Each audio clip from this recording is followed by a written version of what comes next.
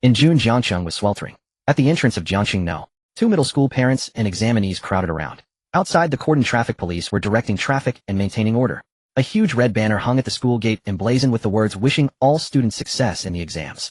Lin Yi stood at the school entrance clutching his admission ticket and a transparent file folder, beads of sweat glistening on his forehead. He was a little nervous. He took a deep breath, looked up at the blazing sun overhead, his heart pounding wildly. 13 years of hard work all came down to these 2 days. His family was poor. His mother worked as a cashier at a supermarket, his father did manual labor on construction sites, and his younger sister Lin Xiaohe was still in middle school. The family's hopes all rested on his shoulders. Lin Yi, come on. You can do it. He cheered himself in his mind. His grades were above average in the class, usually scoring between 550 and 580 in mock exams, with a best of 593. The homeroom teacher said that with normal performance, he could definitely reach the first-tier university line, and with exceptional performance, even a 211 university was possible. But the college entrance exam was different from mock exams. All kinds of unexpected things could happen. Ding! A crisp electronic beep suddenly exploded in his mind without warning. Lin Yi was startled. Could it be the system? During high school, he used to read web novels every night under the covers on his ebook reader. Was some divine being answering his prayers? Oh, Almighty God, please give me a system that gives me money for answering questions, or even for breathing. I just want to lie flat. The next second, a translucent light panel appeared out of thin air, floating in front of him, visible only to him. Ding! College entrance exam tycoon system successfully bound. Detected that the host is about to participate in the National College Entrance Examination. System activated. Core rule: the host's final exam score will be directly converted to RMB. 1 point equals 100 million yuan. No upper limit, no additional conditions. Current status, not yet started. Expected earnings pending. Lin Yi was frozen. He stared at the floating light panel, mouth slightly open, his brain completely short-circuiting. 1 point. 100 million. That means if he got 500 points, he would have 500 billion. 600 points would be... He instinctively pinched his thigh, wincing in pain, but the light panel remained steady, even scrolling supplementary instructions. Note 1. This system has no connection with any financial institution. Funds are directly generated by the system, legal and compliant, tax-free and untraceable. Note 2. Funds will be automatically deposited into the host's designated account on the day exam results are announced. Note 3. The host is not required to complete any additional tasks. Whatever score you get, that's the money you receive. It's that simple. Lin Yi's breathing became rapid. Damn awesome. There weren't even any harsh conditions. Those trashy web novels always had all kinds of harsh conditions for getting a money system. Compared to him, they were nothing. Suddenly he felt that the sun wasn't so hot, his legs weren't weak, and even his heart wasn't beating so fast. No, it was beating too fast, almost leaping out of his throat. 500 billion. Even if he bombed and only got 400 points, that's still 400 billion. What does 400 billion? The place they lived now was a rented apartment, a bit over 90 square meters with 4 people squeezed in. His dad earned a bit over 200 yuan a day on the construction site. His mom stood at the supermarket for 10 hours and got about 300 yuan a month. Their entire savings weren't enough to buy a decent computer. He had originally planned to work part-time after the exam to buy a decent computer and phone so he wouldn't be looked down on at university. But now, as long as he walked into the exam hall and performed normally, hundreds of billions would be his. He could even stamp on the paper with his foot and maybe get tens of billions. After all, his high school teacher always said I could step on the exam paper with my foot and still score tens of points. Lin Yi swallowed hard and blinked rapidly. Student, time to enter. Don't stand at the gate. The security guard beside him patted his shoulder, pulling him out of shock. Lin Yi came back to his senses and saw that students around him had already started entering the exam hall. He took a deep breath, drawing in the poorest breath of his life, then slowly exhaled. Nervous? What nervousness? He wasn't nervous at all now, because his mindset had changed. Before, he was afraid of doing poorly because the exam determined his future. Now he knew that his future didn't need to be determined by the exam at all. He was already one of the richest people in the world. For a student with a decent foundation like him, many basic points were guaranteed. He could at least get over 500 points. What difference was there between 500 billion and 600 billion? Both were more than he could ever spend. So just getting the basic 500 points was enough. Lin Yi walked briskly into the exam. The invigilator checked his admission ticket and ID. He smiled and handed them over politely and calmly. After sitting down, he even took a moment to observe the exam room layout. The fan hummed overhead, the curtain bulged slightly in the breeze, and on the blackboard were chalk words, "Stay calm," and everything was ordinary. But everything was different. When the exam paper was handed out, Lin Yi didn't rush to start writing. He first browsed through the entire paper, then smiled inwardly. He had seen similar questions before. The first subject, Chinese, he wrote with effortless fluidity. The essay topic was what can be done and what should be done. He didn't hesitate, starting to write, immediately progressing from personal choices to generational responsibility with tight logic and brilliant prose. After writing the final period, he still had 15 minutes left. Mathematics had always been his strong suit. He breezed through the multiple choice and fill-in-the-blank questions, wrote clear steps for the big problems, and the last part of the final question was a bit tricky, but after 3 minutes of drafting, he found the breakthrough. English and the science comprehensive were equally smooth. The 2 days of exams felt like Lin Yi had cheated. Not because the system gave him cheat abilities, but because he was completely relaxed. A person under no pressure can often perform beyond their own imagination. When the bell rang for the last exam, Lin Yi put down his pen, looked at the fully filled paper, and revealed a satisfied smile. He had done well. He roughly estimated Chinese conservatively 120, math 135, English 125, science comprehensive around 260.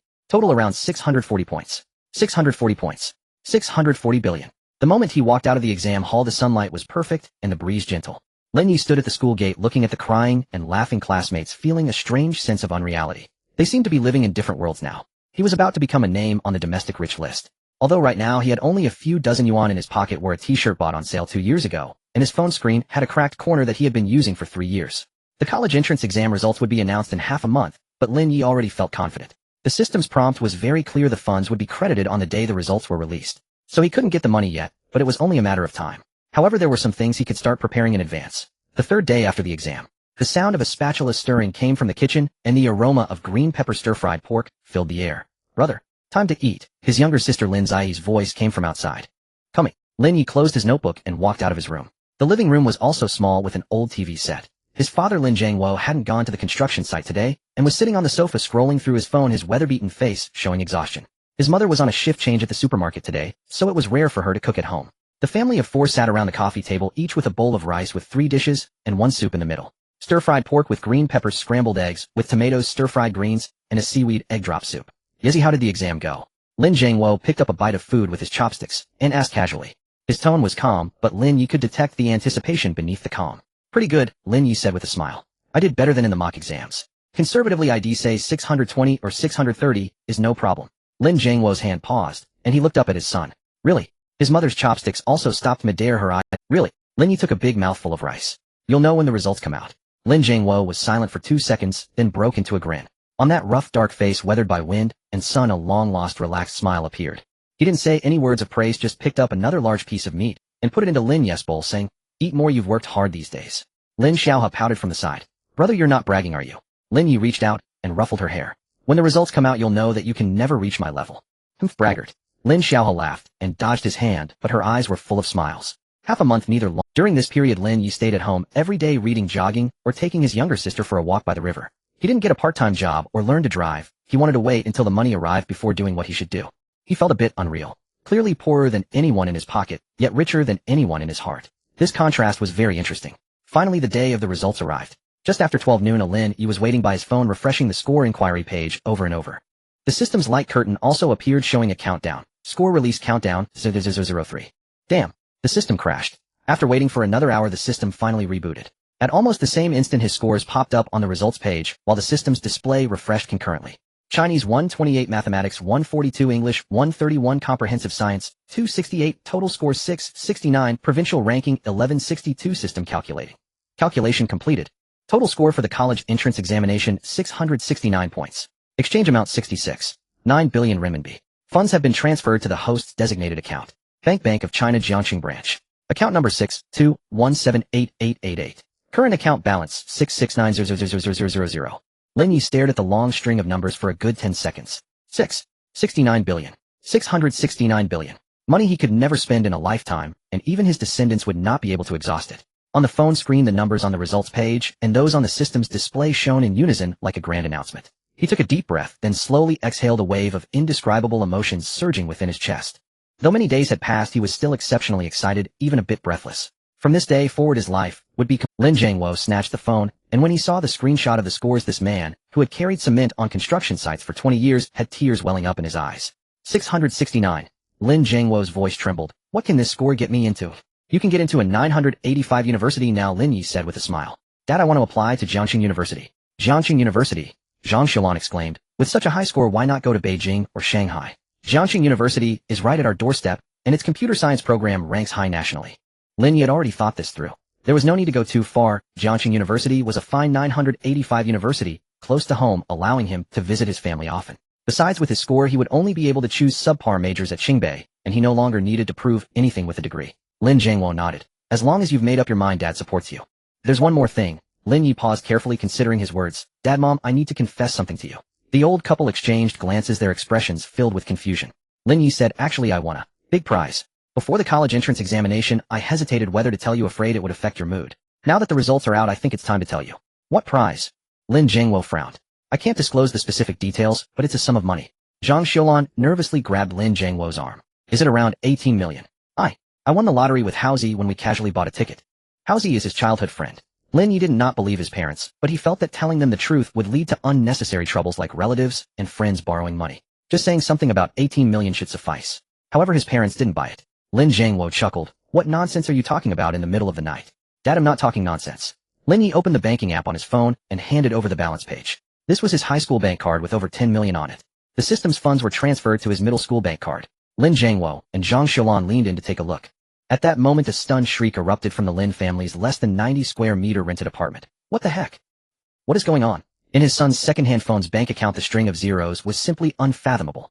Though it was just over 10 million, the total wages the elderly couple earned in their lifetime didn't even surpass half of that. They had certainly never seen such sums. Lin Xiaohe froze when she saw the astronomical number on her brother's phone screen. Her pocket money was only a few hundred, which was several zeros short. For the next 2 hours, Lin Yi spent a long time convincing his parents that this was not a scam, not a dream, and not a virus. He didn't explain the existence of the system, only saying it was a very special opportunity. After much questioning, his parents could only accept this fact. Lin Jiangwo sat on the sofa, his hands trembling, slightly murmuring, over 10 million. I could never earn over 10 million in my lifetime. Zhang Xiulan was already so emotional that she burst into tears, covering her mouth to stifle her voice, tears flowing uncontrollably. Lin Xiaohe then directly threw herself onto Lin Yi's arm, her big eyes sparkling with excitement. Brother, you said you would treat me to good food. I want to eat steak. I want to eat seafood. I want to eat. Well, eat everything, all of it.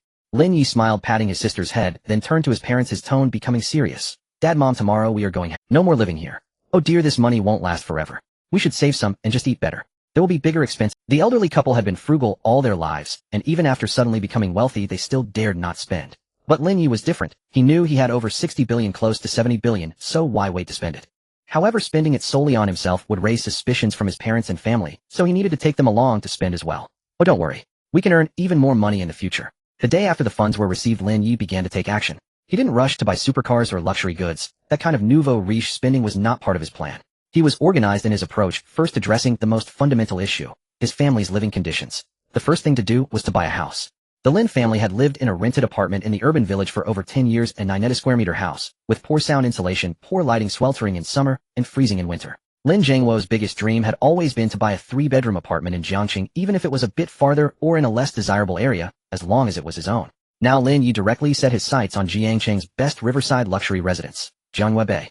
Jianwei is Jiangqing's top residential community, located by the Yangtze River, with each unit facing the river, delivered with exquisite decoration, the smallest unit being 280 square meters. The sales office generally does not accept walk-in clients, so viewings need to be scheduled in advance, and the financial threshold is 10 million. Lin Yi didn't make an appointment, he took his parents and sister directly. When the young lady at the sales office saw the family of 4 enter, her first reaction was that this family must have come to the wrong door. Their attire was simply too shabby. Lin Jiangwo wore an old t-shirt and work pants, while Zhang Xiulan donned a cultural shirt provided by the supermarket, and Lin Xiaohe had on a pair of canvas shoes that had faded from washing. The entire family combined was worth less than 500 yuan. Yet when Lin Yi walked in, the young girl was momentarily stunned by his demeanor. It exuded a natural composure, as if he had been accustomed to such places since childhood, resembling a true wealthy heir. Hello, I'm here to view the property. Lin Yi said with a smile. Good day, sir. Do you have an appointment? The young girl forced a professional smile, trained for the job. No, can I make an appointment now? Of course. However, the properties at Jianwei are limited, and viewing requires a capital verification of over 10 million. What do you think? Lin Yi remained silent, patting the shoulder of the uniformed girl, and then they stepped aside. Then Lin Yi opened his middle school bank card, revealing a staggering balance of 668 billion plus. The young girl looked down, her pupils dilating in shock, her professional smile instantly morphing into a flustered eagerness. Mr. Lin, please take a seat. Have some tea. I will call the sales director. In less than 3 minutes, the sales director of Jianwei personally rushed down, accompanied by 2 property consultants, one carrying tea and the other presenting a tablet to showcase the properties. The director, surnamed Wang, was in his 40s, dressed in a meticulously tailored suit. Upon seeing Lin Yi, a glimmer of curiosity flashed in his eyes, but after the salesgirl whispered in his ear, the director's gaze sharpened. 668 billion. This must be someone from the rich list, right? Even if it were a pretense, who would dare pretend to have? Moreover, anyone buying property here must provide a solid capital verification. It's impossible to just bluff with a photo. The sales director quickly composed himself, adopting the most professional demeanor. Mr. Lin, we currently have 3 types of units available at Jianwei: 280 square meters, 350 square meters, and 480 square meters of Riverview apartments. All units are fully decorated, smart home equipped, and ready to move in. Which floors have the 480 square meter apartment? They are available from the 23rd to the 30th floors, all with the best Riverview levels and unobstructed views. Initially Lin Yi wanted to buy one unit on every floor to see which angle offered the best view. But thinking about how his parents viewed him as only worth a little over 10 million, he decided to buy just one. After all, once he entered university, he would be like a fish in the sea, able to spend as he pleased, and by then dating many girls including campus beauties and senior sisters would be a breeze, even a university professor in black stockings. Zhang Xiaolan tugged at Lin Yi's sleeve, whispering, "Son, there are only 4 of us in the family. Why do we need such a big house? 480 square meters is too large. And we need to save some money." The young girl beside them looked confused. Clearly there was 668 billion in play. Buying just one house was like a regular person purchasing a bottle of mineral water, so what was there to save? "Mom, you've suffered for so many years, it's time for you to enjoy some luxury." Lin Yi patted his mother's hand and turned to Director Wang. "Just one unit, full payment, let's settle the price. It must come with a discount though. Even ordinary houses offer discounts. If there's no discount, we won't be buying." Director Wang took a deep breath and rapidly began tapping on the calculator. "Mr. Lin, the unit price for the 480 square meter Riverview apartment is 10. Hearing the price start with 10, Lin Yi realized something was off. He quickly pulled the director aside. "Damn, is it really that expensive?" This completely exceeded Lin Yi's expectations. After all, to his parents he was only worth a little over 10 million. If it starts with 10, it surely isn't per square meter, but rather per 10,000. This unit must cost at least 50 million. That's why Lin Yi hurriedly pulled the director aside. It seemed his mindset as a former poor person hadn't completely changed. He needed to shed this way of thinking going forward. Meanwhile, the director whom he had pulled over was somewhat bewildered. He also had doubts about Lin Yi. Could this little brat be just pretending to be rich with his parents? And when he realized he couldn't maintain the facade, he pulled himself away. This was how low-quality tacky movies often portrayed it. Yet the next moment he realized he had misjudged Lin Yi. Lin Yi handed the director his middle school bank card. "No need for a discount, just swipe it."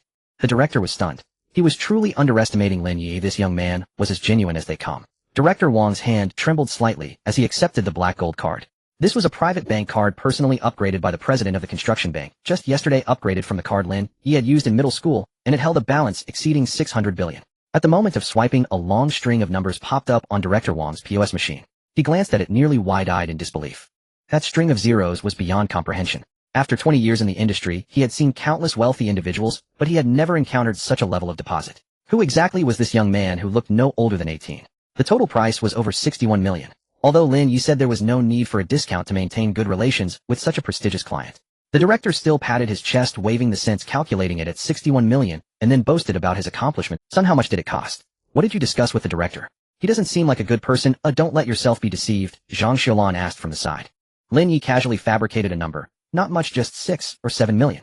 Although he reduced the figure by a factor of 10, Lin Jiangwo still felt as if he were dreaming. The most money he had ever seen in his life was a 200,000 yuan project payment on a construction site, and that was just passing through his hands. 6 or 7 million was something his son casually produced. This figure felt as if it was crushing him, and yet it also felt like it was expanding him. He couldn't quite articulate this feeling, like a frog that had spent its whole life at the bottom of a well, suddenly lifted to the peak of the Himalayas. The view instantly broadened to the extreme, leaving him a bit dizzy. However, this was real estate which held its value better than spending it on those high-end luxury goods, so Lin Jiangwo chose not to say much. The procedures were completed quickly, the full payment received, and the property certificate expedited. Director Wang personally escorted Lin Yi's family to the door, bowing deeply, saying they could contact him anytime for any issues with 24-hour service. As they exited the sales office, Lin Xiaohe finally regained her voice. "Brother," she screamed as she hugged Lin Yi's arm, clinging to him like a koala. "You can't win the lottery like this. If I could win like this, I would want to buy one too. Did you secretly rob a bank behind my back? Which bank would dare to have that?" Lin Yi laughed as he peeled her off his arm. "Let's go, time to look at cars." After buying a house, the next step was to buy a car. Lin Yi didn't have a strong obsession with cars, but his dad's Wuling Hongguang, which had been in use for over 10 years, really needed replacing.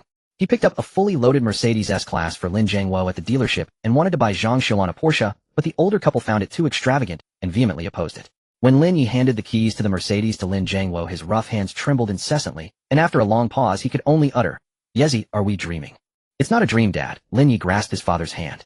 "From today onward our family is no longer poor." Lin Jiangwo finally couldn't hold back tears streaming down his face. A man who had carried cement on construction sites for 20 years, a man who had been bent by the weight of life, yet never bent his back, cried in front of his son. Lin Xiaohe also cried, "Brother, I want it too. I want it too." Lin Yi ruffled her hair. "How old are you? When you turn 18 and get your driver's license, I'll buy you a Porsche." "Oh, all right." After a moment she looked up again, her eyes bright. "Thank you, brother. It's nice, we used to fight all the time, but now that we have money we're getting along harmoniously." Zhang Xiaolan interjected, "Enough, enough. You only have a little over 10 million, you've already spent half of it buying so much. You need to save for the future." Lin Yi could only think, just that house was over 60 million and the Mercedes S-Class was over $1 million. His little over 10 million was long gone. Fortunately, his parents had poor judgment and didn't have a clear idea of prices for these things, so they didn't expose him. After sending off his parents, he picked a Maybach S680 for himself. He initially wanted to show off. To see if he could encounter a salesgirl who looked down on him for not having taste, then he would turn around and find another salesperson to pick up the car, slapping her in the face and making her regret it and beg him to buy a car again. Unfortunately, he didn't encounter anyone like that. All the salespeople were well-trained and had excellent service attitudes. Even if they looked down on him for dressing plainly, they didn't show it on the surface. It truly dampened the fun of showing off. But he didn't have a driver's license yet, so he called for a dedicated driver. In July, Jiangsheng was as hot as a steamer, but the heat wave couldn't dampen the enthusiasm of its people. By evening, the riverside parks on both sides of the Yangtze River were packed with people, strollers, dancers, dog walkers, couples kissing, all mingling together in a lively scene. Lin Yi had been jogging at the riverside every day lately. The first thin he wanted to do after getting rich wasn't to squander, but to take care of his health. He had looked up a lot of information and learned that once wealth reaches a certain level, the most valuable things are no longer money, but he was one of the richest people, but if he played recklessly and died suddenly, everything would amount to nothing. So he woke up every day at 6 to jog 5 kilometers along the river and then spent 20 minutes stretching. During the day, he handled various chores, practiced driving, chose furniture, improved his image and health, and in the afternoon, he would visit sisters from impoverished families who needed to support their younger brother's education for a massage. In the evenings, he enjoyed taking walks by the river after dinner. He had just been admitted to the computer science department at Jiangxing University, with the semester starting in September, leaving him with over a month of vacation. That evening, a breeze carrying moisture blew from the river, much cooler than during the day. Lin Yi was jogging along the riverside path in a black quick-dry t-shirt and gray sports shorts. Soft music played in his ears, and his heart rate was stable at around 140, making the run quite comfortable. As he neared the entrance of the riverside park, he heard a commotion ahead. Someone has fainted. Quick, call 120. Who knows first aid? Is there a doctor? Lin Yi took off his headphones and quickened his pace towards the crowd. They formed a circle around a person lying in the center. It was a girl wearing a white dress with her long hair sprawled on the ground. A spilled cup of milk tea lay beside her. Lin Yi's heart raced. Yuan, his high school class monitor. The campus beauty of Jiangxing No. 2 high school, academically top-ranked, always among the top 3 in their class. Yuan was recognized as the school beauty of Jiangxing No. 2 high school, her appearance unmatched, and even in the school uniform her ample bosom and slim waist could not be concealed. In fact, those who say school uniforms are ugly are usually the ones who are not attractive. Truly beautiful girls with good figures look even more innocent and graceful in school uniforms. Lin Yi had been in the same class with her for 3 years, and the total number of words they exchanged was probably less than 50. She was the kind of existence that felt unreachable, with a good family background, excellent grades, and stunning looks. And now she lay before him. Make way, Lin Yi said, pushing through the crowd and crouching down. A middle-aged woman beside him anxiously exclaimed, Young man, do you know first aid? We have already called 120. I know a little. Lin Yi quickly assessed the situation. Yuan's breathing was shallow and rapid, her skin hot and dry, but her pupils responded normally. He touched her forehead and neck, both burning. Looking at the items scattered around her, there were bubble tea, a mobile phone. At this time, the sun had not completely set and the ground temperature was still above 35 degrees. She had heatstroke. Lin Yi immediately moved her to the shade of a tree, clearing the crowd for ventilation. He loosened 2 buttons of her collar to help with heat dissipation and used mineral water to wet a tissue, placing it on her forehead and neck. He had indeed learned some first aid knowledge. During high school, the school had organized emergency rescue training, and he had listened attentively, thinking it would be useful. Yuan's condition was slowly improving, but there were still no signs of her waking up. Her lips were cracked and pale, and her breathing remained rapid.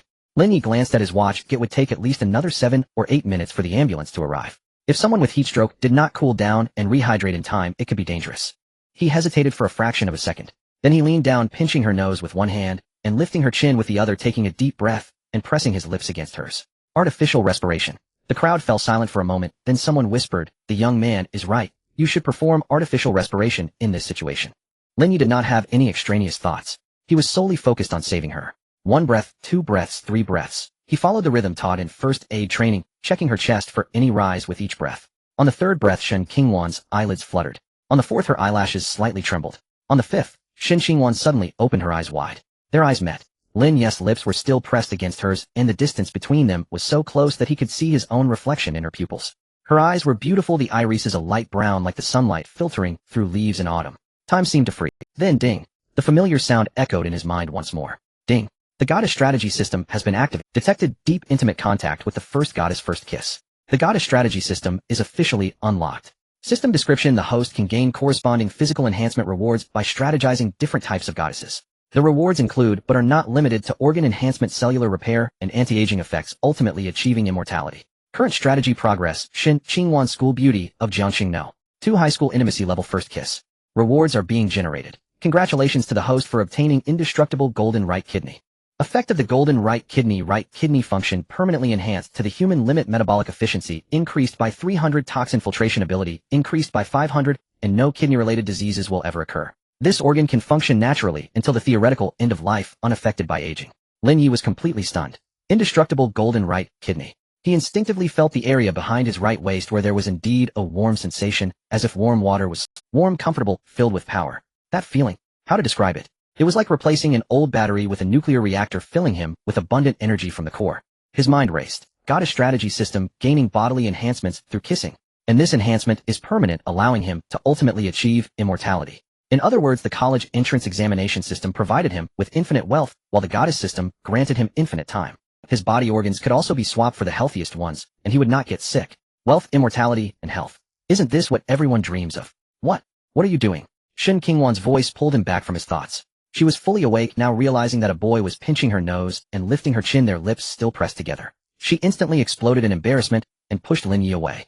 Struggling to sit up, her face quickly flushed with a layer of red, uncertain whether it was from heatstroke or shyness. She wiped her lips with the back of her hand, her eyes wide with panic and embarrassment as she glared at Lin Yi. You fainted from heatstroke. Lin Yi stood up and took a step back. I was performing artificial respiration, not taking advantage of you. If you don't believe me, ask the people around. The crowd nodded in agreement. That's right, this young man was saving her. Don't misunderstand, he was sincere. If it weren't for this young man, your situation could have been dangerous. Shen Qingwan's anger froze on her face, then she looked down at her collar where 2 buttons had been undone, and then at the wet patches on her forehead and neck. Memories. She had gone out alone in the afternoon to buy things, feeling hot, so she came to stroll by the riverside. As she walked, everything suddenly went black, and then she remembered nothing. I'm sorry. Her cheeks were as red as ripe apples. Thank you. Lin Yi waved his hand. It's nothing, just how are you feeling? Should we wait for 120 to take a look? No need, I'm feeling much better now. Shen Qingwan leaned against a tree trunk and slowly stood up. Her legs were still a bit weak, but she could stand. She looked up at Lin Yi and finally recognized him. You are Lin Yi. Yes, Lin Yi smiled slightly. Shen Qingwan's expression became quite complex. Over the 3 years of high school, she and Lin Yi had interacted very little. She was one of the top students in the class, the aloof school beauty, while he was in the middle range, usually quiet. They only had simple exchanges when collecting homework, otherwise there was hardly any opportunity to speak. Lin Yi was not like other boys who would boldly approach Shen Qingwan under the pretext of asking questions. Without the system, it could be said that after taking their graduation photos, they would almost never meet again in their lives. But now this classmate whom she had hardly noticed appeared during her most embarrassing moment. Not only did he save her, but also, her fingers subconsciously brushed against her lips. At that moment, a strange feeling rose from her heart, light as a feather, yet hot as a branding iron. She quickly shook her head to dispel that strange feeling. Lin Yi, what score did you get? She suddenly asked, seemingly trying to use this topic to ease the awkwardness. 669, Lin Yi replied. Shen Qingwan's eyes brightened. I got 669 too. They looked at each other for a second. What a coincidence. Which school did you apply to? Lin Yi asked. Jiangxing University Computer Science Department. Lin Yi fell silent. He had also enrolled in the Computer Science Department at Jiangxing University. In this world there exists something called fate, which defies logic, asks for no reason, and simply comes to be. Just like the heat wave of July, like the breeze over the river, like a person appearing at the moment when another person needs them the most, and fate intertwines 2 originally parallel lines. Shen Qingwan evidently realized this too. Her gaze flickered for a moment, then her eyelashes drooped. Then, shall we meet in September? See you in September, Lin Yi replied. Shen Qingwan picked up her bag and turned to leave. After taking a few steps, she ran back and whispered, please don't tell anyone about today. Then she quickened her pace and disappeared into the twilight. Lin Yi stood still, watching her figure vanish into the crowd by the riverbank, then remembered that there was still an ambulance to call. There was no choice. He had to call 120 again, saying that the patient had woken and walked away by themselves. After finishing everything, he glanced at the area where his right kidney was located, but of course he could see nothing. But he could feel it. That vibrant life force, seemingly never-ending, surged and flowed through his body. He let out a long breath towards the river, a slight smile tugging at the corners of his mouth. When he returned home, Lin Xiaohua was snuggled up on the enormous leather sofa in the living room watching cartoons. Having moved just over a week ago, this girl had already completely adapted to the luxurious lifestyle, even learning to control the lights and curtains of the entire house with smart voice commands. Brother, you're back. Lin Xiaohua exclaimed, immediately jumping up from the sofa upon seeing Lin Yi enter. The little girl hadn't been this enthusiastic towards him before. Now that her brother could control her snack privileges, he provided her with emotional value. Brother, why are your lips so red? Did you sneak some spicy strips? Lin Xiaohua asked curiously. Lin Yi instinctively wiped his lips. No, He walked into his bedroom, closed the door, and sat down at his desk. He now had his own room, quite spacious, with a large window, offering a view of the Yangtze River at night, the lights of countless homes reflecting on the river's surface like scattered gold dust. But his attention was not on the view outside. System interface opened. The light screen unfolded before him more exquisite and with more functions than the one during the college entrance examination. At the top was his personal information, host Lin E. age 18 longevity progress 1. 2. Body modification completion 178 acquired organ golden right kidney never gets sick pending unlock rewards activate after achieving intimate contact with the next goddess. Note repeated rewards for the same target can be obtained, but cannot match the first unlock. Lin Yi studied the system's mechanics. This goddess strategy system was completely different from the college entrance examination system. The college entrance examination system was a one-time deal, a single transaction. The scores determined how much money was given. In contrast, the goddess system was ongoing, requiring him to continuously interact, build intimate relationships, and for each goddess he unlocked, he would receive a body enhancement reward. The contents of the rewards seemed quite random, but were actually very targeted. The first reward was a kidney, specifically the vital right kidney. According to the system's explanation, the kidneys are the Botus filters responsible for expelling metabolic waste and toxins. A powerful kidney means higher metabolic efficiency, less toxin accumulation, and a longer healthy lifespan. The subsequent rewards would cover various organs throughout the body: heart, liver, lungs, pancreas, bone marrow, skin, eyes, ears, ultimately achieving a state where all organs are completely replaced. By that time, he would truly be an immortal in every sense, not the kind sustained by medication, but rather every part of his body operating as efficiently as if it were newly manufactured, forever maintained at peak condition. Lin Yi leaned back in his chair, staring at the minimalist ceiling lamp, lost in thought. This system presented him with two paths. The first path, to give up. He already had 66.9 billion, enough for him and his family to live comfortably for the rest of their lives. He could buy a mansion, purchase supercars, travel the world, and do whatever he desired. When he grew old and passed away, he could leave the unspent money for his descendants to continue enjoying. The second path was to strategize, actively engaging with various goddesses, high school beauties, university goddesses, and alluring professors.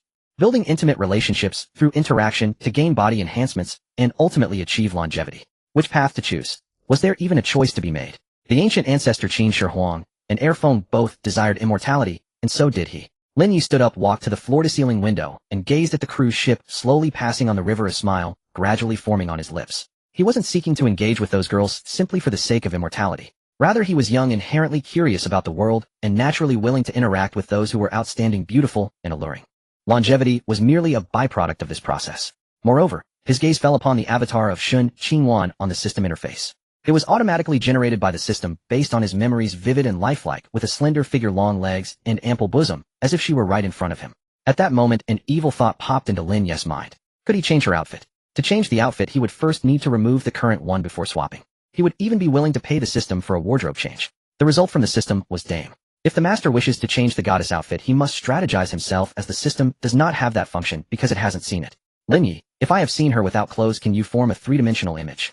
System, how did it end up possessing a little pervert's body? Lin Yi stopped bothering with the silly system and looked towards Shun Qingwan. During his 3 years in high school, he had watched her from afar for 3 years. She was simply too radiant, so dazzling that one couldn't help but notice her presence. At that time, he was like a grain of sand on the riverbank, while she was like the moon in the sky, existing in entirely different worlds. But now it was different. He had money, a system, and infinite possibilities. More importantly, he now had a legitimate reason to pursue her. Their first kiss was imprinted on each other's lips. Moreover, they were at the same university, in the same major. September. It was coming soon. Lin Yi closed the system interface, picked up his phone, and scrolled to the class group.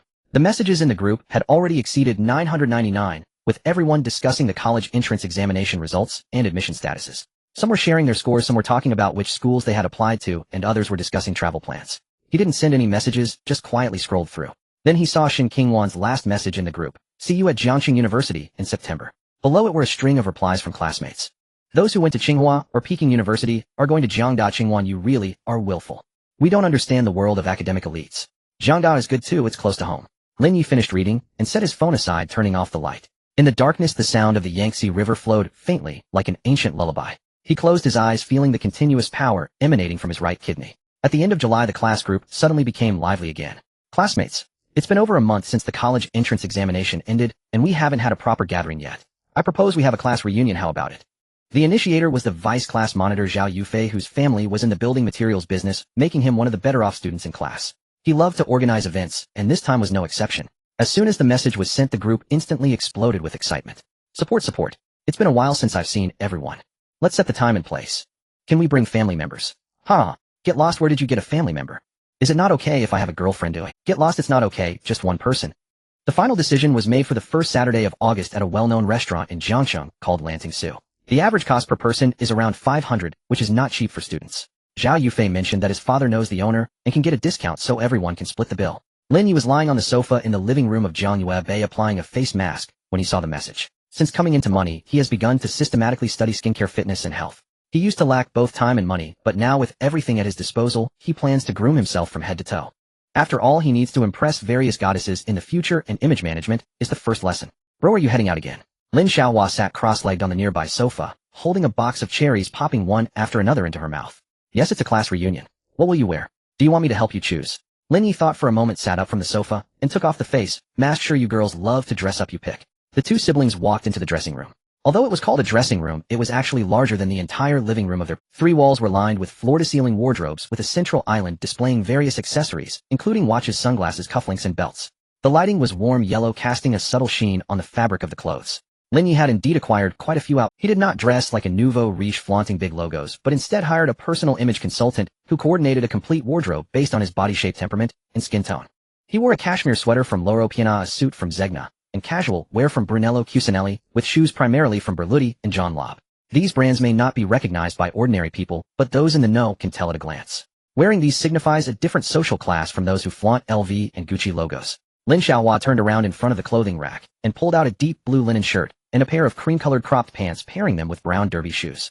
This outfit is perfect, simple and refreshing, not too flashy. Lin Xiaohua commented like a little adult. And wear that watch. Lin Yi glanced at the watch. She pointed to a Patek Philippe featuring a minimalist 3-hand design with a platinum case and a brown crocodile leather strap. It wasn't the most expensive piece in his collection, but its understated elegance made it look like an ordinary quartz watch to the untrained eye. Alright, I'll listen to you.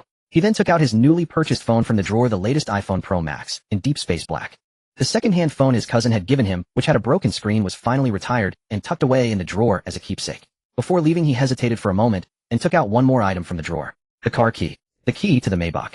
He hadn't yet passed his driving test, but he already had the car. Today Zhao Yufei said he would drive to pick up a few classmates along the way, but Lin Yi didn't want to trouble anyone and called the family driver. Yes, the driver he had previously hired, surnamed Zhou, in his 40s, a retired soldier with excellent driving skills. Uncle Zhou, please take me to Lantingsu. Sure, young Master Lin. Seeing her son so stylish, his mother wanted to say a few words to remind him to be frugal. But after thinking it over, she realized it was his own money and he had been accepted into a good university, meaning he would have more opportunities to earn in the future, so she decided to keep quiet. Zhang Xiaolan was not the kind of person who counted every penny, as she knew her son's character was good, and that he didn't waste money on partying or redundant purchases, but rather focused on enhancing his own image, so she let him be. The Maybach S680 slowly drove out of the underground parking garage of Jiangyue Bay, merging into the flow of traffic on the main road.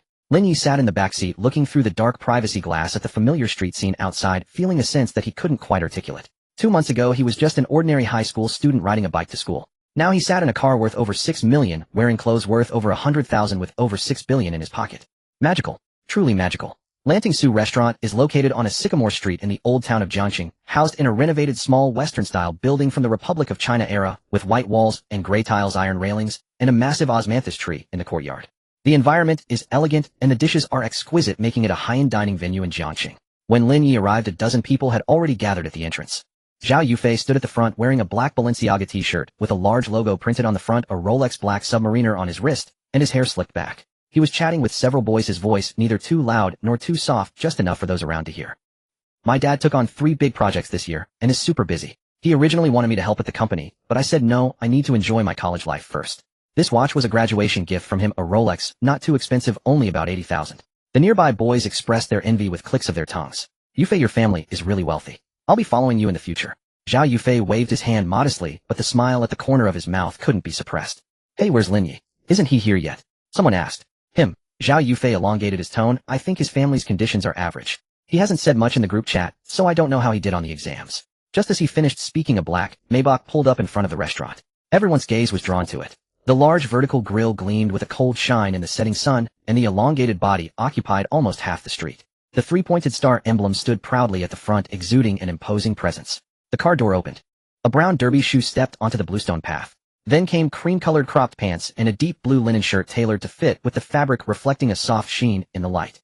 The collar of the shirt was slightly open, revealing a hint of collarbone, clean and relaxed. Lin Yi stepped out of the car. His hair had grown a bit longer than in high school, slightly parted, revealing a clean forehead. His skin, well maintained recently, was 2 shades whiter than before, but not pale. Rather, it had a healthy and translucent quality. His features were already handsome, and now he appeared, as if meticulously polished, exuding a calm charisma from. He took a paper tote bag handed to him by the driver, a sturdy gift bag containing small gifts for his classmates, including some imported chocolates and customized notebooks. Lin Yi. Zhao Yufei's smile froze on his face. He instinctively glanced at the Maybach behind Lin Yi, then at Lin Yi's outfit, and finally fixed his gaze on the watch on his wrist. Zhao Yufei was a watch enthusiast, he understood. In that moment his pupils dilated sharply. Patek Philippe. The market price was over 200,000, but that wasn't the point. The important thing was that this platinum version of the collection was virtually impossible to buy without a quota with a waiting list of at least 2 years. His dad had been waiting for over a year and still hadn't received it. But Lin Yi, a boy he remembered as coming from an ordinary family who never competed or fought for anything, just casually wore it out. It was like wearing an ordinary Casio watch. Oh, have you all arrived? Lin Yi smiled as he approached the crowd. Sorry I got caught in traffic. The entire venue fell silent for about 3 seconds. Then it exploded. What the hell? Lin Yi, is this car yours? Maybach S680. This car must cost... Wait, first tell me where you got all this money. Did you win the lottery? Damn, Lin Yi, are you being sponsored by a rich woman? Lin Yi chuckled at the last question. You have quite an imagination. He didn't want to explain too much, nor was there a need to. He simply downplayed it, saying, business at home has been good lately, so we've improved our living conditions. Business? What kind of business? The students present exchanged glances. Wasn't Lin Yi's family supposed to be average? Wasn't his father working at a construction site? How did they suddenly have business? But no one pressed for more questions. Because Lin Yi's aura was evident. That kind of aura cannot be feigned by simply saying, I am wealthy. It emanates from a deep-seated confidence and composure. He stood there needing to do nothing and say nothing, and this person was no longer the same as before. Zhao Yufei's expression changed several times. His Rolex suddenly felt less impressive. The carefully prepared accidental flaunts, he had seemed as childish as a kid showing off his pocket money in front of an adult, awkward and laughable. But he quickly adjusted his expression, walking over with a smile to pat Lin Yi on the shoulder. Well, Lin Yi, you've been hiding deep, huh? Let's go inside, it's hot out here. Lin Yi smiled, not exposing the unnatural flicker in his eyes. The restaurant's private room was spacious enough for more than 40 people, just enough for their entire class. A white tablecloth covered the long table with a row of fresh flowers and candlesticks in the center, creating a warm and stylish atmosphere. The classmates gradually took their seats, chatting in groups. Lin Yi sat by the window, sunlight filtering through the blinds, casting fragmented shadows on his shirt. He didn't initiate conversations often, but when someone chatted with him, he would respond politely. The topics were no more than scores, which schools they applied to, and what they did during the summer. He answered honestly. Scoring 669, applied to Jiangxing University and spent the summer at home. 669 points. Jiang University. A few classmates nearby were shocked again. Lin Yi had always been in the upper middle tier of the class, though everyone expected him to score around 570 or 580. Yet he shot up to 669, higher than Shin Qingwan. No, it seemed Shin Qingwan also scored 669. You and Shin Qingwan have the same score. And both applied to Jiang University. In the same major. Someone keenly picked up on this information. What a coincidence. Lin Yi took a sip of the lemonade in front of him, his expression calm. Tisk, what a fate. Just then the door to the private room was pushed open.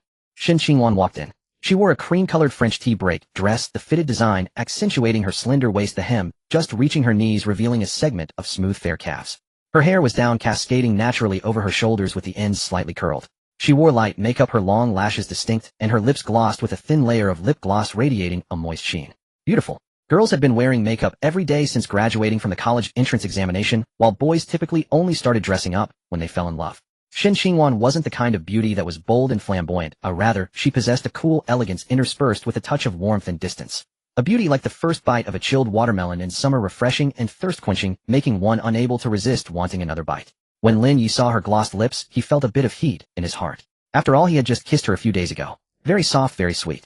He wanted to kiss her again. Shin Qingwan had always been the center of attention in class, but today she was even more dazzling than usual. The makeup made her look more visually striking than her usual bare face.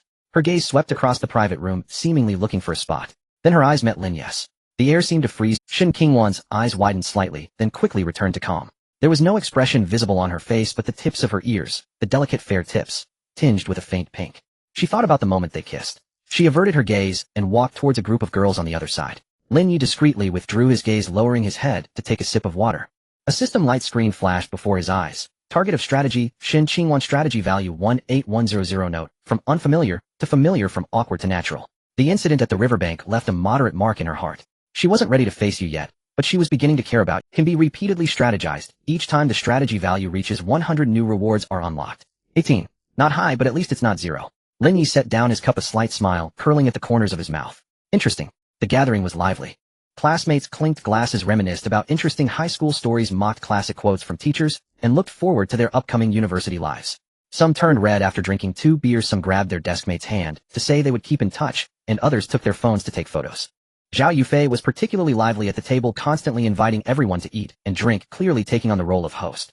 He occasionally glanced in Lin Yi's direction, as if observing something or confirming something. Lin Yi paid him little mind. Shen Qingwan sat among the girls chatting with a few close friends, occasionally giggling and covering her mouth with her hand, her eyes crinkling like a crescent moon. She ate in a refined manner, taking small bites like a little rabbit. Throughout the meal she had not spoken a word to Lin Yi, but Lin Yi noticed that her gaze had secretly swept over him several times when he wasn't paying attention. Each time was a quick glance, swiftly averted, as if pretending to look elsewhere. Lin Yi had a sense of the situation. As the meal approached its end, everyone began to gather in twos and threes to take pictures. Lin Yi didn't rush to go out. He stood by the window of the private room, watching his classmates in the yard, who were in a cheerful uproar, idly playing with his Patek Philippe. Lin Yi. A cool voice came from behind. He turned around. Shen Qingwan stood before him. The distance between them, this distance was a bit close for high school classmates, but for those who had kissed before, this distance was just right. She held a phone in her hand, wearing a somewhat unnatural calm expression, as if trying hard to maintain her composure. Your contact information. She said, her voice soft. I didn't add you on QQ for the class group. We'll be in the same university, so it'll be convenient to contact each other for anything. Official statement. A perfect excuse. Lin Yi looked at her, slightly blushing earlobes, suppressing a smile. Alright. He took out his phone, opened the WeChat QR code, and handed it over. Shen Qingwan scanned the code, added him as a friend, her movements clean and swift. She hesitated while adding a note, typed the 2 characters Lin Yi, then deleted them, retyped Lin Yi. Classmate felt it was not right, and finally settled on just Lin Yi. She was unaware that Lin Yi was watching her struggle from the side. On her phone screen, a friend request popped up. Shen Qingwan has requested to add you as a friend. Lin Yi clicked to accept. Done. Shen Qingwan put her phone away and turned to leave. Wait a moment, Lin Yi called out. Is there anything else, Lin Yi? Classmate. Lin Yi took a small box from the gift bag beside him, walked up to her, and handed it over. It's nothing valuable, just a bottle of honey, he said. It was originally bought for my sister. She said this brand of honey is, last time you suffered from heat stroke, your body hasn't fully recovered right. You should make honey water to drink. Shen Qingwan looked down at the small box. It was a brown gift box with a hot stamped logo, exquisite like a piece of art. She recognized the brand. It's a high-end honey brand, and a small bottle costs over 1,000 yuan. She looked up at Lin Yi. His expression was sincere, devoid of any flattery, just like a friend caring for another friend. Neither overly enthusiastic nor deliberately aloof, it was just right. She had no reason to refuse. Moreover, Shen Qingwan suddenly thought of a strange question. Why did he bring honey with him to a class reunion? And such exquisitely packaged honey. It was as if it was specially prepared for himself. These questions flashed through her mind, and Shen Qingwan understood Lin Yi's intention. Not wanting to make him uncomfortable, she accepted it. Thank you. She took the box, her fingertips accidentally brushing against his. With a slight touch, they immediately pulled away. Both of their ears turned red. Shen Qingwan lowered her head, clutching the box of honey in her palm. Her voice dropped even lower, nearly drowned out by the noise in the yard. About what happened last time. The incident at Jiangtan. I still want to say thank you again. No need to thank me. I would have saved anyone in that situation, Lin Yi replied. Shen Qingwan's eyelashes fluttered. His words were well spoken. There was no attempt to take credit, no arrogance, not even a deliberate emphasis on anything. Just a simple statement, I would have saved anyone, clearly conveying his intention to save others, while subtly alleviating. But for some reason, upon hearing the phrase, anyone, a small sense of disappointment welled up in her heart. Just a little. So small that she couldn't even articulate the feeling herself. Then ill head over first, Shen Qingwan turned around, took a few steps, then paused, and looked back. Lin Yi, see you in September. This was the second time she had said this.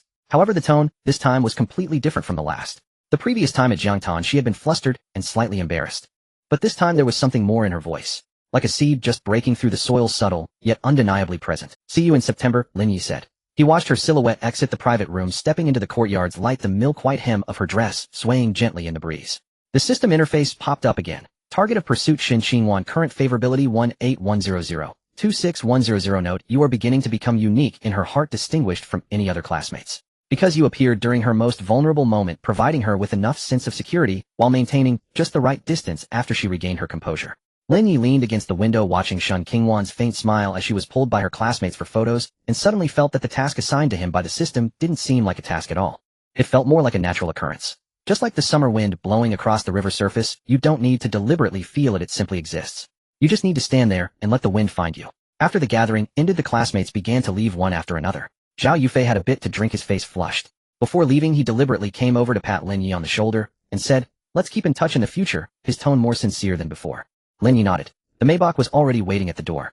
A few classmates who hadn't left yet gasped in awe at the sight of the car. Lin Yi politely bid them farewell, then opened the car door and got in. As the window slowly rolled down, he smiled at the classmates outside, saying, be careful on the road. Then the window rolled back up, and the car merged into the night. Inside the car, the air conditioning was set just right, and deep jazz flowed through the sound system. Lin Yi closed his eyes, unconsciously resting his right hand on his right waist. That golden right kidney was quietly working continuously, providing his body with surging energy. He wasn't tired, in fact he felt quite energetic. But he enjoyed the feeling of closing his eyes and not thinking about anything, like a ship docked in a calm harbor needing to do nothing but float. Later in the evening her message came through. Yuan, the honey is very sweet. Thank you. She attached a photo of the honey water. She made the amber liquid gently glowing in a transparent glass cup. Lin Yi looked at the photo and smiled. She specifically sent him a message to tell him she had made the honey he gave her. The favorability of 26 might actually be a bit more than the number suggests. Lin Yi thought for a moment and typed out a reply: rest early and drink more water after heat stroke. See you when school starts. After sending the message, the status changed to read. But there was no immediate reply from her. After about 2 minutes, she sent a single word back: Just one word. But Lin Yi noticed that there was a period following that Yuan never added periods in her messages. This was the first time. Outside, the night view of Jiangxing was beautiful, with thousands of lights forming a flowing river of light. In late August, Lin Yi obtained his driver's license. In less than 50 days he passed all 4 subjects in one go, and even the instructor said he was the most worry-free student he had ever taught. On the afternoon of the day he received his license, he drove the Maybach out alone. From Jiangwei to Jiangxing University, he made the trip back and forth twice, familiarizing himself with the route. It was actually just a 40-minute drive, not far at all. But he wanted to get a sense of the road conditions in advance: which roads were prone to congestion during peak hours, which intersections required early lane changes, and which parking lots near the school were most convenient. He wasn't the kind of person who rushed through things. After gaining wealth, he became even more attentive to details than before. On August 28th, there were 3 days left until the new students reported to Jiangxing University. In the evening, Lin Yi sat by the floor-to-ceiling window in his room, twirling a car key in his hand. After hesitating for a while, he decided to pick up his phone and send a message to Yuan. Lin Yi, class monitor, do you need me to pick you up on the first day of school? I got my driver's license. Primarily to enhance goodwill, there are rewards after completing the strategy. It's good for the body. All organs need to be replaced with brand new ones, and it may even extend one's lifespan. Yuan, no need, my dad will take me. For the first time going to school, it's better for a parent to drop me off. Yuan, but Lin Yi looked at these 2 messages and sighed. There was no way to proceed with the strategy. He had initially thought that being alone together in a car in a confined space would make it easier. As expected, Yuan was not the type to easily trouble others, especially since their relationship had not yet reached. Parents sending their daughter off to college inherently carries a sense of ceremony, as she certainly wouldn't let someone else take her place. He did not insist. Lin Yi, alright, see you on the first day of school. Yuan, see you on the first day. A brief conversation, clean and neat. Lin Yi set his phone aside and continued packing his suitcase. He didn't bring much, just a few sets of clothes, a laptop, a few books, and some daily necessities. Jiangwei is not far from the school. They are in the same city, so he can come back anytime if he needs anything. While he was packing, someone knocked on the door. Zhang Xilan walked in with a plate of cut fruit, placed it on the desk, and then stood by watching her son fold his clothes, her eyes slightly red. Mom, what's wrong? Lin Yi looked up and softened at the sight of his mother's expression. It's nothing. I just thought about how you've never left home since you were little, and now you're going to stay at school. Oh, it makes me feel... Mom, Jiangxing University is only a 20-minute drive home. I'll be back on weekends. Lin Yi smiled and stood up, putting his arm around his mother's shoulder. Besides, I'm not going far. If you miss me, just give me a call. Oh, I can pick up a video call quickly. You always say sweet things. Zhang Xilan laughed through her tears and gave him a playful shove. The next day during dinner, Lin Zhangwo also brought up this matter. Yezi, how about I drive you there? Lin Zhangwo casually said, pretending to be indifferent while picking up some vegetables. Your mom also wants to see what your school looks like. Dad, no need. Lin Yi smiled. I'll drive myself, it's very convenient. Just let me know when you want to come, and Lin Zhangwo paused for 2 seconds and nodded. Alright, just be careful driving yourself. He added after a moment, don't be too flashy at school. Lin Yi understood the implication of his words. His father was an honest man, and after suddenly becoming wealthy, his biggest fear was that his son would cause trouble outside. Lin Yi understood this concern, so he always paid attention to his behavior when going out. Don't worry, Dad, I know what I'm doing. On September 1st, it was the new student registration day at Jiangxing University. Lin Yi woke up at 6:30 in the morning. One of the benefits of having a golden right kidney is that the quality of sleep is exceptionally high. Sleeping for 6 hours is more restorative than the 8 hours most people need. He took a shower and changed into the clothes he had prepared in advance. A simple white linen shirt, deep gray casual pants, and a pair of brown loafers. There was no logo, no patterns, just clean and simple. He still wore that understated Patek Philippe on his wrist. The suitcase was placed in the trunk, the backpack in the passenger seat. He sat in the driver's seat, adjusted the rearview mirror, and started the engine. The V12 engine rumbled low before settling into silence. The sound insulation of the Maybach was exceptional. Once the windows were closed, the world became quiet, leaving only the morning news emanating from the Berlin sound system. The car slowly drove out of the underground garage of Jiangwei Bay, merging into the morning rush hour traffic. The road was indeed a bit congested, but he had left early, allowing plenty of time. As he approached the school, he could see the red banner of Jiangxing University New Student Reception from a distance. The campus was bustling with parents and students carrying luggage, lively, as if it were a market. Lin Yi did not drive into the campus. He knew that parking spaces were tight inside the school, so he had checked in advance for an underground parking lot across the street from the school. After parking, he rolled his suitcase toward the school gate. The gate of Jiangxing University was tall with the 4 large characters, Jiangxing University, Carved into gray blue stone pillars, the strokes vigorous and powerful. 2 rows of volunteer upperclassmen in red vests stood at the school gate holding signs for various colleges, each shouting louder than the last. New students from the Computer Science College this way. Literature College. Freshmen from the Literature College look here. Are there any from the Medical College? Medical College, follow me. Lin Yi glanced around and walked towards the volunteer holding the sign for the Computer Science College. Hello, senior. I'm a new student from the Computer Science College here to register. The volunteer was a tall, thin boy, wearing glasses who blinked in surprise upon seeing Lin Yi. Not for any other reason, but because Lin Yi's demeanor stood out starkly among the new students dragging large bags, and with a clean shirt and neat hairstyle, a composed gait, and pulling a high-quality suitcase, he stood among the crowd like a tall pop. Oh, okay, junior, walk this way. First go register at the gym, then get your dorm key. The volunteer senior enthusiastically led the way. Did your parents not come? No, I came by myself. Lin Yi smiled. Impressive, the senior sincerely exclaimed. It was registration day, and there was a long line outside the gym. The registration desks for various colleges were lined up with new students holding admission notices, ID cards, and 1-inch photos, each waiting in line to complete their enrollment procedures. Lin Yi stood in line unhurried. The queue in front of him had about 20 people, and at this rate it would take at least half an hour. As he was bored looking at his phone, he caught a glimpse of commotion ahead in the line. Wow, this senior sister is too Who is it? I don't know, but she's absolutely stunning. Lin Yi raised his head and followed the crowd's gaze. A girl was walking out of the gym. She was about 1.72 meters tall, wearing a white short-sleeve shirt tucked into a high-waisted, deep blue pleated skirt, her legs long and fair. Her chest was also ample and rounded, but her expression sharply contrasted with her appearance. How many times have I said, don't mix the new students' dorm keys with the medical examination forms? Don't you logistics? Her voice was like that of a teacher from the logistics department. The student she was scolding looked embarrassed, nodding repeatedly. Senior Sue is right, it was our mistake, we'll fix it right away. Several volunteer seniors nearby witnessed this scene and showed expressions of not wanting to provoke her, stepping back in unison. Lin Yi's eyebrows raised slightly. Interesting. At that moment a system notification popped up. Detected new target for strategy. Name Su Jianlu, identity 3rd-year student, at Jiangxing University, student council president, ranked 1st in the college beauty list. Reminder, due to Shin Qingwan's enrollment, she poses a threat to her first position and a conflict is likely to arise. Is the campus beauty going to be torn apart? Lin Yi felt a bit excited. Strategy difficulty extremely high. Notes pure and elegant, the top beauty of the college. However, her temperament is extremely poor, and she has never been in a relationship during her 3 years at university, having rejected hundreds of suitors.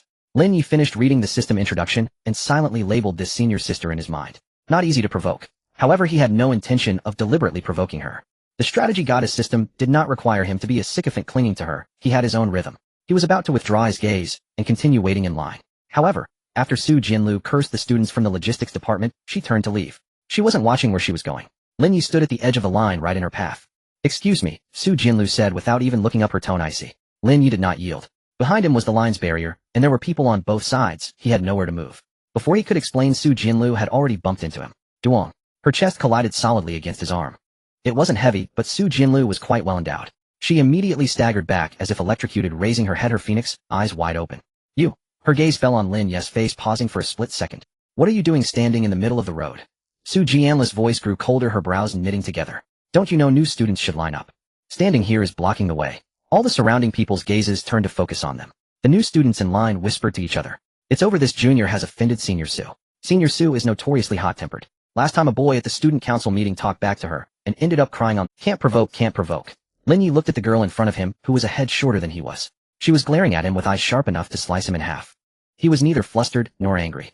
He merely tilted his body slightly to reveal the barrier behind him and the wall of people on either side, speaking in a calm tone. Senior, there is a barrier behind me, and people standing on both sides, who I truly have no place to yield. If you want to pass through here, I will cooperate, but you need to say excuse me first rather than simply demanding let me through. The entire area fell silent. The silence lasted about 3 seconds. Su Jianlu was stunned. She did not expect a new student to dare speak to her like. Her lips moved slightly, as if she wanted to say something in rebuttal, but after opening her mouth nothing came out. Because she indeed hadn't said excuse me. Her habit had always been to signal with her eyes, and others would automatically yield. Because she was Su Jianlu, the campus flower of Jiang University, the student council president, everyone knew her, and everyone feared her. But this new student was not afraid of her. Not only was he not afraid, but he also pointed out her mistake. A faint blush appeared on Su Jianlu's cheeks, a bit embarrassed. She took a deep breath, her chest heaving slightly, then squeezed out a sentence through clenched teeth. Alright, you have some guts. Which major are you in? Computer science and technology, Lin Yi replied. What is your name? Lin Yi. Su Jianlu stared at him for 2 seconds before turning and leaving quickly. The system light screen popped up again. Target of strategy, Su Jianlu, current favorability, 5100. Note, she remembered your name. Not because of favorability, but because you were the first to dare to point out her issues to her face. In 3 years at Jiang University, no one has spoken to her like this. Your appearance has shattered her preconceived notions about everyone. This is a dangerous beginning, for her. Lin Yi looked at the 5 and couldn't help but chuckle. Negative favorability. This was the first time he had seen a negative number. A chubby boy waiting in line nearby leaned over and whispered, "Bro, you have some guts, don't you?"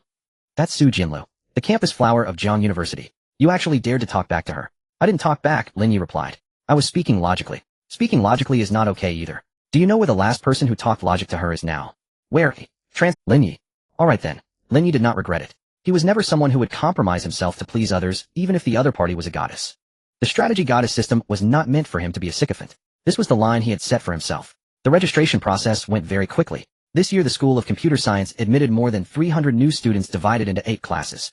Lin Yi was assigned to Class 3 with his dormitory in the school's quiet garden student apartment. It was a 4-person room with bunk beds and desks equipped with a private bathroom and air conditioning. The conditions were quite good. He was about to leave with the dormitory key when the teacher in charge of registration suddenly called out to him.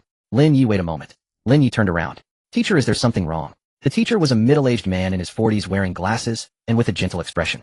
He glanced down at the registration form in front of him, then looked up at Lin Yi. Your college entrance examination score is 669, the teacher asked. Yes. Graduated from Jiang City? No. 2 high school? Yes. The teacher pushed up his glasses and nodded thoughtfully. You and another new student, Yuan, have the highest scores admitted to our college this year, tied for first place. The college may arrange for you to speak as a representative of the new students at the opening ceremony, so you should prepare yourself mentally. Several other new students nearby who hadn't left yet turned their attention to the keywords tied for first and highest score. A score of 669 to get into Jiang University, although it is a 985 institution, is enough to be on par with the top universities in the country. Choosing Jiang University instead of Qingbei means either being a bit crazy or having their own considerations. I heard that the School of Computer Science admitted 2 students with a score of 669, so it was him. The one next to him, Yuan, seems to be a girl too. She also scored 669. What a coincidence. These 2 wouldn't have agreed to come to Jiang University together, would they? Why do I smell dog food? Lin Yi ignored the whispers and nodded to the teacher. Okay, teacher, I understand. He turned and left the gymnasium, dragging his suitcase along the tree-lined path on campus. Early September in Jiang City was still quite hot, but the sycamore trees on campus provided ample shade, making it comfortable under the trees. He hadn't walked far when he saw a black Audi A6L slowly stop under the dormitory building. The car door opened. Yuan got out from the back seat. She was wearing a light blue square-neck dress today, the fitted design accentuating her slim waist. Very beautiful. It was clear she belonged to the sweet campus flower type. She was holding a light-colored canvas bag and had a small bag slung over her shoulder, bending to retrieve her suitcase from the car. A middle-aged man in his 40s wearing glasses and possessing an elegant demeanor got out of the car. He should be her father. There was also a beautiful woman in a simple dress nearby. She bore some resemblance to Yuan, so she should be her mother. Yuan, this dormitory looks quite nice, the beautiful woman said, looking around with satisfaction. Your mother just had to come. Shin's father smiled, pulling a large suitcase out of the trunk. Yuan stood by the car, slightly tilting her head, her gaze unintentionally sweeping over the tree-lined path. Then she froze. Lin Yi was standing less than 10 meters away from her. One hand was pulling his suitcase while the other was in his pocket watching her. Their eyes met. Yuan's expression underwent an extremely subtle change. If they were just normal high school graduates meeting again in college, they might have been very happy. But upon seeing him, Yuan recalled their past kiss. Plus, with her parents nearby, she felt a slight embarrassment. Her feelings showed on her face, leading to a bit of fluster. Nevertheless, she still tried to maintain her composure and spoke first. Lin Yi. Class monitor, what a coincidence. Lin Yi walked over with a smile. Mr. Shun and Mrs. Shin also noticed Lin Yi. Mr. Shin glanced at him, his gaze lingering for a moment before he nodded, acknowledging him. Mrs. Shin was more straightforward. Upon seeing Lin Yi, she walked up to him directly. Are you Yuan's classmate? Mrs. Shin asked with a smile. Hello, Annie. Hello, uncle. I am Yuan's high school classmate, in the same class and now in the same major, Lin Yi said politely, slightly bowing. My name is Lin Yi. Lin Yi. Mrs. Shin pondered for a moment. Aren't you the one who scored the same as Yuan to get in? Lin Yi glanced at Yuan. She was slightly lowering her head, her ears flushed red, clearly indicating that she had already mentioned this to her parents. Yes, Annie, we both scored 669 points. Lin Yi said. Oh, how coincidental. Mrs. Shun's smile widened. You two are high school classmates and scored the same to get into the same university and major. What a connection. Mom. Yuan softly interrupted her. Mrs. Shin instinctively fell silent, but the amusement in her eyes could not be hidden. Mr. Shin had mostly been silent, but his gaze towards Lin Yi now held a hint of scrutiny. Mr. Shin worked in a government office and had seen many people, so he was good at assessing character. This young man gave him a good first impression, polite, composed, and not at all the impulsive type common among his peers. Young Lin, did you come by yourself? No parents accompanying you? Mr. Shin asked. No, I drove here myself, Lin Yi replied. It's close to home, so I didn't want to trouble my parents. Young Lin, did you come by yourself? No parents accompanying you? Mr. Shin asked.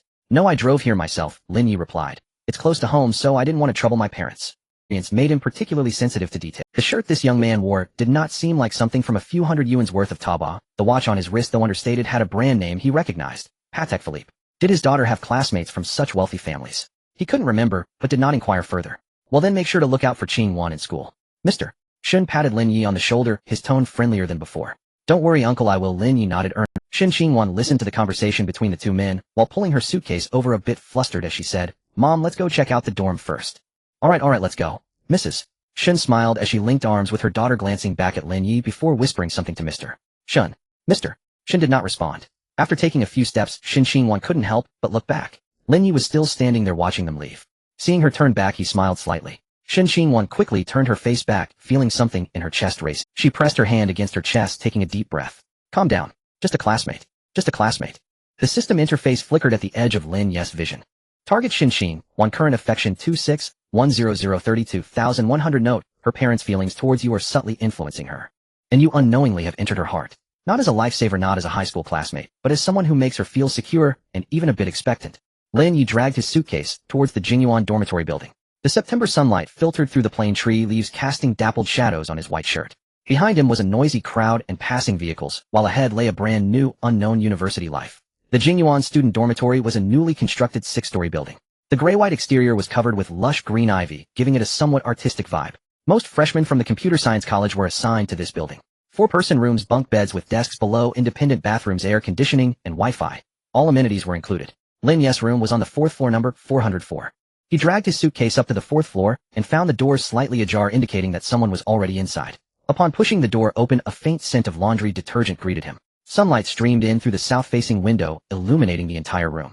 There were 4 beds. The 2 by the window were already made, while the other 2 remained empty. A boy in a gray t-shirt was standing on a chair, reaching up to stuff things into a storage compartment atop the wardrobe. He was not very tall, probably just over 1.7 meters, with slightly dark skin, a square face, and thick eyebrows, looking honest and simple. The storage compartment he was stuffing was almost bursting, yet he continued to push things in his face, turning red from the effort. Bro, that compartment can't fit anymore, find another place to put it. Lin Yi set down his suitcase and kindly reminded him. The honest-looking boy turned his head, saw Lin Yi, and grinned. You must be my roommate. Hello. I'm Zhang Daniu from Hunan. He said as he attempted to get down from the chair, but slipped, nearly falling. Lin Yi quickly reached out to steady his arm. Thanks, bro. Zhang Daniu steadied himself, scratching the back of his head and smiling very simply. I was a bit overzealous just now, sorry about that. It's fine, Lin Yi chuckled. I'm Lin Yi from Jiangcheng. Jiangcheng is great. When we go out to eat, you lead the way, I'll treat you. Zhang Daniu patted his chest, then glanced at his nearly bursting storage compartment, a bit embarrassed as he explained, my mom insisted I bring so many things. I told her it wasn't necessary, but she wouldn't listen. Lin Yi glanced at the items he brought. 2 comforters, a huge woven bag, a thermos, a wash basin, a plastic foot tub, a pair of cotton slippers, a pair of flip-flops, an umbrella, a bag of red dates, a bag of walnuts. He even spotted a bag of sweet potato chips. That's a lot of motherly love. Lin Yi couldn't help but comment. Isn't it? Zhang Daniu said with a bitter face. I took the train here lugging 3 bags all by myself. Ooh, I almost died from exhaustion. As the two were chatting, a flurry of footsteps came from outside the door. A boy in a white hoodie pushed the door open, holding a phone with earphones dangling from his neck and dragging a suitcase with the other hand. He had a handsome face, wearing metal-framed glasses, his hair neatly styled, looking quite refined. However, his expression was anything but refined. I told you I'm at the dorm. What? You're coming too? What for? What about my roommates? If they're not awkward, A girl's voice came from the phone. Although the specific content was unclear, her spoiled tone could be felt even. The boy in the white hoodie covered his forehead in exasperation, made an apologies gesture to Lin Yi and Zhang Daniu, then lowered his voice towards the phone. Okay, you come, but just for a little bit. I have to go out for dinner with them later. I know, I miss you too, bye. After hanging up, he let out a sigh, tossed the phone onto the bed, turned around, and put his hands together. Brothers, let me introduce myself. I'm Peng Zihao from Jiangxing. The girl I was just talking to is my girlfriend Fang Qing. She insists on coming to school to see me tomorrow, so please be accommodating. Lin Yi looked at his attire and phone, noticing the latest model of a folding phone, shoes that were Gucci's, white sneakers, and an shaped logo peeking out from his belt. It seemed like he was trying to show off with some counterfeit goods. A typical urban middle-class family running a small business, likely unable to afford many luxury goods, so they mixed in fakes to pretend. I'm from Hunan, Zhang Daniu said. I'm from Jiangxing, Lin Yi responded. Oh, fellow townsman. Peng Zihao's eyes lit up as he walked over and placed his hand on Lin Yi's shoulder. Which district are you from, brother? Jing'an district. I'm from Jianghan district, though we're separated by just a river. Peng Zihao's enthusiasm grew. We can go back together on weekends. He'll drive. Wait, I haven't gotten my driver's license yet, haha. My dad said he would buy me a car in the 2nd semester of my freshman year. He'll take you then. Lin Yi smiled slightly. He already owned a Maybach and a Mercedes. Just thinking about secretly bringing out his luxury car later, and the shocked expressions on his classmates' faces made him feel secretly pleased. At that moment the last roommate pushed the door open. He entered quietly like a girl. A tall boy stepped in sideways. He was about 185 meters tall, wearing a black anime graphic t-shirt, with a two-dimensional character printed on the front, silver hair, red eyes, dressed in a gorgeous kimono, holding a huge scythe. His hair was a bit long with bangs almost covering half of his eye, and his skin was unnaturally pale, as if he rarely got. He wore 2 silver earrings, and his backpack was adorned with various badges and charms, all related to two-dimensional. After he entered, he scanned the dormitory with his eyes, and silently walked towards the last empty bed. He placed his backpack down, took off his headphones, took out a poster, and quietly stuck it on the headboard. The poster featured an anime girl in a maid outfit with big eyes, long hair, and a flowing skirt alongside some Japanese text. Zhang Dainyu and Peng Zihao fell silent simultaneously. Lin Yi, however, remained calm. He had a classmate in high school who was an anime enthusiast. Aside from liking to buy figures and watch anime, he was just like everyone else. Brother, what should I call you? Peng Zihao broke the silence first. The tall boy turned around and said with a blanket, Jiang. Just one character. Jiang Izhou, he said, then turned back to continue organizing his things. Peng Zihao and Zhang Dainyu exchanged glances, both seeing the words, "This person is strange," in each other's eyes. Lin Yi asked, "Are you also from the computer science department?" Jiang Izhou didn't even look back. "Which area?" "Artificial intelligence." "What a coincidence, so am I," Lin Yi replied. Jiang Izhou paused for a moment, turned his head, and looked at Lin Yi. His gaze was no longer as indifferent as before, it now held a hint of curiosity. "Did you also choose the AI direction?" "Not yet, but I plan to," Lin Yi said. Jiang Izhou nodded, and then turned back to continue expressionlessly putting up the second poster. This time it was a white-haired boy in a mech suit wielding a lightsaber with a fierce gaze. Lin Yi noticed that although his movements were silent, they were not rough. He handled his belongings with care, making sure to tuck the corners of the bed sheets neatly, and even took out a small bottle of disinfectant alcohol from his backpack to meticulously wipe the table. A silent, meticulous person who loves the two-dimensional world. Alright, the configuration of this dormitory's members: the honest Zhang Dainyu, the shrewd Peng Zihao, the silent and mysterious Jiang Izhou, plus himself. For individuals with vastly different personalities, the next 4 years should be anything but boring. The afternoon passed by in packing and getting to know each other. The red dates and walnuts that Zhang Dainyu brought from his hometown were divided among the three, while Peng Zihao ordered 4 cups of milk tea for everyone. Jiang Izhou seemed a bit reserved. After Lin Yi organized his things, he sat at his desk and flipped through the freshman handbook, seeing the registration schedule. Registration today, physical exams and textbook collection tomorrow, the opening ceremony the day after tomorrow, and military training starting the day after that. The schedule was quite tight. Around 6 in the evening, the sunset dyed the dormitory walls a warm orange. "Brothers, what do you say? It's our first meeting. We can't not go out for a meal, right? My treat." "Oh no, that won't do." Zhang Dainyu quickly waved his hands. "You've already treated us to milk tea today, you can't treat us again." It's fine. My allowance is enough," Peng Zihao said nonchalantly. Lin Yi then stood up. "Ill treat," Lin Yi said calmly. "Huh." Peng Zihao was taken aback for a moment. No, I said I would treat. You're from Jianghan District, I'm from Jianghan District. Crossing the river means I'm treating this meal." Lin Yi smiled. "Besides, I've done some homework in advance. If you go out the east gate of the school and turn left, there's a food street with a restaurant called Jiangfeng Yuhua, which has great ratings. Shall we give it a try?" Peng Zihao looked at Lin Yi's smile, hesitated for a moment, then smiled. "Alright, you'll treat today, and he'll treat next time." Zhang Dainyu scratched his head and said, "Won't it be expensive? I don't have much money. Should we just eat in the cafeteria?" "Dainyu, don't worry about it, since someone is treating today." Peng Zihao patted his shoulder. Jiang Izhou poked his head out from the bed expressionless and said, "I'll go." Then he withdrew back in. The 4 changed their clothes and left the dormitory building, walking through the campus towards the east gate. The campus looked beautiful in the evening, with the sunset casting a golden hue on the sycamore leaves. Students were chatting and laughing in pairs along the way, and the air was filled with the mixed fragrance of osmanthus and fresh grass. Lin Yi walked at the front, his pace neither hurried nor slow. He really didn't need to do any advanced research. The restaurant Jiangfeng Yuhua wasn't discovered through his research, but was recommended by his personal image consultant. That consultant had lived in Jiangxing for several years and was well acquainted with the high-end dining scene there. After exiting the east gate, they walked about 200 meters along a narrow alley, and behind an old locust tree the sign for Jiangfeng Yuhua came into view. The establishment wasn't large, but was exquisitely decorated, featuring antique wooden doors and windows with a cluster of bamboo planted at the entrance. Through the windows one could see the soft lighting and clean tablecloths inside. Upon pushing the door open, a waiter welcomed them. "Hello gentlemen, how many of you?" 4. "Do you have a private room?" "Yes, please follow me." The private room was on the 2nd floor. The 4 sat down, and the waiter handed them the menu. As Peng Zihao glanced at the menu, his eyes widened instantly. "What the heck?" he muttered softly. Zhang Dainyu leaned over to take a look, and immediately changed his expression. "Why are the dishes so expensive?" "A plate of braised pork costs 188. Is this meat made of gold?" Jiang Izhou remained expressionless, but his eyes narrowed slightly. Lin Yi calmly took the menu, flipped through 2 pages, and told the waiter, "Bring us all your signature dishes, enough for 4 to and a case of beer," he added. The waiter smiled and noted it down, then asked, "Sir, would you like recommendations for drinks?" No need, just bring a case of Tsingtao draft beer first. We can order more if it's not enough. The waiter exited, and there was a brief silence in the private room. Peng Zihao looked at Lin Yi, his expression become. He was the type who had learned to read people's faces and calculate from a young age, and he immediately saw that Lin Yi was not the type to put on a show of wealth. The tone and demeanor he had when ordering just now were the calmness that only someone accustomed to good things would have. Not something. Lin Yi, what does your family do? Peng Zihao couldn't help but ask. Lin Yi poured him a cup of tea and casually replied, my family has a small business. What kind of business? A little bit of everything. Lin Yi didn't want to delve deeper into the topic, so he changed the subject. What does your dad do? Peng Zihao was also a clever person. He understood that others did not wish to speak further, and thus did not press the issue. He responded accordingly, my dad runs 3 building material stores in Jianghan district doing a little business. My mom is a housewife. The family situation is decent, not too bad, but not overly good either. Lin Yi replied, that's good, you're a small boss then. What small boss? Just a self-employed person. Peng Zihao waved his hand with a smile, my girlfriend's dad is really wealthy, he works in real estate worth tens of millions. Tens of millions. Zhang Daniu listening nearby was so astonished his mouth couldn't close, that's a lot of money. Not really, in Jiangxing that's nothing. Peng Zihao glanced at Lin Yi, his tone somewhat probing. If your family is in big business, it must be more than this. Lin Yi chuckled and did not respond. The dishes arrived quickly. Steamed base braised pork, garlic vermicelli, steamed scallops, pepper, and salt ribs, crab meat, tofu, and baby bok choy and broth. One dish after another filled the table, rich in flavor and color. Zhang Daniu gazed at the table full of dishes, his eyes wide. He trembled a few times with his chopsticks before finally picking up a piece of braised pork and putting it in his mouth. His eyes instantly lit up, making indistinct sounds of praise. This is so delicious. How is this meat so tender? It melts in your mouth. I've never had such braised pork before.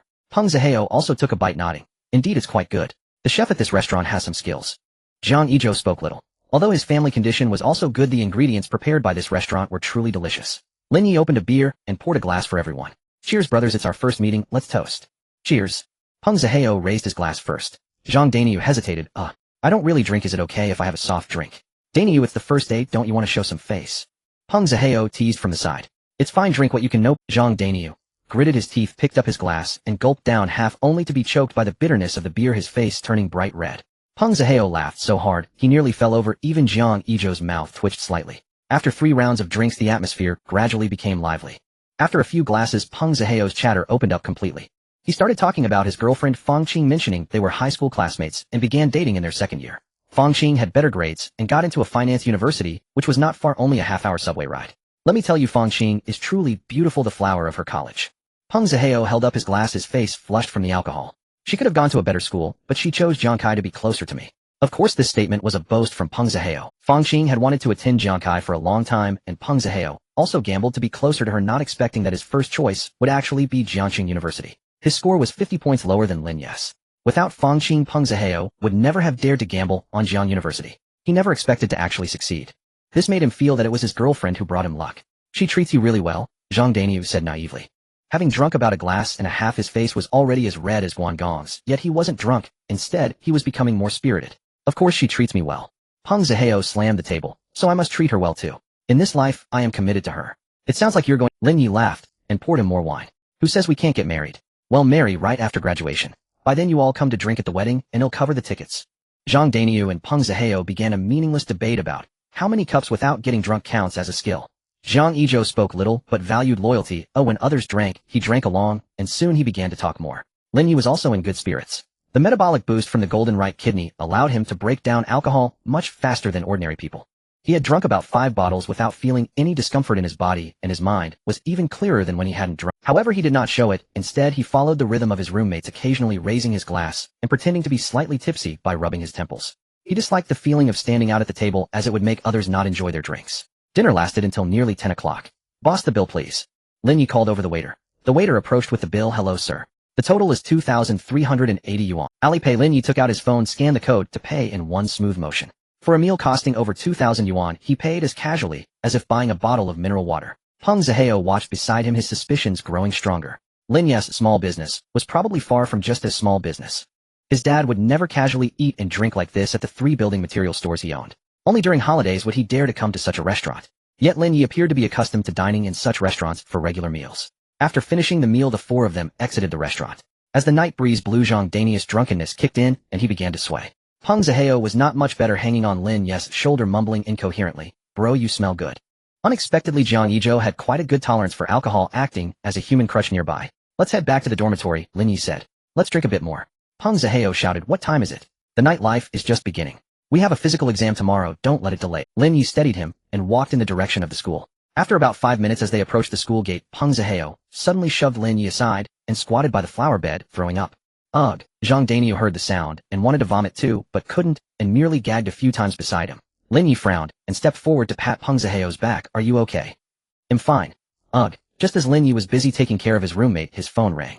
An unfamiliar number. He hesitated for a moment, but still answered. Hello, is this Lin Yi? A woman's voice on the other end sounded urgent. Yes, who is this? I'm your counselor Zhou Wanqing. The call to check your dormitory is not going through. Where are you now? Your dormitory leader said you are not in the dormitory. Lin Yi glanced at the time. It was 10:15 in the evening.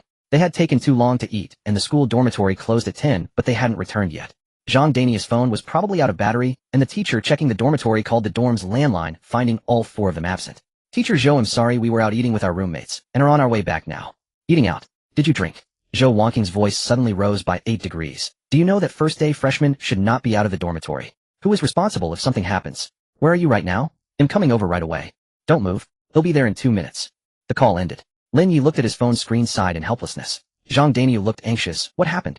Is the instructor angry? It's fine. Lin Yi pulled Peng Zihao up from beside the flower bed, wiping the corner of his mouth. The instructor is coming to pick us up, so be nice this time. 2 minutes later, a young woman in a white shirt quickly walked over. Zhou Wanqing, looking to be in her mid-20s, was very beautiful, with an oval face, big eyes, and long hair, exuding a gentle aura. However, at this moment, there was no softness in her expression, only anxiety and anger. You. She strode forward first, catching the pungent reek of alcohol, then spotting Peng Zihao, crouched on the ground, disheveled, unkempt. Her face instantly turned ashen. It's your very first day as freshman. You didn't report to your dormitory, and you ignored every call. You got utterly drunk. Zhou Wanqing's voice trembled faintly in the night wind. Do you have any idea how many calls I made? I called the dorm landline. No answer. Then I dialed each of your mobiles. I thought something terrible had happened. I was already preparing to call the police. Zhang Daniu stood there with his head bowed like a chastened schoolboy, utterly silent. Jiang Yizhou stood motionless beside him, expressionless, yet the tips of his ears flushed faintly red. Peng Zihao, too intoxicated to stand steadily, had no notion of what was unfolding, only grinning foolishly. Director, you're so beautiful. Zhou Wanqing drew a deep breath, her chest rose, and fell sharply, as if struggling to suppress her rising anger. Carry your roommates back to the dormitory. Tomorrow at 8 sharp, all of you report to my office, without exception. Her voice grew icy, each word deliberate and unyielding. Lin Yi and Jiang Yizhou together hauled Peng Zihao and Zhang Daniu back to their dormitory. Peng vomited 3 times along the way, or Zhang collapsed onto his bed the moment they arrived, snoring thunderously. Jiang Yizhou silently cleaned up the mess Peng had left on the floor, tied the garbage bag, neatly placed it by the door, washed his hands, climbed into bed, slipped on his headphones, and opened his tablet to watch an anime, never once voicing complaint. Lin Yi lay in bed, just about to close his eyes when his phone vibrated again, a WeChat message. Yuan heard your dorm got called out by the counselor. A timid emoji followed. Lin Yi gave a wry smile, and replied, how did word spread so fast? Yuan, it's all over the freshman group. They say you took your roommates out drinking and didn't return until past 10. Your counselor nearly called the police. Yuan, are you okay? Lin Yi lingered on those final 4 words. His heart stirred ever so slightly. She wasn't gossiping. She wasn't seeking spectacle. She was asking, genuinely, are you okay? Lin Yi typed back, I'm fine. My roommate got drunk, I stayed sober. We'll go apologize to the counselor tomorrow. Yuan, good. Get some rest. A gentle good night emoji followed. Lin Yi switched off his phone and replied with a simple good night. The next morning at 7:30, he stood precisely on time outside the counselor's office. Peng Zihao, still hungover and groggy, was half carried in by Jiang Yizhou, pale-faced, lips colorless, slumped like a wilted eggplant. Zhang Daniu appeared alert enough, but tense, nervously rubbing his palms together. Jiang Yizhou remained impassive, as ever, though a subtle undercurrent of remorse flickered deep within his eyes. Zhou Wanqing was already waiting inside her office. A cup of untouched coffee sat on her desk, faint shadows bruised the skin beneath her eyes, evidence of a sleepless night. As the 4 entered, she set down her pen and lifted her gaze to meet theirs. Please sit. They obediently took their seats. Zhou Wanqing's eyes swept slowly across their faces, then settled deliberately upon Lin Yi. Her gaze held a complex, layered emotion. Last night, she'd looked up Lin Yi's number through the freshman registration database, and glanced briefly at his file. Admitted to Jiangxing University's Department of Computer Science with a score of 669, the figure alone paired with his choice of major was remarkable enough. What intrigued her more, however, was Lin Yi's conduct last night, calm, composed, unflustered. Not evasive, not defensive, not scrambling for excuses like so many other students caught in error. He simply stated the facts, and said, we'll be right back. That composure seemed incongruous with an 18-year-old freshman. Tell me yourselves, what happened last night?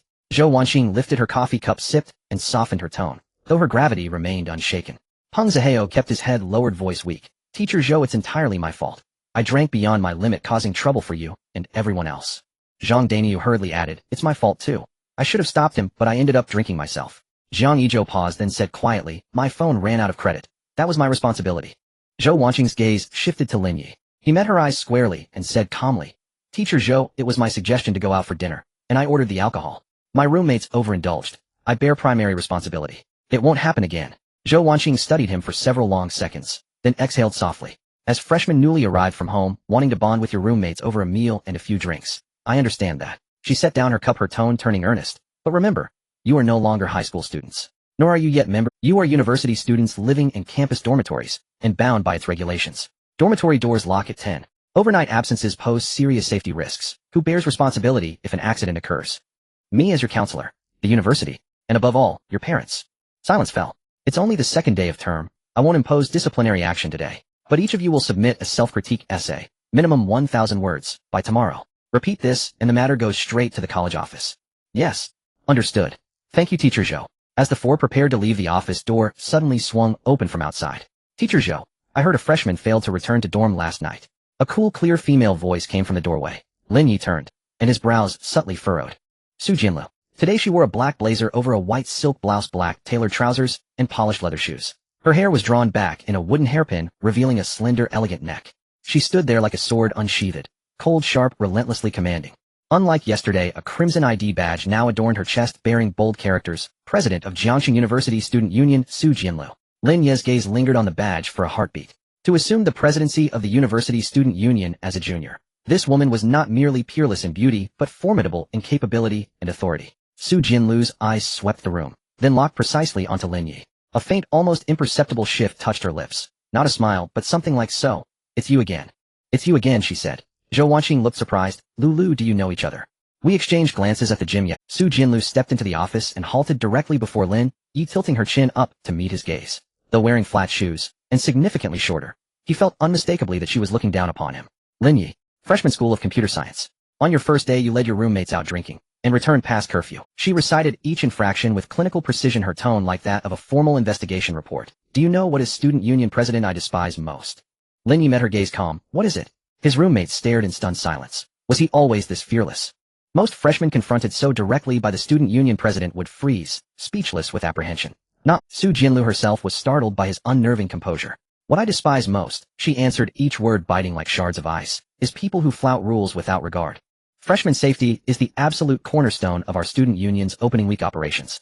To coordinate reception and dorm inspections, I chaired for consecutive days of interdepartmental meetings, and revised our plans 6 times. And then, on day 1, you tell me someone went missing. Your counselor nearly called the police. Peng Zihao froze, breath held tight. Zhang Daniu bowed his head so low he might have vanished into the floor. Even Jiang Yizhou, usually stoic, lifted his eyes, his expression grave. He knew Su Jinlu's reputation. Lin Yi remained silent for 2 beats, then spoke. Senior Su, we acknowledge full responsibility for last night, and have already admitted our error to Teacher Zhou. We accept any consequence. His voice remained steady. Yet I must respectfully point out this incident reflects personal misconduct, not systemic failure in freshman safety. To frame it as a broader threat to freshman safety feels frankly excessive. The air in the office suddenly became tense. Zhou Wanqing's hand holding the coffee froze in midair as her eyes darted between the 2 students. Peng Zihao and Zhang Daniu both inhaled sharply. Jiang Yizhou's eyebrows twitched slightly. Su Jianli's eyes narrowed. That was a dangerous signal. Are you teaching me how to do my job? She said, enunciating each word. No, Lin Yi replied. I am merely stating my opinion. If you think I'm wrong, you don't have to accept it. Silence. The office was so quiet that one could hear the ticking of the clock. Zhou Wanqing interjected at the right moment. Alright, I've already handled this matter, there's no need for further discussion. Jinlu, they have acknowledged their mistakes and promised to write a reflection, so let's leave it at that. Su Jinlu stared at Lin Yi for a full 5 seconds before slowly retracting her gaze. Fine. She turned and walked towards the door, pausing for a moment as she opened it, not looking back, her voice cold as the winter wind. Lin Yi, you better not let me catch you again. The door closed. Her footsteps gradually faded away. The system's light screen flickered at the edge of his vision. Target of strategy, Su Jinlu, current favorability, 50-101-5100. Note, during the second meeting, she upgraded her impression of you from an ignorant freshman to an ignorant freshman who dares to confront her. You have successfully caught her attention, albeit in the worst possible way. In 3 years at Jiang University, you are the second person to speak to her like this. The first one has already transferred out. Lin Yi looked at the 15 and suddenly laughed. Zhou Wanqing, seeing him laugh, couldn't help but ask, you can still laugh. Zhou teacher, it's nothing, Lin Yi said, suppressing his smile. He'll submit the reflection tomorrow. As they left the office, Peng Zihao tugged at Lin Yi's sleeve, lowering his voice, his eyes filled with a mix of terror and admiration. Lin Yi, are you crazy? That's Su Jinlu, the president of the student council at Jian University. How dare you talk back to her? I didn't talk back. What do you call that if not talking back? I was just stating facts. Do you know what happened to the last person who tried to reason with her? They transferred out, Lin Yi said. Peng Zihao, Zhang Daniu weakly said from the side. Does that mean our dormitory is going to be doomed? Jiang Yizhou finally spoke, his voice deep and calm. Not necessarily. The three of them turned to look at him. Jiang Yizhou expressionlessly said something that left everyone stunned. I was scrolling through campus posts until 2 o'clock. Everyone unanimously agreed that there are no more than 10 people in the whole school who can make Su Xuejia remember their names. Lin Yi, you have already achieved that. With that he turned and left, leaving the three standing there dazed. Lin Yi didn't take the reflection seriously, but he didn't dismiss it either. He wasn't the kind of person who would go against the rules. College has its own regulations, and since he chose to live on campus he had to abide by them. Drinking itself wasn't the problem, but staying out all night was indeed crossing the line. He could handle it thanks to his golden right kidney, but Peng Zihao almost ended up in the hospital, which ultimately was due to his inability to control the pace. He finished writing the 1,000-word reflection in just 20 minutes. The handwriting was neat, the attitude sincere, neither shifting blame nor overly self-deprecating, but objectively stating the events and his reflections. Zhang Daniu took a full 2 hours to write his reflection, writing and deleting, and by the time he submitted it the paper was covered in corrections. Peng Zihao was still hungover, slumped over the desk, groaning as he wrote an 800-word reflection, which Zhou Wanqing returned for a rewrite, and he added 300 words of additional understanding. After reviewing the 4 reflections, Zhou Wanqing sighed and waved her hand, allowing them to leave. As they exited the office, Peng Zihao looked as if he had just walked through the gates of hell, exhaling a long breath. My goodness, the semester just started, and it's already so intense. How many years will I lose off my life in these 4 years? Just drink less, Lin Yi replied. Wasn't it you who brought the drinks? Peng Zihao looked at him with a pitiful expression. Lin Yi tightened his arm around his neck, and Peng Zihao begged for mercy. Back in the dormitory, Zhang Daniu began to organize the materials needed for today's physical examination, while Peng Zihao lay on the bed scrolling through his phone, and Jiang Yizhou sat at the desk staring at a screen full of dense code on his laptop. Lin Yi sat in his spot, opened WeChat, and saw a message from Yuan. Yuan, have you finished writing the reflection? Lin Yi finished, submitted. Yuan, you really have a good attitude. She followed up with an exasperated emoji. Lin Yi, what about you? What are you busy with today? Yuan, physical examination, then going to the library to read. Lin Yi, you're going to the library right after school starts. You're such a study machine. Yuan, I'm not a study machine. I just don't like staying in the dormitory. Lin Yi looked at this message, thought for a moment, and replied, which library? The physical examination was scheduled for 2 o'clock in the afternoon, and it was only 10 in the morning, leaving 4 hours to go. He stood up and changed his shoes. Are you heading out? The physical examination was scheduled for 2 o'clock in the afternoon, and it was only 10 in the morning, leaving 4 hours to go. He stood up and changed his shoes. Are you heading out? Peng Zihao peeked his head out from the bed. Just going to the library for a stroll, Lin Yi replied. You can't be serious. You too. Peng Zihao's eyes widened. With you all being so studious, how am I supposed to survive as a slacker? You're just going to the library to sleep, stop pretending. Lin Yi picked up his phone and campus card, and pushed the door open to leave. The library at the old campus is a Soviet-style building with gray brick walls and green window frames, the steps in front worn smooth and shiny by the passage of time. The library isn't large, but it has a considerable collection, especially books related to computer science, which are said to rank among the top 3 in central China. Lin Yi pushed open the heavy wooden door and stepped inside, a blend of old books and wood scent greeting him. This aroma made him feel at ease, reminiscent of his childhood days flipping through picture books in the old bookstore in town. The first floor is a self-study area with long tables and green lamps filled with students engrossed in their studies. He scanned the area but did not see Yuan. The second floor is the specialized book repository, which is less crowded. He walked slowly along the shelves, his gaze skimming over rows of book spines. Introduction to Algorithms, Deep Learning, the Art of Computer Programming. Turning a corner of a bookshelf, he stopped. Yuan was sitting in a spot by the window. The sycamore tree outside was perfectly positioned behind her, with sunlight filtering through the leaves, casting dappled shadows on her profile. She wore a white crewneck t-shirt with a light gray cardigan on top, her hair tied back in a low ponytail, with a few strands falling beside her ear. She was looking down a book spread out in front of her, with her right hand holding a pen, writing something in her notebook, while her left hand unconsciously fiddled with the strands of hair by her ear. It was very quiet and deeply focused. She looked like a beautiful painting. Lin Yi chose not to disturb her, and sat down 2 rows behind her, casually pulling a book from the shelf. He just wanted to sit for a while. He opened the book, which was an academic work on the ethics of artificial intelligence, a bit dry, but he still continued reading. As he read, his thoughts truly sank into it. The book discussed a very interesting question. If artificial intelligence possesses self-awareness, should it have rights? The answer to this question might decide the course of humanity for the next few hundred years. Just as he was engrossed in reading, he caught sight of a figure approaching his table. He looked up. Yuan was standing in front of him, holding a thick algorithm book, her expression somewhat surprised, with a hint of barely noticeable panic in her eyes. What are you doing here? She asked. Come and read. Lin Yi raised the ethics book in his hand for her to see. Shin Qingwan glanced at the title, her eyebrows slightly raised. You're reading this? Just flipping through it. Lin Yi closed the book. What about you? I'm looking for an algorithm book. She raised the thick Introduction to Algorithms. In her hand hesitated for a moment, as if making an uncertain decision. Do you want to join me? There's an empty spot over there with better light. She said casually, as if merely being polite among classmates. But Lin Yi noticed her fingers unconsciously stroking the spine of the book, a sign of her nervousness.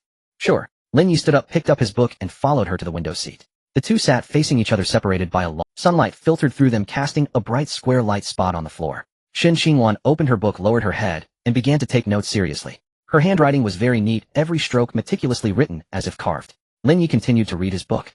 The two sat quietly, neither of them spoke again. But this silence was not awkward, it was a comfortable silence that did not need to be filled with words. After about 20 minutes, Shin Qingwan suddenly spoke. Lin Yi, moi, did the teacher tell you about the freshman representative? Lin Yi put down his book and looked at her. Yes. It's a tie for first place, but only one can be chosen. Shin Qingwan's pen paused on the paper, leaving a small ink. She raised her head, her gaze lingering on Lin Yi's face for a moment before drifting away. What do you think? She asked. I think you're more suitable. Lin Yi said. Shin Qingwan was taken aback, clearly not expecting him to say that. Why? She asked. Because you have a good image, a pleasant voice, and you would be more persuasive on stage. Lin Yi stated naturally, not as a compliment, but more like stating a fact. Moreover, you often hosted grade meetings in high school. You have experience. I don't have any. Shin Qingwan's ears began to blush again. You have experience too, she said quietly. Didn't you also speak at the grade meetings in high school? That time. Lin Yi recalled, laughing. That was when the teacher called me up to make a self-criticism. Shin Qingwan's lips curled slightly, but quickly suppressed it. Anyway. She lowered her head. In the end, it's still up to the academy to decide. It's not our call. Lin Yi leaned back in his chair, his gaze falling on her lowered eyelashes. But what I said was all sincere. Shin Qingwan's pen paused again. The system's light screen flickered quietly at the edge of his sight. Target Shin Qingwan, current favorability 321003, 5100. Progress is a bit slow. In the afternoon during the physical examination, Lin Yi bumped into Shin Qingwan again. The checkup was at the school hospital, where the freshmen lined up, taking turns to measure height and weight, test vision, and draw blood.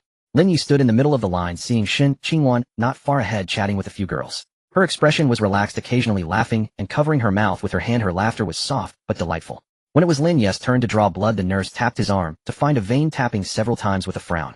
Young man, your veins are too elastic, aren't they? The nurse mumbled, tapping a couple more times before finding the spot for the needle. Lin Yi knew this was due to his golden right kidney, enhancing vein elasticity and blood circulation efficiency. From the system's explanation, he learned that the golden right kidney not only prevents damage to the kidney itself, but also optimizes the entire blood circulation system, as the kidneys and blood metabolism are inseparable. As the needle went in, dark red blood flowed through the needle into the vacuum blood collection tube. Lin Yi looked at his blood, suddenly pondering a question. If someone were to test his blood now, would they discover any abnormalities? Probably not. The enhancements provided by the system are based on the Bode's potential optimization and will not produce any supernatural substances out of thin air. His blood composition was the same as that of a normal person, just with a higher efficiency in eliminating metabolic waste. In other words, his blood was cleaner than others. After drawing blood, he pressed a cotton ball against the needle site and walked over to the adjacent rest area to sit down. Just as he sat down, a voice came from beside him. Are you afraid of drawing blood? He turned his head to find Shin Qingwan sitting next to him, pressing a cotton ball against her own arm. Her complexion was a bit pale, her lips slightly dry, looking like she had been quite affected by the blood draw. I'm not afraid, Lin Yi said. Are you afraid? A little, Shin Qingwan honestly admitted. I've been afraid of injections since I was little. I always have to prepare mentally for a long time before each physical examination. Lin Yi watched her fingers trembling slightly as she pressed the cotton ball. A sudden impulse surged in his heart to hold her. Not the right time. He stood up, walked to the nearby water dispenser, filled a cup with warm water, and returned to hand it to her. Drink some water, take a breather. Shin Qingwan took the cup, lowered her head, and took a small sip. The warm water flowed down her throat, making her feel a bit better. Thank you. You're welcome. In the evening, Lin Yi walked alone around the campus. Too much had happened in the past 2 days of school. He needed some time alone to sort out his thoughts. Walking under the sycamore trees, he opened the system interface. Host Lin Yi, age 18, longevity progress, body modification completion 178, acquired organs golden right kidney indestructible, target list 1. Shin Qingwan, freshman at Jiangxing University, current favorability 3510002. Su Jinlu, president of the student union at Jiangxing University, current favorability 15100. 3. Locked 4. Locked Shin Qingwan 35, Su Jinlu 15. One is a classmate, the other is the president of the student union. One is gentle and quiet, the other sharp and prominent. One is gradually approaching, while the other stands far off in confrontation. Lin Yi found this opening quite interesting. He had considered what these tasks from the system meant to conquer the goddess, gain organ enhancements, and ultimately achieve longevity. This logical chain was clear, but Lin Yi did not want to turn himself into a machine that flirts with girls for longevity. While he was thinking, his phone vibrated. It wasn't Shin Yuan, it was Peng Zihao, sending a message in the dorm group. Peng Zihao brothers. Big news. My girlfriend Fang Qing is coming to school to see me tomorrow. She said she wants to treat everyone in our dorm to a meal. Zhang Daniel, huh? Treat us. No, that's too generous. I've already promised her, and no one is allowed to refuse. Especially you Lin Yi, since you treated us last time, this time it's our turn to treat you back. After reading the message, Lin Yi chuckled and replied, okay, what time tomorrow? At 11 in the morning, meet at the east gate of the school. She said she wants to take us to a good place. Zhang Daniel, what good place? She didn't say, just follow along. Jiang Yizhou. Peng Zihao, Yizhou, can't you say a few more words? Okay, Peng Zihao. Lin Yi looked at the conversation in the group chat and couldn't help but chuckle. He locked his phone and continued walking. Unknowingly, he arrived in front of the school's administrative building. It was a 6-story gray-white building where all the administrative departments of the school were located. The student council president's office was said to be on the 4th floor of the administrative building. He glanced up at the 4th floor windows. The lights were still on. It was almost 7 o'clock and Su Jinlu had yet to finish work. Lin Yi withdrew his gaze and turned to leave. Behind him at a window on the 4th floor of the administrative building, Su Jinlu stood at the window, holding a cup of cooled coffee, watching the figure that was gradually disappearing into the dusk. She originally planned to go downstairs for a meal, but unexpectedly saw a familiar figure. Her brows slightly furrowed, her expression complex. Lin Yi. She murmured the name softly, as if savoring the taste of those 2 words. The next morning, Peng Zihao woke up early, unusually washing his face, twice, changing into 3 different outfits, and finally, choosing a dark blue polo shirt and a pair of black casual pants under Zhang Dania's strong suggestion. This looks good. Zhang Dania gave a thumbs up. It makes you look mature. Mature?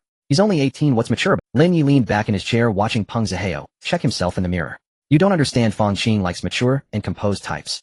Peng Zihao styled his hair again, sprayed some hair gel to set it, and then flashed a satisfied smile in the mirror. Alright, at 10:50 the 4 of them arrived at the east gate of the school. After waiting for less than 5 minutes, a white Tesla Model 3 stopped by the roadside.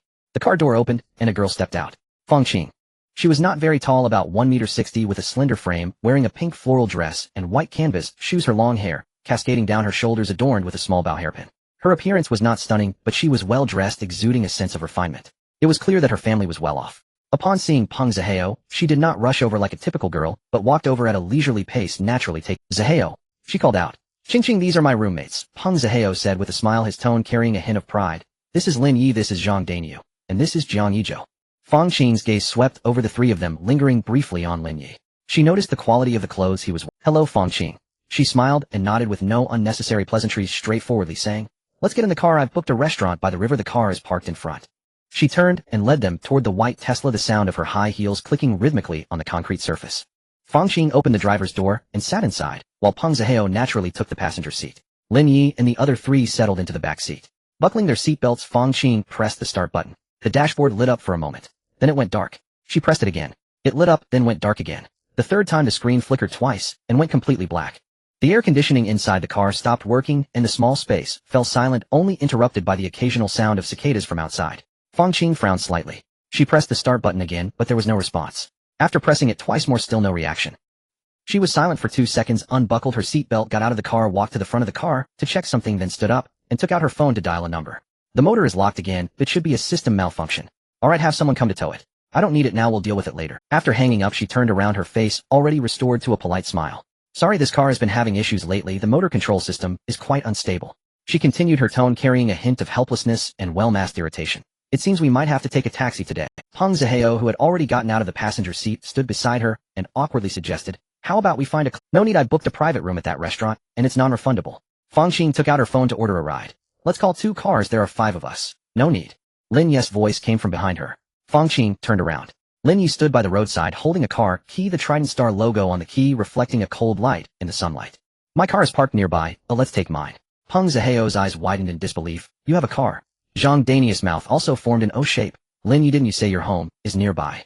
Close enough not to need a car. Even Jiang Yizhou slightly raised his eyebrows, his gaze landing on the car key. Having a car doesn't mean I have to drive. Lin Yi chuckled casually as if saying, I have a spare pair of chopsticks. Let's go, the car is in the parking lot across the street. The 5 of them crossed the road and entered the underground parking lot across from the school. Lin Yi walked at the front, his pace neither hurried nor slow. Fang Qing walked beside him, the sound of her high heels echoing in the underground parking lot. She glanced at him, her gaze now containing something that was absent before, a curiosity or perhaps a re-evaluation. Lin Yi, what car do you drive? Peng Zihao asked from behind, his tone carrying a hint of half-serious provocation. It's not a discarded Wuling Hongguang, is it? That kind of car is so embarrassing to drive, especially since we're going to a high-end restaurant today, or it would be so awkward to park it out front. Zhang Daniu beside him tugged at his sleeve whispering, "Don't say that having a car is already great, I don't even have a bicycle." "I'm just speaking the truth," Peng Zihao shrugged. "Fang Qing usually drives a Tesla, what would she do sitting in a Wuling Hongguang? We've arrived." Lin Yi stopped beside a black Maybach S680.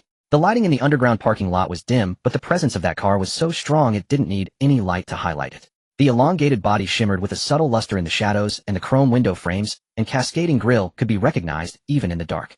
A flagship sedan worth nearly 6 million quietly lay there like a lurking beast. Peng Zihao's voice caught, "Wow." Zhang Danius' expression was beyond shock, his jaw nearly dropped to the ground, and he stood frozen in place, as if petrified. Jiang Yizhou's pupils slightly dilated but quickly returned to calm. His gaze shifted from the car to Lin Yi, as if re-evaluating this silent roommate. Fang Qing squinted slightly. In that moment her gaze underwent a subtle change. It wasn't shock or envy, but something more complex and deeper. It was as if she had suddenly seen a ray of light in the darkness. Just for a moment. The next second her expression returned to a polite smile. "Lin Yi, is this car yours?" Her voice remained calm, but there was a softness to it that hadn't been there before. "Yes." Lin Yi pressed the key, unlocking the car door. "Do you drive it yourself?" Fang Qing asked again. "I just got my driver's license this summer vacation." Lin Yi pulled open the driver's seat door and glanced back at them. "Get in." The interior of the Maybach was even more astonishing than its exterior.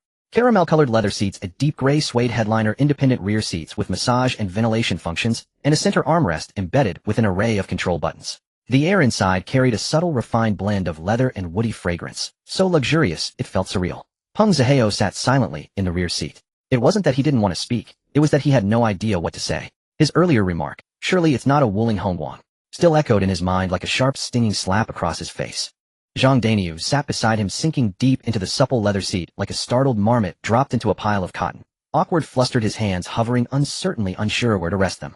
Jiang Yizhou sat in the center of the rear bench. Though the Maybach's rear accommodated 3 passengers, the middle seat was notoriously cramped. At 185 centimeters tall, Jiang folded himself there, without complaint, legs bent uncomfortably, his gaze quietly fixed on the passing scenery outside the window. Fang Qing took the front passenger seat, a natural choice as it offered greater comfort for a woman. No one thought twice about it. After fastening her seatbelt, she turned to look at Lin Yi. He steered with one hand, while reversing movements smooth and unhurried. The central console displayed a crystal-clear 360-degree panoramic view, sharp as high-definition cinema. "How much did this car cost new off the lot?" Fang Qing asked. "I didn't calculate precisely," Lin Yi replied, guiding the car out of the parking lot and onto the main road. "Just over 6 million yuan. Just over 6 million yuan. The phrase, "just over," referred to 10,000 yuan units. Peng Zihao drew a slow, deep breath from the rear seat. His father's 3 building material stores generated annual profits barely enough to cover half the price of the car's front end. Fang Qing didn't press further. She turned forward again, a faint, knowing smile curling at the corner of her lips. 15 minutes later the car arrived at Jiangulu Restaurant by the riverbank. Lin Yi had heard of this establishment. It ranked among Jiangqing's finest riverside restaurants, with a minimum per-person charge of 1,000 yuan and private rooms requiring booking a week in advance. That Fang Qing secured a private room spoke volumes, not only about her wealth, but also her connections. As the Maybach halted before the entrance, the doorman's eyes lit up, and he hurried forward with practiced grace. Lin Yi handed him the keys and stepped into the restaurant. Fang Qing led the way, confirming the reservation with the receptionist, while a waiter escorted all 5 upstairs to their private room. The room was modest in size, but boasted an extraordinary view. Floor-to-ceiling windows framed the Yangtze River, its surface shimmering under the sun, the distant Yangtze River bridge emerging and receding through a delicate veil of mist. When assigning seats, Fang Qing casually placed Lin Yi beside herself, with Peng Zihao seated on her other side. A perfectly natural arrangement. The girlfriend centered her boyfriend to her left, his roommate to her right. Logical, harmonious, socially seamless. Yet Lin Yi noticed, when she settled into her chair, the gap between her seat and his was several centimeters narrower than standard social distance.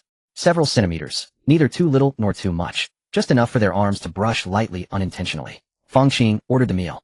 Without glancing at the menu, she recited the dishes: steamed changjiang knife, fish crab meat, lion's head, braised pufferfish, stir-fried, seasonal vegetables, aged hen soup, and several others Lin Yi had never heard of. Each dish was a signature offering of the restaurant, exquisitely plated and extravagantly priced. "Sister Fang Qing, you really know your cuisine," Zhang Daniu said, earnest and admiring. "Our family runs a small business. Lots of banquets and networking dinners, so I've sampled quite a bit," Fang Qing replied with a smile, lifting her teacup and taking a delicate sip. Peng Zihao added casually, "Her father's in real estate. The Fangda group of Jiangxing is theirs." Fangda. Zhang Daniu blinked in astonishment. The same Fangda that developed Jiangxing Tianjia. A modest firm. Hardly worth mentioning. Fang Qing demurred with a graceful wave of her hand, though a quiet note of pride shimmered beneath her humility. Dishes arrived one by one, each presented like a work of art. Zhang Daniu praised every bite. Jiang Yizhou ate in quiet contemplation, nodding occasionally in silent approval. Peng Zihao meanwhile kept loading Fang Qing's plate with attentive, almost servile diligence. Halfway through the meal, Zhang Daniu rose to go to the restroom. Jiang Yizhou and Peng Zihao stood as well, murmuring, "I'll wash my hands," and followed him out. For a moment the private room held only 2 people. Fang Qing set down her chopsticks, lifted her napkin to dab gently at the corner of her mouth, then turned naturally toward Lin Yi, her arm brushing against his. Through 2 thin layers of fabric her warmth seeped into his skin. Lin Yi frowned slightly and shifted away, subtly increasing the space between them. "Lin Yi," Fang Qing murmured, her voice lowered to a whisper audible only to him. "What do you do?" "Student," Lin Yi replied. Fang Qing smiled. A warm, knowing smile laced with gentle teasing. "I mean, what is your runs a small business," Lin Yi said, lifting a piece of lion's head into his mouth and chewing slowly. "What kind of small business affords a Maybach?" Fang Qing tilted her head, her gaze playful yet probing. Lin Yi turned to meet her eyes. Just 1 second of direct, unflinching contact. Her eyes were striking, slightly upturned at the outer corners, radiating the poised allure of a mature woman. Her gaze held none of the shy hesitation of youth. Instead, it was candid, steady, even boldly forthright. Such a look was rare in Lin Yi's past life, but he'd read about it in biographies of tycoons and interviews with self-made. It was the gaze of a woman long accustomed to navigating male-dominated worlds. "Fang Qing," Lin Yi set down his chopsticks, his voice low but unmistakably clear. "Your boyfriend is still here." Fang Qing paused, then laughed, easy and genuine, tinged with self-mockery. "Just curious. Offhand question. Don't read too much into it." She straightened her posture, creating a few centimeters of distance, only for those centimeters to shrink again, accidentally, within moments. When Peng Zihao returned from the restroom, he noticed nothing amiss. He resumed his seat, continuing to serve Fang Qing with the guileless, adoring grin of a man deeply smitten. She accepted his offerings with a gracious smile and a soft thank you. Then as he turned to speak with Lin Yi, her gaze slid past his shoulder and lingered on Lin Yi for exactly 1 second. In that single second her expression transformed entirely. After dessert, as Fang Qing went to settle the bill, Peng Zihao leaned close to Lin Yi and whispered, "Thanks, Lin Yi. Save face for my girlfriend. She's always so image-conscious." "You're welcome," Lin Yi replied. Fang Qing returned, holding the receipt, her smile polished and impeccable. She stepped before Lin Yi and extended her hand to adjust his shirt collar, effortlessly, intimately. The gesture was startlingly familiar. Not something a newly met acquaintance would do, but rather the tender proprietary touch of a girlfriend tending to her boyfriend. "Your collar's slightly askew," she said. Peng Zihao, watching from beside them, froze, his smile faltering for a fraction of a second. Lin Yi retreated half a step, imperceptibly widening the space between them. "Thank you," he said, polite, courteous, and deliberately distant. Fang Qing withdrew her hand, then turned to adjust her boyfriend's collar with equal ease. With light-hearted teasing she added, "You men really pay no attention to appearances. Collar's always crooked. Dining out with you is such a blow to my dignity."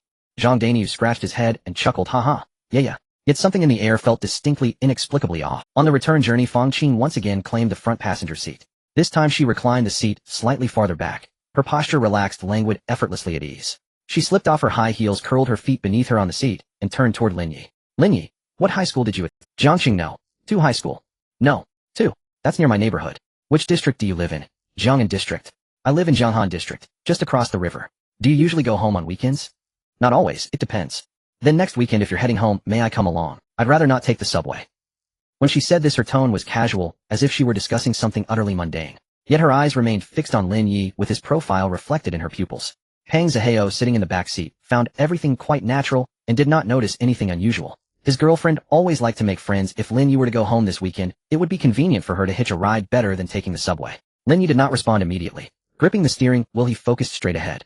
After about 2 seconds, he finally spoke. "I might have something to attend to next weekend. Oh, let's talk about it then."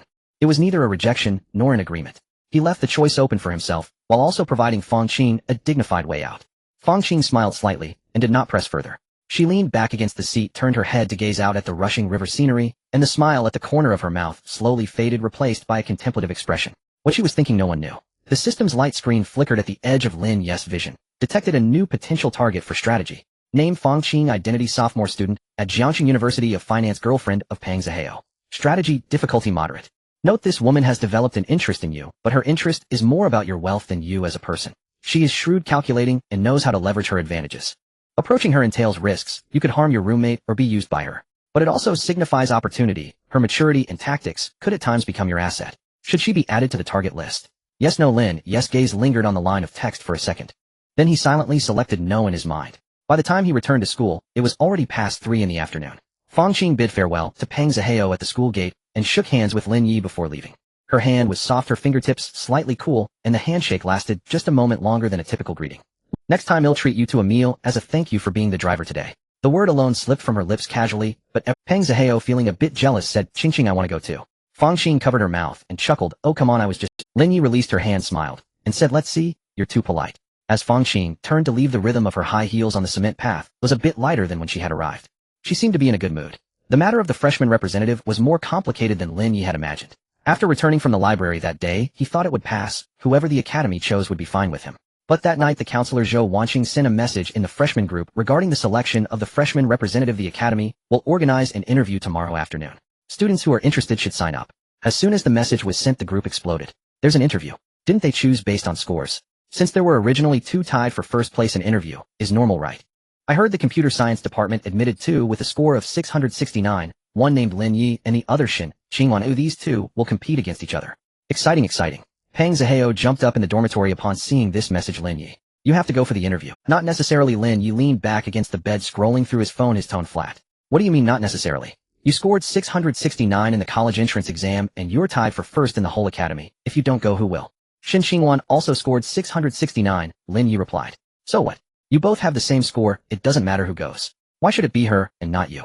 Lin Yi put down his phone and glanced at Peng Zihao. Do you think it's important who goes? Peng Zihao was taken aback. Of course it is.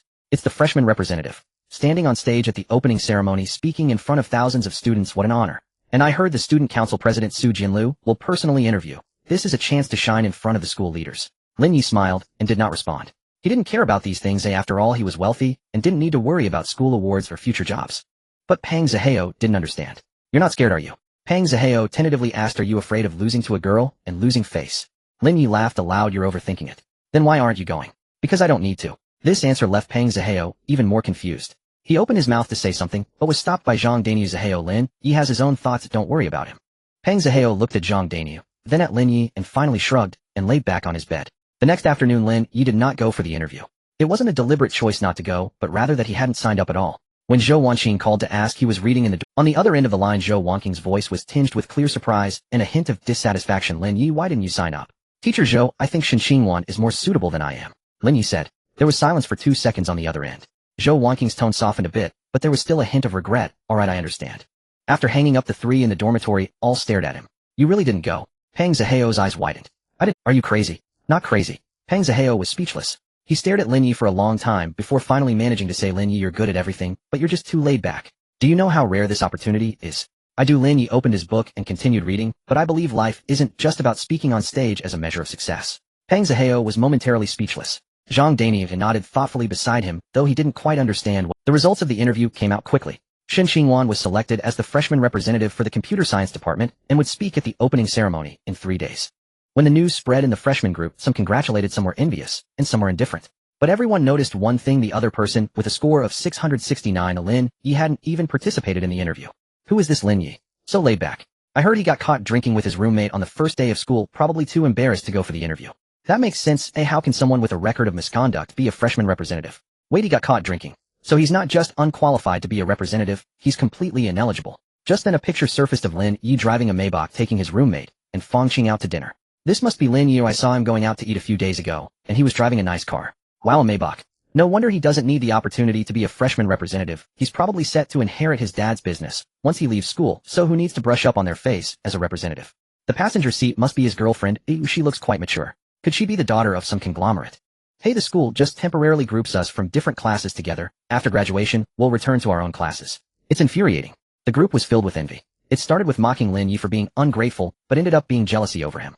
This was purely due to a photo of him driving a Maybach with one hand. The others in the dormitory looked at the news with envy. Because of Lin Yi's Maybach, they knew it was a wealth they could never earn in their. Peng Yihao, that crafty old man, quickly offered the yogurt he bought to Lin Yi, thinking that if he built a good relationship, he might be able to join their family group after graduation. Although Lin Yi never mentioned that his family had a conglomerate, Peng Yihao believed that someone who could drive a Maybach at 18 must have a wealthy real estate tycoon as a father. Perhaps he could even be the illegitimate son of a billionaire. In any case, having the right connections could secure a lifetime of comfort for him. Lin Yi did not refuse. That evening Xin Qingwan sent a message. Xin Qingwan, did you not go for the interview? Lin Yi, no, I didn't. Lin Yi, you are more suitable than I am. Xin Qingwan, Lin Yi, you don't need to hold back for me. Lin Yi looked at the message, thought for a moment, and replied, I am not holding back. I genuinely believe you are more suitable. You hosted the grade meeting in high school and have experience. I don't.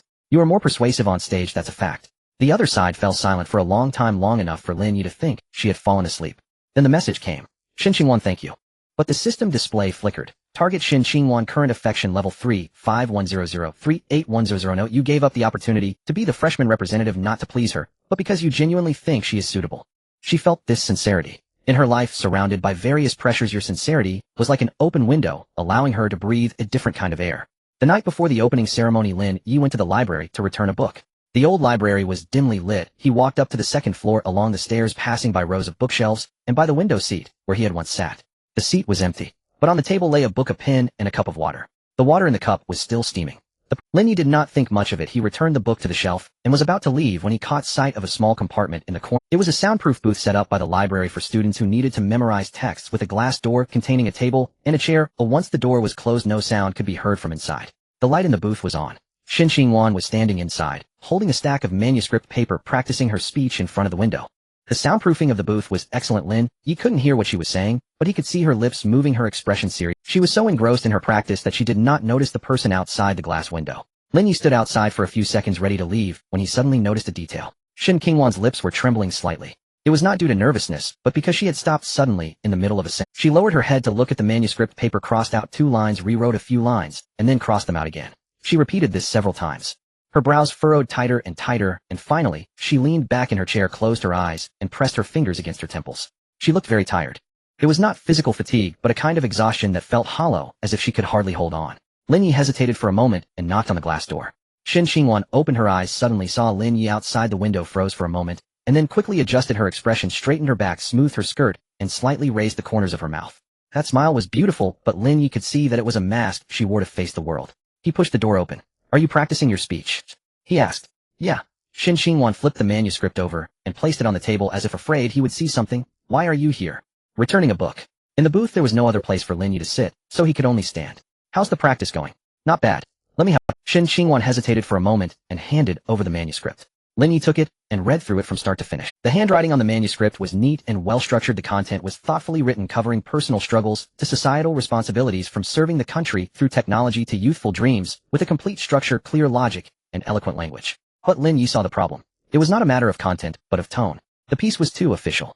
Every word seemed to have been carefully deliberated, every punctuation mark, as if to appease some invisible censor. It was perfect, but perfection devoid of soul. "Is the writing not good?" Shin Qingwan asked when she saw his expression, her voice tinged with a hint of unease. "It's well written." Lin Yi returned the manuscript to her. But are you saying what you truly want to say?" Shin Qingwan was taken aback. Lin Yi looked into her eyes and said seriously, "Every sentence in this manuscript feels like it is explaining something to others. Are you telling others I am a good student, or are you sharing something you genuinely want to share?" Shin Qingwan lowered her head, her fingers unconsciously tracing the edge of the manuscript. After a long while she finally spoke softly. "I am used to it." "Used to what?" "Used to saying what others want." Lin Yi's heart gave a slight twinge. He suddenly realized that he did not truly understand Shin Qingwan. The Shin Qingwan he saw standing on the podium, always gentle and poised, the one who smiled beautifully but rarely laughed, perhaps was just the image she wanted others to see. The real her was buried deep beneath that mask. "Do your parents have high expectations of you?" Lin Yi asked. Shin Qingwan's fingers paused. She did not answer, but that pause itself was an answer. "They want me to be the best person." Shin Qingwan's voice was almost inaudible. "From childhood to now, everything has to be done perfectly. Grades must be first, competitions must win awards, even walking has to look better than others. So you're not happy."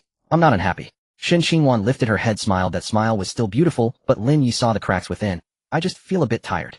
"A bit tired." 3 words light as a feather, but the weight they carried was heavy.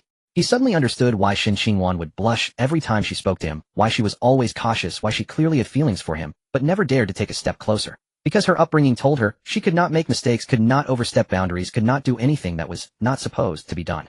Liking a boy might just be one of those not supposed things. Shin Qingwan. Lin Yi called her full name. She looked up at him. "Write your speech according to your own thoughts." Lin Yi said. "Say whatever you want to say. If the academy is not satisfied, let them come to me. They'll take the blame." Shin Qingwan's eyes widened a bit. "What will you take the blame for?" She was a bit amused and exasperated. "They'll take the blame," Lin Yi said matter-of-factly. "After all, I've already offended the counselor, and the student council president. Offending a few more leaders is no different." Shin Qingwan finally truly smiled. It was not the kind of standard smile, but a genuine smile, a bit of helplessness mixed with amusement. That smile was more beautiful than any smile Lin Yi had ever seen. At that moment another classmate walked over. A boy in a white shirt holding 2 bulging supermarket shopping bags was standing outside the booth peering in. When he saw Shin Qingwan smile, his eyes lit up, and he raised his hand to knock on the glass door. Shin Qingwan's smile instantly faded. "Qingwan, I knew you were here." The boy pushed the door open and casually placed the 2 big bags of snacks on the table. I bought these not knowing what you like, so I got the snacks that girls generally love. Chips, chocolate, nuts, yogurt, and this imported cookie that is especially delicious. You should try it. The 2 large bags of snacks were packed full of Lin Yi glanced over and roughly estimated it to be at least 2 to 300 yuan. For a college student, that was quite a significant expense. Shen Qingwan didn't even look at the pile of snacks, her tone polite, yet distant. Senior, Zhao, I don't like snacks. Please take them back. Don't like snacks. What girl doesn't like snacks? You must be being polite. Senior Zhao said with a grin, wearing a look of understanding. He firmly believed that girls were generally reserved, so he needed to be a bit thick-skinned. How about this? If you want to eat snacks, let me treat you to dinner. There's a new Japanese restaurant at the west gate of the school, and I've made a reservation. Senior Zhao, I'm on a diet. Shen Qingwan interrupted him, her tone still polite, but laced with a thin layer of ice. Senior Zhao was taken aback, sizing up Shen Qingwan's slender figure on a diet. You're already so skinny, what more do you need to lose? Come on, it doesn't have to be Japanese food. Order whatever you want, it's on me. I'm really on a diet. Shen Qingwan repeated, her voice not loud, but every word clear. I also need to prepare my speech. I don't have time. Senior Zhao's smile froze for a second, but he quickly regained his composure. Then I'll wait for you. Call me whenever you're ready. Senior Zhao? Lin Yi's voice came from the side. Senior Zhao turned his head as if he had just noticed another person in the booth. Who? Senior Zhao's tone carried a sense of condescension. Her classmate Lin Yi said. She's preparing her speech. You're distracted. Senior Zhao's expression changed slightly. I'm talking to Qingwan. Oh, what does that have to do with you? Lin Yi did not respond, but instead looked at Shen Qingwan.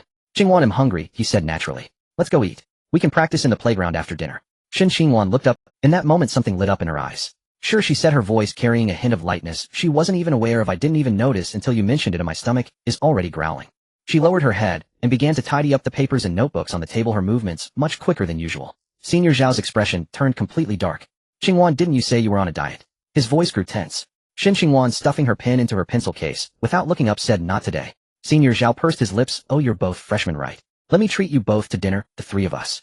Lin Yi interrupted directly. Senior, I think it's better for 2 people to eat. I'm not used to 3. Beside them, Shen Qingwan stifled a laugh. Senior Zhao cursed Lin Yi 1,000 times in his heart. Damn. Who the hell is this kid? Daring to steal my crush? Just. Senior Zhao stood frozen and placed 2 large bags of snacks in his hands, his expression shifting from confusion to embarrassment, then to anger. He heard Shen Qingwan's voice from outside. Why are you suddenly hungry today? Seeing you smile made me hungry. What kind of nonsense is that? My nonsense. You look best when you smile, and when you look best is the perfect time. Shut up. The footsteps gradually faded away. Senior Zhao slammed the bags of snacks onto the table, creating a... He pulled out his phone, opened the dormitory group chat, and typed a line. Brothers, help me check on someone, a freshman male from the computer science department very familiar with Shen Qingwan. After sending it, he looked at his reflection in the glass window of the booth, gritting his teeth. That kid, he'll remember him. Outside the booth, Lin Yi and Shen Qingwan walked side by side down the corridor of the library. The sunset slanted through the windows, casting long shadows of the 2. Shen Qingwan took a few steps, and suddenly realized she was still holding that stack of papers, the edges crumpled in her grip. She stopped wanting to smooth out the papers, but one hand made it difficult. Lin Yi naturally extended his hand to help hold the other side of the paper. Their hands lightly brushed against each other on the paper. Shen Qingwan's fingers involuntarily recoiled, but did not pull away. She lowered her head, folded the papers neatly, slipped them into her folder, then looked up at Lin Yi. Why did you say that kind of thing just now? As she asked. What kind of thing? The kind that goes, you look best when you smile. Shen Qingwan's voice grew softer, her ears beginning to redden again. Were you doing it on purpose? Were you trying to let him hear it? I was speaking the truth, Lin Yi said. You really do look best when you smile. Shen Qingwan's face turned red. She fell silent, quickening her pace toward the stairs. Evening. Lin Yi walked along the tree-lined path, just about to head back to the dormitory when a figure blocked his way. Su Jinlu. She wore a black suit jacket over a white neck shirt paired with black trousers and pointed high heels today. Her hair was still styled with a wooden hairpin exposing a long neck and delicate collarbone. Her expression was colder than before, but there was something in her eyes that Lin Yi had never seen. Fatigue. Lin Yi. She called his name, her tone no longer aggressive but still devoid of warmth. Do you have a moment to chat for a bit? Huh, Lin Yi replied. Su Jinlu turned and walked ahead, her high heels clicking sharply. Lin Yi followed behind, maintaining a meter's distance. Su Jinlu smelled very nice, not overly perfumed, but rather her natural scent. As she walked, her rounded hips swayed enticingly, her figure more developed than Shen Qingwan's. She led him to a small garden behind the administration building where a stone table and several stone benches were set, surrounded by a few osmanthus trees, the air thick with a faint osmanthus fragrance. Su Jinlu sat down, took out a folder from her bag, placed it on the table, and pushed it toward Lin Yi. Take a look. Inside was a work plan for the student council detailing the process, standards, and final decision-making authority for selecting freshman representatives. This is the freshman representative matter. Zhou Wanqing mentioned it to me. Su Jinlu leaned against the stone bench, arms crossed, her gaze fixed on Lin Yi. You didn't sign up. I don't need it really. Su Jinlu looked a bit disappointed. She was very serious. Do you really not care, or are you playing some kind of game, eh? I really don't care, Lin Yi replied. Su Jinlu stared at him for several seconds, as if judging whether he was lying. Then she suddenly smiled. Not a friendly smile, but a sarcastic, resigned one. Do you know why I became the student council president? Because you're capable, Lin Yi said. Because I need money. Su Jianli's voice suddenly turned cold like a knife. The student council president gets an allowance of 3,000 a month. Plus with my part-time job, I can earn 5,000 a month. 5,000 is enough for my rent, enough for my meals, enough for my mom. Lin Yi was taken aback. He hadn't expected Su Jianlu to share this with him. My mom has a chronic illness and needs medication regularly. My dad left when I was in high school, and I'm the only one holding things together at home. Su Jianli's tone was very calm, as if she were discussing someone else's affairs. So, I need this allowance, I need scholarships, I need every opportunity to earn money. She looked into Lin Yi's eyes, the corners of her mouth slightly lifted. That curve held no self-pity, only a stubborn pride. So you see, our starting points are different. You giving up the freshman representative role is because you don't need it. I strive for everything because I need that experience to apply for the national scholarship. 8,000. 8,000. Lin Yi calculated it in his mind. 8,000 is not even enough for 2 months of gas for that Maybach. But for Su Jianlu, that's her mom's medicine money, her life. Why are you telling me all this? Lin Yi asked. To let you know that I think it's a pity you give up opportunities. As a scene, Su Jianlu stood up, took the folder back, holding it against her chest. The things you give up might make you regret later, because you're still young, you don't understand. Though Su Jianlu had a dispute with Lin Yi, she still spoke her mind, encouraging him to study hard, to strive for scholarships, to pave the way for his future. After saying that, she hugged the folder and turned to leave. After taking 7 or 8 steps, her foot paused, as if she wanted to say something, but ultimately said nothing, quickening her pace and disappearing around the corner of the administration building. Lin Yi stood still, watching that stubborn figure vanish at the intersection of light and shadow. He did not chase after her. The system's holographic screen flickered at the edge of his vision. Target of strategy, Su Jianlu, current favorability, 15100. 8100. Note, she masked her embarrassment under the guise of guiding. She did not tell you how much she needed, nor did she accept your help. But when she said you're still young and don't understand, there was a softness in her tone that she herself was unaware of. Upon returning to the dormitory, Peng Zihao was on a phone call with Fang Qing, speaking in a hushed tone, but he immediately hung up when Lin Yi walked in. What's going on? Lin Yi asked. Nothing. Peng Zihao threw his phone onto the bed, his expression somewhat unnatural. Fang Qing said she wants to treat us to dinner. Again. She said last time she treated us, and this time it's to return the favor. Peng Zihao's tone was a bit odd. She also mentioned that there were too many people last time, and it was hard to chat, so she wants to invite you alone this time. The atmosphere in the dormitory became subtle. Zhang Daniu was sitting on the bed, pretending to read, his ears perked up like a rabbit's. Lin Yi glanced at Peng Zihao. What do you think? Lin Yi asked. I think. Peng Zihao rubbed his fingers together, as if trying hard to appear indifferent. If you want to go, then go. She's treating, not me. Your girlfriend is inviting me to dinner, and you're not going. She told me not to go, saying that the topics girls discuss aren't something. Peng Zihao chuckled, but the smile didn't reach his eyes. Between girls, she considers you one of them. Lin Yi fell silent for 2 seconds. I'm not going, he said. Why not? Lin Yi picked up the cup on the table and took a sip. I'm not used to having dinner alone with someone else's girlfriend. Peng Zihao's expression changed. His demeanor finally relaxed a bit. He opened his mouth wanting to say something, but ended up just muttering, Lin Yi, you are? What? Quite something. Peng Zihao finished, picked up his phone, and walked out of the dormitory. The sound of him talking on the phone in a lowered voice could be heard in the corridor, as if he were explaining something or arguing. Zhang Daniu finally couldn't hold back. Lin Yi, does Fang Qing have feelings for you? You're overthinking it, Lin Yi replied. I'm not overthinking. Zhang Daniu's voice grew louder. I can tell. The way she looks at you is different. Last time at dinner she sat next to you, her arm was even against yours, and Zihao's expression was off at that time. Then could you still eat? Lin Yi chuckled. Food is food, people are people, I'm not blind. Zhang Daniu scratched his head. I'm just afraid you two might have a conflict over this. Our dorm just started, let's not make it unpleasant. It won't happen, Lin Yi said. He glanced towards the door. Peng Zihao's call. Lin Yi made a decision in his heart. If Fang Qing contacted him again, he would directly refuse. He had no interest in a woman like Fang Qing. The turmoil among the freshman representatives was not yet fully settled when military training began. In mid-September in Jiang City, the autumn heat was fierce. The weather forecast said that high temperatures would persist for the coming week, with highs around 35 to 36 degrees Celsius and a perceived temperature nearing 40. In the freshman WeChat group, there was a lamenting atmosphere, and someone posted a meme. I would trade my roommate's 20 years of being single for it to rain during military training. When the instructor Zhou Wanqing saw this, she replied, I've taken a screenshot and sent it to the academic affairs office, scaring that student into changing his profile picture to black overnight. Lin Yi had no particular feelings about the military training. He was not afraid of exhaustion. The physical enhancement from his golden right kidney gave him endurance and recovery abilities far beyond the norm. What he feared was the heat. The heat in Jiang City was not dry, but humid. The air felt as if it were soaked in water, making it hard to breathe. Moreover, wearing long-sleeve camouflage during military training was uncomfortable to even think about. But this was not something he could choose. The night before military training, the 4 of them in the dorm gathered together to discuss their survival strategy for the coming month. I heard that our school's military training is notoriously brutal. Peng Zihao lay on the bed, flipping through the military training guides left by seniors on his phone. Every morning at 5:30 we gather, run 3 kilometers, then have breakfast, train until 11:30 in the morning, and from 2:00 to 5:30 in the afternoon with night drills until 9:00. That's too harsh, right? Zhang Daniu's face turned pale. I usually sleep until after 9 at home. Waking up at 5:30 is like asking for my life. Whether you like it or not, you have to go, Peng Zihao said. Military training counts for credits. Failing means you have to retake it. You'd be embarrassed to repeat the training with the freshmen in your sophomore year, wouldn't you? Zhang Daniu let out a wail and buried his head in his pillow. Zhang Yizhou was sitting at his desk, a military training schedule spread out in front of him, carefully studying each time point. He highlighted the phrases free activity, rest, and nap in yellow, then wrote a small note beside it. Effective rest time about 6 hours daily. Lin Yi glanced at that line and couldn't help but chuckle. What are you laughing at? Zhang Yizhou didn't even turn his head. Nothing, just think your academic attitude is a bit overkill for studying military training.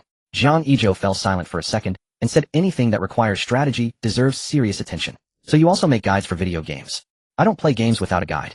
Lin Yi felt that this roommate's level of peculiarity was increasing at a rate of 1 percentage point every day. His phone buzzed. It was a message from Yuan. Yuan, are you ready for military training tomorrow? Lin Yi, ready for what? Sunscreen. Yuan, no. I mean your mindset.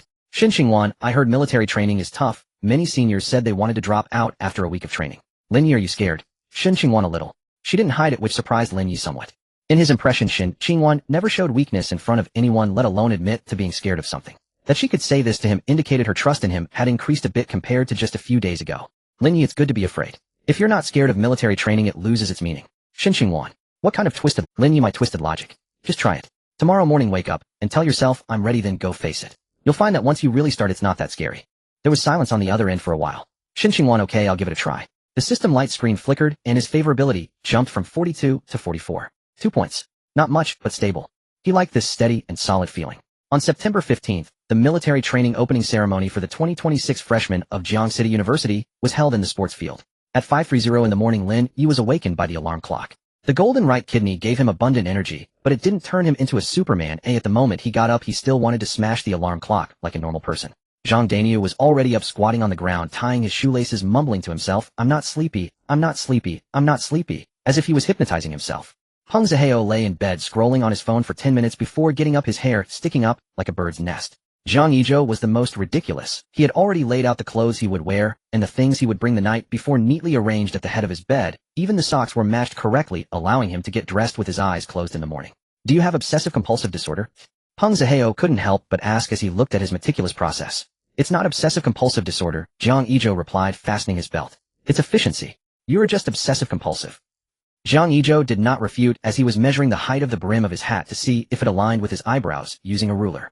The four of them changed into camouflage uniforms, had breakfast in the cafeteria, and then headed to the stadium. By 6:30 the stadium was already filled with freshmen dressed in camouflage. Looking down from above, the more than 3,000 people resembled a vast green ocean.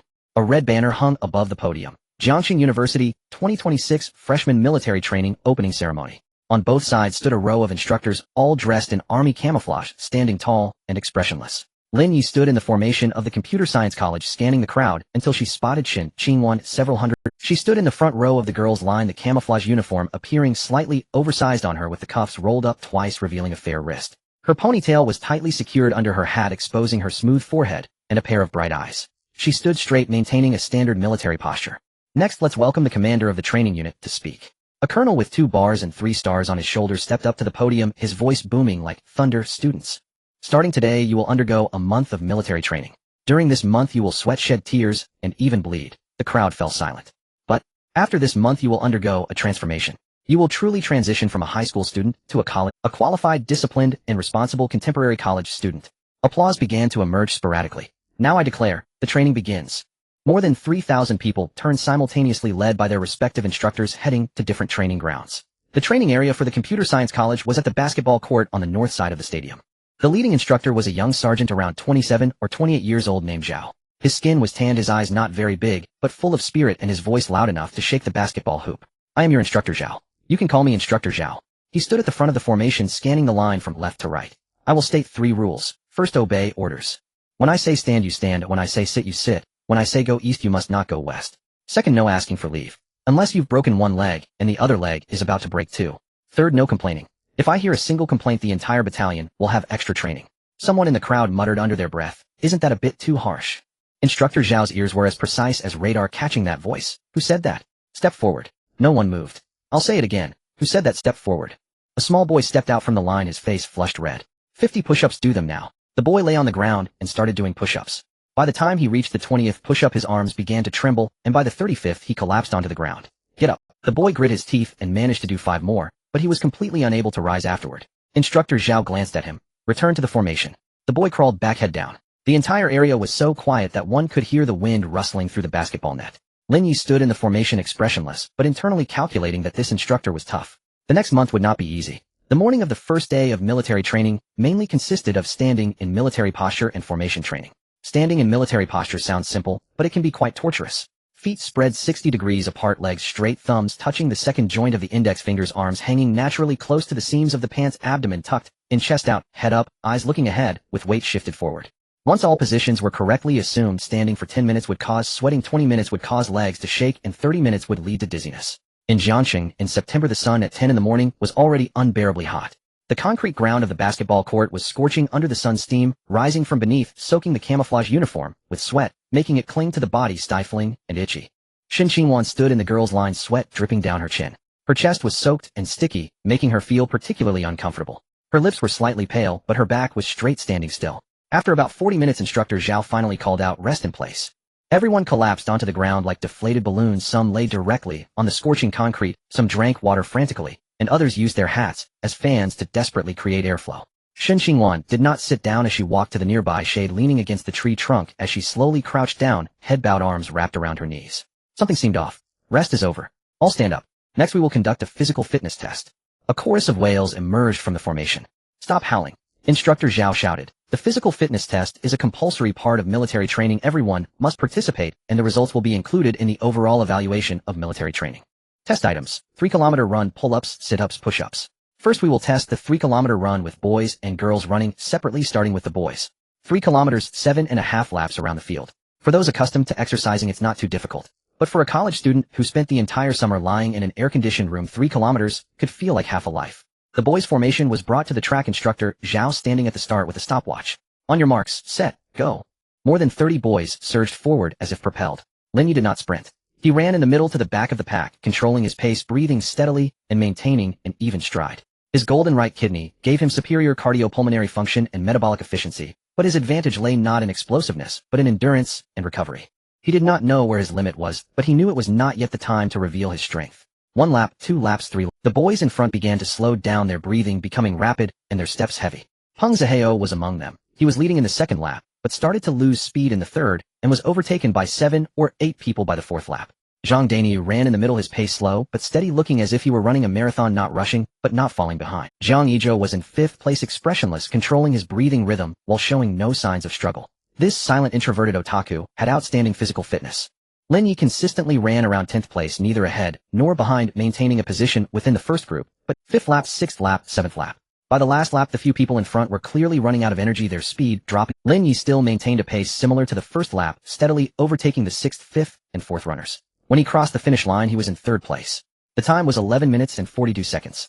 For a freshman, 11 minutes and 42 seconds for 3 kilometers was quite a remarkable achievement. Although it wasn't first place, it was enough to catch Instructor Zhao's attention. Instructor Zhao stopped the stopwatch, glanced at the numbers on it, and then looked up at Lin Yi, who was bent over and panting.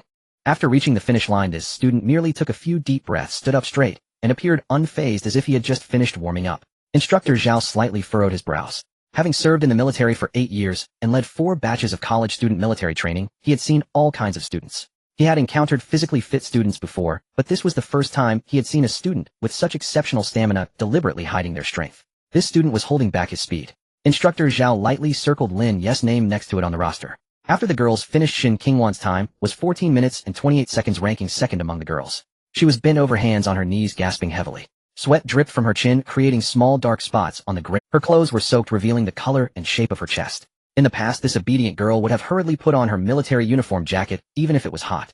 But now she was too exhausted to care. Lin Yi grabbed a bottle of water from a box at the edge of the playground and turned to walk. At that moment, a figure rushed past him even faster. A boy wearing the same camouflage uniform as the girls, was short in stature, with his hair styled meticulously with gel, looking particularly out of place in the sweaty and dusty training ground.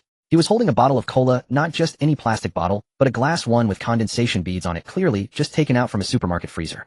After the boy finished running, he went to buy the cola first. Yuan ran amazingly. Here, have a sip of cola to quench. He presented the cola in front of Shen Qingwan, his face adorned with a courteous smile. Shen Qingwan straightened up, glanced at the bottle of cola, then turned her gaze away. No thank you. Her voice was still a bit breathless from the run, but her tone was polite, yet distant. The boy was clearly caught off guard by the rejection. After a moment of surprise, he pushed the cola forward again. Don't be polite. Drinking icy cola after running is the best. I specially went to the supermarket to buy this. Our Qingwan doesn't drink cola. A loud voice interjected from the side. It was Shen Qingwan's roommate, a round-faced girl from the northeast named Zhao Tiantian, whose voice could be heard across half. While wiping her sweat with a towel, she cast a sideways glance at the boy, her tone laced with disdain, as if saying your trick is too old-fashioned. Don't you know that drinking carbonated drinks after exercise is bad for your stomach? The boy's face turned bright red. He truly didn't know? Or rather, he had never considered that. He simply thought cola was delicious, refreshing, and that girls would like it, so he rushed over to buy it. This was a young chick with no romantic experience, being single for 18 years, finally mustering the courage to enter college and aiming to tackle the toughest challenge. As a result, this moment of extroversion would bring him lifelong introversion. Then, he'll go buy water. Mineral water. He hurriedly turned to run towards the supermarket. Just as he turned around, Lin Yi walked up to Shen Qingwan. He also held a bottle of cola, but not in a glass bottle, it was a regular plastic one. There were no condensation beads on the bottle, clearly not freshly taken out of the fridge, but had been held in his hand long enough for it to return to room temperature. When the boy saw the cola in Lin Yi's hand, his eyes lit up as if he had found a weakness, and he immediately stopped, saying, classmate Shen Qingwan doesn't drink cola, you shouldn't be so attentive to her. Being rejected was certainly dreadful, but pulling a companion down with him, who had also been rejected, didn't seem so embarrassing. Lin Yi ignored him and walked straight to Shen Qingwan. The boy wore a gloating expression. See, people indeed don't learn without being taught. Just wait to be rejected, and you'll know how awkward it feels. Qingwan, Lin Yi began, you just finished running, you should replenish some sugar. I remember you had a bit of low blood sugar in high school. Zhao Tiantian directly refused on behalf of her roommate, saying, classmate, didn't you see that the boy just now offered cola, and our Qingwan rejected it? You have some nerve to come over. But if you give it to me, I might reluctantly accept it, so you won't feel so embarrassed. Although we are in the same class, we just started school, and combined with the fact that boys and girls have hardly seen each other, we don't know each other. As a result, Zhao Tiantian reached out to take Lin Yi's cola, but surprisingly Shen Qingwan also extended her hand. She accepted the cola from Lin Yi. The action was so natural, as if she were taking water from her fridge at home. The boy who had been waiting nearby to see Lin Yi make a fool of himself was left dumbfounded. Didn't she say she wouldn't drink cola? So it turns out she doesn't drink cola that I offer. This is way too double standard. Zhao Tiantian also felt awkward. Isn't it bad to drink cola with low blood sugar? Cola has too much sugar, it's bad for the skin. Qingwan, you're so pretty. She hadn't even finished her sentence when Shen Qingwan twisted off the cap, tilted her head back, and took a small sip. The cola slid down her throat with a satisfying gulp. Thank you, she said to Lin Yi, a subtle smile gracing her lips, one only he could understand. The boy's mouth opened and closed repeatedly, filled with confusion, wondering who am I, where am I, and what just happened. After finishing the cola, a bit stuck to her lips, Shen Qingwan licked it with her pink tongue. She noticed Lin Yi staring in. Moreover, he was looking at her soft lips. Suddenly, she recalled the riverbank, the artificial respiration, and that unexpected. Her face instantly turned bright red from her cheeks to the tips of her ears down to her neck, resembling a boiled shrimp. In her obedient girl mindset, kissing meant they were destined to be together. Since childhood, her parents had taught her that girls must never engage in any intimate acts beyond kissing, because once it happened, it meant a lifetime commitment. She wanted to say something, but her tongue got tangled. Let's go, it's time to gather. Lin Yi turned around and walked toward the gathering line where a whistle was blowing. Lin Yi clearly had no idea what Shen Qingwan was thinking right now. If he knew she was thinking that kissing meant they would have to be together for life, he would probably spray the cola he was drinking right then and there. Zhao Tiantian watched in shock from the side. Qingwan, why is your face so red? Did you get heat stroke? No. Then why are your ears so red? Sunburned. You just ran 3 kilometers and weren't this red. Now standing here for 2 minutes you're red. Zhao Tiantian, stop asking. Lin Yi was walking back. The system interface flickered. Target Shen Qingwan, current favorability 4410048100. Silly. Shen Qingwan thinks, do you have to be together for life after kissing? Lin Yi. On the 3rd day of military training, an unexpected incident occurred. There were so many cases of heat stroke that every day 3 to 5 people were carried to the infirmary, which was no longer surprising. That afternoon, as the training was about to end, instructor Zhao organized a demonstration between the platoons. The Computer Science College and the nearby College of Electronic Information Engineering each sent a class to compete in formation slogans and overall spirit. The Computer Science College sent out Class 3, where Lin Yi stood in the formation side by side with Zhang Daniu, Peng Zihao, and Jiang Yizhou. 4 days of training had led to noticeable improvements in their formation movements. Although they were still far from standard, Instructor Zhao stood in front of the formation, his voice booming at ease. Attention! Right face, dress. The 30 individuals moved in perfect unison, their footsteps pounding on the basketball court with a dull thud. Forward, look, count off. 1, 2, 3, 4. Everything went smoothly until Instructor Zhao commanded march. Go. The moment Lin Yi stepped forward with his right foot, he felt someone step on his left foot. It wasn't intentional. The boy behind him had failed to keep pace, leaning forward, and stepping on the heel of his shoe. Lin Ye's body swayed slightly, but it only lasted for a fraction of a second before he steadied himself and continued moving. However, the boy behind him lost his balance, tripping over his own foot and throwing himself forward, crashing into the person in front of him. Like a line of dominoes, 3 people lost their stability. The formation instantly fell into chaos. Instructor Zhao's face darkened like the bottom of a pot. Stop! The formation halted, and the boy who caused the accident stood there, his face flushed and his lips trembling. What happened? Instructor Zhao approached, his voice loud enough to be heard throughout the basketball court. Report, instructor. I lost the rhythm. Lost the rhythm. After 4 days of training, you tell me you lost the rhythm. Push-ups. 50 of them. Do them now. The boy immediately dropped down to start doing push-ups. By the 10th one, his arms could no longer hold him up, and he collapsed onto the ground, his shoulders shaking as if he were crying. Instructor Zhao showed no mercy, standing by and counting 11, 12, 13. Don't stop. The boy gritted his teeth and managed to push himself up twice more. On the 3rd attempt, his arms gave way, and he fell to the ground, his forehead hitting the surface and drawing blood. Instructor, he's injured. Someone shouted from the side. Instructor Zhao glanced over, his brows furrowing. The injury wasn't severe, but there was bleeding, and according to regulations, he had to be sent to the infirmary. Help him to the infirmary. Instructor Zhao waved his hand, then turned to the remaining 20 or so people. Demonstration failure. Everyone 30 push-ups, do them now. No one dared to speak.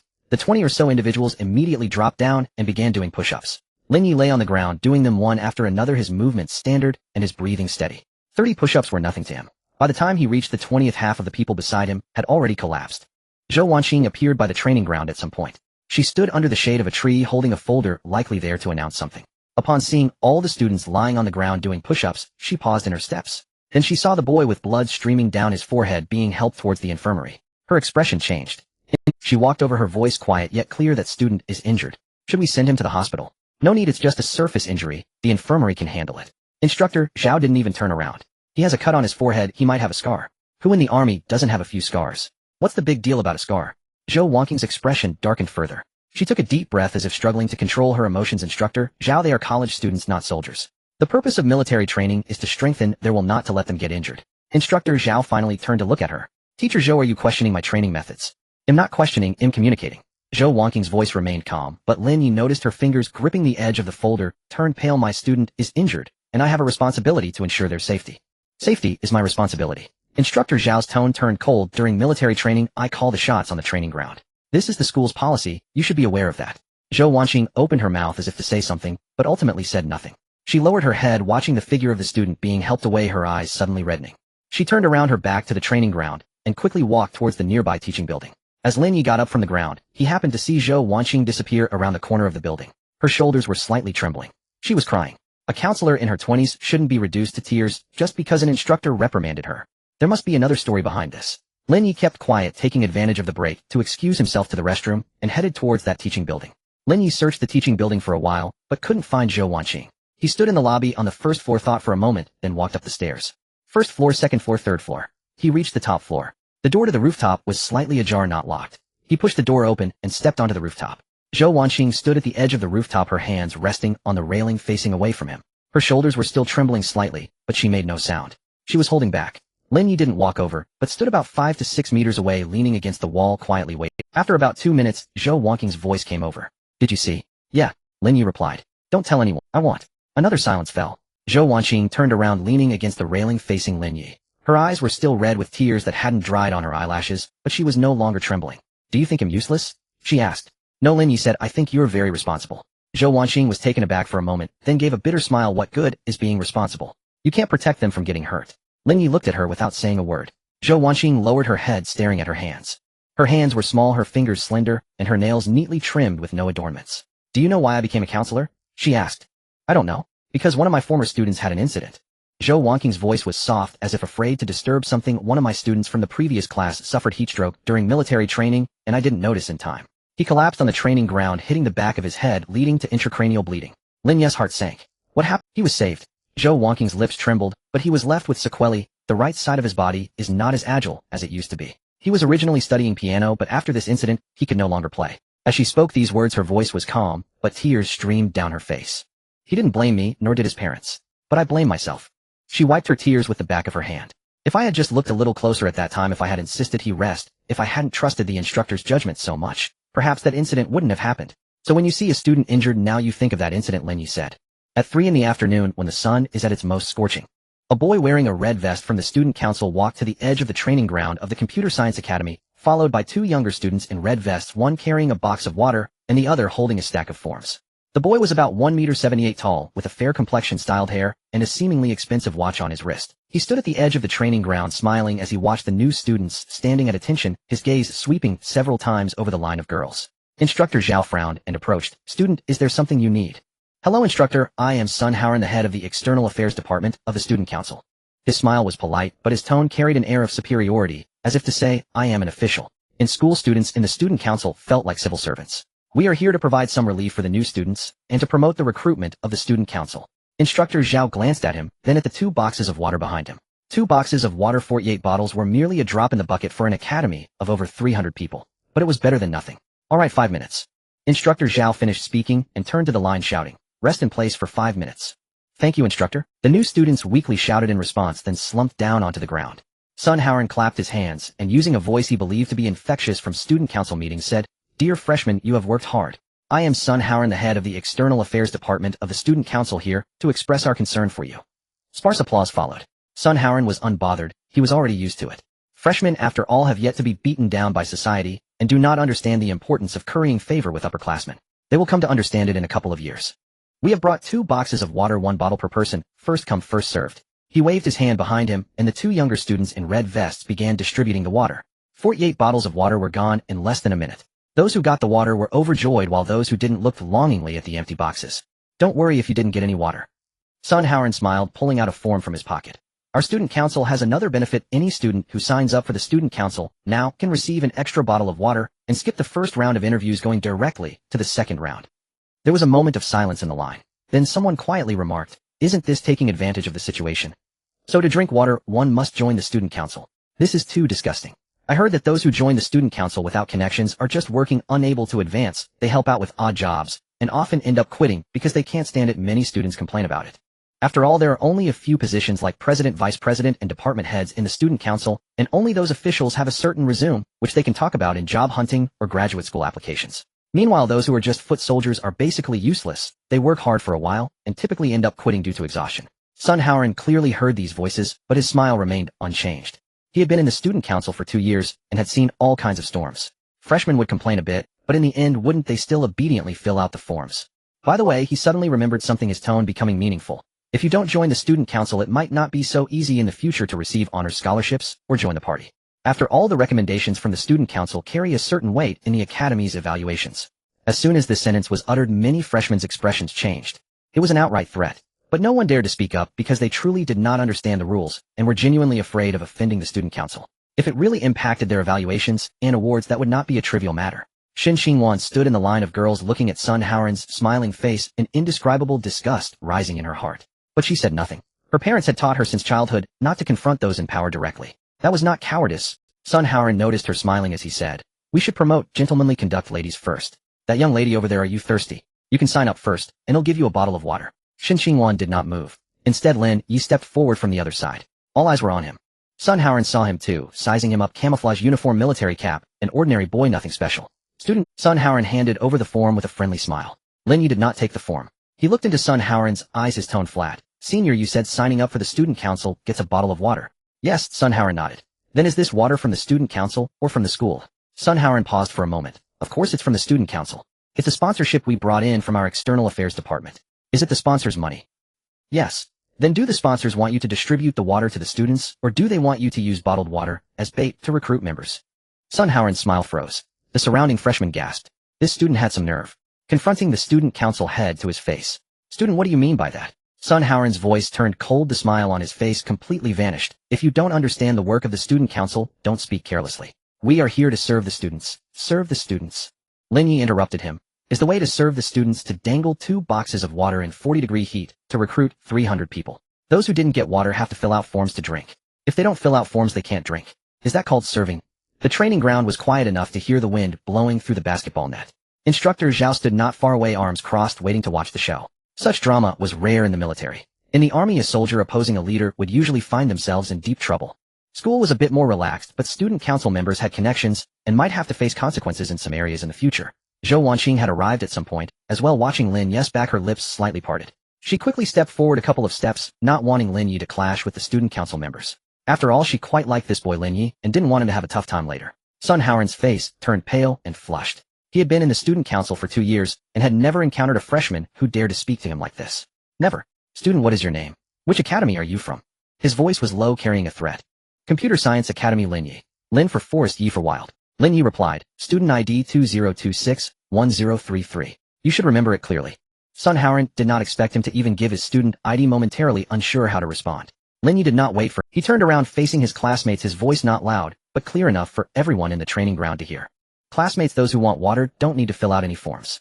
The water is coming right away. He pulled out his phone and dialed, Uncle Zhou, help me buy water. Deliver it to the basketball training ground in the northern district of Jiangxing University. How much do you want?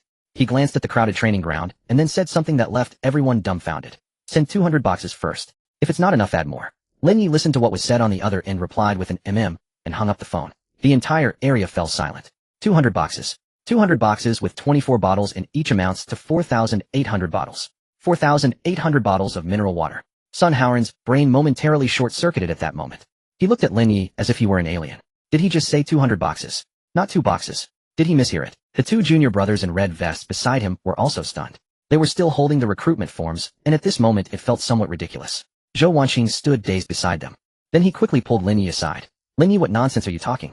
Where would we get that much money? Don't try to show off and spend all your tuition and living expenses. It's fine, teacher Zhou, just wait and see. 15 minutes passed. 3 trucks almost simultaneously stopped on the road beside the training ground. They were not small vans, but real box trucks with the logo of Farmer Drinking Water printed on the side. Each truck was loaded to the brim, neatly stacked. The doors of the trucks opened one by one, revealing the neatly arranged bottles of mineral water inside. Farmer Spring. Not a generic brand, not a special supply from a sponsor, just the kind sold in supermarkets, ordinary mineral water for 2 yuan a bottle. But 200 boxes, 4,800 bottles, that's 9,600 yuan. Even with a discount, it would still be 6 to 7,000 yuan. Plus the expedited delivery fee, it would be nearly 10,000. One phone call, 15 minutes, 10,000 yuan. Sun Haoran's face turned completely pale. Not because of the quantity of water, but because of the way Lin Yi did this. It wasn't a show-off, nor was it out of spite, but a kind of calmness that showed he didn't take this matter seriously at all. For him, 10,000 yuan was like 1 yuan, spending it without even blinking. Excuse me, who is Lin Yi? The first driver who jumped down from the truck was holding a delivery receipt and looking around. Lin Yi walked over and signed his name. Just put the water here, thank you. All right. The driver waved his hand, and the back doors of the 3 trucks opened simultaneously as workers began to unload the water. 1 box, 2 boxes, 3 boxes. 200 boxes of mineral water were stacked beside the training ground, forming a real mountain. The white boxes reflected glaring light under the sun, resembling an iceberg suppressing the heat on the training ground. The eyes of over 4,000 freshmen in the department widened. What the hell? How much water is this?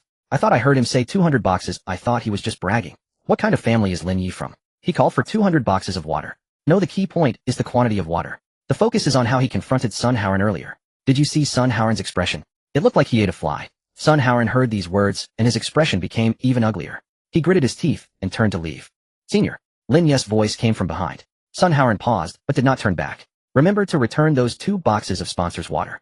Lin Yi's tone remained flat, as if reminding his classmate not to forget their homework. The sponsors are here to do good deeds, not to be your pawns. Sun Haoran's back stiffened for a moment. He did not turn back and quickened his pace. The 2 junior brothers in red vests followed behind him, holding the remaining half a box of water and a stack of unfilled forms, looking dejected like 2 little chicks being shooed away. The training ground fell silent for 2 seconds. Then, Lin Yi. Awesome. Lin Yi, you are my god. The cheers from over 300 freshmen burst out simultaneously, shaking the basketball court's backboard, making it hum. Zhang Daniu was the first to rush over, grabbing Lin Yi's arm, his eyes turning red. Bro, you have no idea. I was so thirsty earlier that my throat felt like it was on fire, and that bastard was still nagging there. I almost couldn't help but go up and beat him. You can't beat him. Peng Zihao poured cold water on him from the side, but his eyes were also shining. Lin Yi, what you did today was so satisfying. You should have seen Sun Haoran's expression, or it looked worse than if he had eaten a fly. Zhang Yizhou didn't say anything, but silently took a bottle from the water being unloaded and unscrewed the cap, placing it beside Lin Yi. Lin Yi glanced at him and smiled. Thanks. Zhang Yizhou nodded, the corners of his mouth curling into an almost imperceptible arc. Instructor Zhao stood not far away, watching this scene with a complicated expression. He had been a soldier for 8 years and had seen all kinds of people. He had seen wealthy students and courageous students, but it was the first time he had seen a student who was both wealthy and courageous, using that wealth and courage to stand up for his classmates. This Lin Yi was not simple. Instructor Zhao said nothing, just walked up to the pile of water, picked up a bottle, unscrewed it, then he turned around and shouted at the still cheering freshmen, stop shouting. Everyone take a bottle of water and sit back in your— whoever shouts again will do an extra hour of practice. Ah, brother Jiano. Instructor Zhao's name was Zhao Jia, which the students only found out the next day. After getting familiar, they called him Brother Jia. This Brother Jia seemed very strict, but he was actually a bit shy inside, not knowing how to talk to girls, while training the boys felt like training little grandsons. Shen Qingyuan watched Lin Yi from the side. She suddenly realized he was completely different from during high school. In high school, he was too ordinary, almost invisible, hardly drawing attention. The system interface flickered at the edge of Lin Yi's vision, but he had no time to look, because he was surrounded by over 300. Lin Yi, let's add each other on WeChat. Lin Yi, which high school are you from? That's so awesome. Lin Yi, do you need any leg pendants? The kind that can eat. Lin Yi. Lin Yi was almost knocked off his feet, and in the end it was Instructor Zhao's furious shout that dispersed. Everyone sit tight. Whoever moves again will do 50 push-ups. The crowd erupted and scattered, each hugging their water bottles and returning to their seats. Lin Yi finally had a chance to catch his breath. He walked under the shade of a tree, plopped down on the ground, unscrewed a bottle of water, and tilted his head back, drinking half of it. Zhou Wanqing didn't know when she had come to sit beside him. She crouched down and placed a plastic bag beside him. Inside the plastic bag was some bread, the kind that was very delicious and easy to tear. I saw you rubbing your stomach, you must be hungry. Zhou Wanqing said softly. Lin Yi was taken aback for a moment and nodded. Teacher Zhou, how did you know? Just a guess. Zhou Wanqing smiled, a smile filled with gratitude, concern, and a hint of something indescribable. Thank you on behalf of the whole class for what you did today. No need to thank me. Lin Yi took the bread, took a bite, and drank some water. After a while, Zhou Wanqing asked Lin Yi, where did you get so much money? I found it. Huh. Zhou Wanqing covered her mouth and laughed. You really know how to make the teacher laugh. Where did you find it? Tell the teacher I'll go find some too. I don't even want to bring students anymore. Lin Yi replied, I found it at home. Would you like to come home with me, Teacher Zhou? Zhou Wanqing said, but you just said your family isn't very wealthy, you clearly got it from home. Your family must be rich. Lin Yi raised an eyebrow, unsure how to explain. Alright, as long as you can make it sound reasonable. That. Zhou Wanqing smiled again. Then she watched Lin Yi eat the bread, earnestly picking up the crumbs that fell on his lap, showing good manners and thrift. He wouldn't become arrogant just because he was wealthy. Nor would he forget how capable he was simply because he was down to earth. This sense of balance is something many adults lack, yet he, an 18-year-old freshman, managed it effortlessly. Lin Yi, Zhou Wanqing said softly. If you ever need help with anything, just let me know. Although his family was wealthy, rich kids often have many psychological issues. Lin Yi looked up at her. The sunlight filtered through the leaves, casting light on her face. Her expression was serious, not like she was saying polite words. Okay, Lin Yi replied. Teacher Zhou, the same goes for you. If you need help with anything, just let me know. Oh, you want to help the teacher? Yeah. I even saw Teacher Zhou crying last time. You must not tell anyone else, or the teacher will get angry. Alright. This time Teacher Zhou's smile was a bit more genuine than the previous one. The system interface flickered again, and Lin Yi glanced at it while eating. New target for strategy, Zhou Wanqing, current favorability, 15100. Note, she has begun to see you as a reliable person.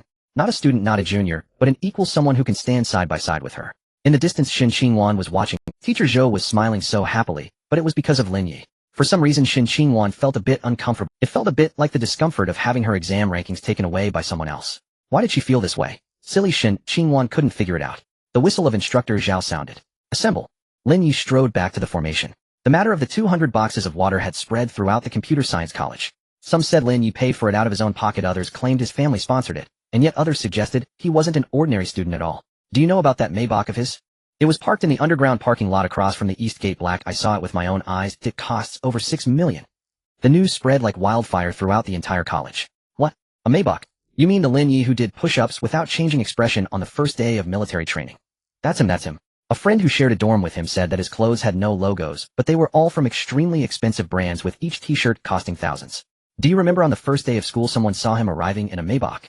That must be his father's car, right? No, he drove it himself. He just got his driver's license during the summer. For a time, Lin Yi became the most mysterious figure in the computer science college. Some said he was the child of a wealthy family, others said he was the child of a demolition family, while some claimed he won the lottery. These speculations were far from the truth, but each was enough to spark curiosity and gossip. Lin Yi's response to these rumors was succinct. He ignored them. He neither confirmed nor denied. He didn't acknowledge because it was unnecessary, and he didn't deny because denial wouldn't change anything. How others viewed him had nothing to do with him. However, this seemingly trivial matter stirred different feelings in Shen Qingyuan's heart. That night, she sent Lin Yi a message. Shen Qingyuan, everyone is talking about the water you bought today. Lin Yi, I know. Shen Qingyuan, don't you mind? Lin Yi, mind what? Shen Qingyuan, they say you are showing off your wealth. Lin Yi looked at the message, thought for a moment, and replied. There was silence on the other end for a while. Shen Qingyuan, I don't think you were showing off. You just did what you wanted to do. Lin Yi isn't. Shen Qingyuan, but aren't you afraid of being misunderstood by others? Lin Yi, those who misunderstand me are not worth my explanation. Those who understand me do not need my explanation. Shen Qingyuan did not reply any further. However, she took a screenshot of the message and stored it in an encrypted album on her. That album contained only 2 photos. One was a screenshot of Lin Yi's exam results posted in the class group on the day the college entrance examination results were released. The other was today's conversation. She didn't know why she wanted to keep these. Just like she didn't understand why her heart raced faster than usual every time she saw Lin Yi's message. All she knew was that this person was different from anyone she had encountered before. He wasn't the type to show off in front of her, nor was he the kind to deliberately please her. He wouldn't even take the initiative to chat with her. It was always her who sent the first message, and then he would reply. Shen Xingwan lay on her bed looking at the line of text on her phone screen. Those who misunderstand me are not worth my explanation. Those who understand me do not need my explanation. She pressed her phone to her chest and closed her eyes. This person is so philosophical. I really like him. Her hand rested over her heart, feeling the pounding rhythm. Is this what it feels like to like someone? She had never liked it, but if that's the case, it seems that she doesn't dislike this feeling. The system interface silently illuminated in the darkness. Target of strategy, Shen Qingwan. Current favorability, 481005-3100. Note, she has started to defend you. When others spoke ill of you, her first thought was not, are they right, but rather they don't understand him. This is an important turning point, from having a good impression of you, to standing by your side. As military training progressed into the second week, something happened with Su Jianlu. That afternoon after training, Lin Yi went to the counselor's office to submit some materials. When he pushed the door open, he saw Zhou Wanqing sitting at the desk on the phone, her expression very serious. I understand, I will arrange it as soon as possible. Don't worry, let me see if there's anyone who can help. After hanging up, she rubbed her temples and forced a smile when she saw Lin Yi enter. Teacher Zhou, what's wrong? Lin Yi placed the materials on the desk, casually asking.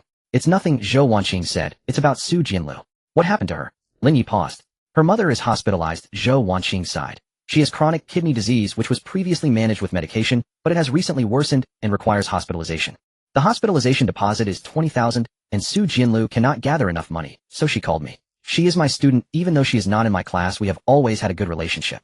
Zhou Wanqing paused here, as if considering whether to continue. Her parents separated a long time ago, and her mother raised her alone, but her health has always been poor. Since her freshman year, Su Jianlu has been working while studying, tutoring others, working at a milk tea shop, and doing various odd jobs. She is the president of the student council, receiving a stipend of 3,000 a month plus her part-time jobs. She can earn 5,000 to 6,000 a month. However, apart from her own living expenses, most of it is sent back home for her mother's treatment. This time the hospitalization deposit is 20,000, but she has less than 3,000 in her account.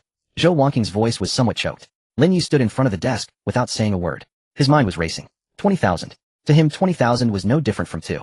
Does the school have any assistance? Lin Yi asked. Yes, but the approval process takes at least a week. Her mother needs to be hospitalized right now. Zhou Wanqing shook her head. I am helping her contact some social assistance channels to see if there are any foundations that can provide emergency funding. Lin Yi nodded, not asking further. He picked up the materials and turned to leave. Lin Yi, Zhou Wanqing called out to him. He turned back. Zhou Wanqing looked at him, hesitating to speak, finally asking, do you have any way? Lin Yi was silent for 2 seconds. Teacher Zhou, please ask Su Jianlu one thing for me, he said. What is it?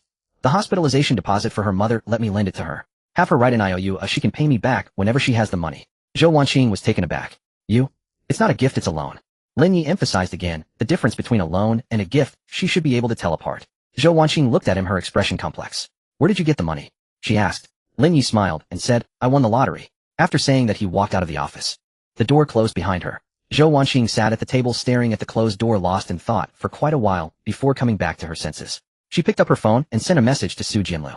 Jianlu, someone is willing to lend you money. Do you want it? The phone quickly lit up. Su Jianlu's reply was only who? Zhou Wanqing hesitated for a moment and sent 3 words. Lin Yi. This time there was a long silence on the other end. It took a while before Zhou Wanqing thought Su Jianlu would not reply. Then the message came. What are his conditions? Zhou Wanqing copied Lin Yi's original words and sent them, repay within 3 years, interest at bank rates. There was another round of silence. Then, okay, just 1 word.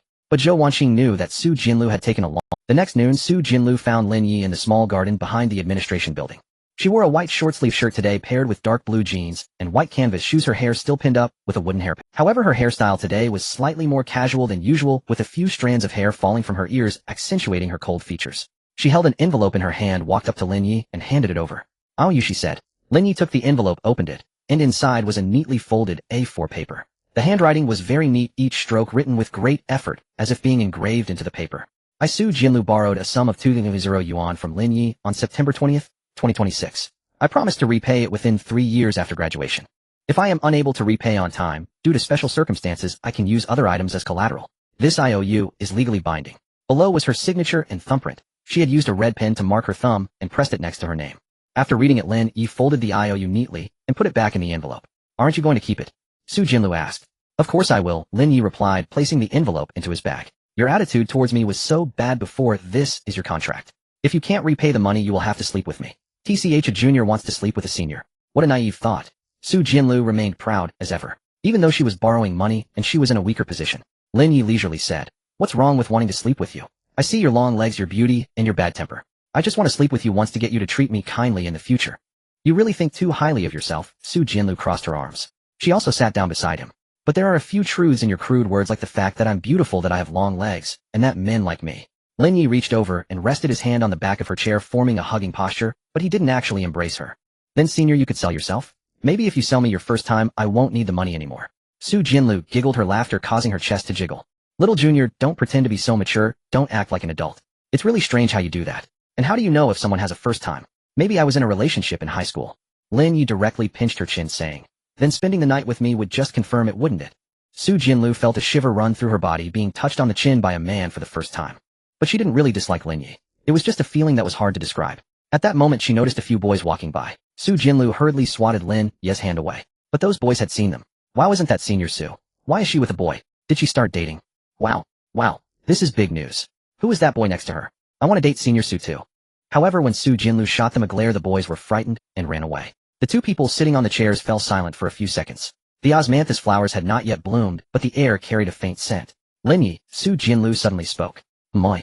That day in the garden you said you could help me. I refused you at that time because I felt you were pitying me. Su Jianli's voice was soft, but each word was clear. But this time is different. You are lending it to me, not giving it to me. I can accept that.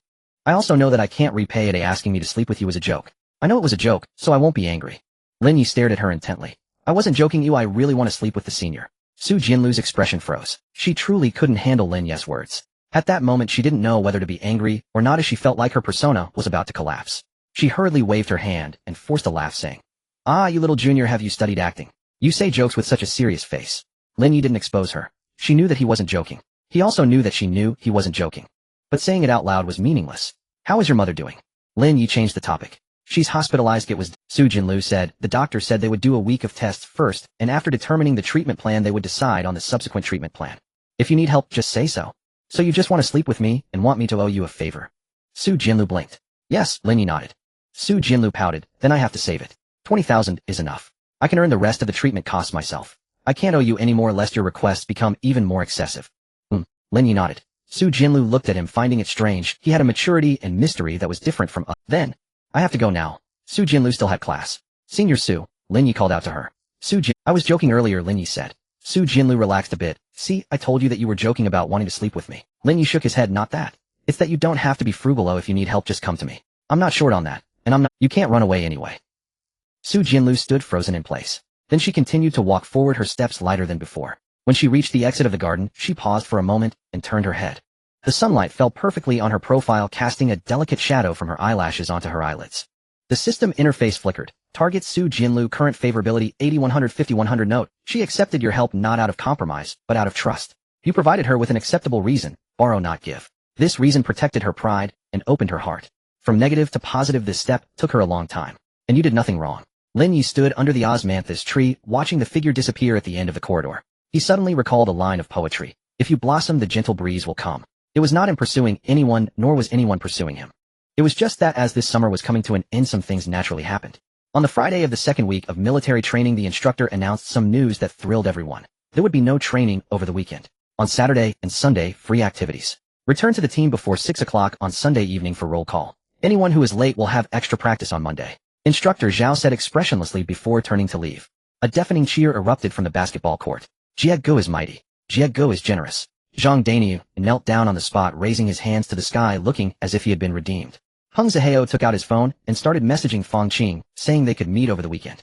Jiang Yizhou silently took off his hat, carefully wiped the dust from the brim with a wet tissue, and neatly placed the hat into his bag. Lin Yi stood among the crowd, observing the relieved expressions of his classmates, and smiled as well. 2 weeks of military training was indeed no easy feat. Waking up at 5:30 every day, ending at 9 in the evening, standing in military posture under the sun, marching, practicing formations, his camouflage uniform soaked and dried, and soaked, eventually accumulating a layer of white salt frost on his clothes. Although his physical fitness far surpassed that of ordinary people, mental fatigue was inevitable. The weekend break was just what he needed to recharge. He returned to his dormitory, took a shower, changed into clean clothes, and lay on his bed scrolling through his phone. Hung Zihao had already packed his things and was ready to find Fang Qing, while Zhang Daniu said he wanted to go shopping in Jiangsheng with a few fellow townsmen. Jiang Yizhou mentioned he needed to catch up on the anime he had missed over the past 2 weeks, accumulating over 20 episodes. The dormitory suddenly fell silent. Lin Yi was contemplating whether to head home when his phone vibrated. It was an unknown. He answered. Hello, is this Lin Yi? A strange female voice on the other end sounded somewhat urgent. Yes, who are you? I am Su Jianlu's classmate. My name is Chen Siyu.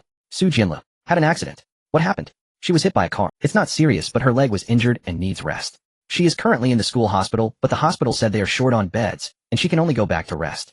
Her rented apartment on the 6th floor has no elevator, and she can't get up with her leg injury. It's also not convenient for her to recover at school. I didn't know what to do, so I checked her phone and saw your number.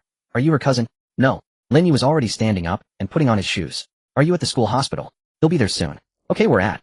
I know where the school hospital is. Lin Yi hung up the phone and walked out of the dormitory. The school hospital was in the southwest corner of the campus, a small three. When Lin Yi arrived, he saw Su Jianlu sitting on a bench in the first floor corridor, her right pant leg rolled up above her knee with thick bandages wrapped around her calf, looking quite injured.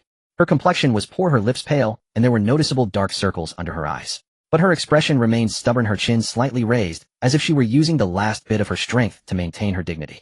Beside her stood a short-haired girl, presumably Chen Siyu, looking at her with a helpless expression. Jianlu, stop pretending. How can you get to the 6th floor with a leg like that? I can go up. Su Jianlu's voice was somewhat weak, but her tone was firm. I just need to hold onto the railing.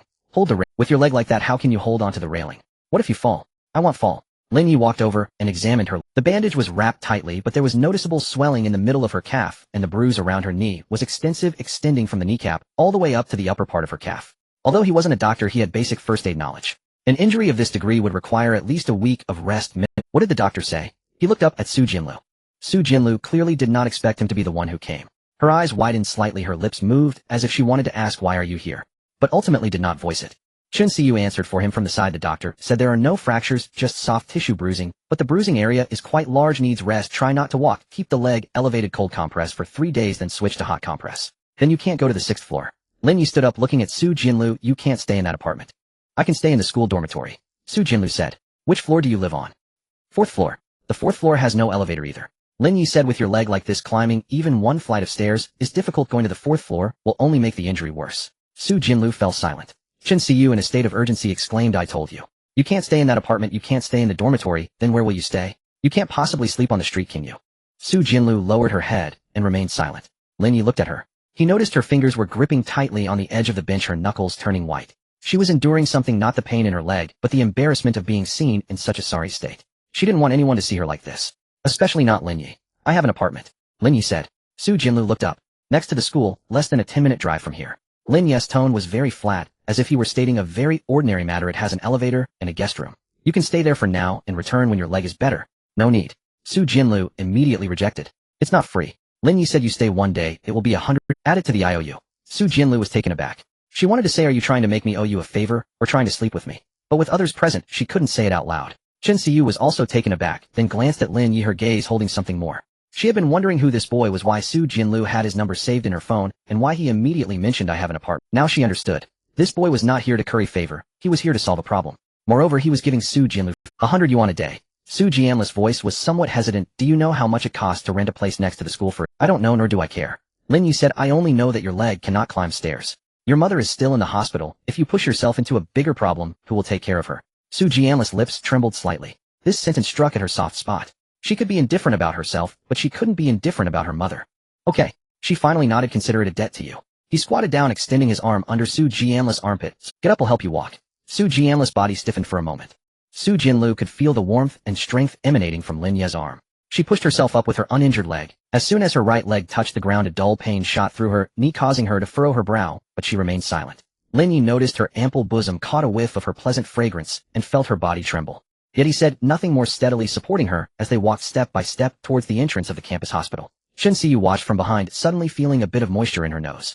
In her 3 years at Jian University, she had never seen Su Jianlu like this. Not injured, but rather accepting. The student council president, who always wore a cold expression and constantly uttered no need, was actually allowing someone to assist her in walking. What kind of charm does this boy named Lin Yi possess? When the Maybach stopped in front of the hospital, Chen Siyu's eyes nearly Is this your car? Oh. Lin Yi opened the backseat door carefully, helping Su Jianlu inside, then fastened. Su Jianlu did not speak throughout the journey, but her eyes scanned the interior of the car, her pupils slightly constricting. She had seen luxury cars before.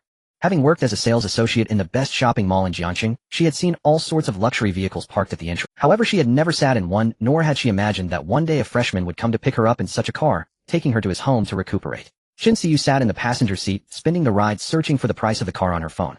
When she found the results she gasped, and then took a screenshot of the car's interior sending it to Su Jianlu with a caption.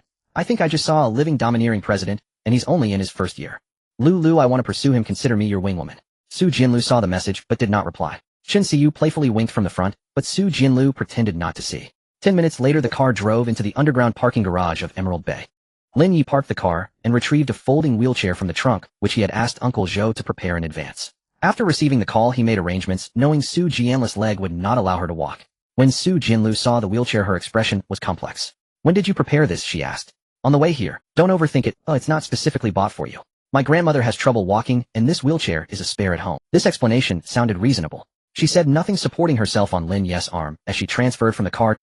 Chen Xiu began. You should go first, I'll pay for your taxi fare, Su Jianlu said. Chen Xiu was stunned. Didn't she agree to be her wingwoman and help her pursue the little domineering president? Could it be that she was being sent away instead? I think I should take you upstairs, Chen Xiu insisted. Unexpectedly Lin Yi spoke up saying, I believe she needs peace to recuperate. You can visit her tomorrow. With the male host's words, Chen Xiu had no choice but to leave. But she would not easily give up on Lin Yi. This was a golden opportunity that crossed social classes, after all, it was a Maybach. Lin Yi pushed the wheelchair into the elevator and pressed the button for the 23rd floor. At the moment the elevator doors closed, Su Jianlu caught a glimpse of herself in the reflection of the doors. Her hair was disheveled, her face pale, and her right leg was wrapped in bandages, sitting in the wheelchair, looking so unlike herself. Her fingers tightened slightly on the wheelchair's armrest.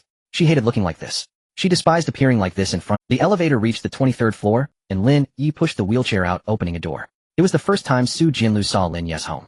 Upon entering was a spacious foyer with light gray marble flooring and a traditional Chinese ink painting hanging on the wall beside, which stood a wooden shoe cabinet. At the end of the foyer was a hallway with the living room on the left and the dining room and kitchen on the right.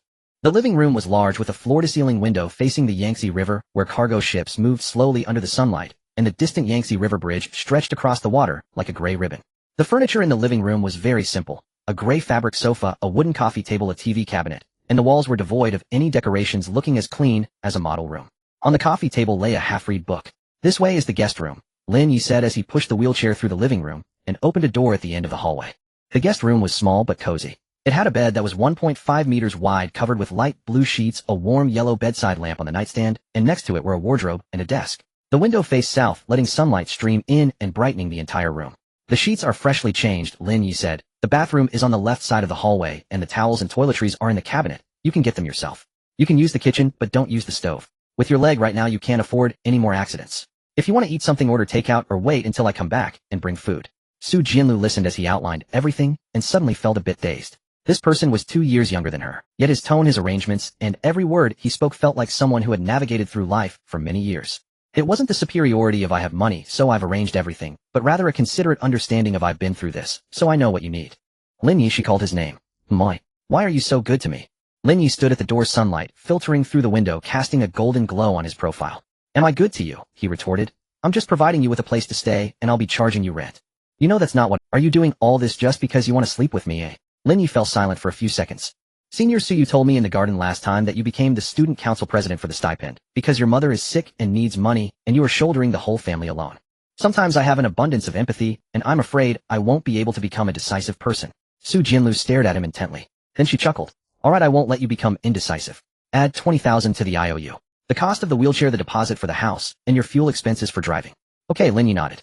I will pay you back. Su Jianlu raised her head, looking into his eyes. Every penny will be She was just that proud. I know, Lin Yi replied. He turned and walked out of the guest room, gently closing the door behind him. Su Jianlu sat in the wheelchair, watching the door close, suddenly feeling a bit of warmth in her eyes. She tilted her head back, gazing at the simple ceiling light, and blinked hard. She couldn't cry, she mustn't cry in front of. She had already lost too much face in front of him. That evening Lin Yi ordered takeout. Not just any takeout, but from the private kitchen restaurant downstairs at Emerald Bay. Congee side dishes and soup, all suitable for a patient. He placed the food on a tray and brought it to Su Jianlu. Su Jianlu had changed into a clean outfit, a gray loose t-shirt and black sweatpants. She sat on the bed, her injured right leg stretched out on the quilt, her left leg bent, holding her phone as she video called her mother.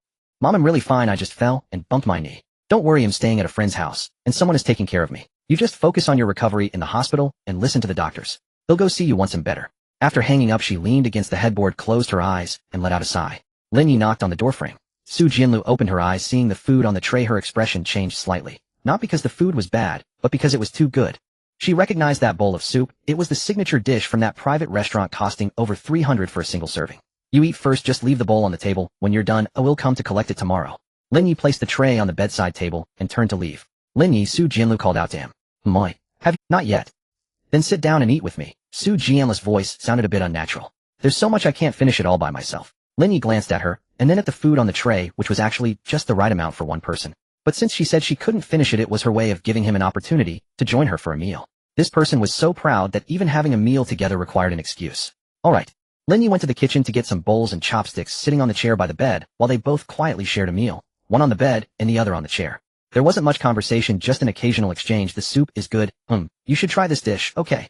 After finishing the meal, Lin Yi cleaned the bowls and poured a glass of warm water for Su Jianlu, placing it on the bedside table while checking the bandage on her leg. There was no bleeding, the swelling hadn't worsened, everything was normal. Get some rest early, call me if you need anything, Lin Yi said before leaving the guest room. Su Jianlu watched his figure disappear at the door, listening to his footsteps gradually fade away, and then she heard the sound of the television in the living room. Suddenly she felt that this house was no longer so unfamiliar. It was past 10 in the evening and Lin Yi was watching TV in the living room. Actually, he wasn't watching, he just had the sound on as background noise. He leaned back on the sofa holding his phone, chatting with Yuan. Yuan asked how he was spending the weekend, to which he replied that he was resting at home, not mentioning anything about Su Jianlu. Yuan, are you free tomorrow? I want to go to the library. Lin Yi, I might have other things tomorrow, not sure. Yuan, oh, that's fine, I'll go by myself. Lin Yi was about to say something when he suddenly heard a muffled sound coming from the guest room. Bang! Then came Su Jianlu's muffled groan. Lin Yi threw his phone onto the sofa and walked towards the guest room. Pushing the door open, he saw Su Jianlu sitting on the floor, her right leg stretched out, her left hand propping herself up, and her right hand gripping the edge of the bed, her face soaked in sweat. She wanted to go to the bathroom, but didn't want to trouble Lin Yi, so she tried to get out of bed by herself. However, she overestimated her leg's capability. The moment she exerted force on her injured right leg, a sharp pain shot through her knee, and she lost her balance, sliding off the bed and falling to the floor. Don't move. Lin Yi rushed over in 2 steps, squatting down, one hand supporting her back, and the other under her leg, saying, "He'll help you up." No need. Su Jianlu tried to be strong, but the moment she moved her right leg, the pain made her gasp.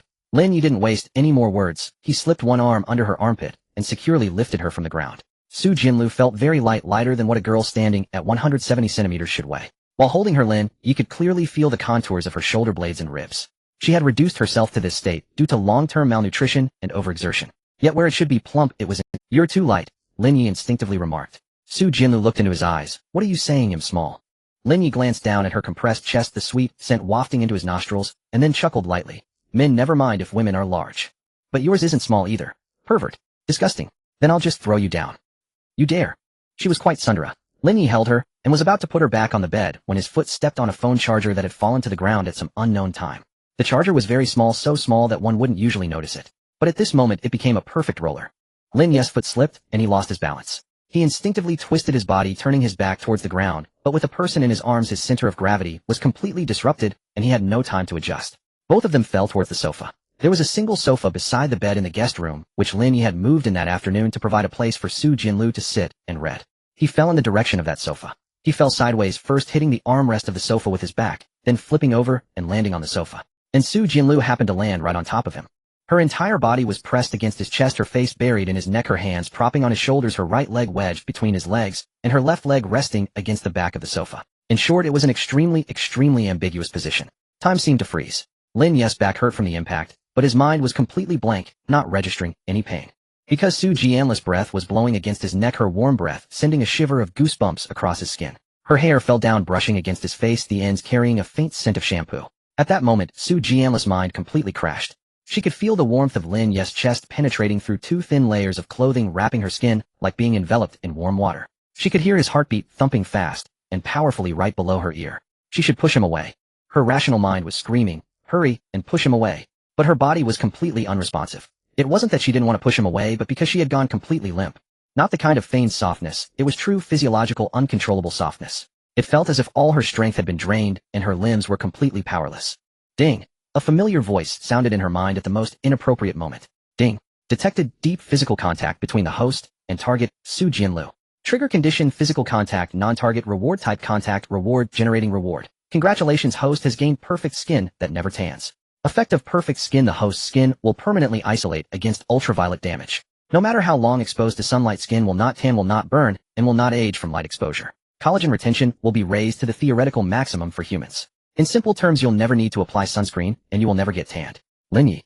He cursed inwardly. What kind of ridiculous reward is this? Here he was pinned under a beautiful woman, his heart racing, adrenaline surging, his mind blank, and the system gives him a sun. But upon reflection, this reward was actually quite practical.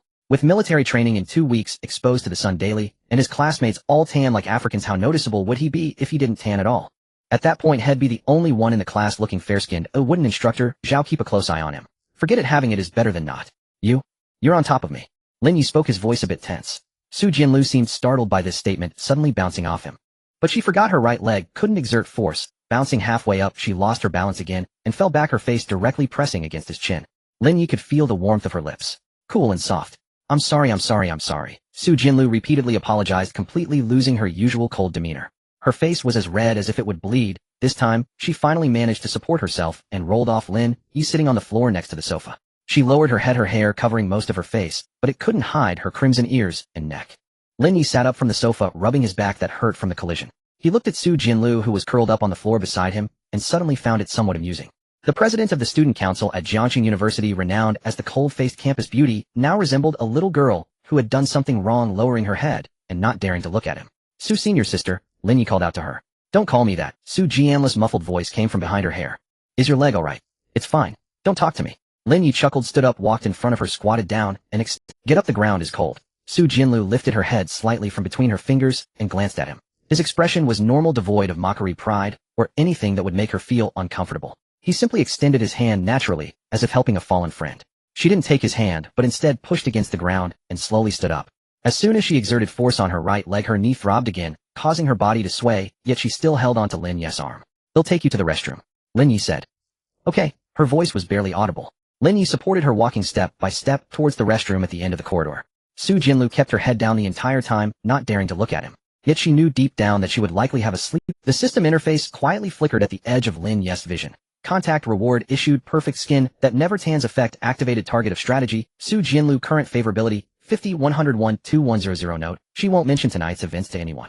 But she would remember the gesture of you protecting her when she fell for a long time. In that moment of falling, you chose to protect her instead of yourself. This was one of the rare moments in her life when she was genuinely protected. Lin Yi helped Su Jinlu to the restroom door. Then jokingly he asked, do you want me to hold you? Su Jianli's face turned red. If it had been in the past, or if it were another boy, she would have slapped him immediately. But now, just as she raised her hand, she remembered how Lin Yi had helped her so much and treated her so well, and she couldn't bring herself to slap him. Instead, she shyly said, you really are not serious at all. Lin Yi let go of her hand, took 2 steps back, and turned his back. Haha, just kidding, call me when you're done. Su Jinlu huffed softly in annoyance and closed the restroom door.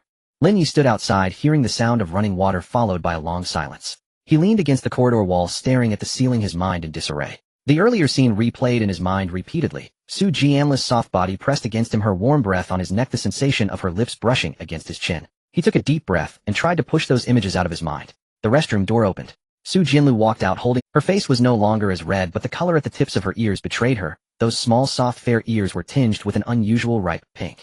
Lin Yi didn't say much, walking over to support her arm and escorting her back to the guest room.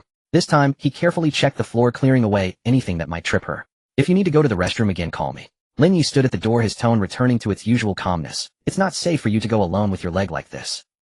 Su Jinlu lay in bed, pulling the blanket up to her chin, leaving only her eyes exposed.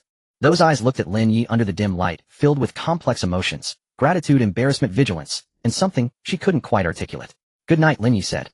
Good night.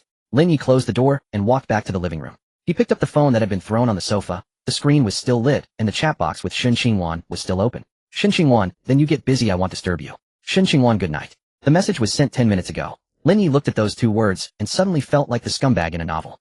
But who doesn't love a scumbag? Who wouldn't want to be one? He had taken care of Su Jinlu all day, and in his chat with Shen Qingwan he mentioned, I might have other things tomorrow, and that was it. He thought for a moment and replied, Lin Yi, good night. After sending the message, it quickly showed as read. But there was no reply. About a minute later a message came. Shen Qingwan, sleep early. Lin Yi looked at the home and felt it was somewhat different from usual. Usually, when she said it would be followed by an emoji. Today there was nothing. He set the phone aside and went to wash up. On Monday morning the sun was as scorching as ever. Instructor Zhao stood on the basketball court, hands clasped behind his back, his gaze sweeping over the neatly arranged Class 3 of the computer science department, standing in 4 rows. At ease. Attention. Look to the right, a line. The 30 pairs of footsteps moved in perfect unison, creating a dull thud in the morning air. Forward, look. Instructor Zhao walked to the side of the formation, scrutinizing each student one by one. His gaze swept across the students' faces, under their hats and around their collars, as if inspecting a row of products. When he reached the middle of the 3rd row he stopped. Lin Yi stood in the fifth position of the third row with a standard military posture, gazing straight ahead, completely motionless. Instructor Zhao stared at his face for a full 5 seconds. Not because of an improper position, but because the military training had already been ongoing for 2 full weeks. 14 days of high-intensity training, spending at least 6 hours in the sun each day, with temperatures soaring to 35 or 36 degrees Celsius, and ultraviolet rays strong enough to roast a person. The boys in the class had all tanned to a bronze color, and even those with fair skin had at least darkened a couple of shades, with clear military training lines on their faces, necks, and arms. But Lin Yi was different. His skin remained that clean, fair complexion, not pale but a healthy translucent white, as if he had a natural soft light filter. The sunlight fell on his face, not darkening it, but seeming to bounce off, as if there was an invisible barrier on the surface of his skin blocking all ultraviolet rays. What was even more absurd was that his skin texture was better than before military training. The slight acne scars left from puberty were now completely gone, and his face was as smooth as a piece of carefully polished jade. Instructor Zhao frowned. He had served for 8 years in the army and had overseen military training for 6 batches of university students. He had seen all kinds of students. Those with good health, those with poor health, those who could endure hardship, those who couldn't. But he had never seen a student whose skin improved after 2 weeks of sun exposure. Lin Yi. Instructor Zhao's voice was not loud, but carried a sense of authority. Present. Lin Yi's voice was bright and crisp. What sunscreen did you use? Laughter erupted in the ranks, but was quickly silenced when Instructor Zhao sharply turned his head, his gaze like a knife. Who laughed? Step out. The laughter immediately ceased. Lin Yi replied without changing his expression. Report, Instructor, I don't use sunscreen. Instructor Zhao's frown deepened. You don't use sunscreen? You've been standing in the sun for 14 days, and your skin hasn't tanned at all. Tell me you don't use sunscreen. Report, Instructor, I'm telling the truth. Instructor Zhao stared at him for 2 seconds, then walked in front of him, extended his hand, and rubbed his finger against his chin. No foundation, no whitening cream, no traces of any cosmetics. Just clean, genuine skin. The classmates nearby began to whisper, isn't that big black-faced Jie jealous of Lin Yi? He's gotten so dark from being in the army, he probably doesn't have a girlfriend, so he must be envious. If only I had Lin Yi's looks and skin, I would find 10 girlfriends. Instructor Zhao retracted his hand, fell silent for a moment, then said something that surprised everyone. You step forward and stand to the side. The rest 30 push-ups, do it now? As the entire class dropped to do push-ups, Lin Yi stood alone at the edge of the basketball court, basking in the envious and jealous gazes of everyone. Peng Zihao cursed inwardly while doing push-ups. What kind of physique does this guy have? He eats barbecued food and drinks beer every day, yet has skin better than a girl's. Is there no justice? Zhang Daniu also sighed internally, thinking that Lin Yi well off, as he was not only had such good skin, but was also so. How can someone like him, poor, dark, and chubby, possibly survive? During break time, Lin Yi was surrounded by a group of boys. Lin Yi, tell me the truth, have you undergone any cosmetic procedures? Photon rejuvenation, picosecond treatment, water light needle. I haven't used anything, Lin Yi replied, twisting open a bottle of water and taking a sip. Impossible. Look at my face, it's as dark as an African's, and you haven't tanned at all. Do you have some ancestral secret recipe? The secret recipe is, don't look in the mirror and you won't feel dark. Get lost. A group of people laughed and scolded as they dispersed. But the focus of discussion among the girls was entirely different. Did you see Lin Yi's skin? It's so nice. Moreover, it's not that sissy white, it's clean and sunny white, just like a male lead in a Korean drama. Rich, handsome, good skin, and good physical fitness. Why isn't this kind of person in our class? It's really unfair.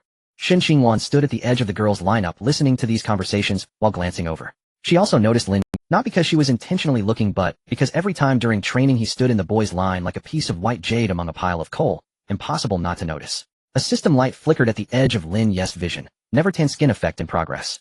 Current status, 100 UV block rate, skin damage repair, in progress, collagen synthesis rate, increased to 150 of normal. Note your skin is becoming the envy of all the girls in the school. This may attract some unnecessary attention. It is advised that the host act low-key to avoid drawing too much attention. Lin Yi chuckled inwardly. Low-key. A student who drives a Maybach to school standing under the sun for 2 weeks, without tanning, and still wants to be low-key. Forget it, let it be how it will be. On Tuesday afternoon, just as training was about to end, Lin Yi's phone vibrated. It was a WeChat message. Yuan, my parents have arrived. Lin Yi frowned slightly at this message. Yuan had previously mentioned that her parents were very strict with her. But that was just hearsay. This was the first time he truly experienced what strict meant. Lin Yi, they came to the school to see you. Yuan, yeah. They want to see how I'm doing in military training and have invited my instructor to dinner. Yuan, I'm a bit. Lin Yi understood her meaning. It wasn't about being embarrassed by her parents, but rather fearing her parents' controlling tendencies becoming apparent in public, making her look bad in front of her classmates. Lin Yi, where are you? I'll come over. Yuan, why are you coming over? Lin Yi, to support you. There was a brief silence on the other end. Yuan, don't mess around. Lin Yi, I'm not messing around. Just tell me where you are. After a few more seconds of silence. Yuan at the school gate. Lin Yi put away his phone and asked Instructor Zhao for leave, giving the reason as family visitors. Instructor Zhao glanced at him, said nothing more, and waved for him to go. Lin Yi hurried to the school gate and spotted Yuan from a distance. She was dressed in camouflage, her hair tied in a ponytail, and the sweat on her face hadn't dried yet.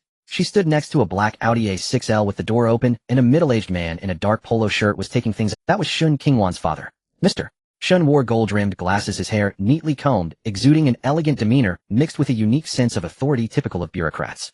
Every movement he made was very proper. Things had to be placed neatly, doors had to be closed gently, and standing had to have. Mrs. Shun stood beside him, wearing a simple floral dress, her hair styled up, and her makeup, light-looking very. Qingwan, why have you lost weight? Mrs. Shun's voice was not loud, but it carried concern. Haven't you been eating well? Mom, I have eaten.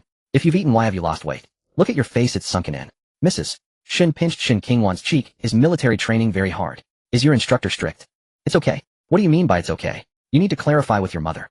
Mrs. Shun's brows furrowed. You've never been good at taking care of yourself. How will you manage without me around? Shun Qingwan lowered her head, remaining silent. It seemed she was somewhat dissatisfied with her mother's strictness. Indeed, children become uncomfortable with too much parental interference in their lives once they grow up. Hello, uncle and aunt. Lin Yi approached with a polite smile. Shun Qingwan looked up, and her eyes lit up upon seeing Mr. Shun turned his head and glanced at Lin Yi, his gaze scrutinizing. Mrs. Shun also looked over, sizing Lin Yi up, dressed in camouflage and a military cap, with fairly fair skin. He seemed to match her pampered daughter's complexion, standing like a little white poplar. Who are you? Mrs. Shun hesitated. Auntie, I'm Qingwan's high school classmate. We are now in the same university, and major, my name is Lin Yi. Lin Yi slightly bowed, polite and natural. We met during the start of the semester, do you remember? Mrs. Shun's eyes brightened. Oh, you are the Lin Yi who got admitted together with Qingwan. Yes, auntie. Mr. Shun was also observing Lin Yi, his gaze lingering on his face for a moment before he slightly nodded. Young Lin, are you also in military training? Mr. Shun inquired. Yes, uncle, we are in the same class. How is Qingwan performing in school? Qingwan is the best student in our class, Lin Yi replied. During the opening ceremony, she spoke as the representative of the freshmen. Did you know that? Mr. Shun and Mrs. Shun exchanged glances. I know Mrs. Shun's lips curled slightly. She mentioned it during our video call. Then you must have seen it. Her speech was outstanding, and over 3,000 people applauded. Lin Yi's tone was sincere and not exaggerated. The dean of our college specifically spoke to her afterwards, saying that her speech was one of the best freshman representative speeches in recent years. Mrs. Shun's smile grew wider. Mr. Shun's expression also softened a bit. Lin Yi glanced at Shun Qingwan, who was lowering her head, her ears slightly red. Uncle and aunt, you came to see Qingwan at school, right? Have you eaten? I know a nice restaurant near the school. How about I treat you both to a meal? This is too much trouble for us, Shun's mother replied politely. It should be us treating you. It's nothing. Qingwan is my classmate and fellow townsman. It's only natural for us to look out for each other at school. No need to be so polite, uncle and aunt, Lin Yi said with a smile. Shun's father glanced at Lin Yi, finding that the boy possessed a maturity beyond his peers. Then I'll trouble you, little Lin, Shun's father said. Not at all. Uncle and aunt, please wait a moment while I change my clothes, Lin Yi replied. He turned and walked away. After taking a few steps, he heard Shun's mother's voice behind him. Although it was lowered, it still reached his ears. Qingwan, what does little Lin's family do? Mom, I don't know. How can you not know? Aren't you classmates? Just because we're classmates doesn't mean I know what his family does. You child, you really don't think ahead. Shun Huaijin said. As parents, we can't really let the kids treat us to a meal. When it comes time to pay, it will still be me paying. Yes, then he can owe us a favor, and he will take good care of you later. Old Shun, you're still the best. I thought you would really let that kid treat us to a meal, Chen Ruolan said. Shun Huaijin said proudly. How could that be? That kid is in college. His monthly living expenses are at most 2,000 yuan. Chen Ruolan nodded. That's right. Our Wan is such a precious girl. I can only give her 3,000 yuan a month. Girls generally spend more, and that boy can at most spend 2,000. How could we let him treat us to a meal as a family? Qingwan realized her parents were mistaken. Lin Yi was indeed wealthy. She had seen him buy 200 boxes of water without blinking an eye. If her parents looked down on him, they might be embarrassed later. So she quickly said, Mom and Dad, Lin Yi. Shun Ruolan interrupted her daughter's words directly. All right, Wan, you don't need to speak anymore. You've trained all day. I'll go rest in the car. If you want to eat something in the evening, let your dad order. Shun Qingwan. Lin Yi quickened his pace. Lin Yi returned to Emerald Bay, took a shower, and changed into a new outfit. He didn't wear any overly flashy brands, but chose a deep blue linen shirt and a pair of khaki casual pants with brown. Simple, clean, and appropriate. It didn't seem like he was going to a banquet, but rather like visiting a friend's home. He glanced at the guest room door. There was no sound from Su Jianlu's room, indicating she was probably napping. Then he took the car keys and went out. He didn't drive the Maybach. The vehicle was too long and difficult to park. He drove a relatively low-key car, a black Mercedes-Benz E-Class, which was a spare vehicle. There were too many cars at home to drive them all, so Lin Yi had Uncle Zhou bring this relatively low-key one to school, allowing him to alternate vehicles. As Lin Yi's Mercedes-Benz E-Class emerged from the underground garage and passed the school gate, it caught Shun's mother's eye. Hey, isn't that little Lin? Shun's mother pointed at the slowly approaching black Mercedes. Shun's father followed her finger to look. The window rolled down and Lin Yi leaned out from the driver's seat. Uncle and aunt, please get in, the restaurant isn't far. Shun's mother's eyes lit up. Shun's father's brow raised slightly. The Mercedes-Benz E-Class, while not an S-Class, still costs over 5,000 yuan. A college freshman driving such a car. Either his family is very well off or he is very spoiled by his family. Shin Qingwan stood beside them, her expression somewhat subtle. She knew Lin Yi was wealthy, but she hadn't mentioned it before. It wasn't that she was deliberately hiding it, she just felt it wasn't her story to tell. Lin Yi's money was his, and had nothing to do with her.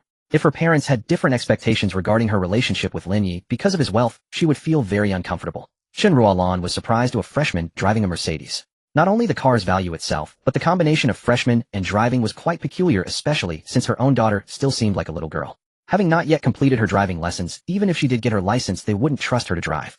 Given Lin Yi's relationship with her daughter, there might be many intersections in school, so it was just right to test Lin Yi's driving skills and character. Because a person's character is often revealed while driving. Shen's mother had already opened the back door and sat down, fastening her seatbelt, while asking, "Little Lin, is this your car?" "It's for my family," Lin Yi replied. "I drive it occasionally. This car isn't cheap, right?" "It's alright." Shen's father sat in the front passenger seat, his gaze sweeping across the interior of the car, finally landing on a bottle of water placed on the center console. It wasn't mineral water, but a bottle of Evian.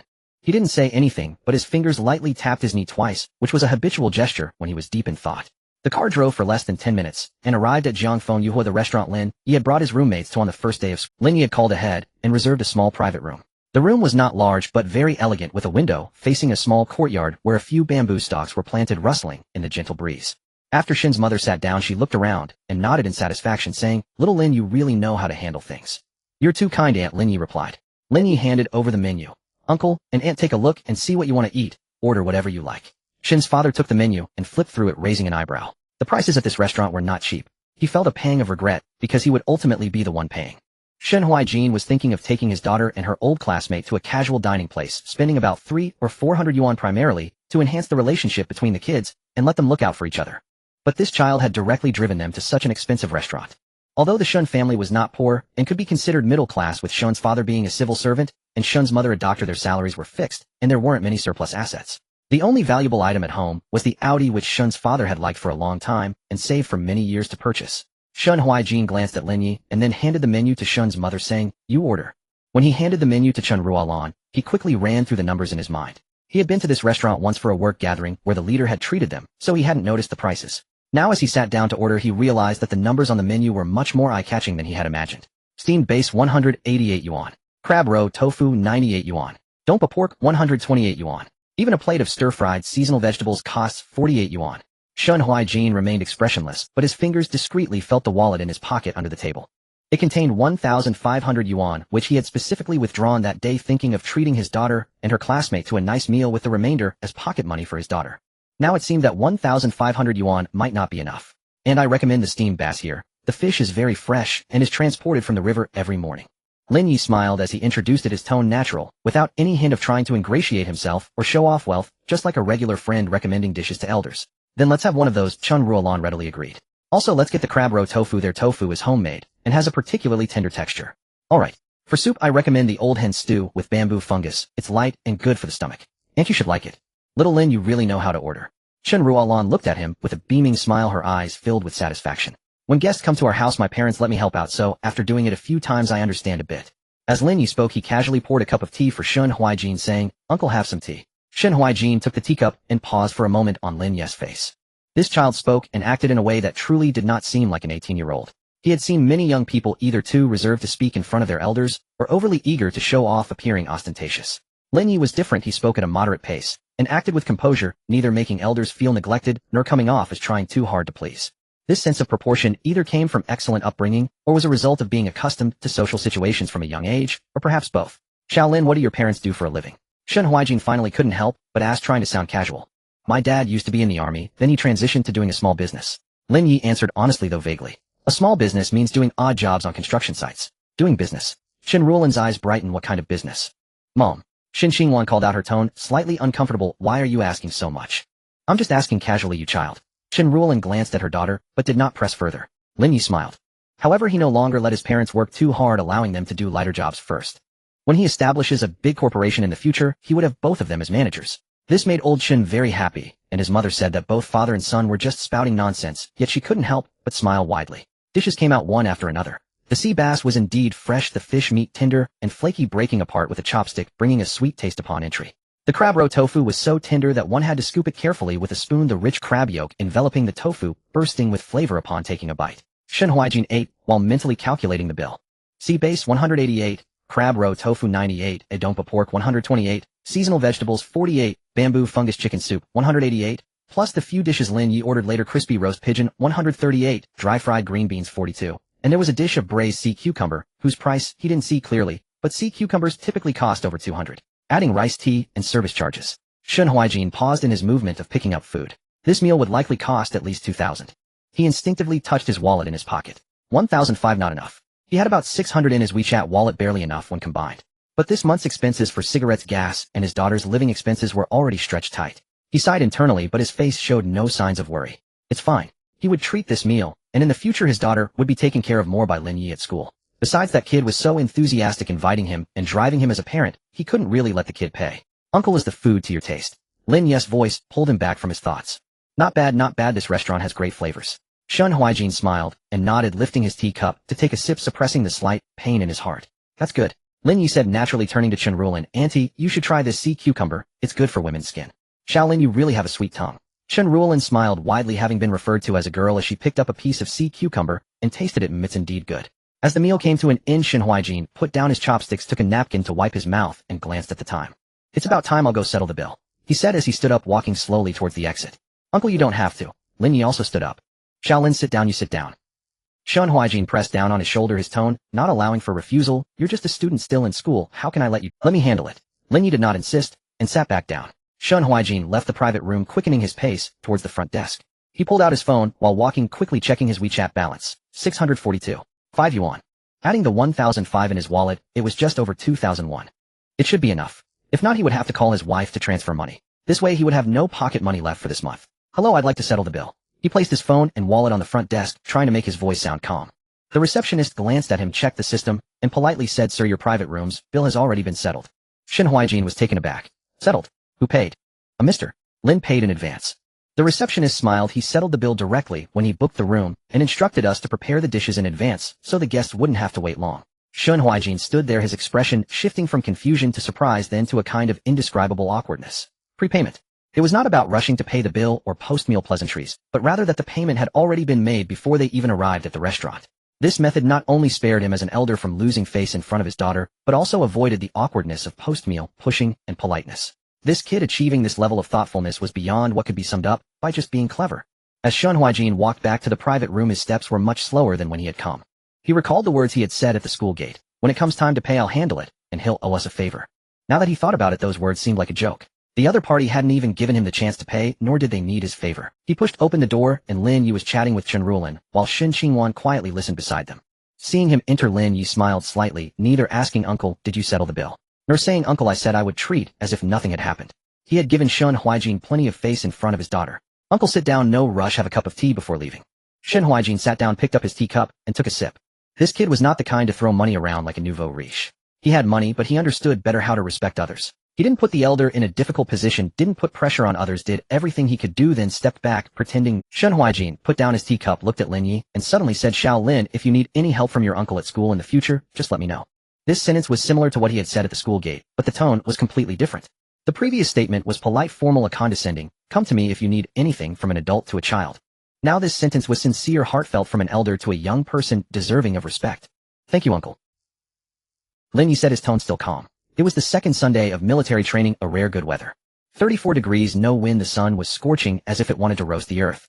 But for the new students who had been exposed to the sun for 12 consecutive days, as long as they didn't have to stand at attention, kick their feet, or be yelled at by instructor, Zhao, any weather was good weather. Lin Yi, are you coming or not? Let's play football. Peng Zihao had been shouting early in the dormitory, wearing a brand new Real Madrid jersey with a pair of soccer shoes that reportedly cost over 1,000 yuan, looking like he was about to play in the World Cup. When did you start playing football? Lin Yi sat up from his bed, rubbing his eyes. I've always played, just not very well. Peng Zihao said defiantly. Not very well, and you're this excited. That's because I haven't touched a ball in 2 weeks. My feet are itchy. The intensity of the match was not high, it was just weekend street soccer, a group of people running around the field for fun. It didn't matter that teammates didn't know each other. Whoever got the ball would carry it forward, and if they lost it they would retreat. Simple and straightforward. Lin Yi played for 10 minutes, and had a good grasp of the skill levels of those on the field. A few players performed quite well, their movements suggested they were from the school team or college team, with smooth passing and organized runs. But most players like him were just there to make up the numbers. When the ball came to their feet, their first instinct was to kick it hard, and where it went was a matter of luck. 15 minutes into the match, the opposing team scored a goal. Lin Ye's team organized a counterattack. After breaking through on the wing, they crossed the ball, which was headed away by an opposing defender, landing perfectly at the top of the penalty arc. Lin Ye stood there. The moment the ball descended, he didn't need to think. The soccer matches he had watched flashed in his mind. His body reacted faster than his brain, his right leg swung back, his core tightened suddenly, and his entire center of gravity completed an incredible shift in midair. A bicycle kick. Your dad is here. His body was parallel to the ground as he struck the ball, with the instep of his right foot hitting the ball squarely in the center, producing a dull thud. The ball flew toward the goal like a cannonball. The goalkeeper didn't even move, not out of unwillingness, but because the ball was too fast. Bang! It grazed the top edge of the crossbar and flew out, crashing onto the track behind the goal. Just a hair's breadth. Just a hair's breadth from scoring. Lin Ye got up from the ground, brushed off the grass clippings from his clothes, and softly said, "What a shame." Everyone on the field was watching him. His teammates' mouths formed an O shape, the opponents stopped running, and even the group of players nearby paused to look over. "What the hell?"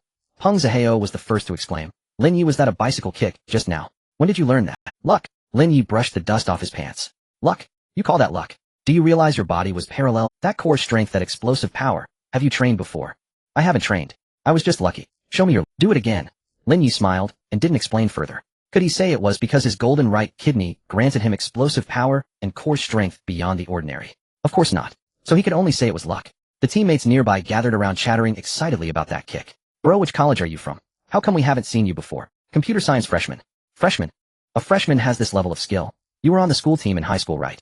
"No, I just play casually." "Casually playing can produce a bicycle kick. Who are you trying to fool?" Lin Ye was surrounded by a crowd of people asking questions. Just as he was looking for an excuse to slip away, he suddenly heard Peng Zihao's tone change. "Lin Ye, look.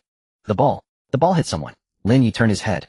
At the other end of the track, about 70 to 80 meters away, there was a group of people. They were not ordinary students, but a group of well-dressed individuals.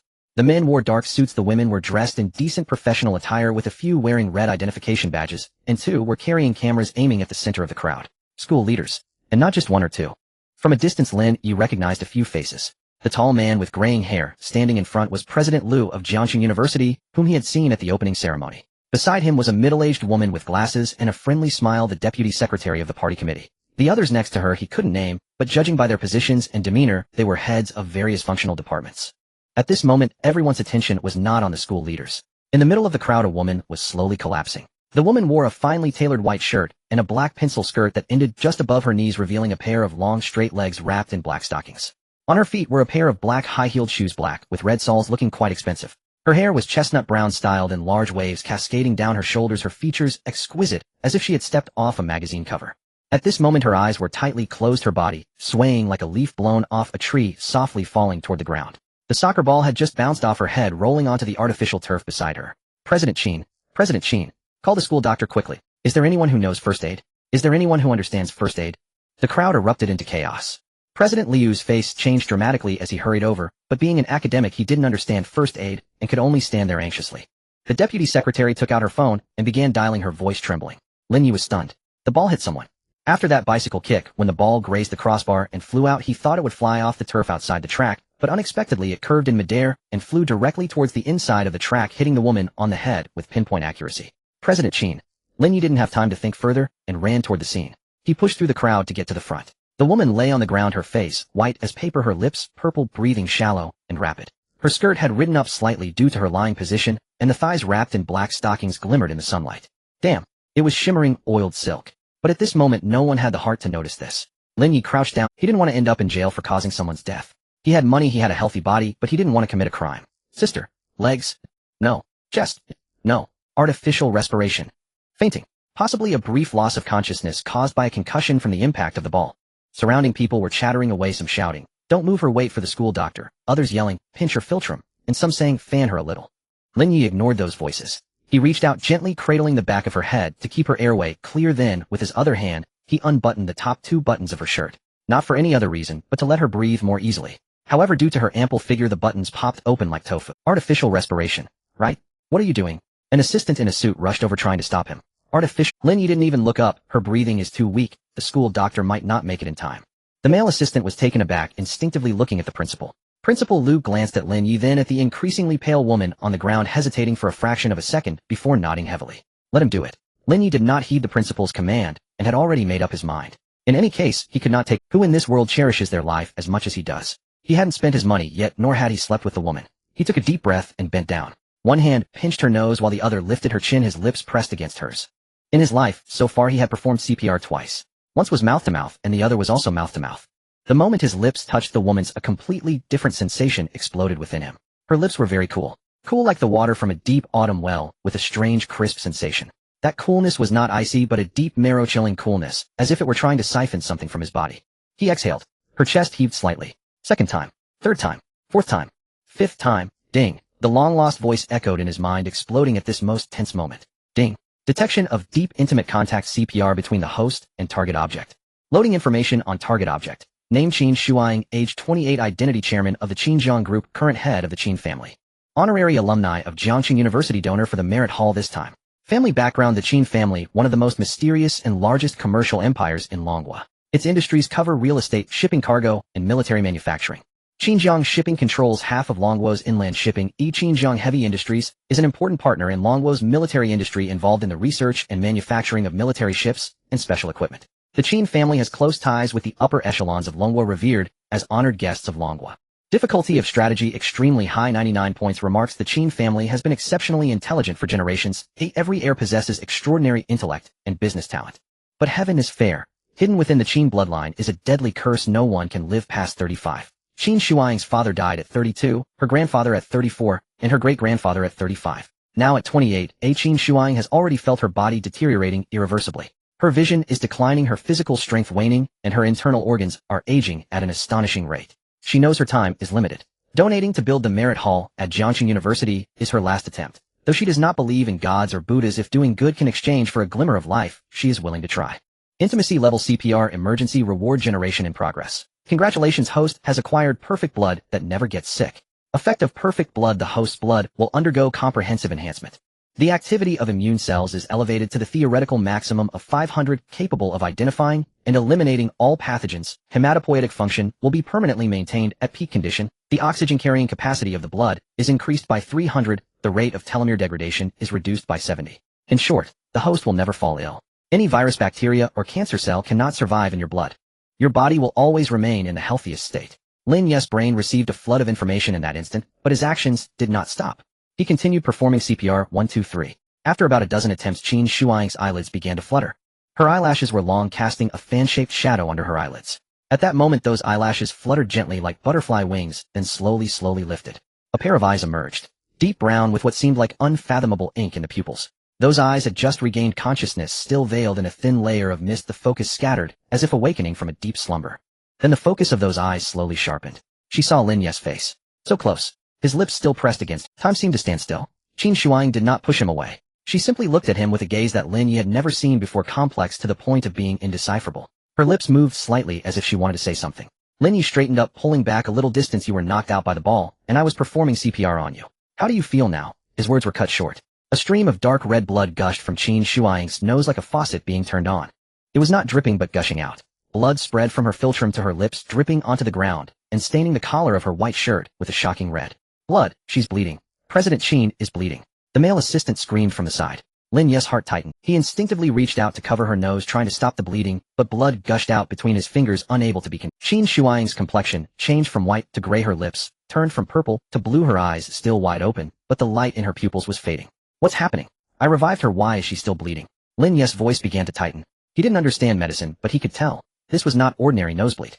There was a significant internal issue with her body. The system had just mentioned irreversible bodily deterioration and internal organs aging at an extraordinary rate. Those words transformed into real, shocking blood flowing between his fingers.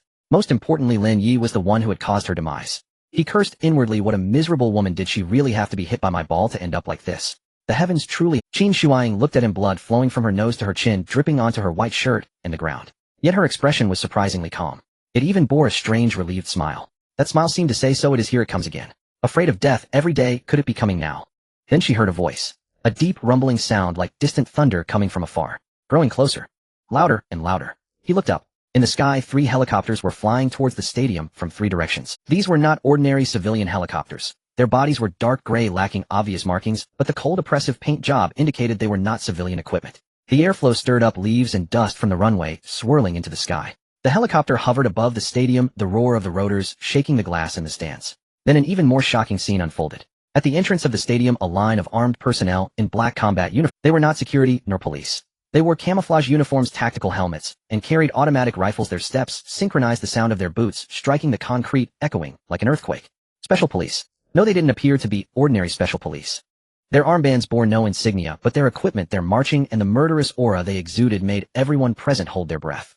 The students running on the playground stopped, the couples on the stands stood up, and the football players on the field froze in place motion. Everyone stepped back. Clear the area. A middle-aged man dressed in a black combat uniform and wearing a black beret issued commands through a loudspeaker. His voice was not loud, yet it carried an undeniable authority that forbade dissent. The crowd retreated like a tide.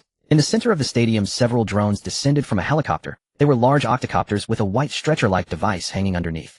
The drones slowly landed, hovering less than a meter above Qin Shuang. The stretcher-like device was precisely lowered. President Qin, can you move? The male assistant crouched down, his voice trembling.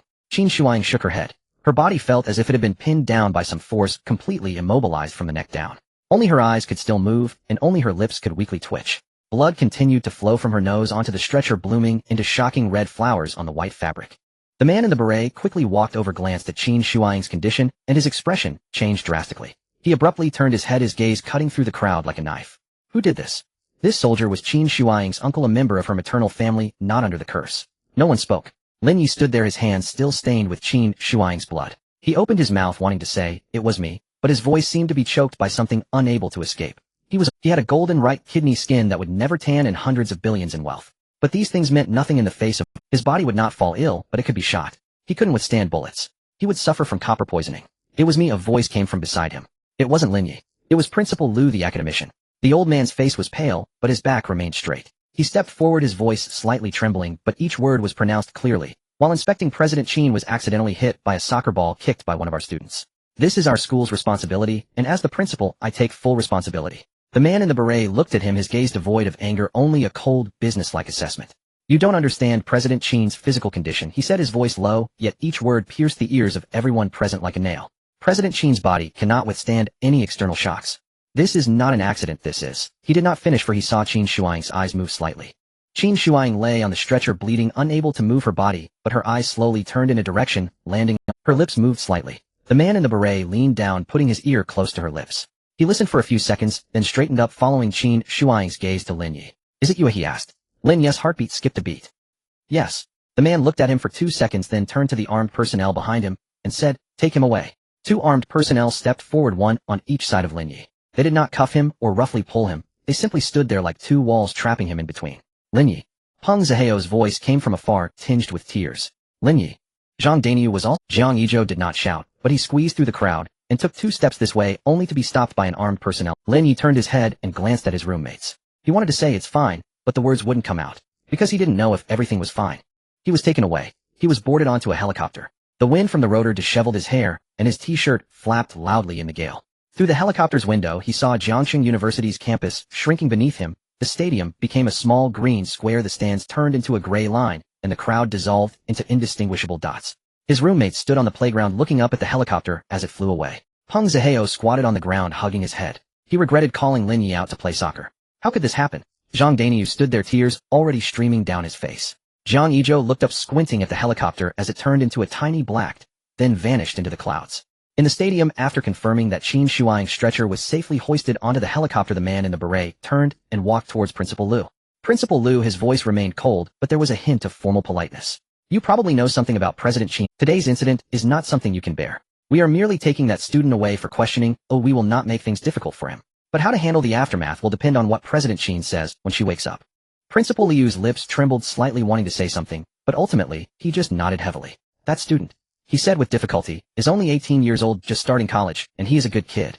The man in the beret glanced at him, but did not respond. He turned and walked towards the helicopter, climbing the boarding ladder, disappearing into the swirling wind and dust from the rotors. Family, he had never been on a helicopter in his life. The first time he boarded one, it was to be taken away. Beside him were military personnel. Was he going to be used as a target? The helicopter flew for about 40 minutes. Lin Yi did not know how far they had flown, or in which direction. The scenery outside the window transformed from urban to suburban to mountainous, and then to a vast complex he had never seen before, surrounded by high walls and electric fences. The helicopter landed on a helipad in the center of the complex. Lin Yi was let off the plane. His legs felt weak and his body began to tremble uncontrollably. He told himself that he had wealth, a system, a golden right kidney, and perfect blood. But these things felt so pale and powerless in the face of an entirely unknown oppressive environment. He was taken into a white building. The corridor was long illuminated by cold white lights, and the floor was marble reflecting the fluorescent tubes on the ceiling. Every few meters along the corridor, there was a tightly closed door unmarked, leaving him unaware of what lay within. An unfamiliar scent permeated the air, a more complex blend of metallic and herbal aromas. He was brought to the door of a room. The man in the beret stopped, turned to look at him. "Go in and wait."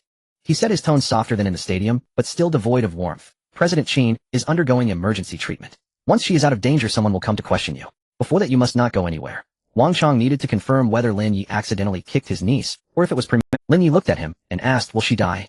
The man glanced at him, falling silent for about 2 seconds. "No one from the Qin family has lived past 35, he said, his voice suddenly lowering, as if afraid of disturbing something. "Qin Zong is 28 this year." She knew her time was limited, but there were still things she wanted to accomplish. Today she came to Jiangxing University to donate a building, a decision she made on her own. She said she wanted to do something good to see if she could accumulate some virtue and live a couple more years. He looked into Lin Yi's eyes, the corners of his mouth twitching slightly. Not a smile, but something akin to helplessness.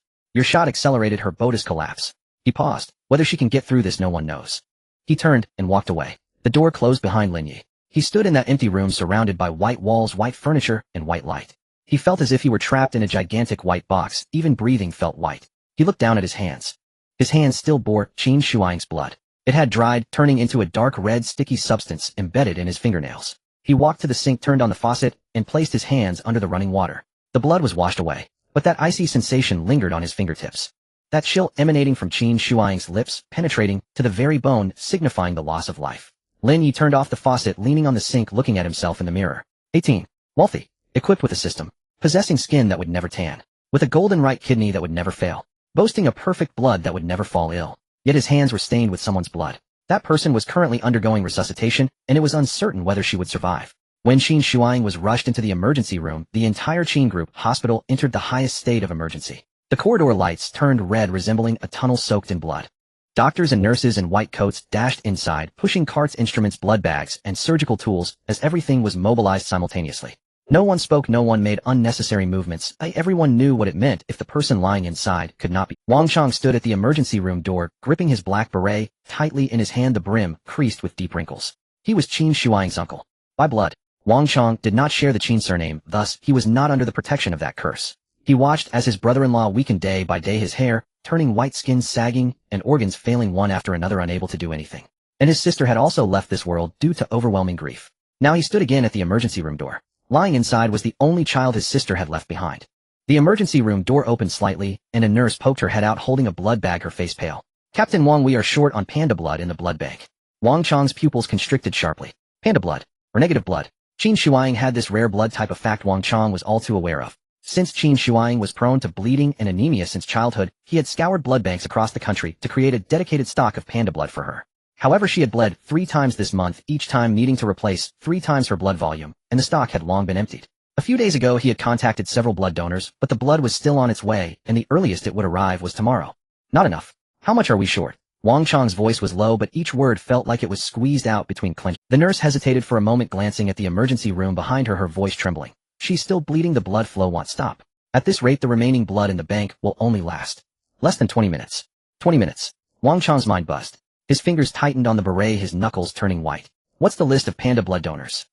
He abruptly turned his head, shouting at his aide behind him. "Where's the list I asked you to keep?" The aide fumbled through his bag, producing a folder and handing it over. Wang Chong snatched it, flipping it open to reveal a long list of names and contact information. All were volunteers willing to donate panda blood for Qin Shuang that he had painstakingly found over the past decade. Scattered across the country, some in the south, some in the north, some abroad. "They'll take a helicopter to fetch them right now." Wang Chong closed the folder and turned to leave. "Captain Wang." The attending physician rushed out of the emergency room, not even removing his mask, which was still stained with blood. "It's too late. The blood in the bank would only last a few more minutes. Even if you flew over now, the nearest donor was in the neighboring city, and it would take at least 40 minutes round trip. Moreover, Qin Zong's bleeding is too severe. Even if the blood arrives, it may not stop the bleeding at this rate. With each blood loss, her blood needs to be replaced several times. The blood in her body is greatly affected by the curse, making it very difficult to control. The blood infused would quickly be devoured by her body." The word devoured was difficult for him to say, as if he were speaking of a fact he was unwilling to believe, but had to accept. Wang Chong's steps halted. He stood there, back to the emergency room, his shoulders trembling slightly. A 39-year-old man, having spent decades in the military, witnessing gunfire and the parting of life and death, yet at this moment his back appeared so helpless, like a child watching the most cherished thing shatter, but unable to reach it. What about nearby? His voice was hoarse. Are there any panda blood donors nearby? In Jiangxing. Schools. The military. The aide quickly flipped through the list. There are 3 in Jiangxing, but one just donated last week and can't donate again. Another is on a business trip, and the last. His phone is unreachable. What about the military? Do any of your soldiers have panda blood? There are 3, but they donated last week, each giving 400 cubic centimeters, and according to regulations they must wait at least a month before donating again. If blood was forcibly drawn now, it would cause irreversible harm to their bodies. Draw. Wang Chong abruptly turned around, his eyes bloodshot, as if they might explode. Let the damage be. I owe them. Whatever they need in the future I will give, but now blood, draw it for me. The aide opened his mouth wanting to say something, but seeing Wang Chong's expression, he swallowed his words. He turned and ran toward the end of the corridor to gather those 3 soldiers with panda blood. Wang Chong leaned against the wall, closing his eyes. His chest rose and fell violently, his fists clenched tightly. The emergency room door opened again. The attending physician poked his head out, his expression even graver than before. Captain Wang, there is less than 10 minutes worth of blood left in the blood bank. Even if you draw blood from those 3 soldiers now, it will still need to undergo typing and cross-matching, taking at least 15 minutes to be usable. In the meantime, that's enough. A voice came from the other end of the corridor. Wang Chong opened his eyes and turned his. Lin Yi stood at the end of the corridor. He wore a wrinkled t-shirt still stained with grass and dirt from when he fell on the football. There were still some bloodstains on his hands, dark red, embedded in his fingernails. His face was somewhat pale, but his eyes shone brightly like a lamp suddenly ignited in the darkness. I am panda blood, Lin Yi said. The corridor fell silent for a moment. Wang Chong stared at him for 2 seconds before striding forward. His heavy boots thudded against the floor, producing a dull sound. He stood in front of Lin Yi, looking down at him with a gaze that scanned his face like an X-ray. What did you say? I said I have panda blood, Lin Yi repeated, his voice steadier than before. RH negative. I checked during my last. Wang Chong's lips trembled slightly. He reached out, grabbing Lin Yi's arm with a force that made Lin Yi's arm tingle. A hardened man who had been through thick and thin in the military for decades, his hand shook at this moment. Are you sure? Wang Chong's voice was lowered, barely audible, as he continued, this isn't a joke. Do you know how much blood you need to draw? Do you know what will happen to your body after the blood is drawn? You're only 18, you. Lin Yi interrupted him, but I know even more, that she was kicked by me. Draw it. Wang Chong looked into his eyes. There was no fear, no hesitation in those eyes. Only a simple, clean resolve. I want to save a life. I don't want to be shot. Wang Chong released his arm, took a step back, then deeply and solemnly bowed. It wasn't an act of superiority from a soldier towards a civilian, nor was it a perfunctory gesture from an elder to a junior, but rather a heartfelt plea from an uncle to his niece for her life. Thank you, he said, his voice as hoarse as sandpaper. Then he straightened up and pulled Lin Yi into the emergency room. The scene in the emergency room was something Lin Yi would never forget. Qin Shuang lay on the operating table, her face as pale as paper, her lips almost transparent. She was connected to various tubes, infusion tubes, blood transfusion tubes, ECG leads, and ventilator pipes. Those tubes wrapped around her like a spider's web, and she lay at the center of the web like a captured butterfly with broken wings. The blood on her shirt had dried, turning a deep brown, spreading in large patches, as if someone had splashed a bucket of paint. Her fitted skirt was soaked with blood, sticking to the sheets of the operating table, sticky, and emitting a metallic rusty odor. There were also some stains on her stockings. Her eyes were closed, her eyelashes trembling slightly, as if she were in a long, uncertain dream, unaware of when she. Draw my blood, Lin Yi said as he stepped beside the operating table, extending his arm. The attending physician glanced at Wang Chong, who nodded. The doctor said nothing further, swiftly disinfecting, locating a vein, and inserting the needle. The moment the needle pierced Lin Yi's arm, he slightly furrowed his brow, but made no sound. Dark red blood flowed through the transparent plastic tube into the blood bag at a slow pace. 200 milliliters. Not a drop more or less. Normally this 200 milliliters of blood would require a series of procedures, such as typing, cross-matching, and centrifugation, taking at least 40 minutes to be usable. But the attending physician could not wait any longer. The last half bag of blood in the blood bank was visibly diminishing, and the numbers on the monitor were steadily dropping. No need to wait for typing, just transfuse it directly. The attending physician gritted his teeth and told the nurse, if anything goes wrong, he'll take responsibility. The nurse hesitated for a second before hanging the bag of blood still warm from Lin Yi on the force stand. The needle pierced the blood vessel in Qin Shuang's arm, and dark red blood flowed drop by drop through the tubing into her body. 10 milliliters. 20 milliliters. 50 milliliters. 100 milliliters. 200 milliliters. Half a minute. Just half a minute. The alarming numbers on the monitor suddenly stabilized. They no longer dropped, nor did they trigger alarms, but instead settled at a stable position, neither too high nor too low, as if pressed down by an invisible hand. Heart rate and blood pressure began to rise. Blood oxygen saturation increased. Respiratory rate slowed. Most astonishingly, the blood from Qin Shuang's nose had stopped. It didn't merely lessen in flow, nor did it change from a gush to a trickle. It was a near abrupt cessation, as if something had sealed it from within. The blood-soaked gauze on the operating table no longer bled anew. The chaotic waveforms on the ECG monitor stabilized and became regular and strong within seconds. The operating room was quiet for a full 5 seconds. No one spoke, no one moved. All the doctors, nurses, and anesthetists seemed frozen, staring at the incredible numbers on the monitor, watching the color returning to Qin Shuang's face at a visible speed. The attending physician's voice was caught in his throat. After 25 years in practice and performing over 10,000 surgeries, he had never seen anything like this.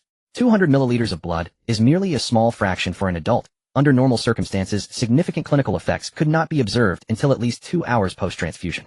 However, now from the moment the blood entered Qin Shuang's body to the comprehensive stabilization of her vital signs, it took only half a minute. Half a minute. This is not something medicine can achieve. This is a miracle. No, not a miracle. Miracles leave no trace. But this event has a trace, that bag of blood. The attending physician suddenly turned his head and looked at Lin Yi. He sat in the chair beside the operating table, his left sleeve still rolled up, a small skin-colored band-aid on the needle mark on the inside of his elbow. His complexion was a bit paler than before, but his expression remained calm, as if nothing had happened. "You." The attending physician opened his mouth. "Your blood." Before he could finish, an old man in a white coat. He was the director of the hematology department at Qin's Group Hospital, surnamed Sun, 67 years old, a top expert in the field of hematology in the country. He had previously been nominated for the Nobel Prize in Medicine. He had been observing through the microscope earlier, and now he took off his glasses, his expression resembling that of someone who had seen a ghost. "Director Sun, what's wrong?" the attending physician asked. Director Sun did not answer. He placed the last remaining sample of Lin Yi's blood under the microscope and gestured for the attending physician to take a look. The attending physician leaned over and took a glance. His pupils constricted sharply. What is this?" Director Sun straightened up, his voice a bit airy. "When I was conducting the cross-matching test earlier, I discovered an unprecedented change in President Qin's blood sample. Her blood is being rapidly replaced by another type of blood. It isn't that the blood being transfused is eaten by her body, but rather the blood being transfused is consuming her blood." Once again the operating room fell silent. The original blood cells in President Qin's body are being massively engulfed, while the new blood cells, coming from this student, Director Sun glanced at Lin Yi, are dividing, proliferating, and replacing President Qin's original blood cells at an astonishing rate. At this rate, within 24 hours the blood in President Qin's body will be completely replaced by this student's blood. He paused, as if organizing his words, or confirming he was not dreaming. Moreover, the abnormal biomarkers in President Qin's blood, which we thought were related to the curse, are disappearing at a... This statement detonated like a bomb in the operating room. The curse of the Qin family, a mysterious hex that caused no member of the Qin clan to live past 35. The medical community has studied it for over a century, but has yet to find its biological basis. To address this, the Qin Group Hospital established a dedicated research center, investing hundreds of billions in funding, collecting blood samples from 5 generations of the Qin family, and publishing over 100 papers, yet the answer remains elusive. It is known that there exists an abnormal biomarker in the blood of the Qin family, with its concentration significantly negatively correlated to their lifespan. The higher the concentration of the biomarker, the faster the BODIS decline, and the shorter the lifespan. At 28, Qin Shuang's biomarker concentration had already surpassed half, and now Director Sun stated that those biomarkers were disappearing. "This is impossible," the attending physician blurted out. "I know it's impossible," Director Sun's voice trembled, "but the evidence is right before you." He stepped in front of Lin Yi, looking at the 18-year-old young man with an almost reverent gaze, his voice quavering. "Child, do you know what blood type you are?" "Rh negative," Lin Yi replied. "No, that's not what I meant," Director Sun shook his head. "I was asking, what exactly?" Lin Yi paused for a second. He certainly knew what was in his blood. Perfect blood that never fell ill.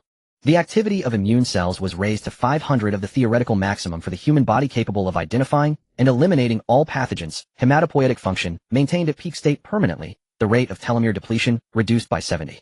These were what the system had informed him. But he could not say that. "I don't know," he stated. "I'm just an ordinary college student." Director Sun looked at him, his lips moved several times, but ultimately did not press further. Yet he knew deep down that this child was anything but ordinary. Wang Chong stood at the entrance of the operating room, watching everything unfold. He observed the gradual return of color to Qin Shuang's pale face, gazing at the monitor, displaying stable numbers he had never seen before. His eyes reddened. He approached Lin Yi and extended his hand. Lin Yi thought he was going in for a handshake and reached out as well. But Wang Chong did not shake his hand. Instead, he grasped Lin Yi's wrist, lifted that hand, and placed it on his own forehead. This was the highest gesture of respect in their family. Such a gesture was only made in the presence of one's savior. "Lin Yi," Wang Chong's voice was so hoarse it was almost inaudible. "I, Wang Chong, owe you a life." Lin Yi looked at the 39-year-old tough man bowing his head before him, and suddenly felt an indescribable sensation welling up inside, as if something heavy pressed down on his chest. He had donated blood simply to avoid being shot. Thus he felt a twinge of guilt for the gratitude expressed towards him. "Uncle Wang, please don't do this." Lin Yi withdrew his hand from Wang Chong's forehead, his voice tightening. "I would have done the same for anyone." He said this to ease the awkwardness between them. Wang Chong straightened up, looking into Lin Yi's eyes, and remained silent for a long time. He did not speak again. He turned and walked out of the emergency room. In the corridor, his aide was waiting for news. Upon seeing Wang Chong emerge, the aide approached. "Captain Wang, the 3 soldiers are ready." "Should we?" "No need." Wang Chong waved his hand, his voice returning to its usual steadiness, yet something in his eyes shone. The bleeding has stopped. The aide paused for a moment, following Wang Chong's gaze to the young man sitting in a chair inside the emergency room. That person, is he the student who played football? Yes. His blood. Was it useful? Wang Chong did not respond. He leaned against the corridor wall, pulled a cigarette from his pocket, thought for a moment, and then put it back. He raised his head, looking at the lights on the ceiling, and let out a long breath. After a long while he finally softly spoke. Sister, did you see? Shuaiying is saved. No one in the corridor heard this sentence. But Wang Chong felt that his sister in heaven had heard him. She must have heard it. Lin Yi was taken away by helicopter, causing a sensation at Jiangxing University. Although all online information was blocked. But that could not stop the college students who loved gossip. Did you hear? A freshman from the computer science department knocked out the female CEO, who came to donate a building with a soccer ball. No, she wasn't just knocked out, she was sent to the ICU. The helicopter even came. The military was called in. That woman is the chairwoman of the Xinjiang Group. Do you know Xinjiang Group? They deal in military industry. They have collaborations with the state. That student is doomed, completely doomed. Offending someone from the Qin family. How could there be a good ending? I heard he is called Lin Yi. He was called out by his counselor on the first day of school, then he bought 200 boxes of water and had a fight with the student council. He is a troublemaker. This troublemaker has really hit a wall this time. In the dormitory building, in the cafeteria, on the playground, everywhere discussions about this incident erupted. Counselor Zhou Wangqing's phone rang incessantly. She had been standing at the principal's office door for 20 minutes. The door was closed and faint voices could be heard from inside, but after knocking 3 times there was no response. Teacher Zhou, you should head back. The principal is in an emergency meeting right now. A young man who looked like a secretary blocked her path, an apologetic expression on his face. What meeting? Is it about Lin Yi? He is my student, I have the right to know what's happening. Zhou Wangqing's voice was somewhat. She was not usually like this. She was the most rule-abiding one, never late for meetings, never delayed paperwork, always gentle and measured with students. But at this moment she could not care about rules. Her student had been taken away from the playground for nearly 3 hours, and no one had given her any explanation. Teacher Zhou, this matter has exceeded the school's handling capacity. The secretary's voice lowered. The Xinjiang Group is directly liaising with the central government, and the principal can only wait for news now. Zhou Wangqing's fingers frantically scrolled on her phone screen. She had sent Lin Yi over a dozen messages, all of which vanished into the void. Calls went unanswered. With no help available, and the police could not intervene. She leaned against the corridor wall, closed her eyes, and took a deep breath. Was she destined to be a failed teacher in this lifetime? She could protect nothing. Just like back then when a student jumped off in front of her, leaving her with a deep sense of fear and powerlessness. Then she heard a voice coming from the other end of the corridor. Teacher Zhou. She opened her eyes. Shen Xingwan stood at the end of the corridor wearing a white t-shirt and light blue jeans, her hair tied back in a ponytail, no makeup on her face, her lips somewhat pale. She clutched her phone tightly, looking as if she had been standing in the wind for a long time, her body slightly trembling. Yet her eyes. Shen Xingwan. What are you doing here? Zhou Wangqing straightened up. Teacher Zhou, is there any news about Lin Yi? Shen Xingwan was very anxious. Zhou Wangqing shook her head. Shen Xingwan pressed her lips together, then turned around, directly heading for the principal's office door. Shen Xingwan, what are you doing? Zhou Wangqing chased after her. Shen Xingwan did not answer. She raised her hand, grasped the doorknob, and twisted it forcefully. The door was not locked. She pushed the door open and walked in. A room full of people sat in the office. Principal Liu, the vice secretary of the party committee, along with other vice principals, the director of the academic affairs office, and the director of the security office.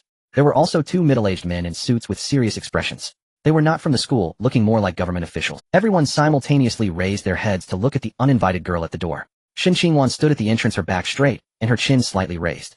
Her heart raced as if it would leap out of her throat, but her voice remained steady. Principal Liu, I am Shen Xingwan, a freshman from the School of Computer Science. Lin Yi is my classmate. We were also high school classmates and had a good relationship. I want to know how he is doing now. Principal Liu glanced at her and sighed. He took off his glasses, rubbed his nose, and then said to the 2 men in suits, could you please step out for a moment? The 2 men exchanged glances, stood up, and exited the office. The door closed behind them. Principal Liu put his glasses back on, looked at Shen Xingwan, then glanced at Zhou Wangqing, who had followed, and fell silent for a few seconds, and then slowly began to speak. Shen Xingwan, teacher, Zhou, please take a seat. Shen Xingwan did not sit down. Principal Liu did not insist. Leaning back in his chair, he slowly said, you may have heard of the Xinjiang Group. In Jiangxing, along with this, is a family that no one dares to underestimate. They are honored guests of Longhua and strategic partners of the state. He paused, lowering his voice a bit. But the Qin family has a secret. I don't know the specifics, but the heads of their family tend to. This time Mr. Qin came to our school to donate a building, hoping to accumulate virtue for himself and see if he could break this fate. Today her visit was supposed to be a good thing. We prepared for a long time, wanting to leave a good impression on her and make her feel that donating this building was worthwhile. The result? Principal Liu smiled bitterly. The result was that Lin Yi accidentally kicked her into the hospital. Shen Xingwan's fingers clenched tightly by her side. Principal Liu, that was an accident. Her voice was a bit tense. Playing soccer is a normal physical activity. The ball flying away is uncontrollable, and this was on the playground. Lin Yi did not do it on purpose. Her implication was that you administrative people came to inspect the playground, but failed to ensure safety measures. How could you blame the person kicking the ball? I know it was an accident. Principal Liu looked at her, his gaze filled with sympathy, helplessness, and a kind of weariness from seeing too much of the world. But you must understand, for the Qin family, whether it was an accident or not is not important. What matters is that Qin Shuiying is now lying in the hospital, her life uncertain. If anything happens to her, the Qin family will need an explanation. And that explanation could be Lin Yi. Shen Qingwan's face turned pale. Principal Liu, are you saying that Lin Yi might not? Zhou Wangqing's voice trembled. Principal Liu remained silent for a long time. I don't know. The Qin family does not, although Mr. Qin is young, her father passed away early, and she has been in power with the family's help since childhood. And her uncle, that Wang Chong, who brought troops today? He is the captain of the Thunder Serpent Special Forces, a major general, and his affection for Mr.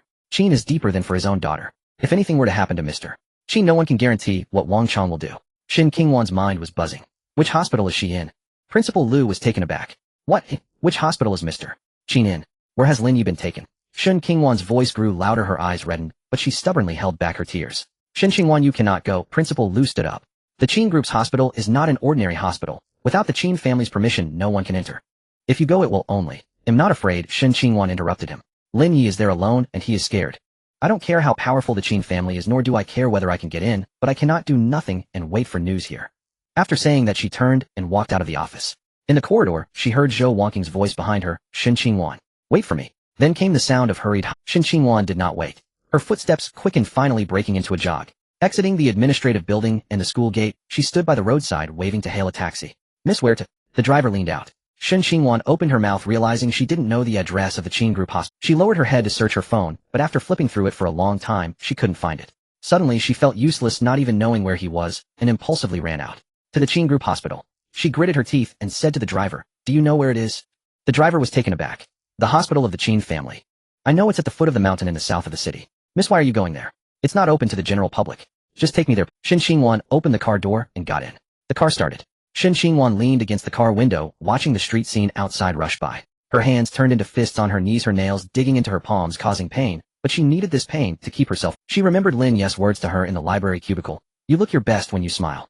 She recalled how he casually handed her a bottle of cola on the training ground, as if he were not handing her a drink, but instead saying, I care about you. Finally, her eyes could no longer hold back and tears streamed down silently. The driver glanced at her from the rearview mirror, said nothing, and silently handed the tissue box back to the back seat. Meanwhile, in another corner of Jiangxing University, Su Jinlu was doing something she found unbelievable. Her leg was still not healed. The bruise on her right knee had turned from purple to dark yellow. The swelling had gone down significantly, but walking still hurt. The doctor said she needed at least another week of rest, as she was supposed to be lying in Lin Yi's house today, waiting for him to come back and bring her dinner. But she couldn't wait any longer. The news had come from Chun Siyu. Chun Siyu worked in the student council and was well informed, knowing about the incident at the stadium at the first moment. She sent Su Jinlu a long voice message generally saying that a freshman from the School of Computer Science accidentally kicked the chairwoman of the Xinjiang group into the hospital, and it seemed to be Lin Yi. When Su Jinlu saw the message, she was drinking the porridge Lin Yi had brought her in the morning.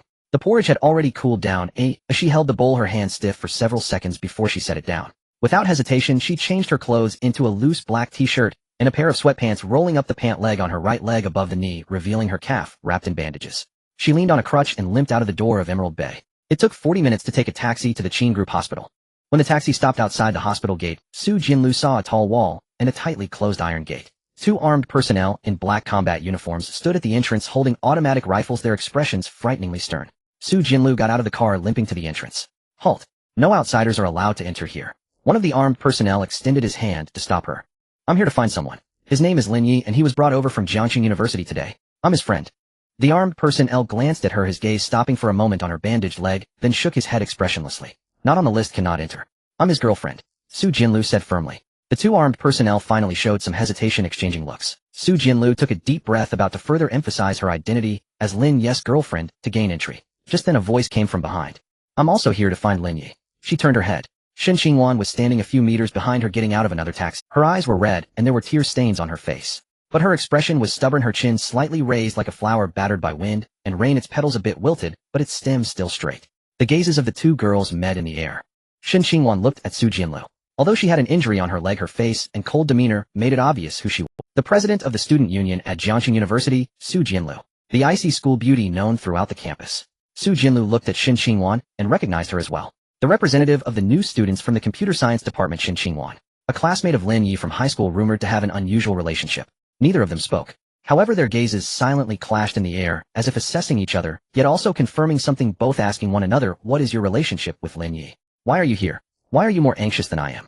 An overwhelming sense of jealousy erupted in the air. Even the soldiers at the entrance felt a twinge of bitterness. It turns out that for women who become more beautiful and powerful, the jealousy they display is even more intense. Yet the two girls maintained a superficial harmony, as they had to face external threats together. Yuan was the first to speak. Senior Su, is your leg okay? It's fine, Su Jinlu replied coolly. Did you take a taxi here? Yes. Is this your first time coming to a place like this alone? Yes. Su Jinlu, speaking from experience, said, you're still so young, just a freshman fresh out of high school. You're very tender. Don't take such risks in the future. Otherwise it won't be good if you get deceived. Yuan pouted stubbornly, saying, I'm not small at all, senior, I'm definitely not. She hated it when others said she was too young, especially since her parents always said she was still a child, who had to report everything she did, which made her feel rebellious. Alright, you're not small, okay? Su Jinlu glanced down.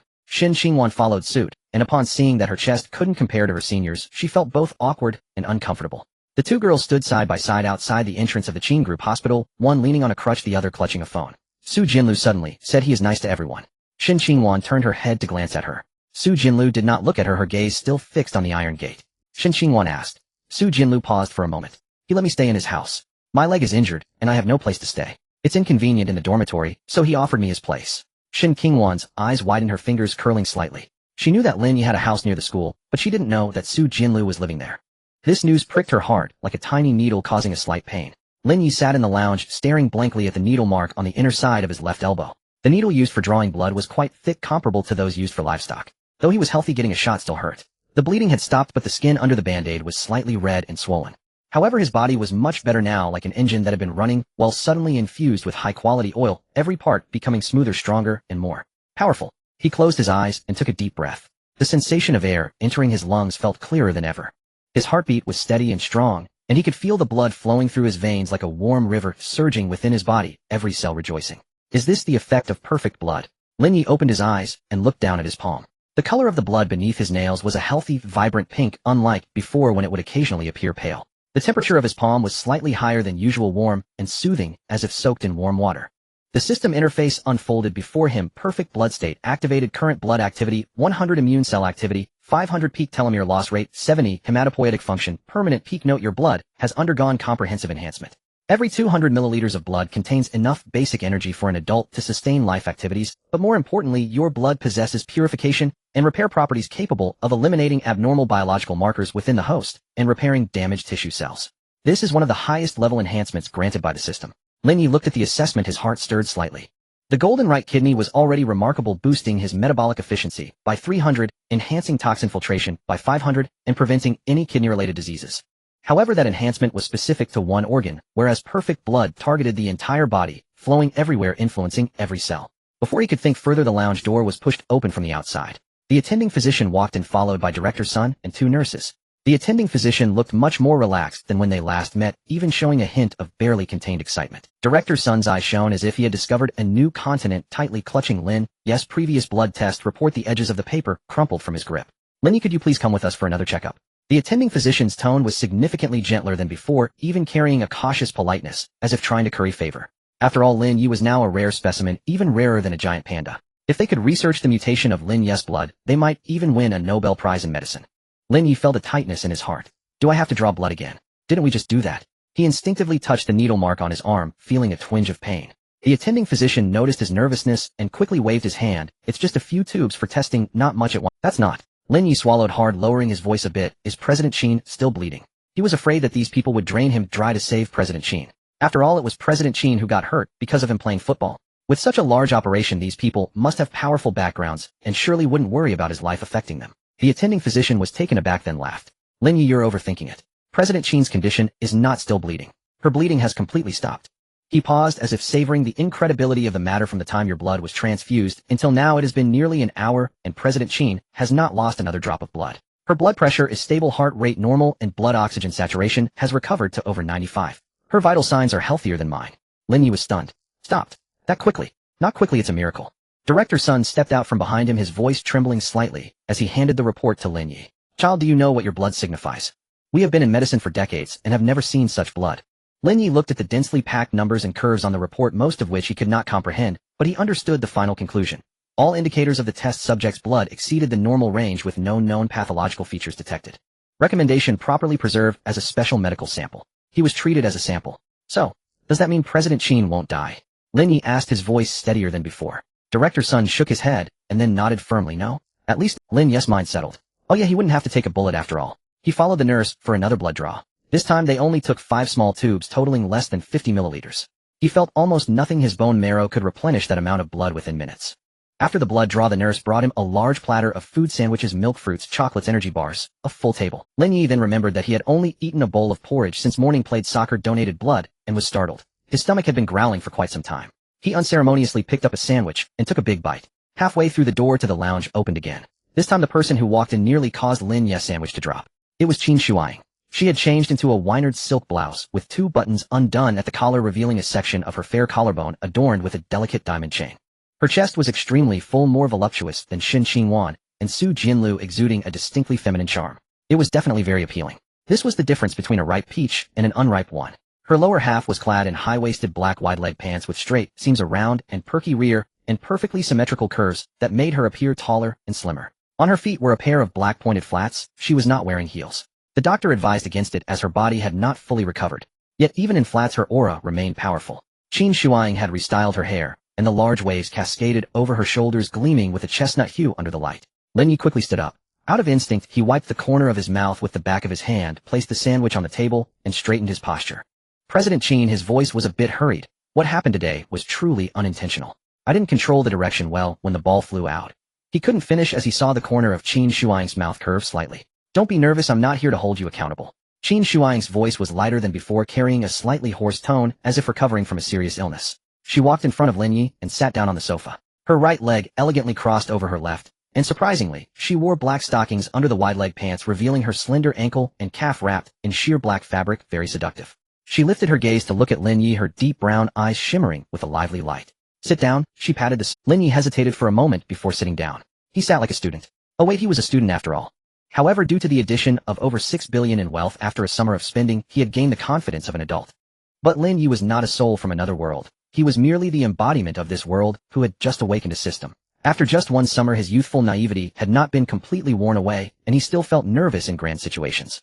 Qin Shuang observed his demeanor, and the corner of her mouth curved again. She turned slightly to face Lin Yi, her gaze lingering on his face for a moment before slowly descending to the band-aid on the bend of his left arm. Your blood saved my life. Lin Yi opened his mouth. That was to be expected. There is nothing that is to be expected. Qin Shuang interrupted him. You kicked the ball unintentionally, but you donated blood intentionally. You could have chosen not to stand up and say you have panda blood. You would not have been held accountable for anything, because you are just an ordinary student who played soccer and the ball flying out was an accident. But you chose to stand up. Do you know what that means?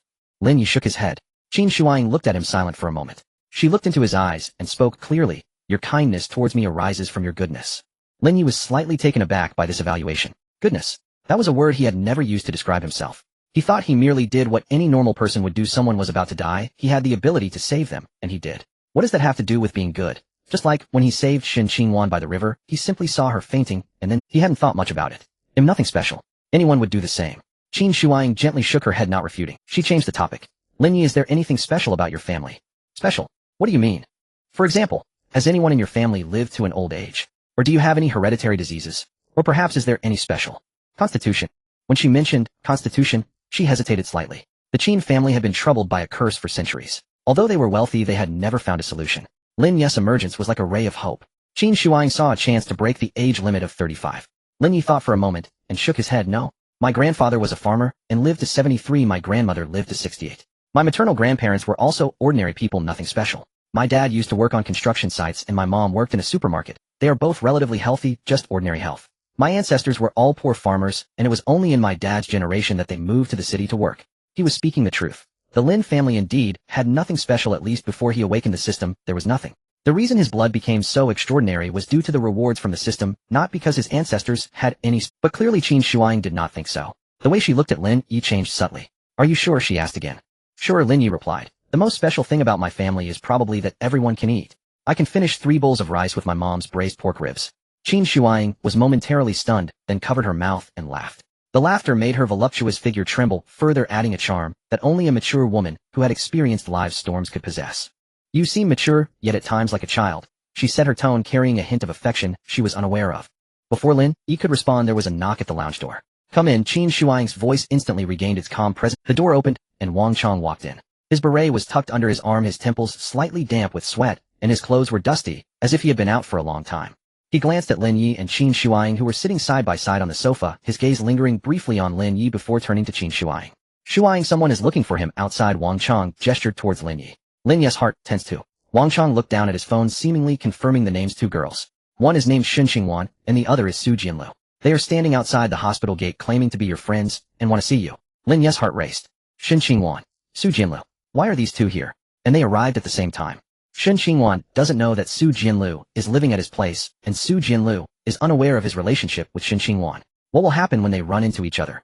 Oh no, could it lead to a particularly intense love triangle? Su Jianlu's leg hasn't healed yet, and Xinqing Yuan's bravest act in her life might be the words she spoke at the school opening ceremony. Now she has come alone to Qin's hospital. How much courage must she have mustered? Hey, these women are all thinking of themselves. It's a pity that he has to face a love triangle so early. They haven't even truly been together yet. Qin Shuang leaned against the sofa, her expression as calm as water, revealing no emotions. Yet her gaze lingered on Lin Yi's face for a moment. I didn't expect you to be quite popular with the girls. I suppose I have a bit of a talent for attracting them. Lin Yi scratched his hee. Qin Shuang chuckled like a goose, her chest trembling. Then she said, alright, I'll let you go meet them, but you can't leave, you just stay inside. Lin Yi nodded and quickly walked out of the lounge. Qin Shuang watched his back disappear at the door, then slowly leaned back into the sofa and closed her eyes. Uncle. Have you checked those two girls? Wang Chong nodded. I've already had someone investigate. And there's one more thing. Qin Shuang opened her eyes. His blood has caused my marker concentration to drop by 37. Wang Chong's pupils constricted sharply. 37. A single blood transfusion of 200 milliliters has reduced the curse marker that Qin's family has studied for over a century and invested countless funds in by more than a third. They both understood what this meant. He is not an ordinary person. His family may have forgotten, but there must be some. Investigate. Trace the Lin family's genealogy back 3 generations, no 5 generations. Alright. Wang Chong turned to walk a few steps, then stopped and looked back at his niece. Qin Shuang was still leaning on the sofa, her eyes closed, the light falling on her face, illuminating her features softly. There was a very slight curve at the corner of her mouth, a sign of reassurance and relief. Since she became aware, she had been facing the shadow of death, and today it had finally eased somewhat. And all of this was because of Lin Yi. She did not want to die at all. She didn't want to die at 35, nor did she want to die at 65 or 85. So the curse must be broken. And all the keys lie with Lin Yi. Wang Chong glanced for 2 seconds before turning and walking out of the lounge. In the corridor, he took out his phone and dialed a number. Help me investigate a person. Lin Yi from Jiangxing, 18 years old. His father is named Lin Zhangwo, and his mother is named Zhang Xiulan. Trace his family tree back 5 generations. I want the results within 3 days. Wang Chong returned to the office and pushed a cup of warm water towards her. Drink some water. The doctor said you need to hydrate more. Qin Shuang opened her eyes, glanced at him, picked up the cup, and took a small sip, then cradled the cup in her hands without putting it down. This action made her appear much younger than her actual age, like a little girl holding hot cocoa for warmth. Uncle. Qin Shuang began. I'm running out of time. Wang Chong's fingers paused. What do you mean running out of time? Qin Shuang did. Her gaze fell on the lights outside the window. Age. I am 28 this year, and in 7 years I will be 35. My father passed away at 32, my grandfather at 34, and my great-grandfather at 35. Each generation lives shorter than the last. I don't know how much longer I can last. Wang Chong's expression darkened. Don't talk nonsense. Isn't your health already improving? That child's blood has caused your marker concentration to decrease by 37%. This has never happened before. Perhaps, he stopped mid-sentence. Because both he and Qin Shuang knew how extravagant the word perhaps was in the Qin family. Qin Shuang shook her head. Uncle, that's not what I meant. Wang Chong looked at her, waiting for her to continue. Qin Shuang bit her lower lip, a rare gesture for her. Since she was young, she had never been one to hesitate, as she made decisions quickly, accurately, and decisively, never dragging her feet in the business world. But at this moment her lower lip was marked with a faint white indentation, as if she were making a very difficult decision. What I meant was the age for childbearing. I am 28 this year, which is considered late marriage and late childbearing in our family. My father had me when he was 20. I must give birth to the next generation before my health completely deteriorates to carry on the Qin family. Wang Chong fell silent. Of course he knew this. Qin Shuang was 28 this year. Her window for childbearing at most only had 2 years left. Wang Chong leaned back in his chair, letting out a long sigh. He was not someone easily swayed by emotions. Having spent over 20 years in the military, he had seen all kinds of storms. But at this moment his chest felt as if something was blocking it, heavy and hard to breathe. You are right, Wang Chong spoke. It is indeed time to consider this matter. Because I don't want to see you regretting it later. No matter whether your health can improve or not, having a child is at least a thought, a hope. What if it really? He did not finish his sentence. Qin Shuang understood what he meant. If that day really came, and she was gone, at least there would be someone in this world with her blood continuing to live for her. This is what every generation of the Qin family has been doing. After a long silence, Qin Shuang suddenly raised her head and looked into Wang Chong's eyes. In her gaze was something Wang Chong rarely saw, a determination to go all in. Uncle, what do you think of Lin Yi? Lin Yi. Qin Shuang repeated the name, her voice steadier than before. What do you think of him? Wang Chong opened his mouth, and for a moment did not know what to say. He wanted to say you're crazy, wanted to say you've only known him for a few hours. He's only a freshman. Wang Chong finally managed to say. Qin Shuang's eyes widened slightly. He isn't still a minor, is he? No. He's 18, a freshman. He only just turned 18 not long ago. Saying it felt absurd, even to Wang Chong. His niece was seriously considering someone 10 years younger still in college. Qin Shuang's expression softened. Then that's fine. What do you mean that's fine? 10 years is a lot. Wang Chong's voice rose. So what if it's 10 years? Qin Shuang answered calmly, my father is 8 years older than my mother. They have a good life. My grandfather was 11 years older than my grandmother, and they were fine as well. Age has never been the problem is the person. Wang Chong was silenced by her words. He wanted to argue, but could find no rebuttal. She was right, in the Qin family age had never been an issue. Besides, Qin Shuang's voice softened, and her gaze fell on the cup of water in her palm, now completely cold. There is something about him that can break the curse. Wang Chong frowned. Qin seemed to sense his thought, and explained, it is his entire being. After I received the blood transfusion, my body reacted strangely, bits. I cannot fully explain it. She paused as if arranging her words, and confirming she had not imagined it. I can feel his presence. That feeling brings me an extraordinary calm. Like, when his blood flowed through me, the shadow of death that had long cloaked my body began to dissipate little by little. Wang Chong did not understand such mystical matters, but he trusted Qin Shuang's perception. The Qin family had been tormented by that curse for generations. Their bodies had a sensitivity to death beyond ordinary comprehension. If Qin Shuang said Lin Yi's presence made her feel safe, it could not be reduced to mere fondness or gratitude. Moreover, after his blood entered me, I felt as if a mark had been branded upon me. It tells me this person is connected to me. I should be near him. I should keep him close. She raised her head to look at Wang Chong. Her eyes shone. Uncle, you know I have never believed in such things. I don't believe in fate and destiny, or in love at first sight. But this time my body decided before my mind. When I woke on the operating table, the first face I saw was his. At that moment my consciousness was still hazy and my body could not move, yet my heartbeat the instant I saw him changed. She pressed her hand to her chest, as if recalling that sensation. It wasn't a flutter, it was something more fundamental. My body was telling me, this person matters to me, I need him. The lounge fell into a long silence. Wang Chong finally spoke. If that's true, then let him marry into the family. Qin Shuang's lashes trembled. She said nothing. She thought the same, though she did not know whether Lin Yi would be willing to be a kept man. To support his niece, Wang Chong explained, the Qin family needs an heir, you need a husband, and Lin Yi needs a background. I had someone do a preliminary check on his household. His father used to work construction, his mother works at a supermarket, and there's a younger sister in middle school. Their finances were ordinary before and have suddenly improved recently. The exact reasons are unclear. But in any case, the Qin family is a rung the Lin family could not reach in several generations. If he agrees to marry into the family, even a little support from the Qin household would feed the Lin family for generations.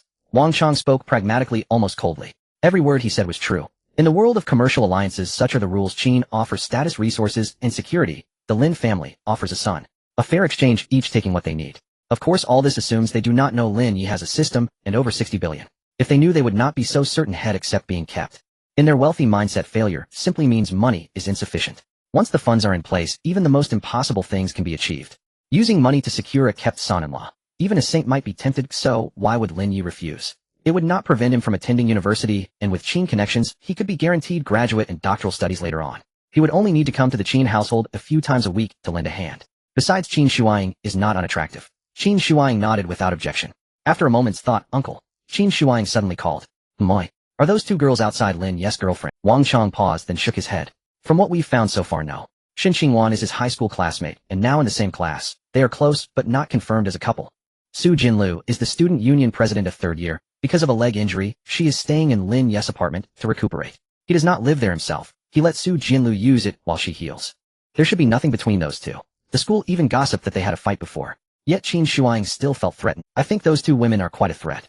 Wang Chong looked at her, and suddenly found it a little amusing. His niece, the 28-year-old captain at the helm of a billion-dollar empire, a CEO ruthless in business, was now anxious over whether an 18-year-old freshman had girlfriends. You mean? Wang Chong probed cautiously. Qin Shuang lifted her head. The resolute Dordai look had returned. I mean, if those two are merely classmates or friends, I'm not in a rush. But if either of them has feelings for him, then I must act quickly. Imagine losing to two girls who haven't even grown into women properly. How shameful. Wang Chong walked over to Qin Shuang, and lightly patted the top of her head. He had not done that in a long time. The last time was when she was 13 after her mother had passed. She sat alone in the morning hall, neither crying, nor acting out, simply staring at the black and white photo. He had gone over and patted her head, saying, "Don't be afraid, your uncle is here." Now 15 years had passed. She sat there again, not crying, calmly planning the rest of her life. Wang Chong's hand lingered on her crown for a moment before he withdrew it. What do you intend to do? He asked. Qin Shuang narrowed her beautiful eyes and curled her silk-clad foot upward with a playful tilt. Quite intriguing, uncle. I find chasing a man rather entertaining, especially a younger one with several rivals in the fray. It feels even more thrilling than running a business. She never entertained the possibility of losing. After all, for any man to catch Qin Shuang's eye was a blessing earned over lifetimes. If he refused, she would simply take him by force. As Lin Yi pushed open the door to the guest room adjacent to the lounge, he paused mid-step. The scene inside was quieter, far quieter, than he had imagined. The two women sat at a cool distance, separated by an unspoken gap, neither glancing at the other. Though no word had been spoken, they instinctively sensed the hostility radiating from one another. Women's intuition proved astonishingly precise. Even Shen Qingwan, who often seemed naively earnest, felt it keenly. She sat on the left, cradling a glass of water, now chilled, its surface beaded with delicate droplets of condensation. When she saw him enter, her eyes lit up, her body leaned forward slightly, as if preparing to rise. Yet her peripheral glance flickered towards Su Jinlu, and she held herself still. Instead, she placed the glass carefully upon the coffee table, folded her hands neatly atop her knees, and sat upright, with quiet poise. Su Jinlu sat on the right, her cane resting against the armrest of the sofa. Lin Yi stood frozen in the doorway, struck by a strange, dissonant sensation, as though he were facing a confrontation between a lawful wife and a mistress. A peculiar, unsettling feeling indeed. Why would he need a mistress? Couldn't both be wives, equally honored, equally cherished? How did you both end up here? He closed the door behind him and walked forward, settling onto the sofa between them. He chose the center deliberately. To sit there was at least outwardly to maintain fairness. Shen Qingwan turned slightly toward him, her gaze lingering on his face before drifting downward to his left forearm. A white bandage clung there stark against the dark fabric of his t-shirt. You donated blood? She asked, her voice soft with just a little, nothing serious. Instinctively, Lin Yi tugged his sleeve lower to conceal the bandage. From the right, Su Jinlu's voice drifted over. How much did you donate? 200 milliliters. 200. Her tone rose slightly, then quickly softened again. 200 isn't a little, it's a great deal. Shen Qingwan glanced at Su Jinlu, puzzled. Why should senior sister care so deeply? After all, she and Lin Yi were classmates. Su Jinlu had no such claim. Lin Yi, are you hungry? I brought something for you in my bag. It's cooled a bit, but still perfectly edible.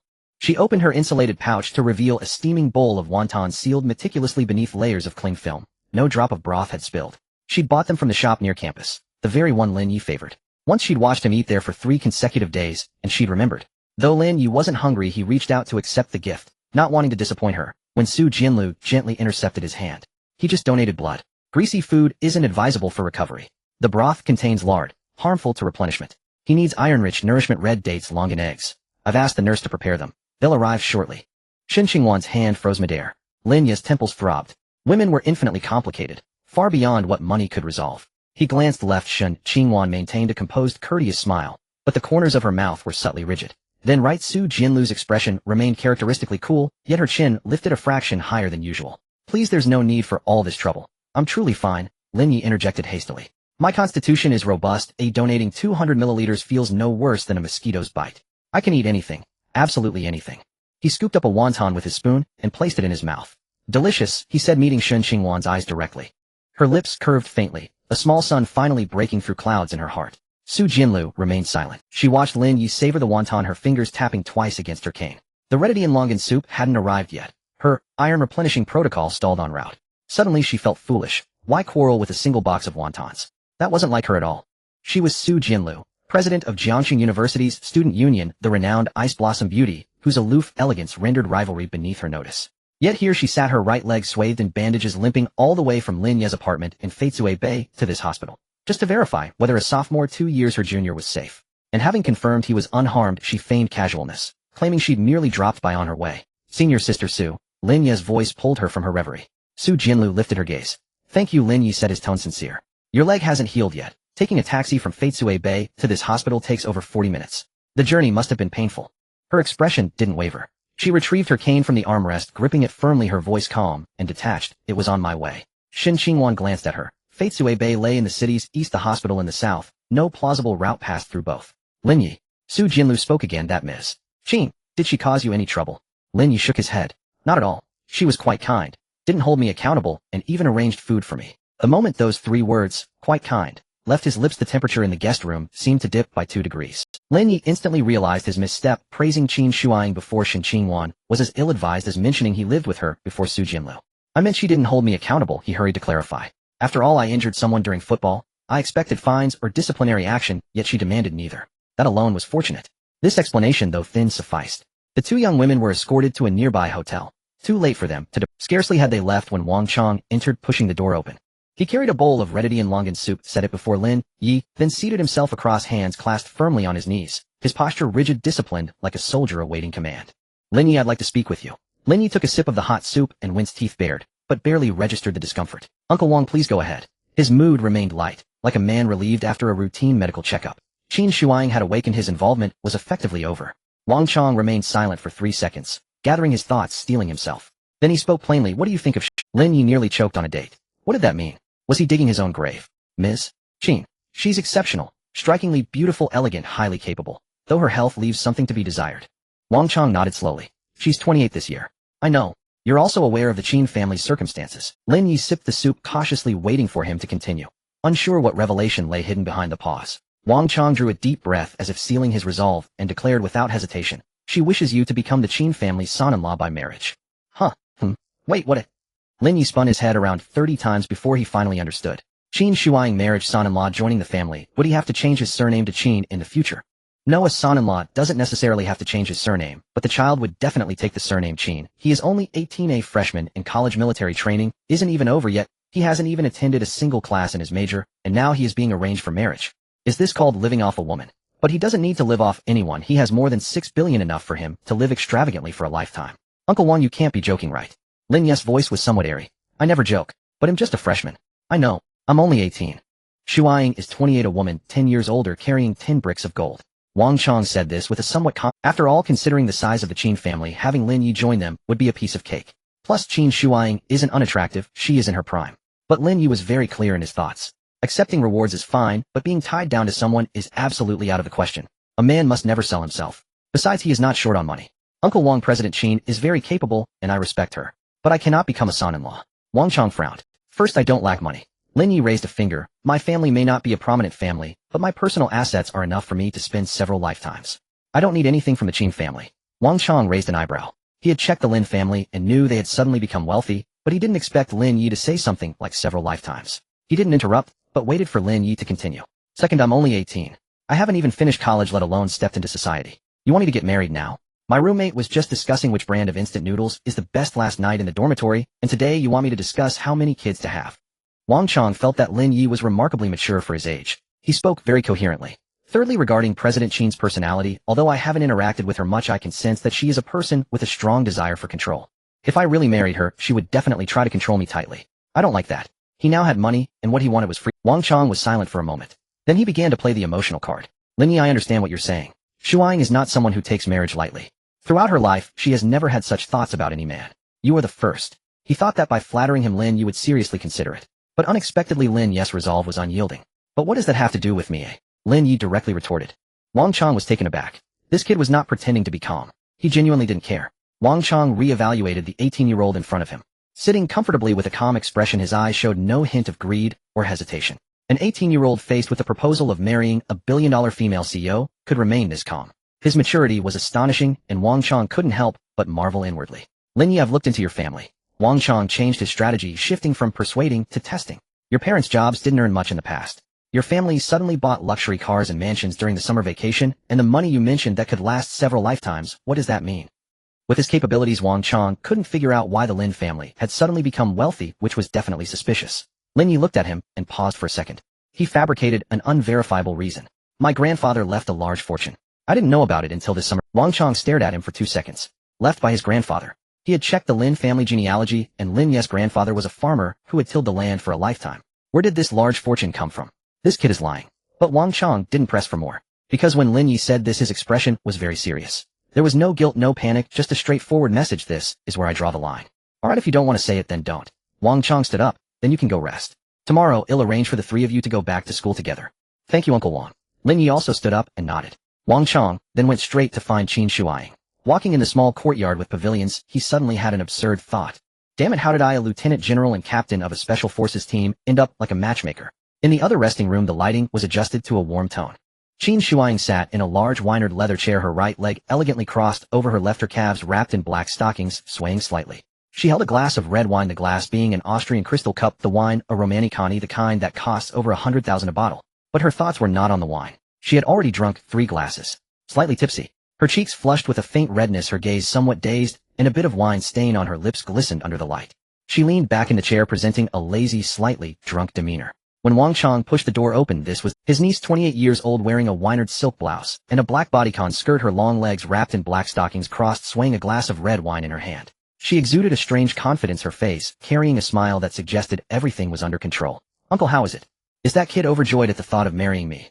She asked this with a tone of certainty, because in her life experience there had never been an exception to such matters. Every day her inbox was filled with various marriage proposals, the son of this family, the son of that mayor, some of whom she hadn't even met, just had their photos and resumes sent by others. Just like an HR department of a large company screening thousands of resumes daily. She was 28, not old, with a great figure, a full chest, a slim waist, and long legs. Beautiful with and without makeup. Plus, considering the size of the Qin group, who wouldn't want to marry her? In her view, Lin Yi, an 18-year-old freshman, should be stunned by such a good fortune, then ecstatic, nodding like a chicken pecking at rice, and finally bowing to thank her for considering him. This was a blessing their Lin family had accumulated over generations. Their ancestors must be smiling in their graves. Even if she feigned modesty on the surface, she was already overjoyed deep down. Seeing his niece so confident, Wang Chang suddenly had a thought. What a naive girl. He shook his head. Qin Shuang's smile instantly froze. "What do you mean?"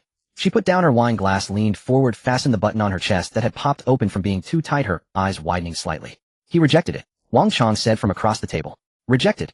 Qin Shuang's voice rose half a pitch. "Why?" He said he doesn't lack money. Doesn't lack money. Qin Shuang repeated these 3 words as if hearing the term for the first time, chewing over it for a long time, without finding any flavor. Does he know how much money the Qin family has? He knows. But he said his personal assets are enough for him to spend several lifetimes. He doesn't need anything from the Qin family.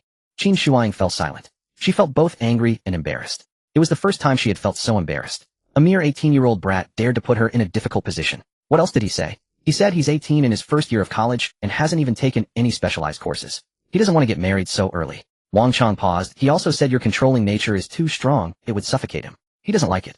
When Qin Shuang heard the last sentence, her expression grew even angrier. This little brat dares to critique me, what qualifications does he have? Qin Shuang forcibly suppressed her anger, lifted her wine glass, and took another sip. Interesting, she said softly with a playful smile. This little guy is indeed interesting. Wang Chang sighed, truly puzzled about what his niece was thinking. If it were to treat an illness and they wanted to get Lin Yi, they could easily employ some underhanded methods like making Lin Yi suddenly disappear for a few months. There are so many people disappearing for no reason every day in the world. Who would notice? Just him. I said they could go back tomorrow. Do you have any other requests? Qin Shuang shook her head. It's fine, uncle, you go about your business. I feel my health gradually improving. Should we take some special measure? Put him back in after a few months. Qin Shuang instantly understood her uncle's meaning. But she shook her head. How, that would be so boring. Besides, I don't believe he wouldn't like me. Wang Chang, hearing his niece's tone, suddenly felt something was off, a hint of dangerous vibes. His niece wouldn't be getting too carried away, would she? That would not be a good sign. The bathroom at the Qin family's guest house is larger than any bathroom Lin Yi has ever seen. This is a true hot spring bathroom. The entire bathroom spans 30 to 40 square meters with deep gray non-slip stone tiles on the floor, and the walls made of natural wood-colored anacorrosive wood. In the center is a sunken double bathing pool spacious enough for 2 or 3 people to move about simultaneously. The edges of the pool are lined with black pebbles. Hot water flows gently from a copper crane's beak, steam rising in wisps with a faint scent of sandalwood and rose filling the air. The pool water is milky white with a slight hint of sulfur, a true hot spring. Fresh rose petals float on the surface, slowly spinning like little boats. Lin Yi took off his bathrobe and carefully slid into the pool. As the hot water enveloped his chest, he felt as if he were being cradled by gentle hands from all sides. Ah, so refreshing. He let out a groan, leaning against the stone pillow at the pool's edge, closing his eyes. It felt so. His legs could be completely straightened, his arms stretched freely, and he felt as light as a leaf floating on the water. Free petals rested on his shoulders, collarbone, and arms, their touch as delicate as silk. The steam made his skin slightly flush with all his pores opened, as if he were breathing as a whole. Imagining that scene in winter while it snows, he relaxes in hot water, snowflakes melting on his shoulders, while embracing a beautiful woman, his hands free to play ball. One beauty brings wine to his lips, while another massages him. Just thinking about it feels even better. Come this winter, hell, start scouting locations. After all, he has money, and all he wants is enjoyment. Qin Shuang wants to bind him with marriage. Dream on. What does she have? Just a few measly coins. Lin Yi chuckled to himself. Just as he was laughing happily, a sudden light exploded in his mind. Ding. Lin Yi was startled. How did the system chime when he hadn't even completed the mission? Target Qin Shuang. Current favorability 3103, 3100. Lin Yi was taken aback. Why did it suddenly increase so much? When he rejected Qin Shuang's marriage proposal, he thought the favorability would drop to negative. But instead it not only didn't drop, it increased tenfold. What kind of operation is this? Lin Yi leaned against the pool's edge, squinting as he pondered. After a while he suddenly smiled. So this woman is actually afraid of the strong. The more he stands firm against her, the more it ignites her favorability. Lin Yi figured it out. Strong women expect. Now this woman has had her competitive spirit sparked. Lin Yi pinched a petal from his shoulder, twirling it on his fingertip. So that's how it is. Dealing with someone like Qin Shuang, one must not kneel, must not flatter, and must not cater to her wishes. The colder he is, the more she gets worked up. The more he rejects, the more she becomes eager. What does an initial favorability of 3 points mean? If he rejects her once, it jumps by 30 points, rejecting her a few more times wouldn't that cause it to explode? This is a psychological battle. And she has unknowingly been drawn into the battlefield by him. Lin Yi thought of the other two women. Shen Qingwan wouldn't exhibit such a competitive spirit like Qin Shuang. She would only silently retreat like a little cat blown by the wind, hiding in a corner and repetitively pondering, is there something wrong with me? Did I do something wrong? Then she would cautiously retract all her enthusiasm, retreat into her shell, and never come out again. With her, one cannot reject or be indifferent. One must take it slow. It must be like boiling a frog in warm water, making her feel safe and needed. And Su Jianli's initial favorability was negative, but later slowly climbed to positive. She says you don't have to worry about me, but in her heart, she thinks, why aren't you worrying about me yet? When she messages, did you drink the red date soup? It's translated as I miss you. With her, one must pamper her. You can't directly say I care about you, or she will think you're pitying her, but you can do little things on which she will warm up when she finds out. She is like a proud lion. Shen Qingwan is a gentle little dog. And Qin Shuang appears more like a cunning hawk. 3 women, 3 personalities, 3 strategies. Lin Yi tossed the petal back into the water, watching it spin a few times on the surface before slowly sinking to the bottom. Interesting. Much more interesting than the college entrance examination. Many men are adept at facing the college entrance examination, but when it comes to women they fall silent. The root cause is simply that they face too few of them. He closed his eyes and summoned the system panel in his mind. A light screen unfolded before him. Host Lin Yi. Age 18 years. Acquired organ system 378. Current progress. Shen Qingwan favorability 58100. Status stable rising. Su Jinlu favorability 15100. Status just broken the ice. Qin Shuang favorability 33100. Status competitive spirit activated. Zhou Wanqing favorability 15100. Status to be unlocked. Zhou Wanqing is his counselor. Would it lead to trouble if that were the case? So after the incidents with the other 3 women, Lin Yi did not hesitate to perform artificial respiration, yet he was still cautious around his counselor. He was unsure how to earn the initial reward, so he decided to nurture it slowly. Rewards obtained. 1. Golden right kidney. 2. Perfect skin that never tan. Effect: the skin is permanently shielded from UV damage. Collagen retention rate is increased to the theoretical maximum. 3. Perfect blood that never gets sick. Effect: immune cell activity 500, capable of eliminating all pathogens. Telomere depletion rate 70. Body modification degree 378. Expected lifespan 8 years. Current health status good. Current physical ability 30 above average. Current immunity, no other illnesses except seasonal colds. Testing physical functions. This already grants an additional 8 years of life. How delightful. He could almost see the threshold of longevity. Lin Yi turned off the system panel and sank into the hot spring with only his nose above the water. Roses floated on the water surface, forming a circle above his head resembling a red garland. Warm air surged from all directions, his pores open, blood flowed vigorously, and every cell rejoiced. With his eyes closed, he exhaled a stream of bubbles underwater. The next morning, Lin Yi met Qin Shuang in the hotel. Today she wore a light gray suit jacket over a white silk camisole paired with matching light gray trousers and a pair of nude pointed high heels. Her hair was styled up, secured with a silver hairpin, revealing an exquisitely flawless face. Her lipstick had changed from the previous day's mauve to a lighter milk tea shade, making her look softer, though her gaze remained When she saw Lin Yi walk in, her hand holding the coffee cup paused for an instant, then she resumed drinking, as if nothing had happened, her eyes peering over the cup at him, a slight smile gracing her lips. In her gaze there was a mix of scrutiny, playful teasing, dissatisfaction for how dare you refuse me, and an indescribable, good morning, Sister Qin. Lin Yi walked over, his tone as natural as greeting a neighbor's older sister. Qin Shuang nearly choked on her coffee. Sister Qin, why does that sound so awkward? She set down her coffee cup and looked at Lin Yi, asking with a hint of annoyance. Her tone was akin to that of a woman who had just been rejected by her boyfriend, still fuming the next morning, yet unable to resist wanting to know why he had come to see her. Lin Yi sat down opposite her, intertwining his fingers on the table, his expression serious. Sister Qin, could you arrange 2 cars to take us back to school? Qin Shuang raised an eyebrow slightly. 2 cars? Do you need 2 cars for yourself? No, I will take one, and Shen Qingwan and Su Jinlu will take the other. Lin Yi paused and added, I have a cleanliness obsession and am not used to squeezing into one car with girls. Qin Shuang stared at him for 2 seconds before bursting into laughter. Cleanliness obsession. She set down her coffee cup, leaning forward, her ample chest resting on the table. With her hands clasped under her chin, she looked at him with an expression of sister is listening to your story. Why didn't you mind it when performing artificial respiration on Su Jinlu? Why didn't you mind it when you picked her up from the ground? Lin Yi opened his mouth. Was this woman investigating him? And so he wondered if she knew about the artificial respiration he performed on Shen Qingwan before enrolling. You're not afraid of squeezing, you're afraid those 2 women might come to blows over you, right? Qin Shuang said with a playful smile, her eyes curving into crescent moons, transitioning from CEO, Qin, to gossipy neighbor sister. Before Lin Yi could argue, Qin Shuang had already picked up the intercom on the table. Uncle Wang arranged a car to take Lin Yi and the others back to school. She paused for a moment, glanced at Lin Yi, her smile widening. One car is enough. A sedan that can seat 3 in the back. Sister Qin. Lin Yi's voice rose half an octave. Qin Shuang had already turned off the intercom. She picked up her coffee cup, elegantly took a sip, and then looked at Lin Yi smiling as she said, "Sister is helping you. 2 beauties accompanying you in the car, others can't even ask for that." Lin Yi looked at her expression of "I just want to watch the show," and cursed inwardly, this wicked woman. Half an hour later, a black Mercedes-Benz E-Class stopped at the hotel entrance. It wasn't a long executive model, but an ordinary E-Class which Wang Chang had painstakingly found from a corner. The Qin family didn't have a more modest car. It was indeed a bit cramped, sitting 3 people in the back. Lin Yi stood beside the car looking at the back seat, then glanced at Shen Qingwan standing to his left, and Su Jinlu to his right, suddenly feeling a sense of my fate is in the hands of heaven, not myself. What a tough fate it seemed. Shen Qingwan was wearing a white short-sleeve shirt and a light blue Aline skirt today, with her hair tied in a low ponytail and a touch of light makeup on her face, giving her a fresh look like lemonade just taken out of the fridge. She held a canvas bag, standing next to the car with a calm expression. Su Jinlu leaned on her crutch on the other side, the white bandage on her right leg peeking out from under the black sweatpants. She wore a loose, dark gray t-shirt and black sweatpants, her hair pinned up with a wooden stick, her expression as cold as you. However, her gaze occasionally darted towards Shen Qingwan, somewhat fierce. She seemed a bit proud. Shen Qingwan's chest was not as large as hers. She definitely wasn't as charming as herself. The driver opened the car door. Lin Yi took a deep breath. He got in first, sitting in the middle seat.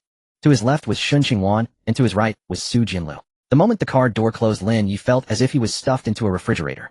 Not cold, but a chilling sensation that made the hairs on his body stand on end. Shen Qingwan sat on the left, her hands on her knees, sitting upright, looking ahead with an appropriate expression.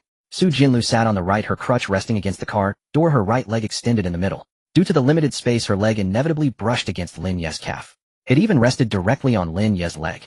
That. Is there something? Su Jinlu looked at him. Never mind, being pressed is acceptable. As long as he wasn't the one being pressed in bed later. The car started. For the first 5 minutes no one spoke. Lin Yi felt awkward. Did you sleep well last night?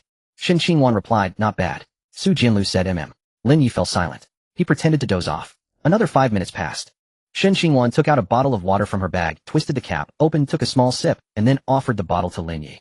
"Have some water, your lips look a bit dry." Lin Yi was about to reach out to take it, when Su Jinlu on his right also offered him something. A box of milk, the kind that comes in a bag, still warm from her hand. "Drink some milk," Su Jinlu said in her usual emotionless tone. "You need to replenish protein after donating blood." Lin Yi's hands froze in midair. On his left was a bottle of water, on his right was a box of milk. "Thanks, I'm not thirsty." Lin Yi cleverly retracted his hand. The car entered the highway, and the scenery outside transformed from the city to the suburbs, then to fields. Sunlight streamed through the car window, illuminating the 3 of them, and casting their shadows on the seats. Shen Qingwan's shadow tilted to the left, Su Jianla's shadow shifted to the right, while Lin Yi's shadow remained in the middle, squeezed between the other 2, narrow as a line. Shen Qingwan spoke softly. "Senior sister Su, does your leg still hurt?" Su Jinlu was taken aback. She hadn't expected Shen Qingwan to initiate a conversation. "It's okay. How long did the doctor say you need to rest?" "A week." "Where will you stay this week?" "Back in the school dorm. There's no elevator on the 4th floor. It's inconvenient for your leg to go up and down." Su Jinlu was silent for a moment. "Lin Yi's place, he let me stay there." Shen Qingwan nodded, her hand clenched slightly. "That's nice," she said. "Lin Yi's place is close to the school, very convenient." Su Jinlu glanced at her. "Have you been there?" "No. Lin Yi mentioned it to me." Both of them turned to look at Lin Yi. Lin Yi suddenly felt a sense of nervousness, as if he were giving a speech in front of a large audience. However, this nervousness needed to be dispelled quickly. Who knows if he could be with them in the future. "The house was bought by my parents. I usually don't live there, so it's just vacant. Senior sister Su's leg is injured, and the dorm is on the 4th floor without an elevator. It's inconvenient, so I let her stay for a bit." Shen Qingwan simply responded with an without asking further. Yet her gaze toward Lin Yi contained something more, a hint of reproach, as if to say, "Why didn't you tell me sooner?" It pricked at his heart like a fine needle. Su Jinlu remained silent. She picked up the warm milk resting on her stomach and handed it to Lin Yi. "Drink it. It won't taste good if it gets cold." This time Lin Yi did not refuse. He accepted the milk, tore open the packaging, and gulped down a few sips. The milk was warm, carrying the pleasant scent of senior sister Su. In the administrative building of Jiangxing University, in the principal's office, academician Lu sat behind his desk, the ashtray in front of him filled with cigarette butts. He didn't smoke much, but he had smoked more in the past 2 days than he had in the whole last year. The deputy secretary of the party committee sat across from him, holding a document. The director of the security department walked in with a worse complexion than when he had left. "How did it go?" Academician Lu raised his head, his eyes bloodshot. The director of the security department shook his head.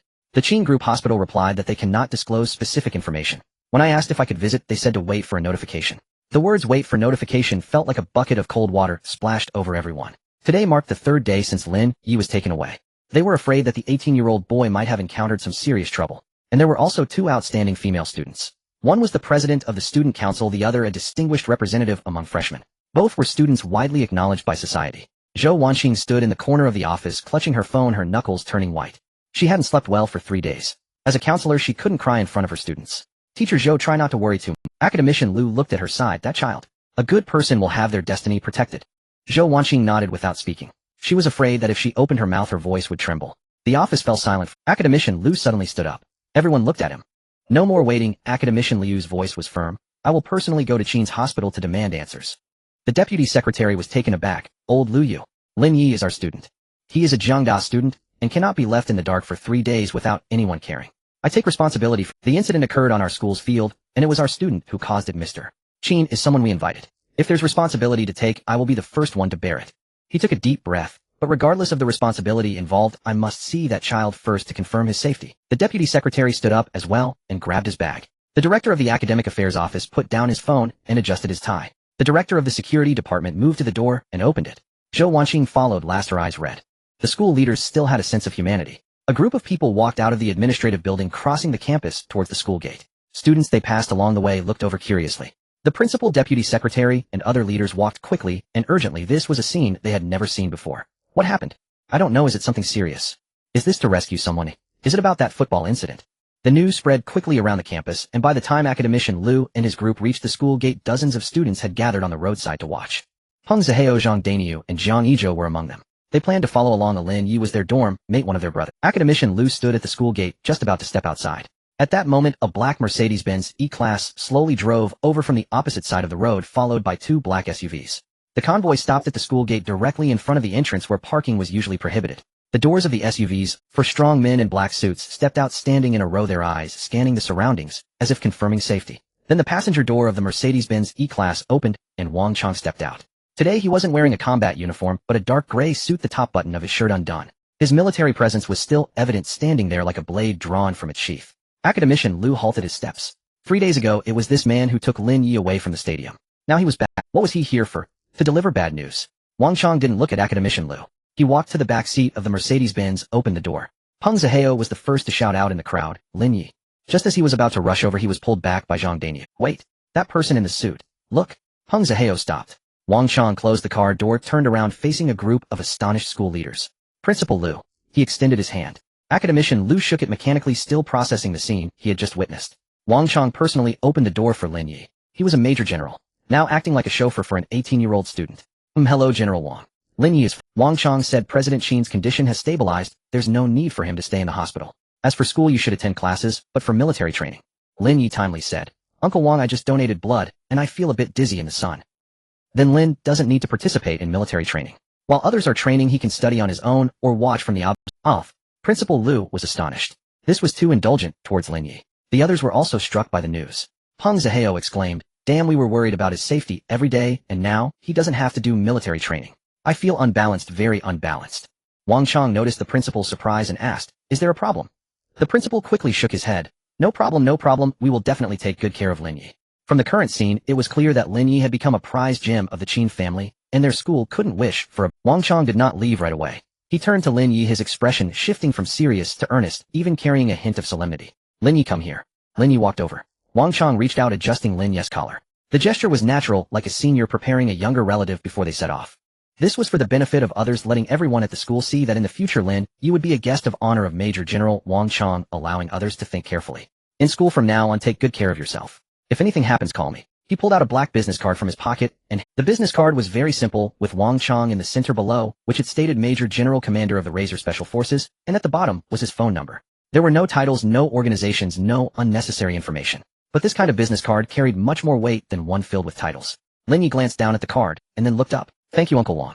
Wang Chong nodded, and then turned to Academician Lu. His expression returned to the formal seriousness of official business. Principal Lu, there's one more thing. President Qin asked me to convey. Academician Liu's heart tightened again. There was more. What was it? It wouldn't be about assigning blame again, would it? President Qin said that the donation plan for the Merit Building remains unchanged. Moreover, she personally decided to add another building. The teaching building for the computer science department, which she will fund entirely. Principal Lu was still in shock, but Wang Chong's words were far from finished. Additionally, President Qin, in her personal capacity, is donating 100 million yuan to Jiangxing University to establish the Qin Scholarship Fund specifically for assisting students from economically disadvantaged families. This money is not tied to any conditions and asks for no returns. There was a moment of silence at the school gate. Then, as if someone had pressed the play button after hitting mute, everyone simultaneously began to speak. Adding another building. A 100 million scholarship fund. Wasn't President Qin hit by a ball? How did she donate? Did you not hear him? President Qin's condition has stabilized. And don't you think her attitude towards Lin Yi is particularly opening car doors, adjusting collars, even having her influential uncle give Lin Yi his business card? Isn't that obvious? Academician Lu stood frozen in place as if struck by lightning, unable to move. He had spent most of his life in academia, seen all sorts of donations, collaborations, and events, but he had never witnessed such a scene. The person was taken away for 3 days, and upon returning not only was he unharmed, but he also brought news of addition. Moreover, the person who took him away personally opened the car door, adjusted his collar, and handed him a business card advising everyone openly to take care of him. What does this mean? It means Lin Yi and the Qin family not only escaped blame, but was treated as a guest of honor. No, even higher than that. Guests of honor don't need Major General Wang to open the car door for them. That is, one of their own. Academician Lu didn't dare to think further. He feared thinking too much, and also feared being too accurate. General Wang, Academician Liu's voice wavered. Jiangxing University greatly benefits from President Qin's contributions. We will definitely build the merit building, well construct the new teaching building properly, and utilize the scholarship fund effectively, living up to President Qin's expectations. No need to be polite. Wang Chang waved his hand, and then glanced at Lin Yi. Ensure Lin Yi's safety, and let the rest attend classes normally. Yes, we will definitely ensure that. Academician Lu nodded repeatedly. Wang Chang turned and got into the car. The convoy slowly left the school gate, merging into the flow of traffic on the main road, quickly disappearing from sight. The school gate fell silent. Lin Yi stood there, still gripping the black business card, suddenly feeling all eyes focused on him. The gazes of school leaders, teachers, and classmates. Those gazes were filled with curiosity, shock, envy, jealousy, confusion, and perhaps even reverence. Lin Yi. Peng Zihao finally rushed over and hugged him, nearly knocking him down. You scared the hell out of me, do you know? 3 days. 3 days without news. I thought you were shot. Don't curse me. Lin Yi patted his back. Have you watched too many dramas?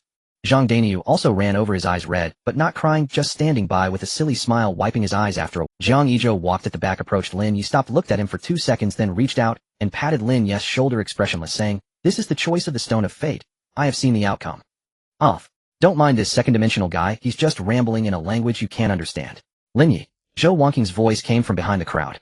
Lin Yi looked up and saw his counselor standing a few steps away, her eyes red and her lips slightly trembling. She was wearing a wrinkled white shirt, her rounded chest straining against it. Her hair was casually tied up with a few strands hanging down from her ears, looking completely different from her usually refined appearance. Teacher Zhou. Lin Yi walked over, stood still, and slightly bowed. I'm sorry to have worried you. Zhou Wangqing looked at his face, studying, then she noticed a large needle mark on his arm. I heard them say, her voice tightened, you donated blood. Lin Yi paused for a moment, and then smiled, saying, it's just a normal blood donation, 200 milliliters, nothing much. I'm healthy, I just need to sleep for a bit to recover. He spoke lightly, but Zhou Wangqing's eyes turned even redder. She had checked, and for an adult, a 200 milliliter blood donation was indeed not much, but that was for those who were healthy and well-nourished. Lin Yi had just gone through 2 weeks of military training, standing in the sun for 6 to 7 hours every day, already in a state of physical exhaustion. Now with another 200 milliliters of blood drawn, her heart felt as if someone had gripped it tightly, both sour and painful. Do you know what condition your body is in right now? Zhou Wangqing's voice rose, carrying a tone of concern. 2 weeks of military training, only 6 hours of sleep every day, exposed to the scorching sun, you should be resting properly, yet you still donated blood. As she spoke, her voice began to tremble with concern. She had always treated her students like her own children. Now, thinking of the grievances Lin Yi had suffered, her emotions burst forth like a faucet, turned on, unable to be contained. She suddenly stepped forward, opened her arms, and hugged Lin Yi tightly. Zhou Wangqing's movements were so swift that Lin Yi had no time to react. He only felt a softness in front of his chest.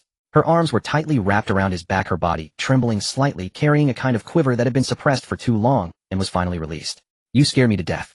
Do you know how I spent these 3 days? The phone wouldn't connect, messages went unanswered, and when I asked others, they all said they didn't know. I thought. She didn't finish her sentence, but Lin Yi knew what she wanted to say. He froze for a few seconds, his hand hanging in the air, unsure of where to place it. She was embracing him as a sister, who had been worried for 3 days, finally waiting for him to return safely. That feeling was pure, without any impurities. It was simply someone who cared for him, telling him in the most direct way, you're back. How? Lin Yi gently, very gently patted her back twice. Teacher Zhou, I'm fine. Really? Zhou Wangqing did not lose. She held him for another 2 seconds, then took a deep breath, released him, and stepped back. Her eyes were red with undried tears clinging to her eyelashes, her nose also red, looking quite disheveled, unlike her usual composed and refined image as a counselor. She wiped her eyes with the back of her hand, then took Lin Yi's left hand, turned it over, and looked at the small puncture mark on the end. The puncture mark had already scabbed over a small red dot particularly noticeable against his fair skin. Zhou Wanqing stared at it for several seconds, then gently rubbed her thumb beside the puncture mark, as if she could smooth out. Does it hurt? She asked. It doesn't hurt, Lin Yi replied. You're lying. How can getting a needle not hurt? It really doesn't hurt, just like a mosquito bite. Zhou Wanqing looked up, meeting his eyes, her gaze holding a complex emotion that Lin Yi could hardly comprehend. It was like ripples on a lake's surface, spreading out in circles, becoming larger and more distant. Just as she held his arm, her thumb gently rubbing the puncture mark. Ding! Detected initial deep physical contact embrace between the host and the target Zhou Wanqing. Intimate contact confirmed. Reward generation in progress. Congratulations, host has obtained a heart that never tires. Perfect heart effect. The host's heart functions will be comprehensively enhanced. Myocardial contraction strength increased to 200 of the theoretical maximum for humans. Blood supply efficiency increased by 300. Heart rate recovery speed increased by 500. The heart valves will never calcify, the coronary arteries will never harden, and myocardial cells will never age. Lin Yi felt as if his chest had been struck by a warm force. That sensation did not come from the outside, but rather from within, surging from the deepest part of his heart. Like a seed that had been dormant for many years, suddenly watered and basked in the sun, awakening, expanding, and break. His heartbeat quickened a few times in that instant, then gradually settled back down, more stable, more powerful, and deeper than before. The heart is the engine of the body. Now he possessed an engine that would never wear out. Lin Yi glanced down at his chest like a machine kissed by angels, forever requiring no maintenance, forever needing no care, always capable of running until the end of time. He shifted his gaze from his chest to Zhou Wanqing in front of him. She was still holding his arm, not letting go. Zhou Wanqing suddenly sensed the engorgement of blood vessels in Lin Yi's arm, and it felt a bit hot. So she looked up at him. The sound of his heart pounding seemed to echo in her ears. No, that was her own heartbeat. Zhou Wanqing realized something, and quickly averted her gaze, releasing his hand. All right, you should head back to your dorm. Her voice returned to its gentle tone. Get some good rest, no exercising today. And I've told Instructor Zhao that you don't have to participate in military training anymore. Teacher Zhou, I really can train. He still wanted to experience the hardships of military training. It was a wonderful memory. But Teacher Zhou wouldn't allow him to suffer. What I say goes. Teacher Zhou was very assertive. If you argue with me, it'll make you write a self-reflection. Lin Yi fell silent. He turned and walked a few steps, then paused and looked back at Zhou Wanqing. She was still standing there, looking a bit tired. Clearly she had been worried about Lin Yi for these past few days. Teacher Zhou, he called out. What is it? You should also head back. You look more tired than I do. Zhou Wanqing was taken aback for a moment, then smiled. When would a teacher need you, this little rascal, to worry about them? Go on. MHM. Lin Yi turned around, joined his roommates, and strode toward the dormitory building. The autumn wind blew from the river, carrying the mixed scent of osmanthus and sunshine. His heartbeat was steady and powerful, each step taken firmly, as if stepping on cotton or on clouds. The system interface flickered at the edge of his vision. Target Zhou Wanqing, current favorability 15100, 35100. Note, when she hugged you, it was not as a teacher, but as a sister. She saw the shadow of her previous student in you, the one who could no longer play the piano after fainting from heatstroke and hitting. She couldn't protect that person, so she is determined to protect you. This embrace she has waited 3 years for. You returned, and her world returned. When Lin Yi reached the bottom of the dormitory, Peng Zihao shouted from the window, Lin Yi, what are you dawdling for? Zhang Daniu has contributed his red dates, saying he wants to help you replenish your blood. Coming. Lin Yi replied with a smile, quickening his pace up the stairs. Lin Yi had come back to rest for a few days, missing military training, of course, also avoiding the playground to prevent classmates from envying him. That would be too inhumane. He still wanted to be human. So he played games in the dormitory. When tired, he crawled into bed to sleep. Whenever he craved something, he ordered takeout. Because of Lin Yi's special circumstances, the school allowed his delivery personnel to come in delivering to the dormitory door, and Lin Yi would tip them. After all, he wasn't short on money. Just a bit extravagant. The freshman team building event was set for the Saturday of the 3rd week of military training.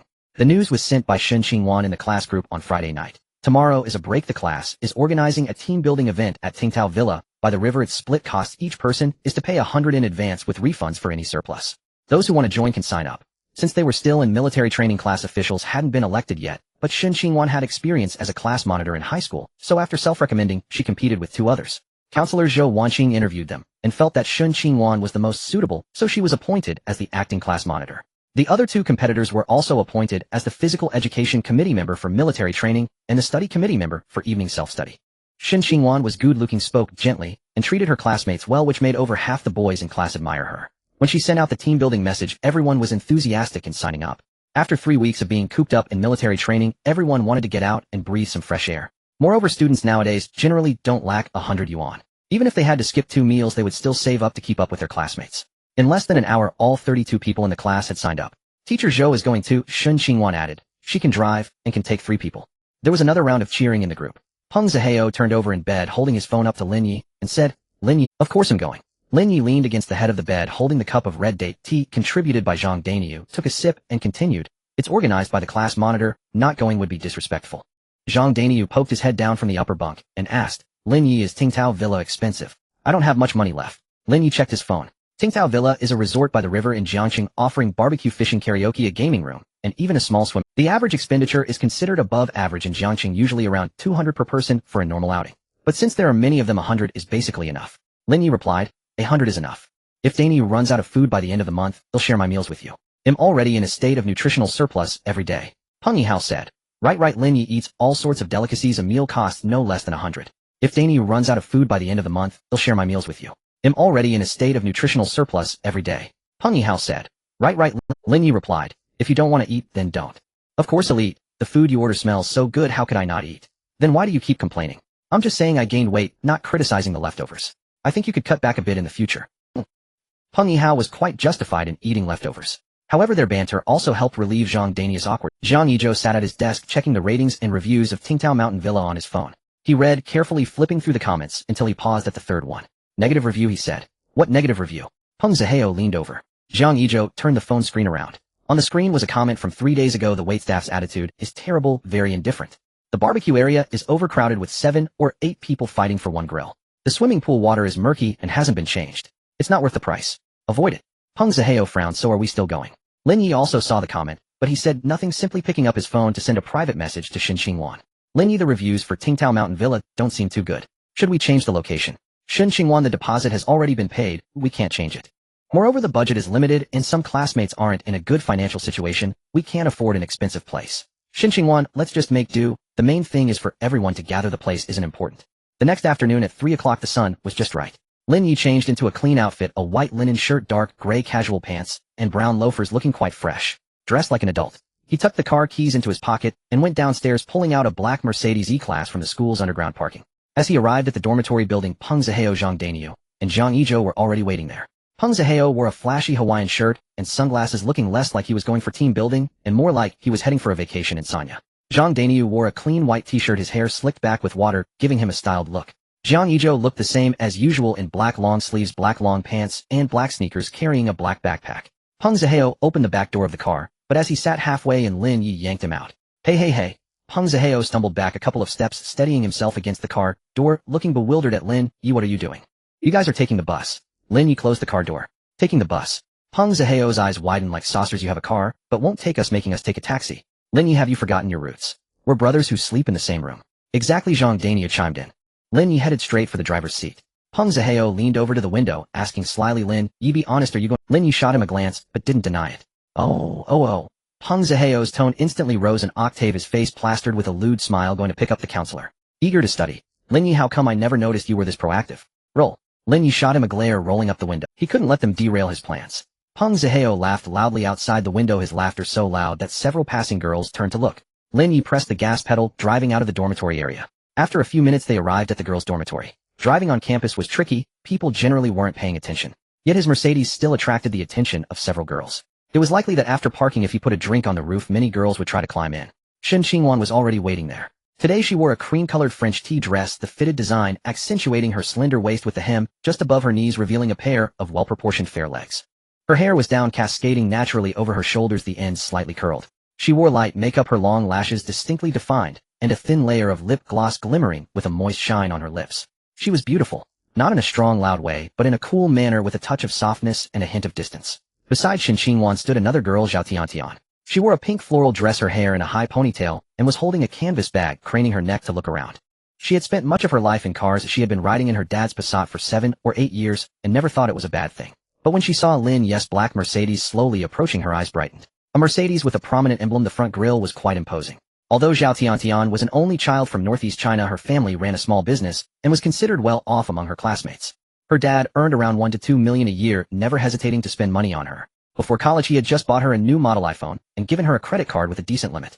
But a car. She was only 18 and hadn't even obtained her driver's license yet, and no matter how doting her dad was, he wouldn't buy her a Mercedes. It was something she couldn't even dare to dream of. So in her mind, seeing an 18-year-old freshman drive a Mercedes to pick someone up was simply absurd. They're coming. Zhao Tiantian pulled Yuan's arm, her eyes sparkling like light bulbs. Yuan, look. A big Mercedes. Lin Yi got out of the car. Zhao Tiantian didn't rush to get in as she walked around to the front of the car, carefully inspecting the emblem headlights and wheel rims, then gently touched the hood. It's warm, she said as if confirming that this wasn't a dream. Shen Xingwan stood beside her watching her naive expression with a mix of amusement and helplessness. Tiantian, what are you doing? I'm inspecting the car. Zhao Tiantian replied seriously. My dad said, when looking at cars first check the paint. If the paint is shiny, it's definitely a good car. She crouched down to take another look at the wheel rims. Wow, these rims must cost several thousand at least. Lin Yi leaned against the car door, hands in his pockets, unable to help but laugh at her inspecting the rims. Zhao Tiantian, are you here for team building or inspecting cars? I'm just looking, it doesn't cost anything. Zhao Tiantian stood up, dusting off non-existent dirt from her dress, then took Shen Qingwan's hand, directly shoving her into the back seat. You sit in the back, you'll sit in the front. No, wait, I can't sit in the front. Zhao Tiantian hesitated for a moment, peeking at the passenger seat, and then at the back seat, mumbling to herself, the passenger seat is for the girlfriend. Ew, I can't sit there. Qingwan, you sit in the passenger seat. Tiantian. Shen Qingwan's face turned red again. What's wrong? Did I say something wrong? Zhao Tiantian said with confidence, they always show it like that on TV. The passenger seat is for the girlfriend. I'm an outsider. I can't take that spot. Lin Yi stood by the corner of his mouth, twitching.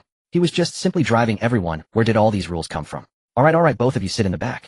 Lin Yi opened the back door, gesturing for them to get in. Only then did Zhao Tiantian pull Shen Qingwan in with her into the back seat. As the door closed, she couldn't help but touch the leather of the seat, her eyes shining even brighter. This leather is much softer than my dad's Passat. She murmured softly, then leaned over to Shen Qingwan's ear, lowering her voice a bit, but it still echoed in the car. Qingwan, what do you think his family does for a living? At this age, driving a Mercedes, his family must have several cars, right? They must have at least a few million, right? It must be. Tiantian. Shen Qingwan pressed her hand down helplessly. Can you not ask anymore? I'm just curious. Zhao Tiantian leaned back against the seat, still mumbling, I know so many classmates, but I've never seen anyone whose family bought them a Mercedes at 18. What kind of family could that be? This area was the girls' dormitory zone. Lin Yi had only stood outside for a minute when a beautiful girl in a short black skirt with long legs walked over. Excuse me, which year? You look so handsome, can we be friends? Lin Yi pushed his sunglasses up and said, sorry, I don't want to violate school rules, I'm not into teacher-student relationships. After speaking, Lin Yi turned around and got into the car. Ah, you're the teacher. Suzuki liked him even more. She wanted to add him as a friend again, but Lin Yi stepped on the gas and sped off. Suzuki felt quite regretful. Why didn't she get close to him earlier? He was such a young teacher. If only she could be with him, she would have to struggle less in life. Moreover, the teachers at their school were generally all PhDs, and PhDs had family positions available. Finding a job is so difficult now. Ziki, what are you doing? A beautiful woman ran up from behind. It was Chin Siyu. It's nothing, let's go pick up Lulu. Her leg is almost healed. We'll go out for a drink today. After walking for a while, Suzuki suddenly asked, do you know who the youngest teacher at our school is? How old could he be? I don't know. I only know our teachers. I haven't paid attention to those from other colleges. Why are you? It's nothing. Just curious, I asked casually. Suzuki shook her head, her mind flashing back to Lin Yi's handsome face. In the car, Zhao Tiantian asked cheerfully, Lin Yi, do you like our class monitor? If you like her, just say it boldly. A confident man is the most charming. Shen Qingwan patted Zhao Tiantian on the shoulder, saying, Tiantian, what are you talking about? What do you mean I'm talking nonsense? Zhao Tiantian confidently dodged Shen Qingwan's hand and turned to continue staring at Lin Yi. Look, he specially drove a luxury car to pick her up, wearing new clothes and with well-groomed hair. What else could this mean if not liking her? Although my grades aren't great, I've never misread such things. Lin Yi laughed. What class monitor? There isn't one yet. Qingwan will be soon. But seriously, Lin Yi, your car is a bit lacking. Zhao Tiantian patted the car's interior, seriously commenting. Our Qingwan is a school beauty. Oh, any suitor for our school beauty should at least start with a Mercedes S-Class, right? Yours is an E-Class, which is a tier below. Her tone was not sarcastic, but genuinely concerned for Shen Qingwan. Zhao Tiantian. Shen Qingwan patted her shoulder. However, Zhao Tiantian, being quite cheerful, continued to speak. Lin Yi glanced at Shen Qingwan in the rearview mirror, smiled, and casually said, should I bring over a Maybach?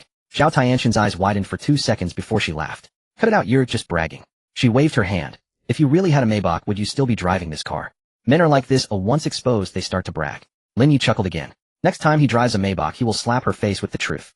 Now, no matter what is said, it is useless. The car did not head towards the riverbank, but turned into a tree-lined avenue, driving towards an apartment building outside the school. Zhao Tiantian looked out at the street scenery, a bit puzzled. Huh, isn't this the wrong way to go eat? Lin Yi, did you? No. Lin Yi replied, just picking up Teacher Zhou on the way. Teacher Zhou? The counselor? Zhao Tiantian was taken aback. The counselor lives here. Yes, it's close to the school. She rents a place here. The school provides a subsidy. How do you know so well? Lin Yi, I have a good relationship with Teacher Zhou.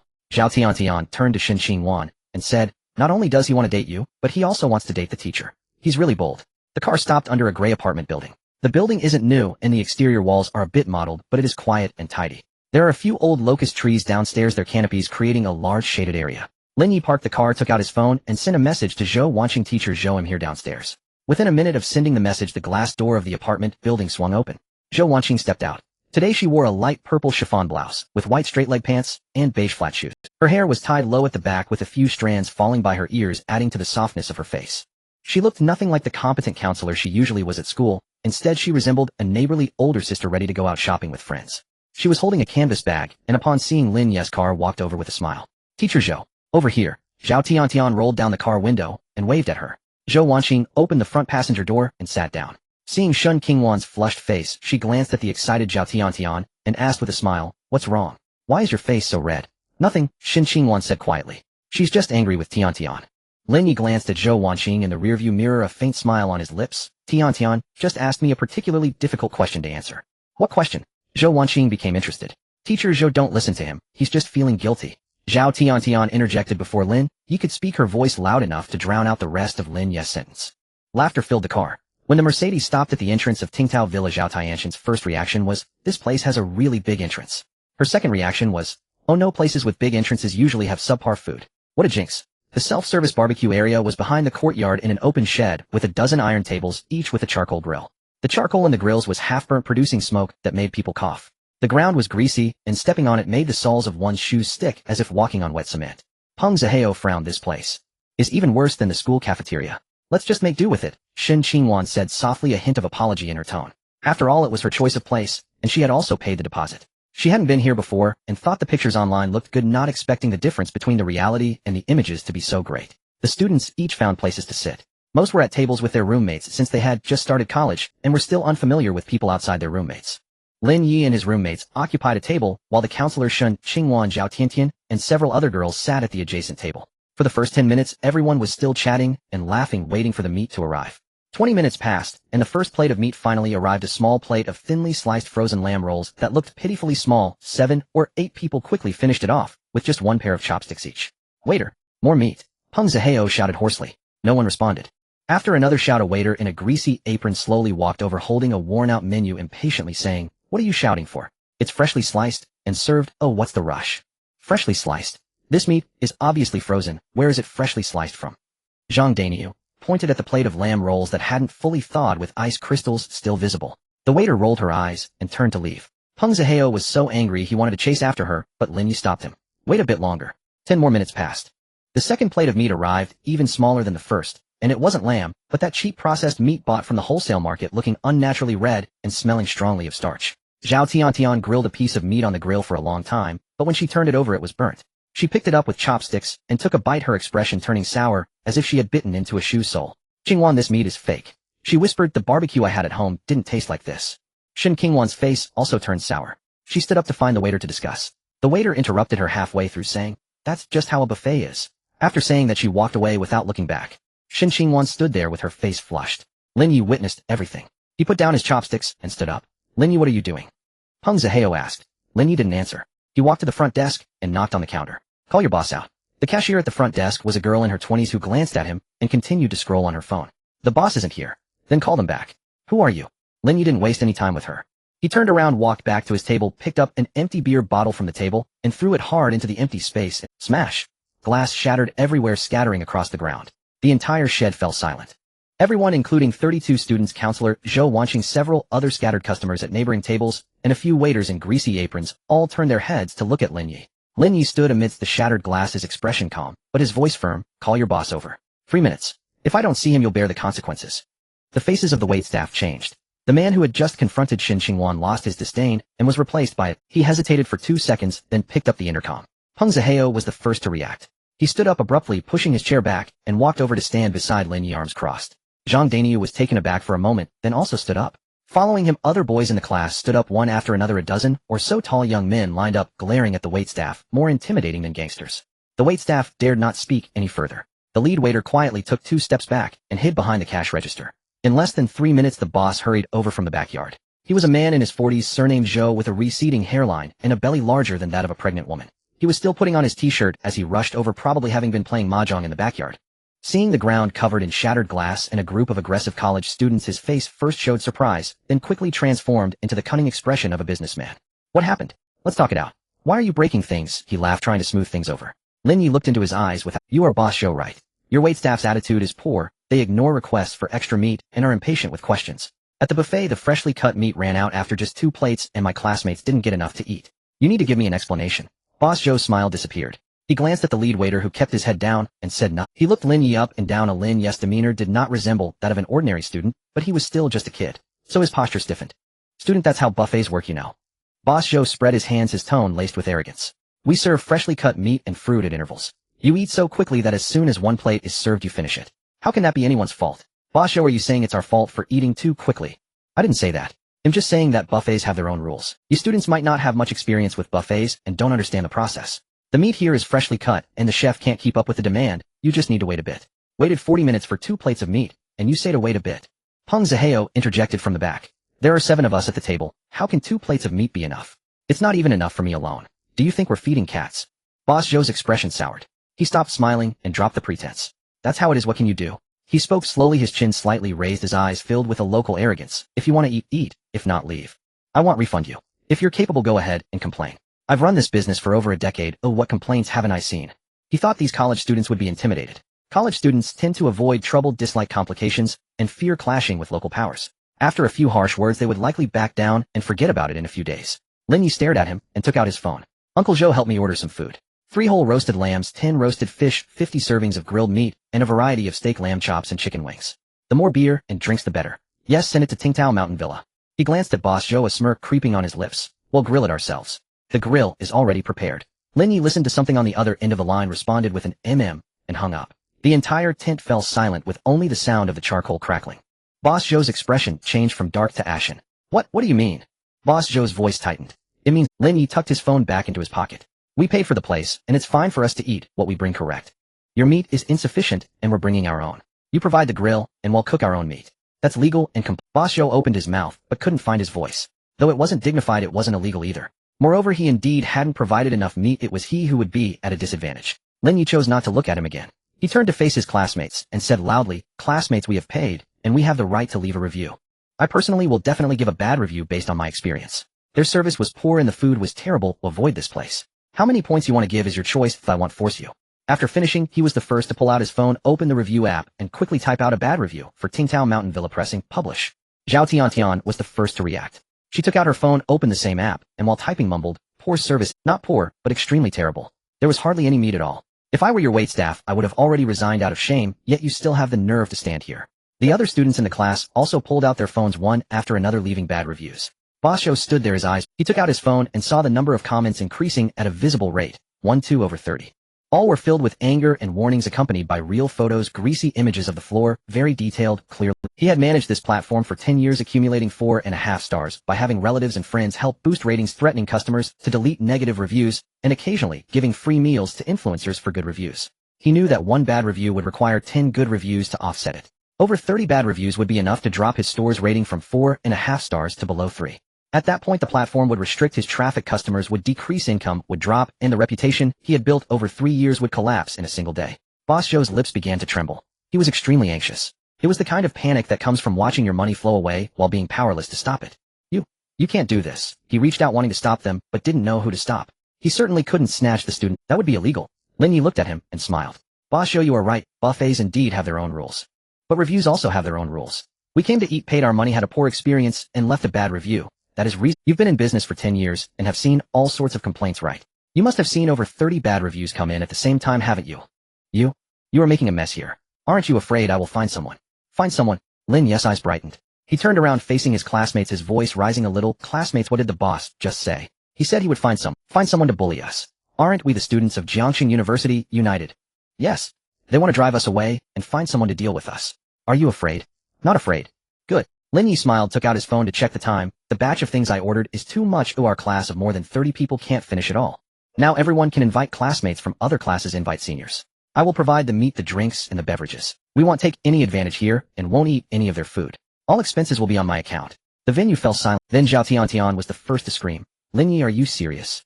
When have I ever said something false? Peng Zihao was already taking out his phone, flipping through his contacts while shouting, what are you all waiting for? Call someone. I know seniors from the basketball team. They just finished a game and must be hungry. Zhang Daniu also took out his phone, calling a fellow student from the neighboring dorm. Hello. Xiangzi, bring your whole dorm to Tingtao Villa. Free barbecue. Hurry. Bring more people. Jiang Yizhou shared the message in 3 ACG groups, 2 computer tech groups, and 1 campus network maintenance group he had joined. Yuan stood among the crowd watching Lin Yi's back, her heart racing like a drum. At this moment, she felt Lin Yi had an extraordinary aura. The news spread like wings throughout Jiangxing University's campus. 20 minutes later, the first taxi arrived at the entrance of Tingtao Villa. 6 seniors from the basketball team got out, each over 185 meters tall, wearing jerseys and shorts. And Zaheo, where's the barbecue you mentioned? Peng Zaheo went to meet them, pointing towards the big tent that way. The meat hasn't arrived yet, sit down and have some drinks first. Drinks are unlimited. Immediately after, the second, third, and fourth taxis arrived in succession. Some came by bike, some ran, and even 2 people arrived on an electric scooter. Half an hour later, nearly 120 people had gathered in the yard of Tingtao Villa. Boys and girls from freshmen to seniors from the computer science, arts, business, and management colleges. The news spread so widely that not only Lin Yi's acquaintances came, but also friends of friends and those who heard the news and wanted to join in. Lin Yi didn't mind. He preferred more people to come. The speed of information spread online is swift, or a small matter can easily turn into a collective event. Boss Zhou stood behind the counter, his face turning from pale to waxen. He took out his phone and dialed a number. Hello, Liuzi, bring a few people over. Some students are causing trouble here. Yes, at Tingtao Villa. Bring more, there are quite a few of them. His friend on the other end thought there were only a dozen students. So he brought 5 people over. They wore tight t-shirts, had tattoos on their arms, and thick gold chains hung around their necks. Liuzi walked in front, a cigarette in his mouth, looking fierce. Where are they? Where are they? Do those little brats dare? I'll teach them a lesson for their fathers. He pushed open the door and entered the yard, his steps faltering. Damn. Moreover, over 100 young and vigorous college students who were in military training, full of energy and youthful spirit. Most of them were boys, tall and strong, many clearly basketball players or athletes. Liuzi dropped his cigarette. The 5 people behind him also stopped. One of the tall, thin ones instinctively took a step back, stepping on someone else's foot. Sixth brother, didn't you say there were only a dozen? The tall, thin one asked softly. Liuzi said nothing. He looked at the group of college students who were also looking at him. Captain Liu of the basketball team sat at the front, shirtless, his biceps bulging like small hills. He glanced at Liuzi, smiled, and revealed 2 rows of white teeth. What are you looking at? Brother, your muscles are quite big. How did you train? Do you take protein powder? Get lost. Why do you speak so harshly for what? Do you want to fight? The tattooed, Liuzi quickly said. Harmonious society, we don't promote fighting. Then he backed away. Boss Zhou hurriedly chased after him. Liuzi, you have to back me up. Usually you all eat so much barbecue for free. You told me there were only a dozen. How is this a dozen? Do you want us to fight 20 of them? Do you think we are Zhao Zilong? Boss Zhou watched Liuzi and the others disappear at the door. The last bit of confidence in his heart also vanished. He picked up the phone and dialed 110. 2 police officers arrived, one older and one younger. They walked into the yard, stunned at the sight of so many college students. The older officer frowned and approached Boss Zhou. Did you call the police? What's the matter? Boss Zhou pointed at Lin Yi and the others, his voice anxious and angry. They are causing trouble here. Breaking bottles. They called over 100 people. It's affecting my business. The older officer glanced at him, then looked at the group of college students. The college students stood quietly, sitting and standing, not causing trouble, not fighting, and even no one cursing. The scene was quite harmonious. Who broke the bottle? The older officer asked. He. Boss Zhou pointed at Lin Yi. Lin Yi stood up, walked in front of the older officer, his attitude proper and tone calm. Officer, I broke a bottle. It was an empty one because the waiter's service attitude was too poor and I got emotional. I apologize. I will compensate for whatever is required. And then, why did you call so many people? The meat they provided was terrible and insufficient, so I paid for a lot of food myself. Our class couldn't finish it all, so I invited classmates and friends to join in. That's not illegal, right? The older officer frowned. It was certainly not illegal. At that moment, Zhou Wanqing walked over. She took out her work ID and handed it to the older officer. Officer, I am a counselor from Jiangxing University. These students are all from our school. Today we came here for team building, paid for it, but the merchant provided insufficient ingredients and had poor service. The students were emotional, but did not fight or destroy property except for that bottle. The student is willing to compensate. They called friends to eat the food they bought themselves, which does not violate any law. I believe this matter is primarily a consumer dispute between the merchant and the consumers. If there are any issues, our school will officially explain. In Jiangxing, the students of Jiangdao are the most significant. Moreover, over 100 students had already formed a collective effect. If the higher-ups handle it poorly, it could easily lead to national public opinion. The old police officer glanced at Zhou Wanqing, then looked at the group of university students, and finally, turned his gaze towards Boss Zhou. Boss Zhou, what happened? They paid for the food, and you didn't give them anything to eat. I did. The buffet is served according to the time. They said they didn't eat enough. How much meat did you serve?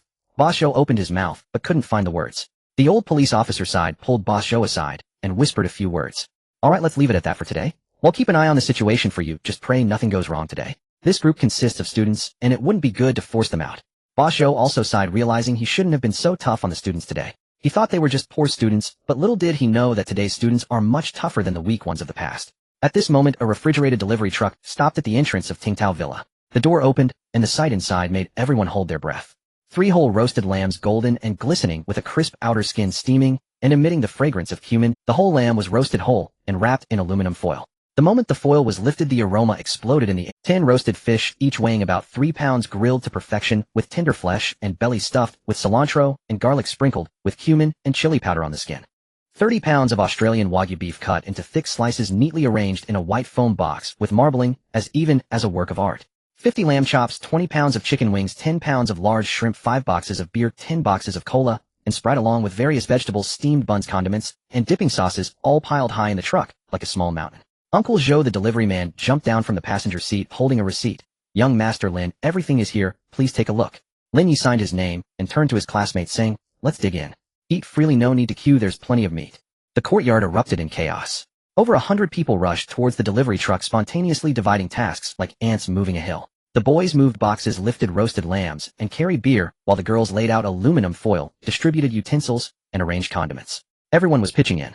That scene didn't resemble a group of university students gathered temporarily, it felt more like a well-trained big family. Zhao Tiantian stood next to Shen Qingwan holding a plate of freshly roasted Wagyu beef, her eyes gleaming with excitement. This big girl could eat more than the boys. "Qingwan, what kind of family do you think Lin Yi grew up in? This is too extravagant, his family must have over 100 billion, right? No need for that much, 100 million would be enough to treat us to this kind of food.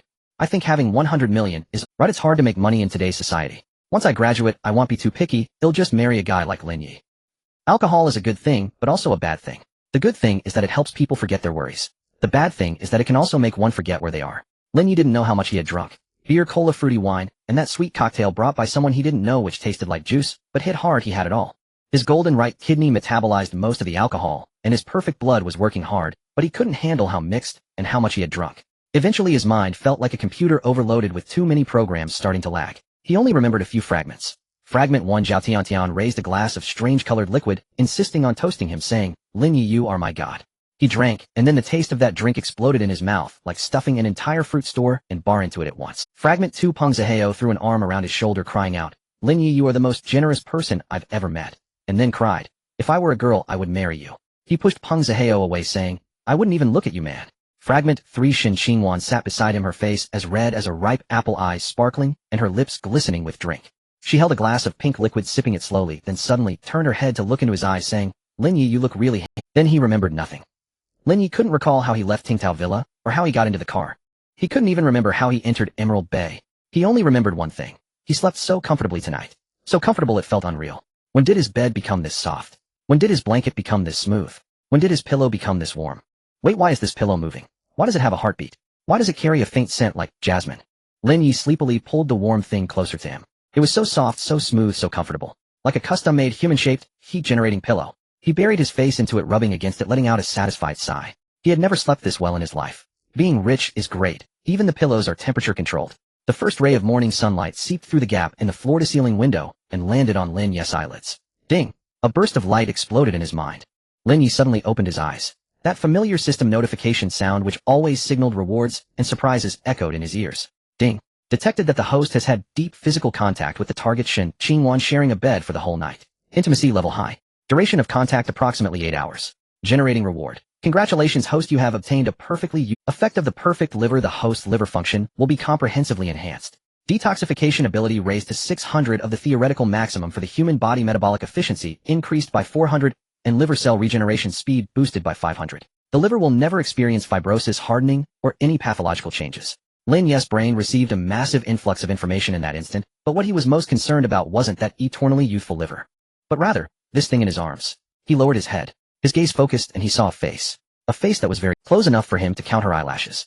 Close enough to see a nearly invisible mole on the tip of her nose. Close enough for her breath to directly brush against his collarbone, warm and incredibly tantalizing.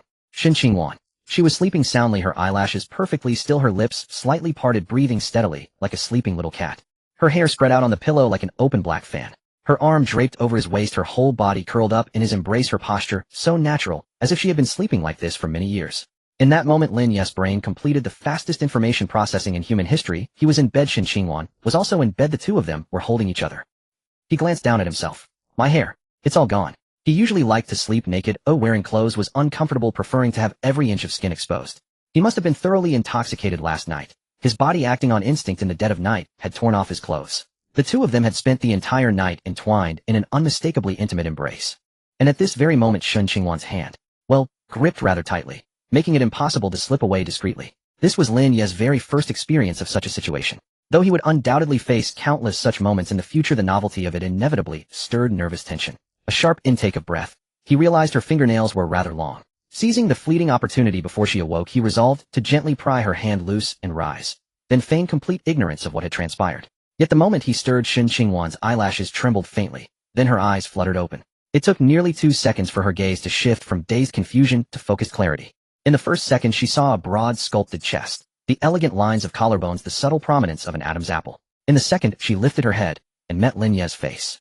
Their eyes locked, less than 5 centimeters apart. Time itself seemed suspended, the air thick with unspoken weight. Shun Qingwan's mind processed the scene a heartbeat slower than Lin Ye's. Her expression unfolded gradually, first bewilderment. Where am I? Then recollection. What happened last night? Finally shock. Lin Yi.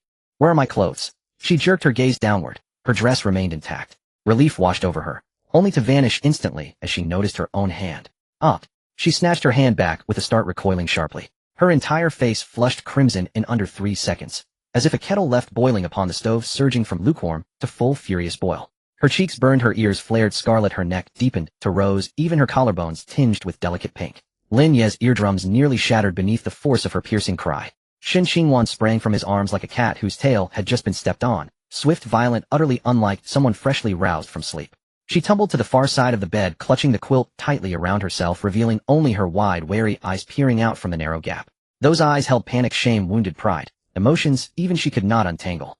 We.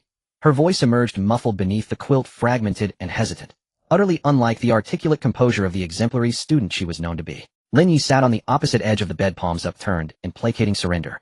Qingwan, please, don't panic. Let me explain. Her voice rose sharp with urgency. You. Put your clothes on first. Fine. He scanned for his garments, only to recoil at their overwhelming reek of alcohol. With no other option, he rummaged through the closet and wrapped himself in a bath towel. Of course, as he bent to retrieve it from Shun Qingwan's vantage point, all she saw was a flash of pale, unblemished skin. Remarkably fair, truth be told. For reasons inexplicable, Shun Qingwan suddenly felt an irresistible urge to reach out and gently stroke it, just as one might pet a soft, trembling rabbit. At that thought, her blush deepened further. She too prepared to redress, only for Lin Yi to finish dressing and turn toward her just then. Turn around, Shun Qingwan finally commanded, voice strained but firm. All right. Lin Yi pivoted obediently, facing the wall, a sensation oddly reminiscent of being made to stand in disgrace outside a high school classroom. Behind him, he heard the soft rustle of fabric, the quiet, delicate sounds of Shun Qingwan redressing. Though faint, each whisper swelled magnificently in the hushed stillness of dawn. Where's my bag? She asked. I'm not sure. Perhaps in the living room. A pause lingered. Then Shun Qingwan slipped from the bed, bare feet brushing silently against the cool floorboards. Lin Yi heard her approach the door, the soft click of the latch, then a brief hesitation before she spoke. Lin Yi, please don't tell anyone about this, for now. Fair enough. I'd hate for my reputation to suffer. Shun Qingwan blinked, bewildered. Just kidding. Think of it as childhood make-believe, like playing house. 2 people sleeping together changes nothing. It does change things. We're adults now. Sleeping together means responsibility. Lin Yi understood her meaning instantly. Commitment, accountability. Responsibility is no issue, so be my girlfriend then.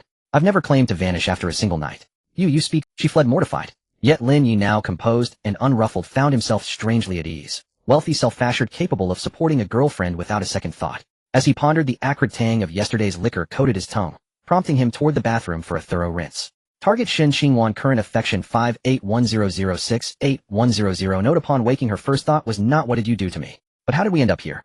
These two reactions differ fundamentally. She does not blame you, only fears. Fears that in her vulnerable haze you glimpsed something she wishes no soul ever sees. She remembers dimly crawling into your arms, finding warmth, solidity, peace. She slept deeply, truly rested. System, are you perhaps like Dobao, prone only to praise, incapable of critique? Doesn't seem you utter anything but affirmation. Has this system inflated my confidence beyond reason? By its logic, did last night's intimacy truly carry no consequence? System, affirmative. Lin Yi, so there's absolutely no risk of waking up behind bars? Certainly not. Shun Qingwan isn't that kind of person. But having shared intimacy with you, she will cling to you for life. Her values run traditional. She recognizes only one man forever. Lin Yi, this trajectory veers dangerously close to obsession, or worse, pathological devotion. After freshening up, Lin Yi retrieved his clothes from the previous evening. His shirt bore the heavy, smoky scent of barbecue, unbearable to wear. A man of refined taste would never don such a garment. He contemplated discarding it outright, too lazy to wash it. Just as he raised it toward the trash bin, a hand darted forward and seized it. What are you doing? Shin Xingwan stood beside him, cheeks still flushed, one hand clutching the shirt, the other resting Throwing it away, Lin Yi replied. It reeks, too much trouble to launder. Shin Xingwan studied his nonchalant expression, drew a slow, steadying breath. Lin Yi, isn't this shirt brand new? You wore it once, and now you discard it. Simply because washing it feels inconvenient. Exactly. Shin Xingwan closed her eyes briefly, then opened them with a resigned sigh. She tucked the garment into her arms. I'll take it home and wash it for you. Lin Yi paused, stunned. Shin Xingwan, campus beauty queen, offering to launder his clothes. His undergarments. That's terribly awkward, he murmured, though his tone belied no hesitation whatsoever. Lips protested modesty, hands surrendered the shirt with swift, decisive grace. As Shin Xingwan accepted it, catching sight of his knowing smile, realization struck, and her face reignited. You're misreading everything. She hastily concealed the bundle behind her back, voice pitching higher. I simply cannot abide waste. Not because I intend to wash that. Lin Yi feigned innocence. That. Shin Xingwan wished desperately for a crack in the floor to swallow her whole. Lin Yi chuckled. Xingwan, I meant the shirt and trousers. Which that exactly did you imagine? Then, you'll wash my undergarments too. Yes, even those. Shin Xingwan's face blazed, verging on incon. Her mouth opened, then snapped shut. Trapped by his playful logic, she bit her lower lip and lifted her foot, feigning a kick. Lin Yi laughed, stepping back lightly. Just then keys jingled softly in the lock, yet not Lin Yi's. His own keys rested securely in his pocket. Another set. The Jade Bay apartment featured dual security entry, electronic pin, and mechanical key. Lin Yi had granted Su Jinlu a spare key for easy access. The door swung open. Su Jinlu stood framed in the doorway. Su Jinlu was wearing a loose black t-shirt and deep blue jeans today. The bandage on her right leg had been removed and replaced with a lightweight knee brace. Her gaze swept around the doorway. Lin Yi and Shin Xingwan were tugging at each other quite flirtatiously. The good girl Shin Xingwan was holding a pile of dirty clothes. It was obviously men's dirty clothes. Moreover, she was specifically holding onto a pair of underwear. Shin Xingwan's face was still flushed, unreasonably red. It seemed like the two had just finished something. Su Jinlu didn't wait for her to finish. She put the keys into her pocket, sidestepped past Shin Xingwan, and entered. Lin Yi was standing at the entrance, watching her change her shoes, walk into the living room, and head towards the side bedroom. Throughout the whole process, she didn't glance at him or say a word.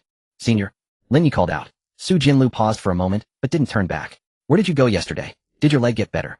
It's fine. Su Jinlu's voice was very calm. I had dinner with my roommate last night, and stayed in the dorm. I came over today to pick up some things. She pushed open the door to the side bedroom and walked in. Shin Xingwan was still standing at the doorway, holding the pile of dirty clothes, unable to move forward or retreat. Would Senior misunderstand that she had a relationship with Lin Yi? That would be so awkward. Although she didn't want the Senior to get close to Lin Yi, she also didn't want to be misunderstood. She looked at Lin Yi, her eyes betraying a hint of guilt. She mouthed the words, "What should we do?" Lin Yi gestured with his hands, indicating that it was fine, and pointed towards the elevator, signaling her to go ahead. Shin Xingwan hesitated for a moment, nodded, and turned to walk towards the elevator while holding the bag. After taking a couple of steps, she turned back and deliberately said, "I'll bring your clothes back once they're washed." Inside the room, Su Jinlu, who had lost all motivation to pack her things, was taken aback upon hearing this. Then her grip tightened abruptly. He actually intends to wash Lin Yi's clothes. Has he become this bold? Aren't they just freshmen? Is today's freshman culture this open? The world is declining. The world is declining. The door to the side bedroom was not closed. Su Jinlu was packing inside, deliberately making loud noises as she placed her things. Lin Yi leaned against the living room wall, arms crossed, chewing on something. It was still the yogurt sticks that Su Jinlu had bought. They were really good. A few minutes later, Su Jinlu came out from the side bedroom. She now had a backpack on her back, bulging and full. She walked to the entrance, bent down to change her shoes, her movements crisp and efficient, without any unnecessary actions. Lin Yi watched her change her shoes from behind, and suddenly said, "Senior, you wouldn't misunderstand, would you?" Su Jianla's hand paused momentarily. She straightened up, turned her head, and looked at Lin Yi. "What would I misunderstand?" Her voice remained calm. "You have a girlfriend, that's normal. There's no need to explain it to me. I'm not anyone special to you." "Oh, I thought you were angry," Lin Yi said while chewing. Su Jinlu became interested, turned around, snorted coldly, and then asked, "Why would I be angry? You have a girlfriend, and you're fooling around with women. What does that have to do with me? Why would I be angry?" Lin Yi replied calmly, "I thought you liked me. If you liked me, and saw me sleeping with other girls, you would definitely be angry. That's called a love rival situation, right? That's a normal phenomenon." "Haha, Lin Yi, you little kid, stop deceiving yourself. How could I possibly be angry at you? I'm focused on my studies to secure a research recommendation and earn money for my broken family. Men will only hinder my academic progress. Look at you, you're clearly angry. I have nothing to say to you." With that, Su Jinlu left. Lin Yi didn't chase after her. Although he really wanted to pursue the goddess, it was hard to manage both sides. It was more appropriate to first pursue Shin Xingwan, then Su Jinlu. Otherwise, it would be easy to lose the big picture. After all, with someone like Su Jinlu, even if you treat her well and explain everything, she might not necessarily develop feelings for you. Women like her are the hardest to win over. If I treat you well, you may not treat me well in return, so why should I treat you well? He opened the system panel, ready to see the declining numbers. Target Su Jinlu current favorability 15100-23100 Lin Yi. Is the system bugged? After refreshing a few times, he found the numbers were still rising. Lin Yi stared at that line of numbers for 3 seconds to confirm he wasn't seeing things. It rose from 15 to 23. An increase of 8 points, even more than the last time he broke the ice. He was momentarily stunned, then leaned against the wall, carefully pondering Su Jianla's thought process, considering it from the perspective of a proud and easily provoked goddess. A few minutes later, so does Stein. Su Jianla's competitive spirit has been ignited. Qin Shuang is like this, and so is Su Jinlu. He rejected Qin Shuang's proposal, and her favorability skyrocketed from 3 to 33. Su Jinlu saw him being flirtatious with Shen Qingwan and became extremely jealous, instead taking a big step forward. Lin Yi recalled a saying he had seen online. A woman won't fall in love with a guy just because he treats her well, but she will develop interest if other girls also like him. This may not apply to everyone, but for women like Qin Shuang and Su Jinlu, it was simply spot on. They are not short of pursuers, not short of admirers, nor of men who treat them like treasures. What they lack is something that others are eager to fight for. Lin Yi took out his phone, opened WeChat, and sent a message to Jiang Yijo. Yijo, can I ask you something? When you're playing games and see others fighting for equipment, don't you also want to grab it? Jiang Yijo replied quickly, no. I just draw cards. If I can't get it, I won't bother. Lin Yi. Jiang Yijo, but most people will. It's a scarcity. The harder something is to obtain, the more one desires it. The more people fight for something, the more valuable it seems. Lin Yi smiled wider upon reading this reply. He tucked his phone back into his pocket, walked into the kitchen, and opened the refrigerator. Double strike. He tucked his phone back into his pocket, walked into the kitchen, and opened the refrigerator. There was a box of milk inside which Su Jinlu had bought. He took out the box, poured a glass, and microwaved it for a minute. His phone vibrated. It was a message from Shen Qingwan. I took the clothes back to the dorm. I'll return them once they're washed. Lin, you don't mix underwear with clothes when washing. There are bacteria, it's best to hand wash. Don't use the washing machine. Shen Qingwan. Shen Qingwan, if you keep talking, I won't wash them anymore. Lin Yi, that's fine too, just help me buy new ones. I know you have good taste. Shen Qingwan. Lin Yi. A long string of exclamation marks followed, so many that Lin Yi couldn't count. The system interface flashed at the edge of his vision. He didn't click on it, but out of the corner of his eye he saw Shen Qingwan's favorability rise by 1 point from 69 to 70. Lin Yi finished the last sip of milk, placed the cup in the sink, and stretched. He hadn't slept well yesterday, felt a bit of a headache from the alcohol, and after experiencing a love rival situation this morning, he needed to catch up on sleep. It would be nice to be rewarded with a brain that doesn't need sleep. But sleep is a reward, a pleasure. Even if a brain that doesn't need sleep is rewarded, it would still need rest. He reached for his phone and saw over 30 unread messages in the class group. The top one was from Peng Zihao, brothers, login. Lin Yi glanced at the message, smirking. He washed his face, changed into clean clothes, and stepped outside. When he arrived at the bottom of the dormitory building, he ran into Peng Zihao and Zhang Dani walking over from the cafeteria. Peng Zihao was carrying 2 plastic bags filled with buns and millet porridge. His steps were unsteady, like a middle-aged man worn out by women. Zhang Dani followed behind him, looking a bit better than Peng Zihao. At least, he wasn't swaying as he walked. Lin Yi. Peng Zihao's eyes lit up when he saw him raising the plastic bags. Have you eaten? I brought you buns and porridge. Thanks. Lin Yi took the bag, pulled out a bun, and took a bite. It was pork and scallion. Peng Zihao took a sip of millet porridge, let out a long breath, then suddenly remembered something, and lowered his voice to ask. Lin Yi, did you take class monitor Shen Qingwan home last night? Was she alright? Zhao Tiantian said she drank too much, and asked you to help her back. She's fine, Lin Yi said without changing his expression. I just held her while we slept for the night. Peng Zihao nearly spat out the millet porridge from his nose. He abruptly turned his head, his eyes wide open like copper bells. What did you say? I said I slept with her for a night, Lin Yi replied flatly. Zhang Daniu dropped the bun in his hand onto the ground. He bent down to pick it up, blew off the dust on it, and then looked at Lin Yi. Lin Yi, you can't be joking, right? Peng Zihao's voice rose half a pitch. Shen Qingwan, the second-generation campus beauty comparable to the student council president. You slept with her for a night. Did you sleep with her for a night? You're lying. Peng Zihao slapped his thigh. If you could sleep with Shen Qingwan for a night, then I could sleep with Zhao Tiantian for a night. Wait, I don't want to sleep with her, I mean. You're just bragging. Absolutely bragging. Zhang Dani, and nodded vigorously from the side. Lin Yi, did you drink too much, and haven't sobered up? Are you dreaming? TCH. You guys are just jealous of me, pretending not to believe it. In reality, you're probably going crazy with jealousy. Peng Zihao looked at him, sensing he wasn't lying or joking, and fell into deep confusion. He furrowed his brows, thought for a long time, and finally concluded, Lin Yi, you must be lying to me. You're great in every way, but sometimes you can be too good at pretending. You can say whatever you want. Lin Yi stood up, stuffing the last bite of bun into his mouth. The car is still parked at Tingtao Villa. Peng Zihao, can I borrow your bike? My bike is out of power, Peng Zihao replied. Mine has power. Zhang Daniu handed over the keys. Lin Yi kicked Peng Zihao. You carry me there. Why should I carry you? Can't you walk by yourself? Who will drive the bike back after I go? Then let Daniu do it. It's you. So many things. I treated you to 8800 worth of barbecue. Alright then, Peng Zihao stood up, patting the back seat. Get in the car. It takes about 20 minutes to ride from school to... The bike was a second-hand yachty, white in color with a sticker that said Takumi Tofu Shop. plastered on its body, purchased by Zhang Daniu for 300 from a graduating senior. The speed wasn't fast, only reaching a maximum of 40, but it had a back seat for passengers. Lin Yi sat on the back seat, his long legs curled up, almost pressing against Peng Ziheo's back. The wind blew against his face, carrying the unique coolness of autumn and the fragrance of osmanthus trees by the roadside. Lin Yi, you said you slept with Shen Xinhuan for a night. Is that true or false? While riding, Peng Ziheo turned back to ask, his voice interrupted by the wind. It's true. Then did you two do anything? Do what? You know that. No. We just slept together. Purely sleeping. Peng Ziheo fell silent for a few seconds, then let out a meaningful tch. Lin Yi, do you know? You're really good at pretending. You slept with the campus beauty for a night, and you tell me nothing happened.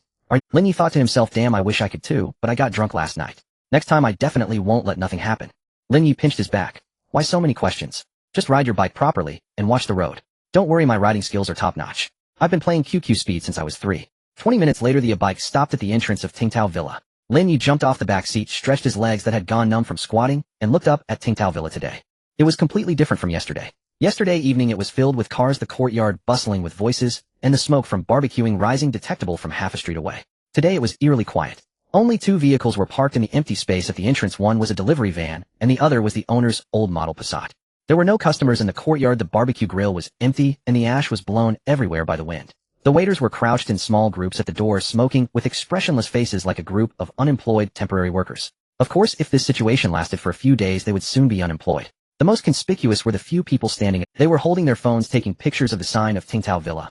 Look everyone, this is the back kitchen of Tingtao Villa. The garbage piled up like this, you can imagine the hygiene situation. The speed of public opinion fermentation was faster than Lin Yi imagined.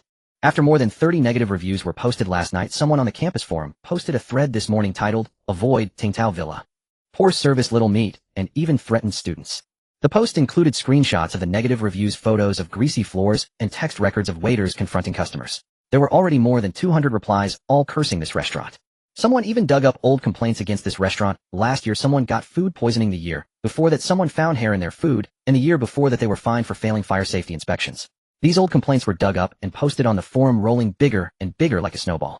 So curious people specifically came to take pictures and check, and not to eat, but to see with their own eyes what this worst self-service restaurant in Jiangxing looks like. Lin Yi stood at the entrance watching those taking pictures, suddenly finding it a bit amusing. Just as he was watching, the door of Tingtao Villa was pushed open. Boss Zhou walked out from inside, holding a bulging red envelope, wiping the sweat from his forehead with his other hand. He spotted Lin Yi at a glance, and hurried over. "Hey Lin Yi, little brother." His voice was sharp and greasy like red braised pork with too much sugar. "You're here. Come, let's talk over here." He reached out to grab Lin Yi's arm. Lin Yi sidestepped to avoid that hand. Boss Zhou didn't mind. He led Lin Yi to a corner of the courtyard, a spot with Lin Yi noticed, and smiled inwardly. This old fox had even thought of such details.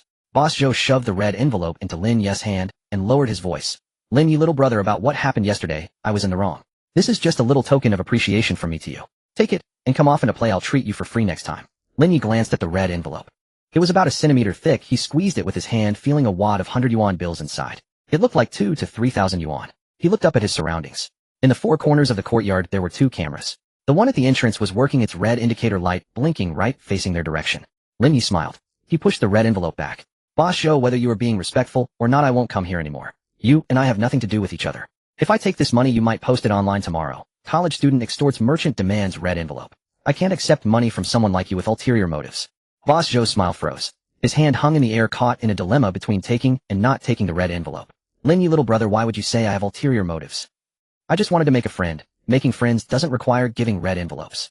Lin Yi spun the car keys on his finger. "And making friends requires honesty.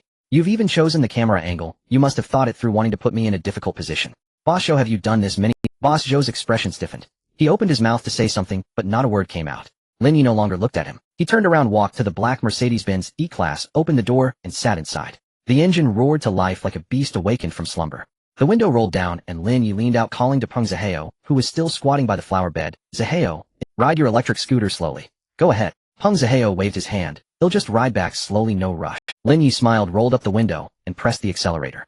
The Mercedes-Benz E-Class smoothly exited the parking lot, merging into the flow of traffic on the main road. In the rearview mirror, Boss Zhou stood at the entrance, still clutching the red envelope, his expression as if he had swallowed. Peng Ziheo squatted by the flower bed, watching the Mercedes-Benz disappear at the end of the road. He then lowered his head and glanced at the small electric scooter with the Yuan tofu shop sticker. The scooter was secondhand, with a hole burned into the seat from a cigarette, but the plastic cover on the handlebars worn shiny, and the odometer nearing 30,000. He sighed, turned the key, and the dashboard lit up, showing a battery level of 42%. Little scooter, let's go too. He patted the seat and climbed on. The little electric scooter hummed to life, slowly rolling out of the parking lot. Not 200 meters out, it was overtaken by a bus. After another 300 meters, it was overtaken by a shared bicycle. Peng Zihao watched the shared bike disappear into the distance and cursed under his breath. Unable to contain himself, he pulled out his phone and sent Lin Yi a voice message. Damn. I rode the electric scooter to carry you and you drove the big Benz. The more I think about it, the more unbalanced I feel. You owe me 10 draws. The last 3 days of military training suddenly slowed down. Unlike the first week, it was not as intense. Most of the time was spent marching in formation and practicing slogans in preparation for Thursday's report exercise. During these days, Lin Yi participated in the formation as standing at attention was too exhausting to miss out on. However, since they were to practice the formation on Thursday, he wanted to create a memory of military training, so he joined in the last few days. During these days, Lin Yi participated in the formation as standing at attention was too exhausting to miss out on. However, since they were to practice the formation on Thursday, he wanted to create a memory of military training. Instructor Zhao stood in front of the computer science squad, his voice hoarse. This is the last group practice. If anyone makes a mistake, it's not just your shame, it's the whole department's. Everyone perk up. The formation was reasonably well aligned. Lin Yi stood in the middle of the third row, catching a glimpse of Yuan standing in the first row of the girls' squad. She wore a military training uniform, her hat pulled low, making it hard to see her expression. Since that night at Emerald Bay, they hadn't spoken alone. Yuan took his dirty clothes, and he didn't know if they were cleaned properly. After practicing the formation, it was already 5:30 in the afternoon. The sunset painted the playground orange, and students were walking in groups toward the cafeteria. Lin Yi, let's go eat. Peng Zihao patted his shoulder. I want to show off 3 bowls of rice today. Let's go. Zhang Daniu and Jiang Yizhou followed behind. The 4 of them walked along the small path by the playground toward the cafeteria. The leaves of the sycamore trees on both sides began to turn yellow, and as the autumn wind blew, a few leaves twirled down, landing on Lin Yi's shoulder. He brushed them off, looked up at the sky, which was very blue and high, with a few birds flying south in AV formation. When they reached the entrance of the cafeteria, Lin Yi's gaze caught sight of a familiar person. Su Jinlu. She stood on the steps at the entrance of the cafeteria wearing a white t-shirt and tight jeans. The tight jeans were very sexy, her legs straight and without any gaps. Her knee pads had been removed, and she walked without any visible abnormality. Her legs were probably completely healed. She held a thermos and was chatting with 2 girls next to her. The girl on her left was Chun Siyu, with short hair and glasses, wearing a blue sports jacket and holding a stack of books. The girl on her right made Lin Yi frown. Wasn't she the one who approached him that day, wanting to be friends, wearing a short skirt? Could they be roommates? Suzuki seemed to have just taken a shower, wearing a relatively sheer dress. Her long hair cascaded down her shoulders, her eyes were large, her lashes long, and her lips were coated with a layer of shiny lip gloss. When she saw Lin Yi, her eyes suddenly brightened. Hey, isn't that the young teacher? She tugged at Chun Siyu's sleeve. Chun Siyu followed her gaze, saw Lin Yi, and paused for a moment. Ziki, that's not a teacher, that's a freshman. I told you about him at the hospital last time, Lin Yi. A freshman? Ziki's eyes widened even more, her mouth forming an O shape. Isn't he a teacher? Last time he drove a Benz, I greeted him, and he said he didn't like student-teacher relationships. I thought he was a teacher. This little guy. According to Ziki's temper, anyone who dared to deceive her would get a scolding.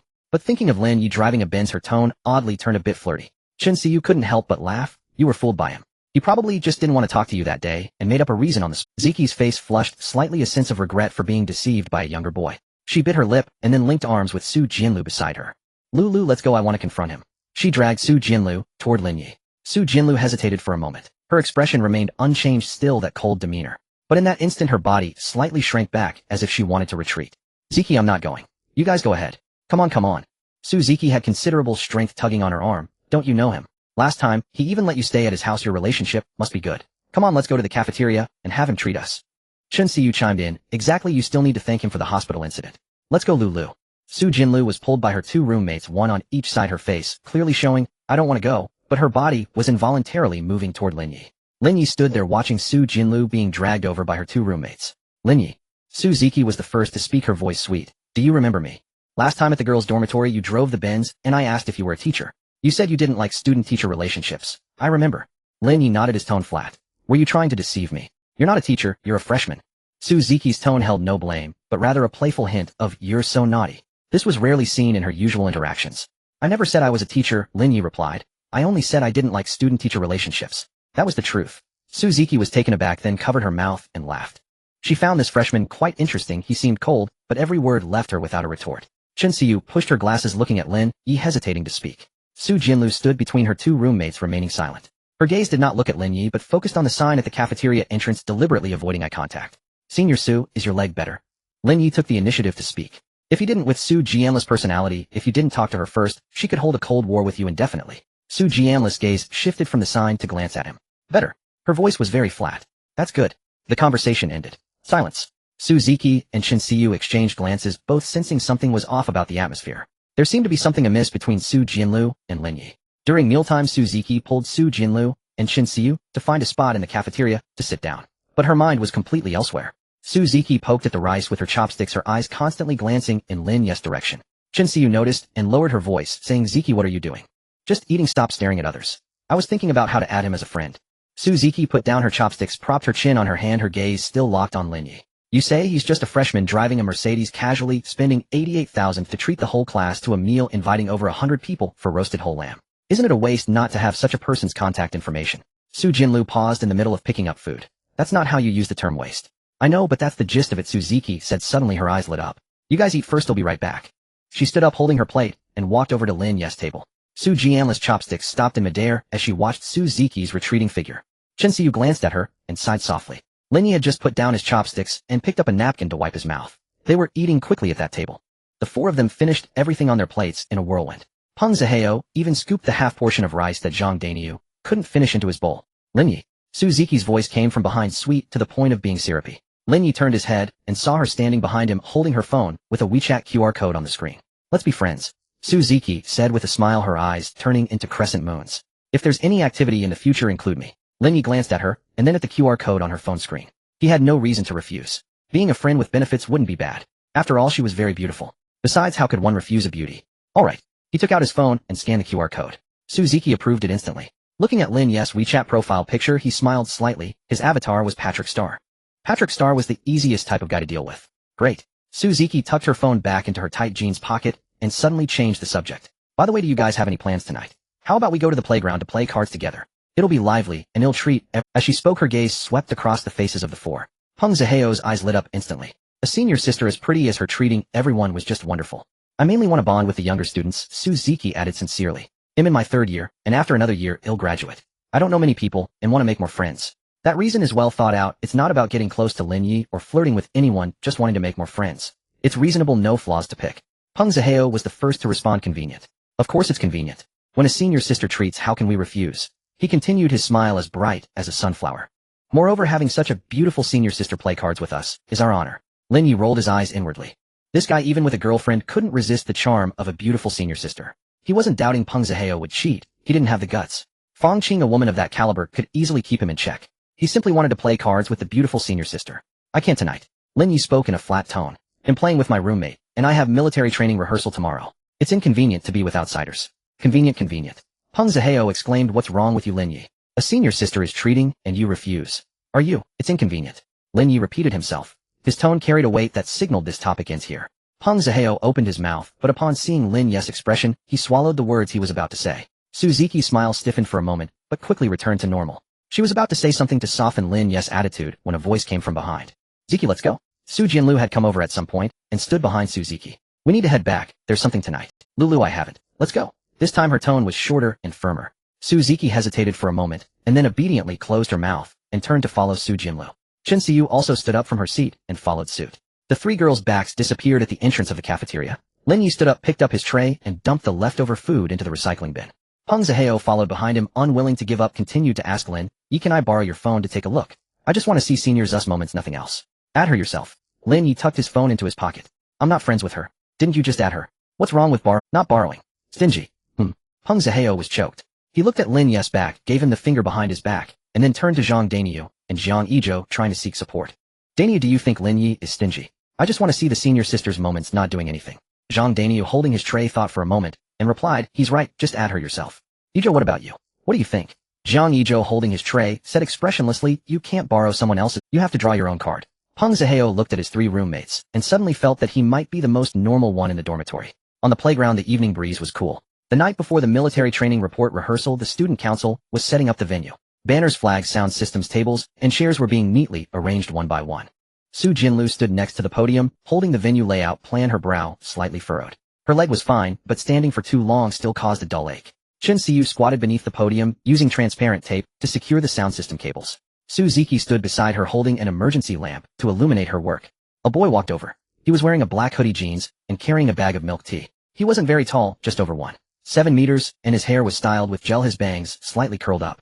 His name was Lu Xiang, a junior, a member of the student council's external relations department. He was nicknamed Lu Milk Tea because his way of pursuing Suzuki was to bring her a cup of milk tea every day, rain or shine, for nearly a year. Ziki. Lu Xiang called out from a distance, his smile bright. He ran over and handed the cup of milk tea to Suzuki. Taro bubble tea, less sugar, no ice. The surface of the cup was covered in fine water droplets sparkling under the lights. Suzuki glanced at it, but did not take it. She hadn't taken it before because she didn't like Lu Xiang. If pursuing girls were a compulsory subject, Lu Xiang would certainly be the diligent student who never missed a class.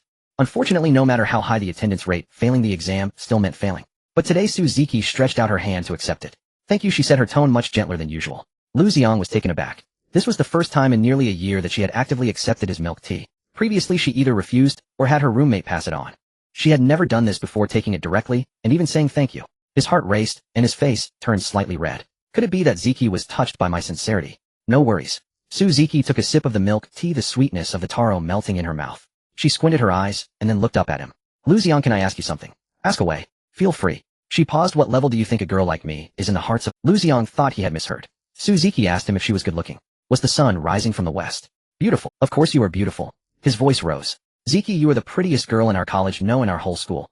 Look how big your eyes are, how fair your skin is, and how great your figure is. Anyone who says you are not beautiful must be blind. The nearby student council members chuckled quietly. The way Lu Xiang pursued Suzuki was well known among the student council. Just flattery, mindless flattery to the... Previously, when Suzuki heard such words, she would either roll her eyes and walk away or coldly reply, "Do you say that?" But today she did not roll her eyes. She lowered her head, looking at the milk tea in her hands, her voice softer. "So all you boys, then does Lin Yi like me?" The playground fell silent for a moment. The transparent tape in Chun Siyu's hands froze midair. Su Jianla's fingers flipping through the agenda on the podium paused slightly. Lu Xiang's smile froze. His brain performed a rapid search. Lin Yi? Who? Which Lin Yi? There was no one named Lin Yi in the student council. None among the people he knew either. The name pierced his heart like a needle. Lin Yi? Who is that? He struggled to keep his voice calm. Suzuki looked up and glanced at him. In that look there was disappointment, impatience, and a hint of disdain, as if to say, how could you not even know this? She stopped talking, turned around casually, placed the cup of milk tea on a nearby table, and walked away. Lu Xiang stood frozen, watching the abandoned milk tea, his lips pressed into a thin line. His hands hung by his side, slowly clenching into fists. Suzuki had never looked at him properly. He had delivered milk tea for a year, and she couldn't even be bothered to say a thank you. Today she suddenly acknowledged him, and he thought his persistence finally bore fruit, that she had finally noticed his merits. In the end, she only wanted to hear another man's name from his lips. He turned around and walked over to the group of student council members moving tables and chairs, lowering his voice to ask, "Who is Lin Yi?" A boy in glasses looked up. "You don't know? He's a freshman from the computer science department. Last time during military training, he bought 200 boxes of water and had a confrontation with our student council. Then during a football match he injured the chairman of the Qin group and was taken away by the military, but he came back fine the next day. I heard that President Qin built an extra computer building for him to ensure the school looked after him." Another girl chimed in. "I also heard he drives a Mercedes to school, that black E-Class parked in the parking lot across from the East Gate. I saw it with my own eyes." Lu Xiang's brows furrowed. A freshman driving a Mercedes and receiving preferential treatment from President Qin. These pieces of information pierced his pride like shards of glass, each one making his year-long pursuit of Suzuki seem like a joke. He had pursued for a year, but couldn't compete with a freshman who merely flashed in front of her. A freshman driving a Mercedes. Lu Xiang chuckled. There are only two possibilities. One, it's rented to save face. There have been freshmen who rented luxury cars for school before showing off before returning the car. The other possibility, he's being kept by a woman. Maybe it's President Qin who is sponsoring him, otherwise why would she take care of him? After all, he donated an extra computer building to the school, which is true love. The playground fell silent again. The student council members exchanged glances. Someone seemed to want to say something, but swallowed it upon seeing Lu Xiang's expression. Then someone began to murmur in a... It's not impossible. Where would a freshman get so much money? 200 boxes of water, and that barbecue cost over 100,000, right? How could an ordinary family afford that? I also find it strange. I heard from students who came from their school that his dad works on a construction site. How did he suddenly have so much money? It's indeed outrageous that President Qin donated an additional building for him. It doesn't seem like the attitude towards an ordinary student. Maybe there is something going on. Rumors spread like wild grass. No evidence was needed, no logic required. Just a maybe could plant a seed of doubt in everyone's hearts. Lu Xiang did not continue speaking. What he needed was not the truth. He only needed a reason for Suzuki to stop thinking. Even if that reason was false, as long as it was explosive enough and spread quickly, it could shatter Suzuki's image of... He picked up his phone and opened the anonymous submission page of the school's confession wall. His fingers tapped rapidly on the screen, deleting and retyping. Finally, gritting his teeth, he sent a post. Submission wall anonymous. I heard there's a freshman in the computer science department who drives a Mercedes to school, bought 200 boxes of water during military training, and spent over 100,000 on a team building feast. Doesn't anyone find this strange? A student from an ordinary family, where would he get so much money? Either it's a rented car to show off, or he's being kept. I heard he was taken away by someone from the Qin group last time, and when he returned, President Qin specifically instructed the school to take care of him since he donated an extra computer building to the school. Think about what this relationship implies. After sending the message, he turned off the phone screen and tucked it into his pocket. He didn't dare to look, but couldn't help but want to. In less than an hour, the comments under that post exceeded 50. I've heard of this person, but it's indeed quite outrageous. A freshman, where would he get so much money? There are many who rent cars to show off. Last year, a senior rented a Porsche for the enrollment, and when it was revealed it was rented, it was super embarrassing. Isn't being kept too far-fetched? The chairman of the Qin group would keep a freshman. What's his worth to be kept? That's not certain. Who knows the taste of the wealthy? You're just jealous. Their wealth is their business. What does it have to do? The poster is bitter, conclusion confirmed. But honestly, it's indeed suspicious. A student from an ordinary family suddenly spends money like water. Who wouldn't doubt it? Supportive voices, opposing voices, neutral voices, and sarcastic voices, all mixed together like a pot of... Lu Xiang scrolled through the comments one by one, and a satisfied expression crept onto his face. As long as Su Ziki could see it, that was enough. On the playground, Su Jinlu also saw that post. Chun Siyu handed her the phone. Lulu, look at this. Su Jinlu took the phone and read it through from start to finish. Her expression showed no change, but her fingers tightened around the phone's edge. She flipped to the first comment, which was posted by Lu Xiang using a fake account. I heard his dad works on a construction site and his mom works at a supermarket. He has a younger sister. Where would the money come from? It's either rented or he's being kept. There's no other possibility. Su Jinlu stared at the words for a few seconds, then returned the phone to Chun Siyu. Have you found out who posted this? Her voice was very cold. Not yet. Chun Siyu shook her head. It's an anonymous submission, impossible to trace. But given the tone, it sounds like it's from the student council. Not many people know about Lin Ye's family situation among our student council. She didn't finish her sentence. But Su Jinlu understood. She raised her head and glanced at Lu Xiang in the distance. He was standing by the tables and chairs looking down at his phone, a barely noticeable smile on his lips. Su Jinlu withdrew her gaze and said nothing. She turned around, picked up the agenda, and continued checking the layout for tomorrow. Chun Siyu had waited a long time beside her and couldn't help but ask, Lulu, are you not going to tell Lin Yi? This rumor is pretty disgusting. He should be able to see it himself. Su Jinlu handed the phone back to her, her tone very indifferent. What if he doesn't see it? Then what does it have to do with me? Chun Siyu glanced at her, hesitant to speak. She had known Su Jinlu for 3 years, and the more she said this, the more it showed that she cared. Because if it were someone else, and a similar public opinion incident arose in their school, Lulu, as the student council president, would handle it fairly and justly. Whether it was identifying the person spreading the rumor, or stopping the rumor from escalating, it was her responsibility. But now her slight negligence in not obstructing the rumor's spread indicated her concern. She wanted to see how things would unfold. Perhaps she also had selfish motives. She wanted Lin Yi to come find her. Chun Siyu hoped she was just overthinking. Su Jinlu organized the process sheet and turned to walk towards the podium. Her back was straight, and her pace was neither hurried nor slow. But Chun Siyu noticed that she wasn't heading for the podium. Instead, she was walking towards Lu Xiang. In the end, she merely passed by him. There was no pause, no eye contact, not even a glance. Lu Xiang was startled, instinctively turning his head only to see a distant figure receding. He let out a sigh of relief. He wasn't discovered. On the other side of the playground, beneath the girls' dormitory, Shin Qingwan sat on the steps, the glow of her phone illuminating her face.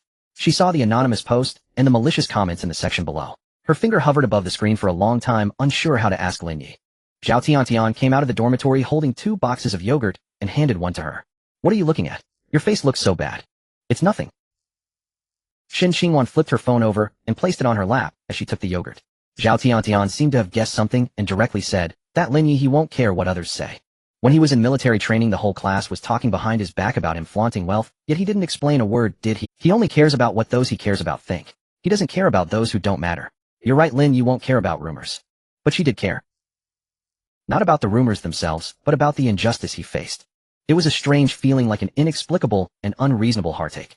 On the other side, in the counselor's apartment building, Zhou Wanqing walked out after her shower, her hair still wet, wiping it while looking at her phone. When she saw the anonymous post, her hand paused. She wasn't a student and usually didn't pay attention to the confession wall. It was forwarded to her by a student. Teacher Zhou, look at this, they're saying things about Lin Yi. She read the post from beginning to end 3 times, then flipped to the comment section, read a dozen comments, shut her phone, and she picked up the hairdryer, plugged it and raised it, and then set it down again. She picked up her phone, opened the chat with Lin Yi, and typed a few words. Are you okay? Looking at those 4 words, she felt they were too heavy. She deleted them and typed again. Did you see that post? Again, it felt like an interrogation. She deleted it, typed again.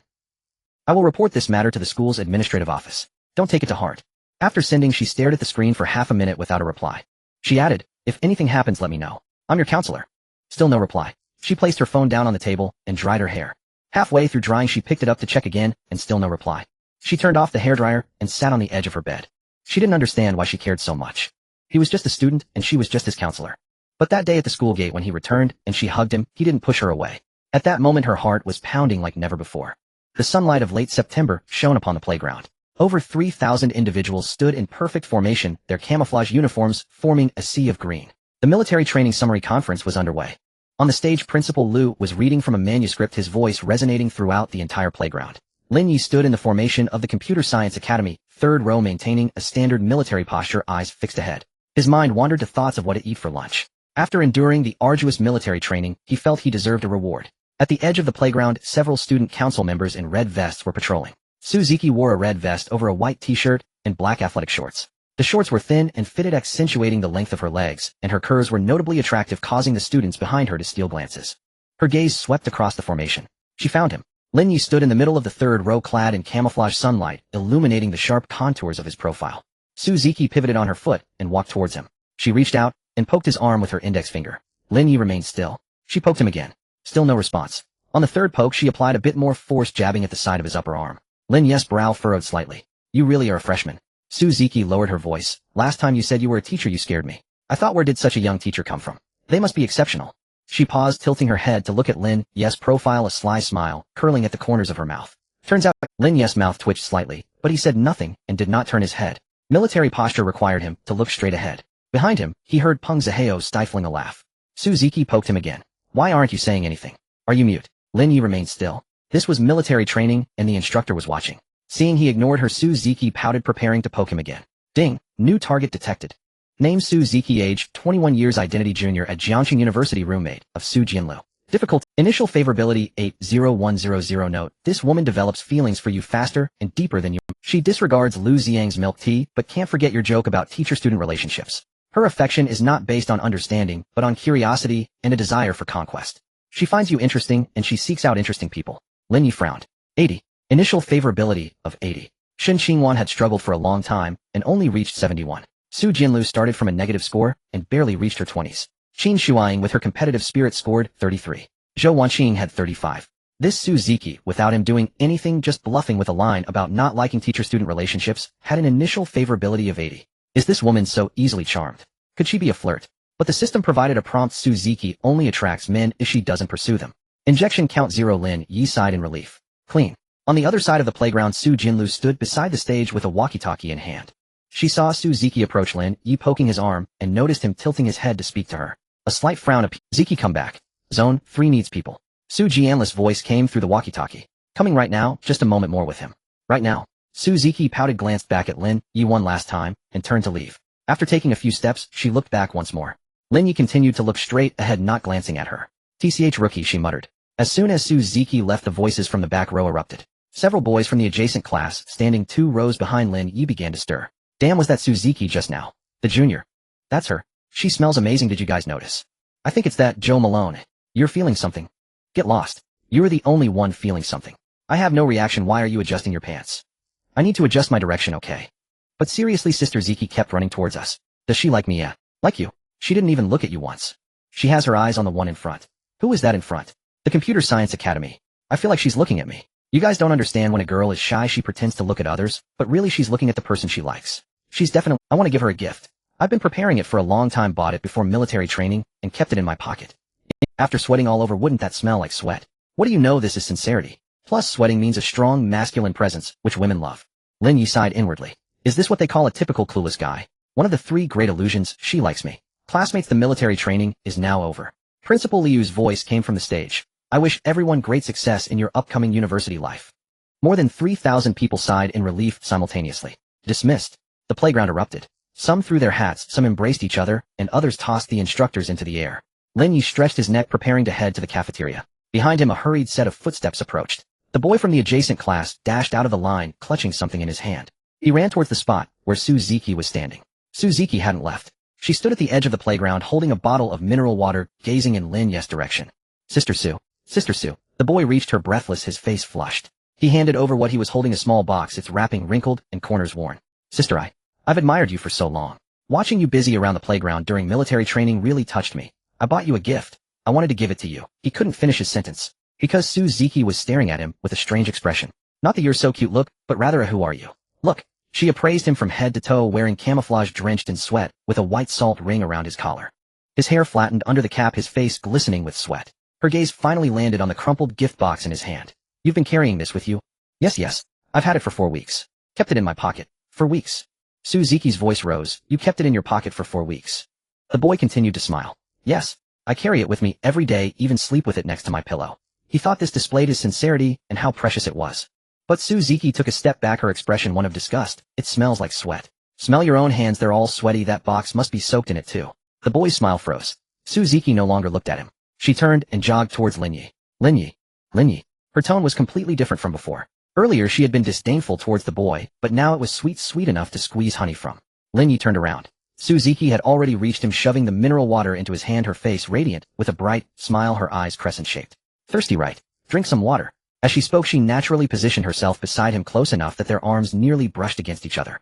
By the edge of the playground, the boy stood still, clutching a crumpled gift box in his hand. His roommates approached, some patting him on the shoulder, others sighing, while a few stifled their laughter. Bro, let's go.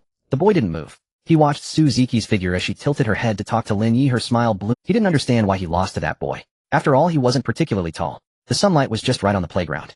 Linyi held the bottle of mineral water that Suzuki had given him, but hadn't taken a sip. Why aren't you drinking, she asked. Not thirsty. Then hold on to it for when you do get thirsty. As Suzuki said this, she leaned a bit closer to him. Linyi caught a whiff of her perfume, faint and sweet like flower. He recalled the initial affinity score of 80 given by the system. This woman was either genuinely interested in him or naturally warm towards everyone. But judging from her earlier attitude towards that boy, it was not the latter. The gap between Suzuki's fondness for him and her disdain for others was as vast as the distance between the Mariana Trench and Mount Everest. Linyi still twisted off the cap and took a sip of water. Suzuki stood there, hands behind her back, slightly leaning forward like a cat ready to pounce. Linyi, I want to tell you something. Her expression suddenly grew serious, her smile fading significantly. Did you see those words on the confession wall yesterday? Linyi nodded. I'm really angry. When Suzuki said those 4 words, her tone indeed carried a hint of anger. Clearly someone is spreading rumors. Renting a car. Being kept. It reads like it's true. I'm already investigating. While we can't track down the anonymous submitter, we can start with the IP and phone model. When we catch the culprit, I'll give you an explanation. She spoke with a righteous tone, as if reciting a declaration of war. The nearby student council members nodded in agreement. Sister Ziki usually seemed carefree, but when it came to serious matters, she was reliable. Linyi glanced at her. Oh, just one word.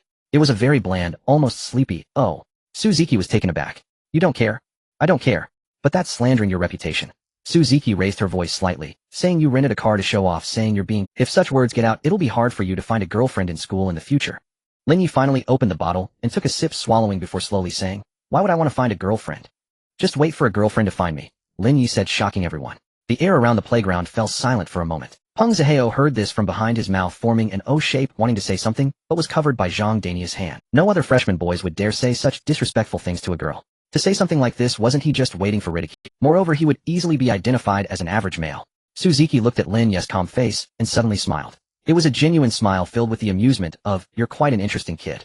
When she smiled, her eyes curved like crescent moons and her cheeks had 2 shallow dimples. You're quite the kid, your words are really. As she said this, she reached out to pinch Lin Ye's face. The action was so natural, as if she had done it many times before, like an older sister teasing her younger brother, her thumb and index finger targeting Lin Ye's right cheek. Halfway through her motion, a hand suddenly extended from behind, precisely gripping her wrist. Suzuki's smile froze. Who the hell is interrupting my fun? She turned her head. Su Jindu stood behind her, wearing a black student council work t-shirt, her hair pinned up, with a wooden chopstick, and her expression was cold. She held Suzuki's wrist tightly, without letting go. Lulu, what are you doing? Suzuki's voice was tinged with clear discontent. It's time to work. Su Jindu released her wrist. The equipment on the playground isn't packed up yet. The sound system, tables, chairs, banners. All must be returned before noon. If you stand here and do nothing, the younger students will see it, and say we're acting all superior. Suzuki rubbed her reddened wrist, looking at Su Jindu, her eyes full of the message. Are you doing this on purpose? It's just cleaning up some equipment. I'm not the only one doing it. Chen Siyu is over there keeping an eye on things. Can't you just go and direct her? Why come all the way here to tell me this? Am I the leader or are you the leader?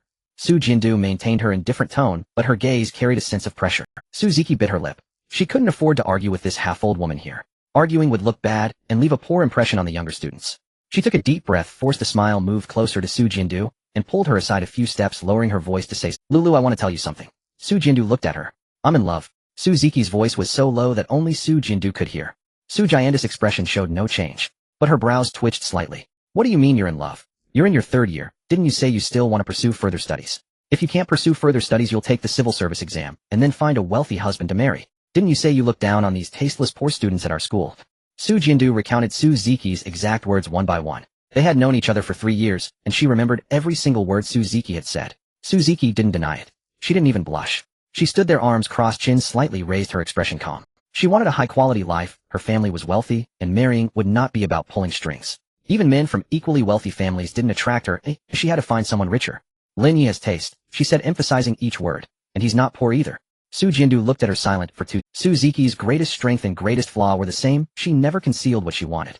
If she wanted money, if she wanted a handsome guy, she'd say she wanted a handsome guy. If she wanted to associate with the wealthy, she'd do so openly. She didn't pretend, didn't hide, didn't act hypocritically. Thus Su Jindu had no words to refute. Every word Su Ziki said was sincere. She genuinely believed Lin Yi had taste, and that he wasn't poor. This wasn't snobbery, it was aesthetic appreciation. So you like him because you think he's rich? Su Jindu asked. I like him, and it just so happens he's rich. Su Ziki corrected, the order cannot be wrong. Su Jindu glanced at her and turned to leave. If this continued, she couldn't help but say, you've only known him for a few days. But what difference would it make if she said it? She hadn't known Lin Yi for long either, and she had already moved into his place. Su Ziki stood there watching Su Jianda's retreating figure and pouted.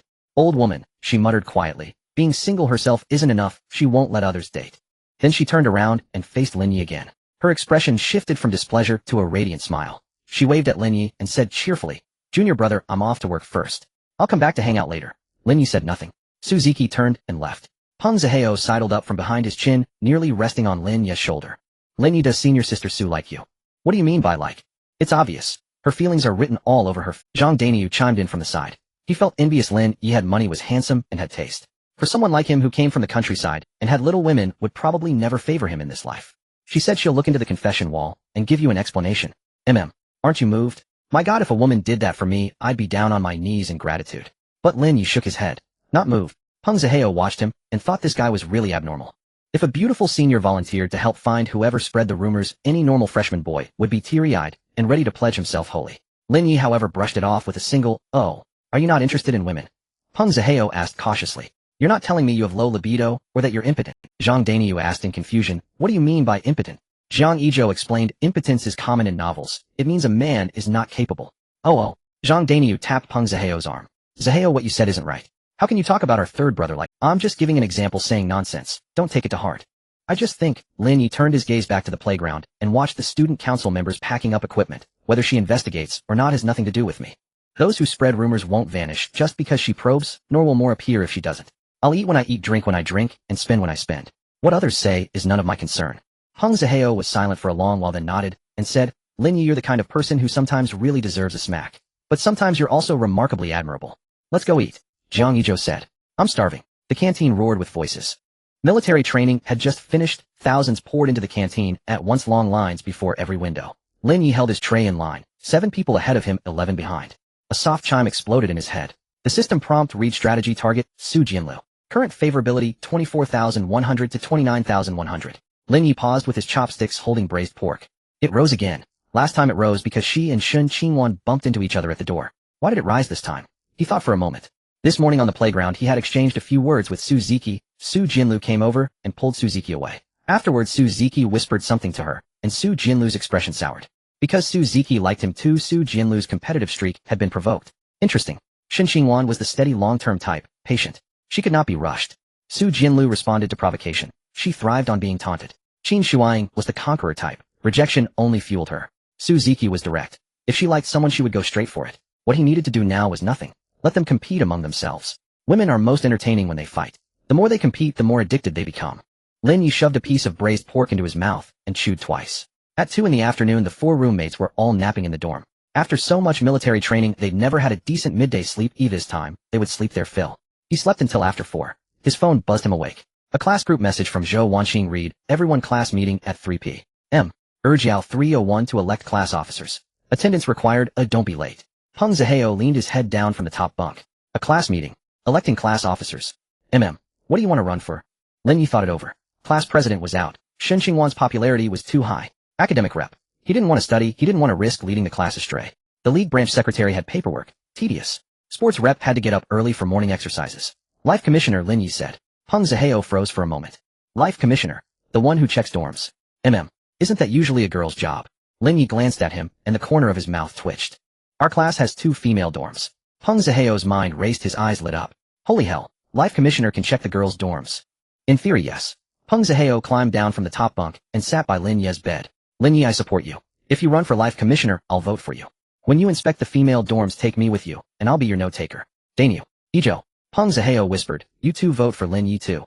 Zhang Dainyu stuck his head out from under the covers. What does a Life Commissioner do? Manages money. Checks dorms. Can go into the girls' dorms. Zhang Dainyu considered that Lin Yi could be trusted with money. Last time for a group outing of dozens, Lin Yi had paid everything himself. Being with Ye's father had its perks. I'll vote for him, Zhang Dainyu said. Zhang Ijo's voice came muffled from his pillow. The Life Commissioner handles class funds. If Lin Yi manages the funds, there won't be unclear accounts. That sound logic. I'll vote too. 3 people, 3 votes. At 250 p.m.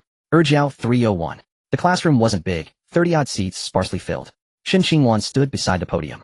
By her feet sat a bulging canvas bag. A corner of a neatly folded white shirt peeked out. It should be his shirt. She was busy discussing her bid for class president with Zhou Wanqing and couldn't step away. Lin Yi didn't go to fetch it now.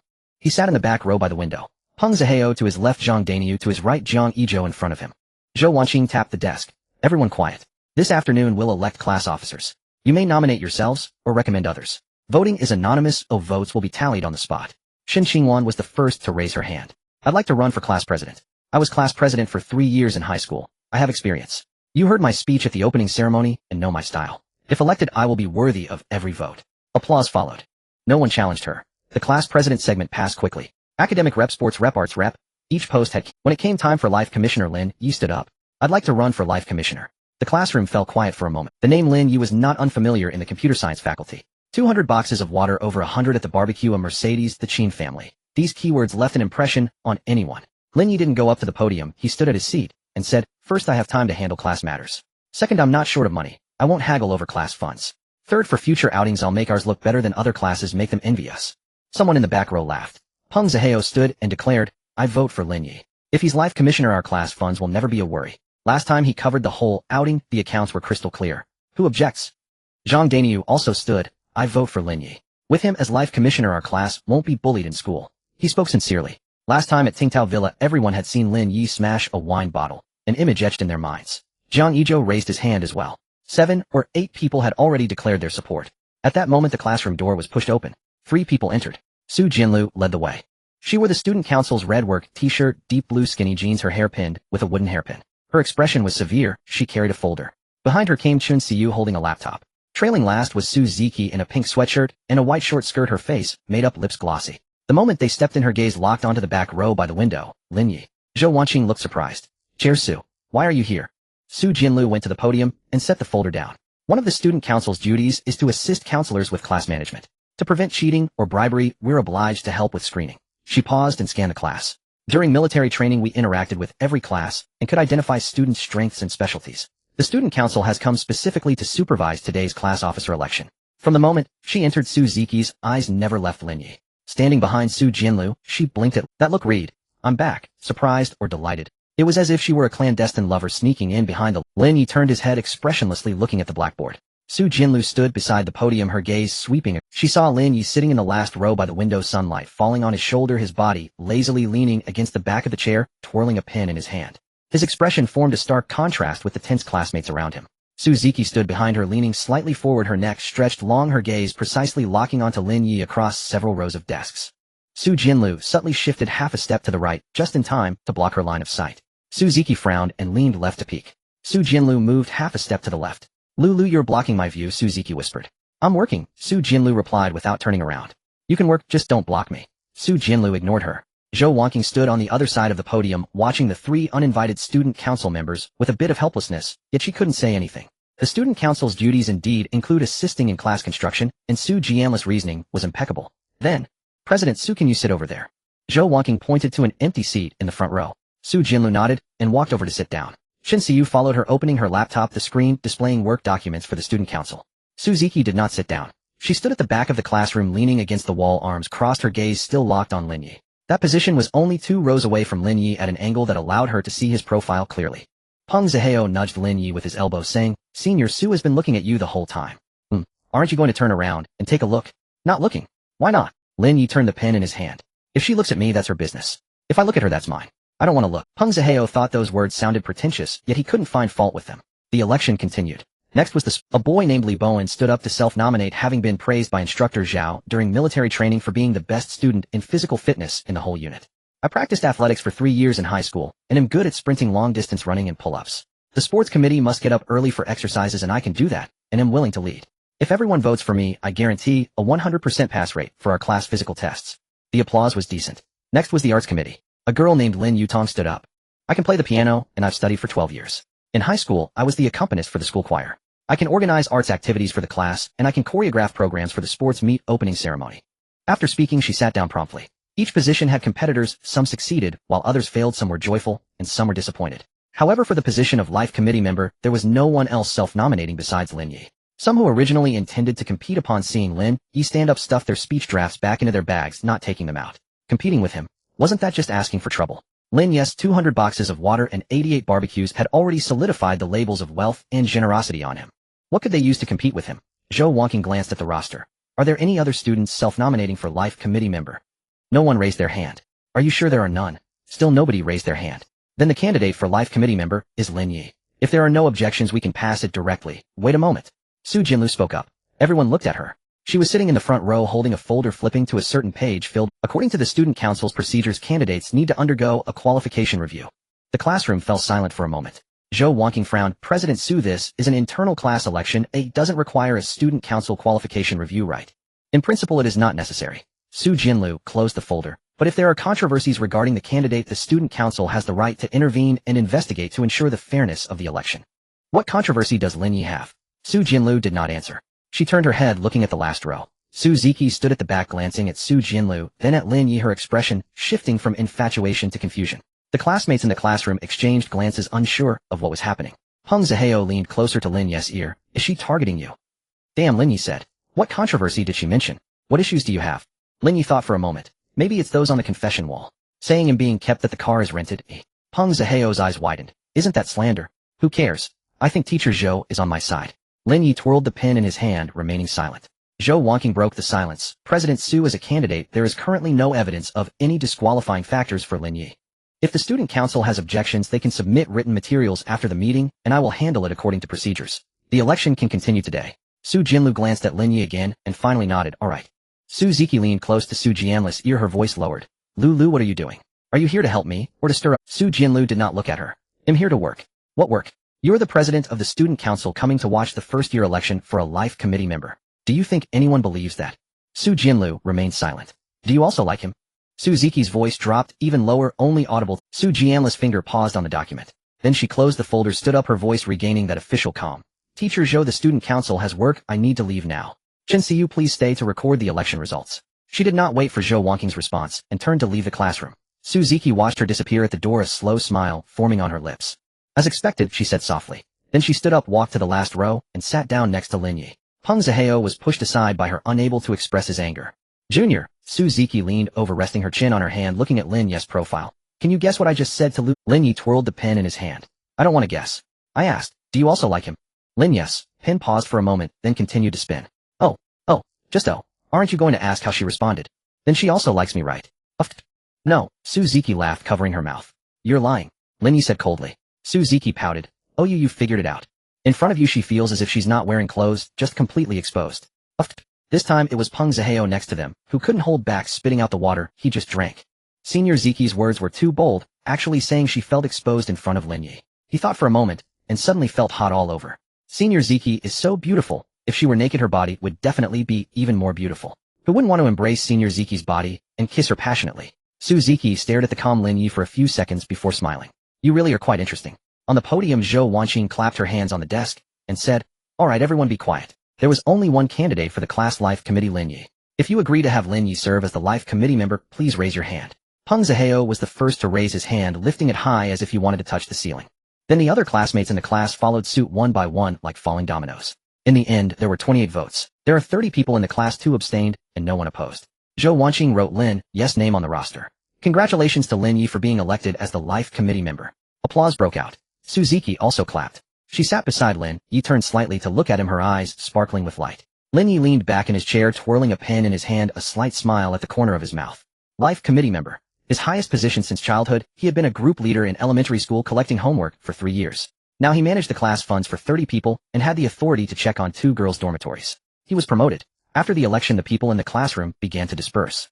Zhou Wanqing was organizing the roster on the podium, while Chen Xiu recorded the election results, the sound of her fingers tapping on the keyboard like a flurry of rain. Lin Yi stood up preparing to leave. Lin Yi. Shun Qingwan's voice came from the front. She approached carrying a bowl. The white shirt was neatly folded with a corner sticking out from the bag's opening. Her face bore little expression, but the tips of her ears were slightly flushed. Every time she got close to Lin Yi, her ears would uncontrollably turn red, because each time she remembered that they had kissed. Your clothes. She handed over the bag. They have all been washed. The shirt and underwear were hand-washed. The shoes have also been cleaned and the shoelaces replaced with new ones. Lin Yi took the bag, glancing down. The white linen shirt was neatly folded, the collar crisp without a single wrinkle. The shoelaces were indeed new white and tied into a beautiful bow. Thank you, Lin Yi said. You're welcome.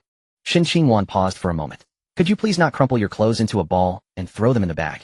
They get wrinkled and hard to iron. Okay. Suzuki had been sitting beside Lin Yi all along. From the moment Shin Qingwan walked over, handed him the bag, and mentioned washing his underwear, she felt shocked. Were they already living like a young couple at school? Her eyes were fixed on Shun Qingwan's face.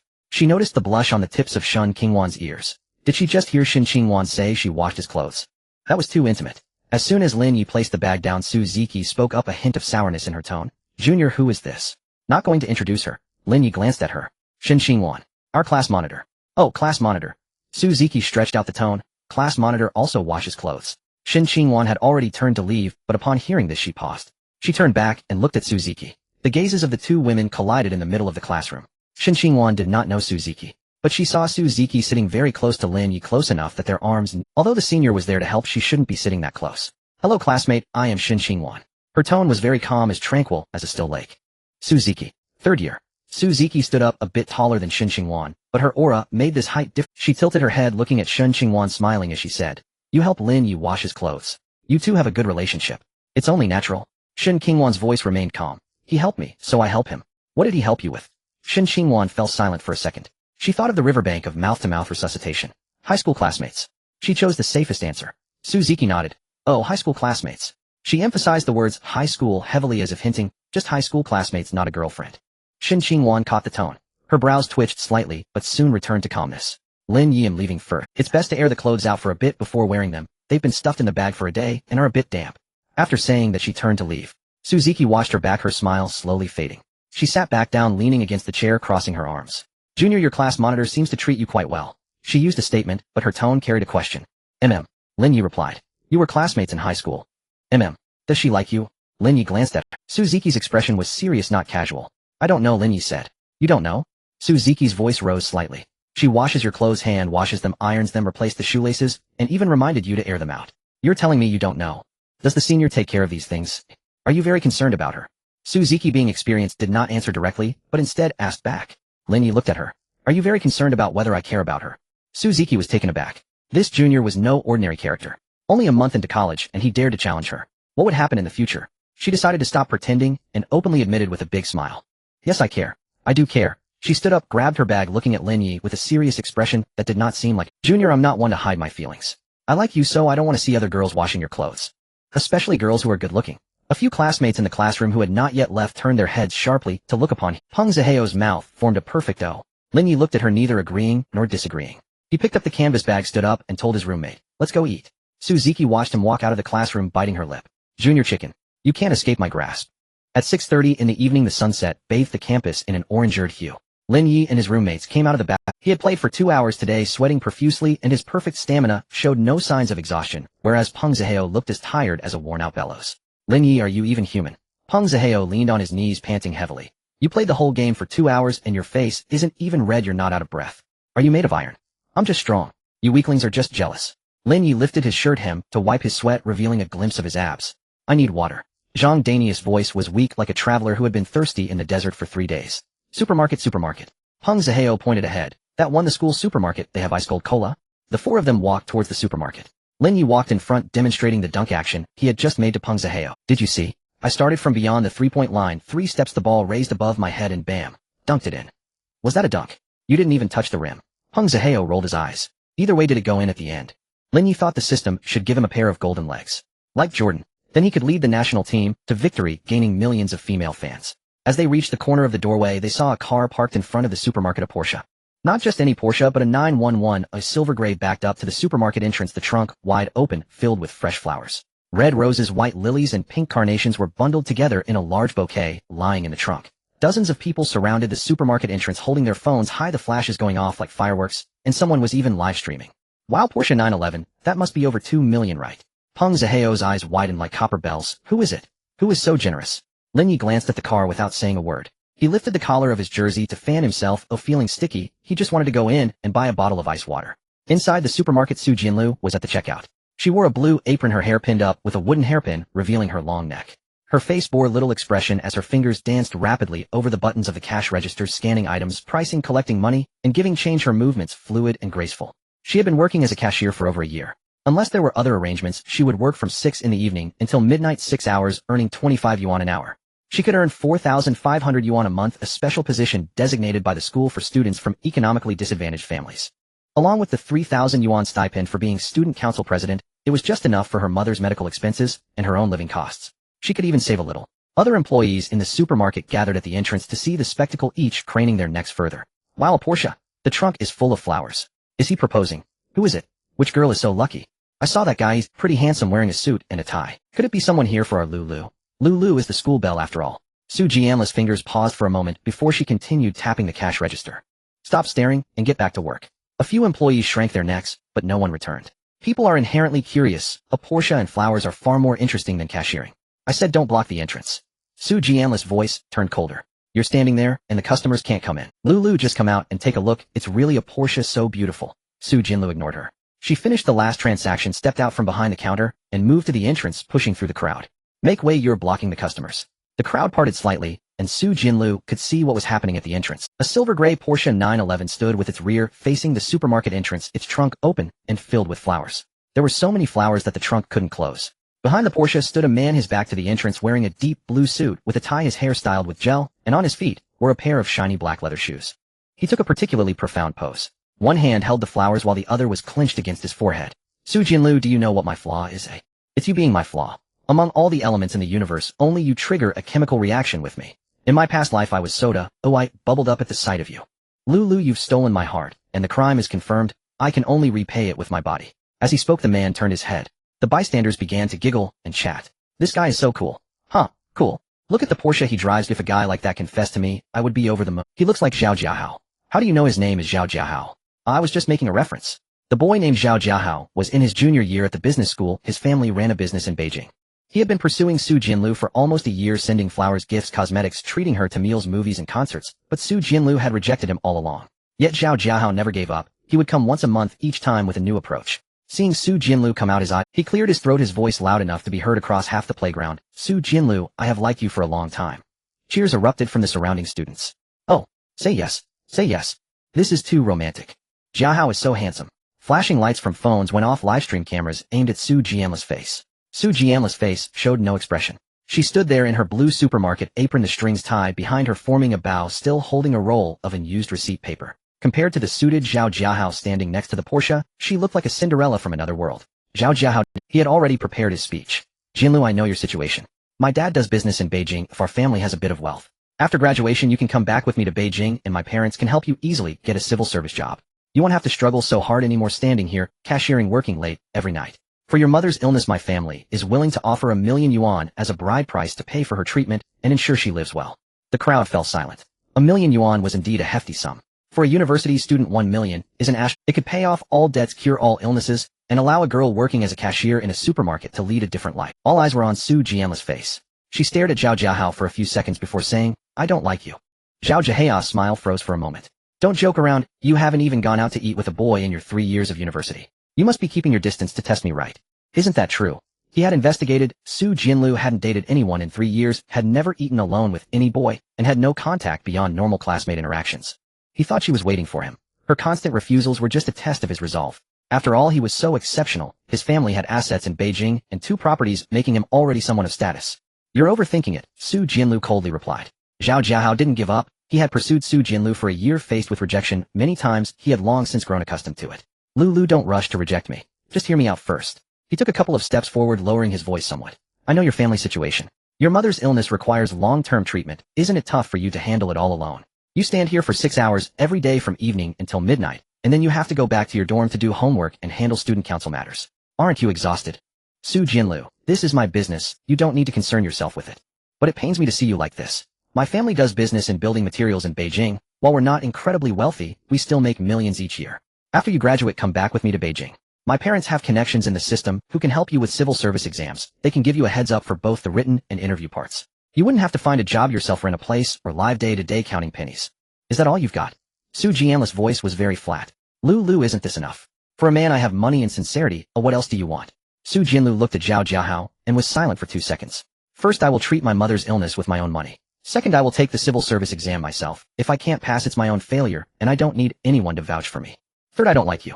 Whether you drive a Porsche, offer $1 million as a bride price, or have your parents arrange a job for me, I don't like. This has nothing to do with money or my mother. It's simply that I don't like you.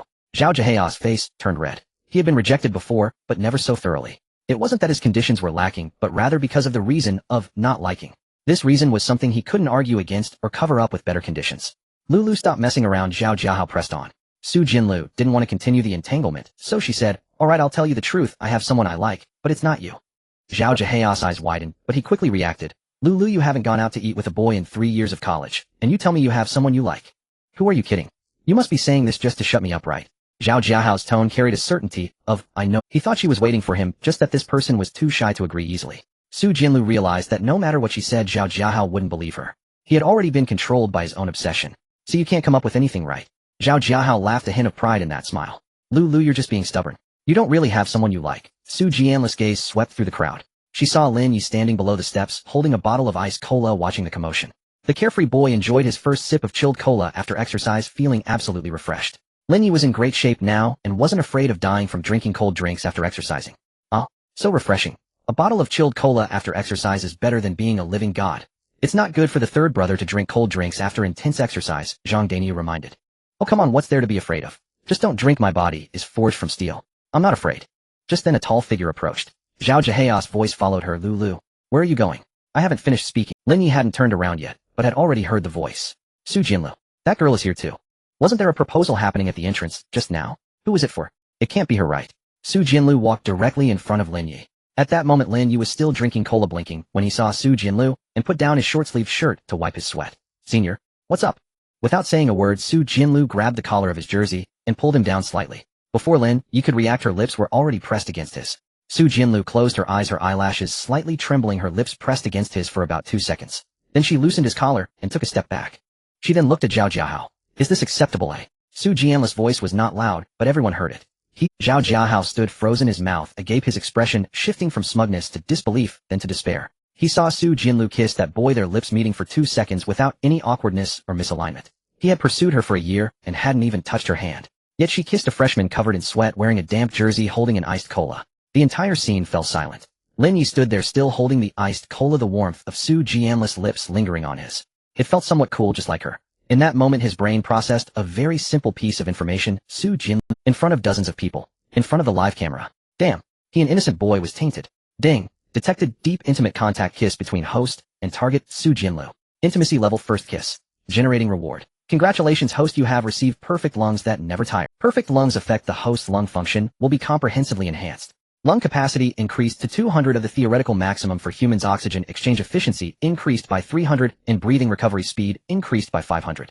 Alveoli never age. Trachea and never inflames. Lung tissue and never undergoes any pathological changes. Lin Yi felt a warm sensation surge within his chest. It was as if 2 gentle hands were gently expanding his lungs from within, every alveolus infused with new vitality. He took a deep breath, the sensation of air filling his lungs clearer than ever, able to distinguish every component. In the air, the sweetness of cola, the freshness of grass, and the faint scent of the supermarket on Su Jinlu.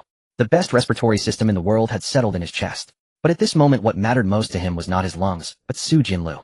She stood there, her lips slightly pursed, chin slightly raised, her expression still that cold indifference of, I don't care. But the tips of her ears were red. Su Jianli's ears never turned red. Did you kiss me, eh? What's wrong? Su Jinlu raised her head stubbornly, putting on a brave front. Before Lin Yi could say anything further, Su Jinlu had already turned and walked back to the supermarket entrance. She approached Zhao Jiahao and looked at him. Zhao Jiahao's expression had shifted from confidence to disbelief. From his angle, he could see the glimmer of moisture left on Su Jianli's lips. It had transferred from Lin Yi's lips. Zhao Jiao's voice wavered. I already said I like someone.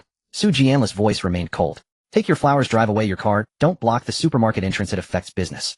Zhao Jiao's face turned pale. He glanced at Su Jianlu, and then at the boy in the damp jersey holding the iced cola. He didn't understand driving a Porsche wearing a suit with a trunk full of flowers and on $1 million betrothal gift. Where Zhao Jiao was now helpless. If Su Jianlu had just rejected him, he could still hold on. But now witnessing her kiss another boy right in front of him staying would make him a fool. He turned and walked towards the Porsche which drove away. As he left he reversed briefly the rear wheels crushing the scattered petals on the ground shattering a few red roses. Su Jianlu had returned to the cashier continuing to scan items and give change, her expression calm, as if nothing had just happened. Peng Ziheo's mouth had not closed since the moment Su Jianlu kissed Lin Yi. Lin Yi. His voice sounded like he was dreaming. Did Senior Su kiss you? In front of Peng Ziheo took a deep breath. Are you sure you're not having a long dream that I've been dragged into? Pinch me. Lin Yi pinched him causing him to yelp. Ouch, that hurts, I believe it. Peng Ziheo also opened that bottle of iced cola taking a sip while watching Su Jianlu at the cash register. Her movements were still quick, fingers dancing over the buttons, but her ears were still red. The system's light screen flickered at the edge of his vision. Target Su Jianlu, current favorability 29100-45100 note. When she needed a shield to block Zhao Jiao, the person she chose was you, not someone else. Amidst so many boys at the supermarket entrance, her gaze only found you. This kiss was initiated by her. It was her first active kiss towards a boy in her life. She wouldn't admit it, but her ears had already done so for her. Lin Yi finished his cola, crumpled the bottle, and threw it in the trash. Then he walked into the supermarket, approaching the cash register. Buy water, he said. Su Jianlu looked up and glanced at him. What kind of water? Anything will do. Su Jianlu took out a bottle of mineral water from under the counter and placed it on the counter. $2. Lin Yi took out his phone to scan. The successful payment sound chimed. Su Jianlu lowered her head to organize the receipt, avoiding his gaze.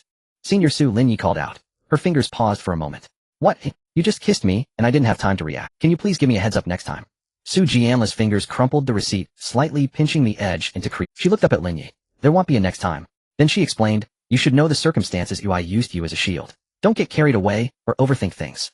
Lin Yi chuckled and said, according to your logic, when I need someone as a shield I should pull you over for a kiss. Would that be considered illegal? If it were you, would you send me to the police? Why is it that when a woman takes the initiative to kiss a man it becomes legal? Isn't that a bit unfair? Su Jianlu looked at him with a mix of coldness and some confusion. What do you mean? You owe me a kiss. Su Jianlu.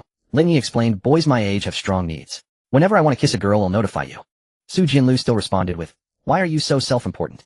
Lin Yi replied, if that's the case I might need to report Uncle Hat to the authorities. Su Jianlu irritably waved her hand.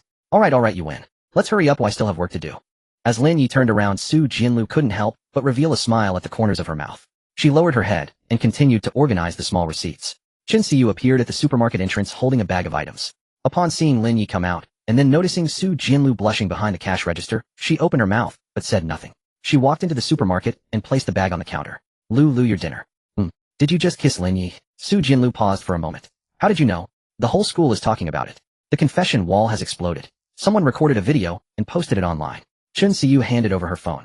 The screen displayed a freshly posted submission. Shocking. The school beauty and student council president, Su Jianlu, publicly kisses freshman Lin Yi at the supermarket entrance.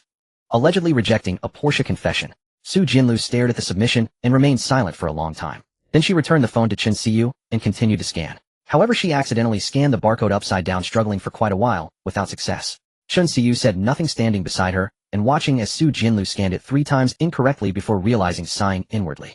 This woman, no matter how cold her words, her ears and hands would not lie. In truth, Su Jianli's heart was racing. She hadn't expected her first kiss to happen so muddled. Especially in front of so many people, it was hard not to feel shy. Yet she now owed a kiss. To owe means to repay, right? Thinking of this, Su Jianlu felt no hint of anxiety over her debt, but rather a fluttering excitement in her heart. How embarrassing.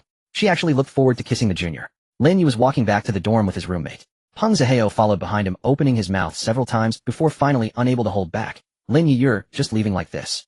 What else should I do? She kissed you. In front of dozens of people. And you just left. Lin Yi tossed the empty bottle of mineral water into a trash can by the road. After playing basketball, he was really dehydrated, first drinking a chilled cola, then a bottle of mineral water. His stomach sloshed with water, yet he still felt thirsty. So what? A kiss is just a kiss. Anyway, it's not like I'm losing out. If she likes me, then she should pursue me. Bro, to say that the school beauty should chase you, you're truly a model for us men. From a woman's perspective, if a man kisses her, shouldn't he be responsible? If she kissed me, does that mean she should be responsible? In Lin Yi's view, if Senior Su really couldn't help herself and wanted to be with him, he wouldn't be losing out. If they developed a relationship, that was all that mattered. After all, he wasn't short on money. Taking responsibility for a few more wouldn't be a problem. Zhang Dainyu said, Lin Yi, do you think Senior Su really likes you? When she kissed you, her face turned red. Let's not be naive. I think she was angry. Angry. Angry about what? Angry at that guy in the Porsche, Lin Yi replied. She didn't want him to keep pestering her, so she found a scapegoat. Peng Zihao was taken aback. You're that scapegoat. Yeah. Are you happy about it? Lin Yi thought for a moment. It's alright. Her lips were quite soft. The others hearing this licked their chapped lips. Why weren't there such beautiful school beauties kissing them? Peng Zihao looked at Lin Yi's alright expression, feeling that he was just putting on an act, but he had no evidence. In the freshman girls' dormitory, Shin Qingwan sat at her desk, her phone propped up on a stand showing a video from a food blogger. The blogger was eating a bowl of seemingly delicious Japanese ramen with a rich white broth, marbled char siu, and a soft-boiled egg that oozed yolk when cut. She watched for a while, jotting down the restaurant's name in her notes. Ippudo Ramen, Jiangchun Road Branch. She was hesitating about how to ask Lin Yi to have a meal. She noted down 3 restaurants in her memo: 1 ramen, 1 Japanese, and 1 Sichuan cuisine. Lin Yi loved noodles and Japanese food. He had eaten quite a bit of salmon during their last team-building event and could handle spicy food well. Since they were high school classmates, it was only right to take care of each other in college. Having treated him to a few meals, she should invite him. Qingwan.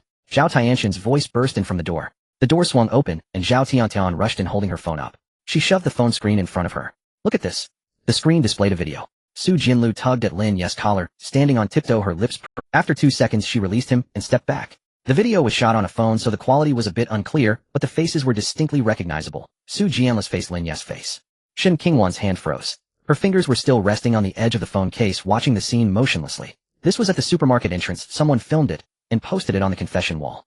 Zhao Tiantian panted. Su Jinlu kissed Lin Yi, not the other way around. Look closely, it was Su Jinlu who pulled him in for the kiss, and he didn't move. Shin Qingwan hit replay. Su Jinlu tugged at Lin Yi's collar, her lips pressed against his. Qingwan, are you okay? I'm fine. Shin Qingwan returned the phone to Zhao Tiantian. The video is pretty clear. It was Su Jinlu who took the initiative. Sun Yu poked her head out from the top bunk, also holding a phone, the screen displaying that very video. Oh, isn't that Lin Yi? Just a couple of days ago he was flirting with us, Qingwan, and now he's kissing Su Jinlu. He really doesn't take our class monitor. As she said this, a slight smirk appeared at the corner of her mouth, a bit smug. Zhao Tiantian turned her head to glare at her. Sun Yu, what nonsense are you spouting? It was Su Jinlu who took the initiative to kiss him. Lin Yi was passive. Didn't you see the video? Passive? I think he planned it all along. Sun Yu climbed down from the top bunk wearing a silk nightgown and fluffy slippers, walking to Shun Qingwan's desk, arms crossed, chin slightly raised. You can't clap with one hand. If he didn't want to be kissed, he could have just dodged right. He's a tall guy, 1.80 meters. How could he not dodge a girl? Su Jinlu pulled his collar. How could he dodge? Why couldn't he dodge? If he really wanted to, he could just turn to the side and avoid it. Since he didn't dodge, it means he didn't want to. Not wanting to dodge means he was willing. Zhao Tiantian was left speechless by her words. Sun Yu seized the opportunity to amp up her argument, looking at Shin Qingwan with a softer tone, but each word struck deep. Qingwan, you have such good conditions. There are lines of people wanting to pursue you. Lin Yi is such a wealthy guy, he won't lack girls around him. Look at him driving a Benz, spending 88,000 on a meal, personally escorted back by President Qin, and now kissed by Su Jinlu. After all, I've often been pursued by such men. To be honest, these kinds of guys change girlfriends faster than they change clothes. If you get close to him, aren't you afraid of being seen as a backup? Shin Qingwan remained silent. She sat there with her back straight, her expression calm, but her fingers drummed faster on the... Zhao Tiantian was anxious. Sun Yu, you previously said that Lin Yi's car was rented, and his money was fake. You shared that post in the group saying it's obviously fake. How could a freshman have so much money? Now you're saying he changes girlfriends faster than he changes clothes. Don't you think your statements contradict each other? Sun Yu's face turned slightly red. She indeed had shared that post, and added a line of comment. Is it a rental car? She's seen many boys like that before. Later, Lin Yi reserved a barbecue by the Yunqi River and invited over 100 people, making her face feel like it was being slapped. What does it matter if the car is real or not when he kisses her in public? Sun Yu's voice lowered, losing its confidence. He has money, but he is fickle. Those are 2 different matters. When looking for a boyfriend, one shouldn't only look at money, but also at character. Zhao Tiantian scoffed. You look at money when finding a boyfriend, but Qingwan should look at character. Your double standards are too obvious. Sun Yu's face turned completely red. She opened her mouth to retort, but Zhao Tiantian didn't give her a chance. When you pursued Zhang Yuan, wasn't it because he was wealthy? On the first day of school, you bragged in the dorm that a sophomore picked me up in an Audi, and you flaunted it for several days. After the military training, you went to a hotel with him, and once you slept with him, he ignored you and wouldn't spend any money on you. Now you come to advise Qingwan to break up. Are you genuinely looking out for her, or do you just not want to see her happy? Sun Yu's face turned from red to pale, peeling away her facade of him doing this for your own good to reveal her jealousy. On the first day of school, she noticed Shin Qingwan, who was beautiful, had good grades, came from a good family, and spoke softly, yet couldn't be suppressed by anyone. Later, Lin Yi appeared driving a Mercedes, spending lavishly, and being personally brought back by President Qin. She told herself and everyone that it was fake, that the car was rented, and the money was fake. On the day Lin Yi reserved the barbecue by the Yunqi River, she looked at the photos sent by the campus group in the dorm, staring for a long time with deep envy. However, at that time she still had Zhang Yuan as her boyfriend, so she wasn't particularly jealous. But now that Zhang Yuan had slept with her, and then ignored her. Her envy turned into hatred. Yuan stood up, picked up the keys from the table, and prepared to leave. Yuan, wait a moment. Sun Yu called out to her, her tone much more serious than before. I want to tell you a few things, listen before you. Yuan paused in her tracks. Sun Yu pulled over a chair and sat down, patting the table to indicate for her to sit. Yuan glanced at her, but didn't sit down, nor did she leave. Yuan, are you going out to dinner with Lin Yi this weekend? Sun Yu got straight to the point. Who told you that? You don't need to care who I heard it. I just want to ask you, is it true? Yuan fell silent for a second. Yes. Sun Yu leaned back into her chair, crossing her arms, and spoke in a tone of someone with experience. Yuan, let me give you a piece of advice. Boys like him are not someone you can handle. I don't plan to handle anything. If you don't want it, he does. Sun Yu leaned forward, lowering her voice. You've been thinking for 2 days about where to take Lin Yi to eat, right? I saw you noted down 3 restaurants in your memo. You care so much, which means you take this dinner seriously. Caring leads to nervousness, nervousness leads to a clouded mind, and a clouded mind leads to being led along by others. Yuan's brows furrowed slightly. Do you know what boys generally hope for when they take girls out to dinner? Sun Yu's voice dropped even lower. What if after dinner, he says, I'm going back to Jade Bay to get something, can you come with me? If you like him in your heart, you wouldn't want to say no. You follow him upstairs, and once the door closes, can you escape? Yuan's tone was very calm. How do you know he wouldn't? How much do you really know about him? Although you were high school classmates, high school is strict, but in college people are free to show their true nature. Do you know how many girls he flirts with outside? You know nothing, and yet you dare to go out with him alone. Yuan's fingers clenched slightly on her knee. Even if he has no bad intentions, what do you think others will think? Sun Yu continued, if you two go out to dinner alone and other classmates see you, then it will spread, and everyone will think you're together. And then there's that video of Senior Su kissing him still circulating online. What will others say about you? They'll say you're a backup, say you're clingy, say you know he has other women, and still approach him. The dormitory fell silent. Zhao Tiantian bit her lip, wanting to say something, but found that although Sun Yu's logic was repugnant, it did seem to make sense. Yuan was indeed innocent, had never dated, and genuinely had feelings for Lin Yi. If she went out alone with Lin Yi and was seen, there would surely be gossip. So what do you think I should do? Zhao Tiantian asked for Yuan. Sun Yu's lips curled slightly. I can just go. You. Yes. He'll go with her. Sun Yu said 3 people dining is safer. He'll keep an eye on things. If Lin Yi is truly sincere towards you, I won't say a word. If he has ulterior motives, he'll pull you away. Yuan looked at her. No need. I can handle it myself. What? You've never even dated. What if he deceives you? He's not that kind of person. How do you know? How much do you know about him? Sun Yu's voice rose slightly. Do you think you know him? What car he drives, what house he lives, and how much money he has, how many girls he flirts with? How much do you know? You know nothing, and you dare to go out with him alone. Yuan fell silent. If you don't let me go, that's fine. Sun Yu spread her hands, then you don't go either. It's your choice. Yuan lowered her head and thought for a long time. All right. Her voice was very soft. See you at the school gate on Saturday at noon. Hey, you finally understand something. Yuan picked up her keys and left the dormitory. Sun Yu turned around and climbed onto her bed. I'm going to take a nap, so keep it down. The blanket was pulled over her head. The phone screen lit up in the blanket as she opened Zhang Yuan's moments. The latest post was from yesterday, a Porsche steering wheel, a wine glass, and a night view. The caption read, happy weekend. This bastard is living so well. It's so damn unpleasant to look at. Once I bag Lin Yi, I'll show off and make that bastard Zhang Yuan green with envy. In the junior girls' dormitory. Why should it be? Suzuki slammed her pen down on the book, making a dull sound. Yu, sitting at the desk across, looked up after hearing the noise. What happened? What do you think happened? Suzuki leaned over from her bed, pointing at the still image on her phone screen. Which old woman? What right does she have to kiss him? Yu glanced at the image, and then Suzuki's expression swallowing the words, she almost said. Lulu said it was to block Zhao Jiahao, a temporary measure. Yu chose the safest explanation. Does a temporary measure require kissing? Can't she just hold his hand? Can't she just put her arm around him? Isn't standing next to him and saying this is my boyfriend enough? Why does it have to be a kiss? Why does it have to be mouth to mouth? Why does it have to be in front of dozens of people? Yu fell silent. Suzuki climbed off the bed barefoot on the floor and walked to Su Jianla's bed. The bed was empty, the blanket neatly folded with a book on public basic knowledge and a highlighter beside the pillow. Su Jianlu was not there. Where is she? At the supermarket. She's on the day shift today, off at 4 in the afternoon. Yu glanced at her watch, still an hour to go. I can't wait. Suzuki turned around, pulling a jacket from the wardrobe and putting it on, heading for the door in her slippers. Ziki, why are you going to find her? Yu stood up to block her. If you go now and have a fight with her, what good will it do? Can Lin Yi become yours? She stood at the dormitory door, one hand resting on the door frame, her fingers gripping it until they turned white. I'm not looking for a fight. I just want to ask her one question. What question? She said she doesn't like Lin Yi. I want to ask her, since she doesn't like him, why did she kiss him? In the afternoon, the supermarket was not crowded. Su Jinlu stood behind the cashier counter, her blue apron neatly tied, revealing her slender neck. She was organizing the receipts, stacking them neatly, and clipping them together before placing them in the drawer. Suzuki pushed open the glass door of the supermarket and walked directly to the cashier, slamming a book of past exam questions for the graduate entrance English test onto the counter. Su Jinlu looked up at her for a moment before lowering her gaze to continue organizing the receipts. If you want to buy something, go inside. The cashier doesn't sell anything. I'm not here to buy anything. I came to ask you. Ask what you need to ask.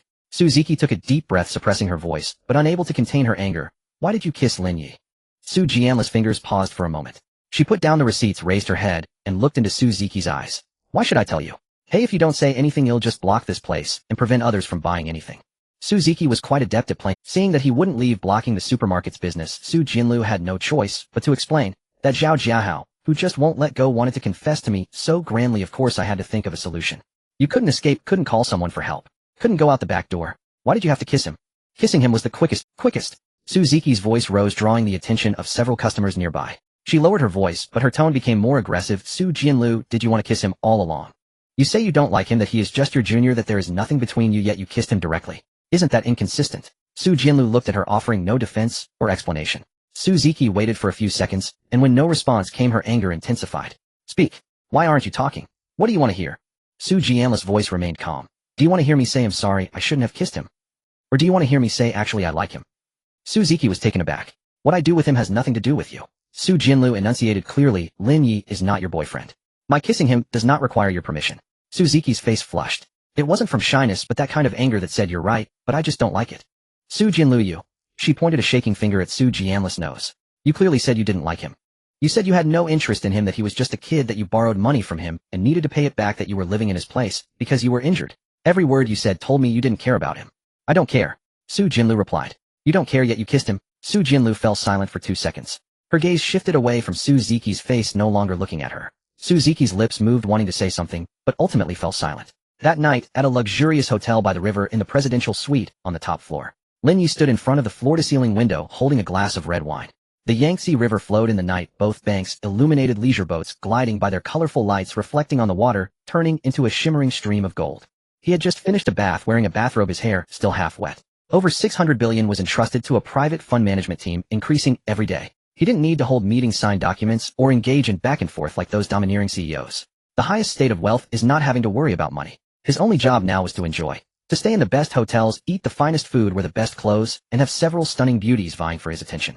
No soliciting, no gambling, no illegal activities. Just spending money. His phone vibrated. A message from Suzuki. Where are you? By the river, at the hotel. Which hotel? Lin Yi replied with the name of the hotel. Presidential Suite. Suzuki was shocked. Lin Yi really knew how to enjoy life, if only she could be that rich too. However, her dream of being wealthy was something she would never achieve in this lifetime. But the chance to find such a rich boyfriend was right in front of her. She followed up with, just you. Who else? Suzuki didn't reply to that message. A few seconds later, a new message came. Let me ask you, since Su Jianlu kissed you, why didn't you avoid it? Lin Yi looked at the message, the corners of his mouth curving slightly. When a woman kisses a man, why would a man dodge? Aren't you afraid of being misunderstood?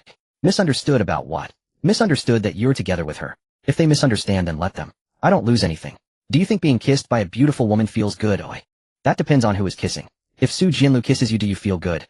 It's okay. What does okay mean? It means I don't feel bad. Suzuki sent a long string of ellipses followed by a voice message. Lin Yi opened it and heard her say, you this person, then it cut off as if she couldn't catch her breath, stuck there. After a few seconds, she sent another text. What if I kissed you? Lin Yi looked at the text, swirled the wine in his glass, and took a sip. It depends on where you kiss. Where else can I kiss? Isn't it just that one place? I've already been kissed on the mouth today, but there's another place I want to be kissed today. Suzuki felt a sudden wave of heat rise from her abdomen.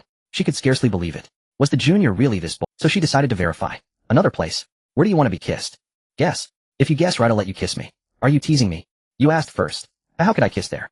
You little rascal, you've learned badly. Lin Yi took a sip of red wine, sat on a single sofa on the observation deck, and slowly typed, if you don't want to, then forget it. Suzuki fell silent for a moment before defiantly asking, why does she get to be on top, and I have to be on the bottom? Because of the principle of first come, first served. I'm not going to lose to that older woman, Su Jianlu. Lin Yi did not reply to any further messages. However, he thought for a moment. If both Su Jianlu and Suzuki were simultaneously with him, one on top and one below, that seemed a bit wow, but that situation felt illegal. On Saturday afternoon at the entrance of Jiangxing University, a Porsche Panamera parked steadily by the roadside, its matte gray paint gleaming arrogantly in the sunlight. The window was half open, and Lin Yi sat in the driver's seat wearing a black casual shirt, sleeves rolled up to his elbows, sunglasses perched on his nose, looking like he had stepped out of a car magazine. He had chosen this car from the garage of Emerald Bay. The Maybach was too old-fashioned, and he was tired of the Mercedes E-Class. Today he was in a good mood, so he switched to another. The security guard, old Joe, peeked out from the guard booth, holding a teacup, squinting for several seconds, then set the cup down, walked out, and knocked on the driver's window. Lin Yi pushed his sunglasses down his nose to reveal his eyes. Hello, is there something wrong? Old Joe glanced at him. He looked young, too young, without an identification badge or work uniform, clearly not a staff member. He seemed like a delinquent who came to harm female students. Clearing his throat, he said, "Hello, outside vehicles cannot park at the entrance. You either have to go into the school parking lot or drive elsewhere." Lin Yi leaned back in his seat, pushing his sunglasses back up. "I'm a student here. I'm just stopping briefly to pick up a classmate." "You're a student here? Then why don't you go inside to pick her up?" "I'm afraid of being accused of renting a car, though I don't like to show off." "Hiss. I heard someone rented a car before pretending to be rich. It wouldn't be you, would it?" Lin Yi's smile vanished immediately upon hearing that. He then pulled out a 100 yuan bill from his wallet and held it up to the security guard's eyes immediately narrowed, a smile spreading across his face, even bending slightly at the waist. This 100 was equivalent to his day's salary. "I told you all sorts of rumors spread at school. How could anyone rent a car? The young master is so generous. This car is clearly—" Lin Yi nodded slightly, indicating that the other party could take the ticket. "Uncle, in the future when you see my car, please lift the barrier when entering and leaving the campus." The security guard immediately stood at attention and saluted. "Certainly, certainly. I will lift the barrier from a distance before you arrive." "Thank you, uncle." Indeed, money is powerful. Money can make the devil push the mill. Just a mere 100 yuan, and the interest it generates each day is already many times that amount. Lin Yi paid no mind to this. He picked up his phone and sent a message to Yuan. "I've arrived at the school gate." The reply came back quickly. "Okay, coming out right away." Then after about 10 seconds another message came in. "Lin Yi, I need to tell you something. My roommate wants to join us too." Lin Yi looked at this message and felt no surprise. Yuan was not the type to make requests, and her asking meant that the other party had persuaded her. She couldn't refuse. What do they want to come for? The other side was silent for a while. Yuan might be organizing her words or hesitating whether to tell the truth. The message came in, but it wasn't from Yuan. It was Sun Yu using Yuan's phone. "Classmate Lin Yi, I am Sun Yu, Yuan's roommate. She's from the neighboring class and really wants to meet you. I missed out the last time you went to the mountain villa, and I've regretted it ever since. I admire you a lot. Today I heard you were going out to eat with Yuan, and I would like to meet you too. Please don't mind." Lin Yi looked at this message and had a rough idea of what was going on.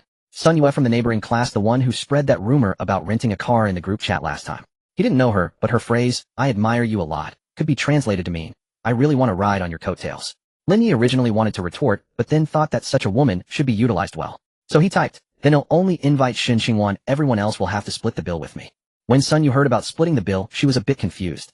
How could there be a man asking to split the bill? Could they not have a little responsibility? However, thinking about how wealthy Lin Yi was, she felt she could forgive him this once. After all, if she could become his girlfriend, there would be no need to split the bill in the future. Splitting the bill once could lead to a lifetime of not needing to split, quite a bargain. So she quickly typed, pretending to be cheerful. "Sure, I was thinking the same. Since we're just going to enjoy a meal, of course we should split the bill." She even added, "I'm not the type to like taking advantage." 3 girls walked out of the dormitory building. Lin Yi leaned against the car door and glanced over.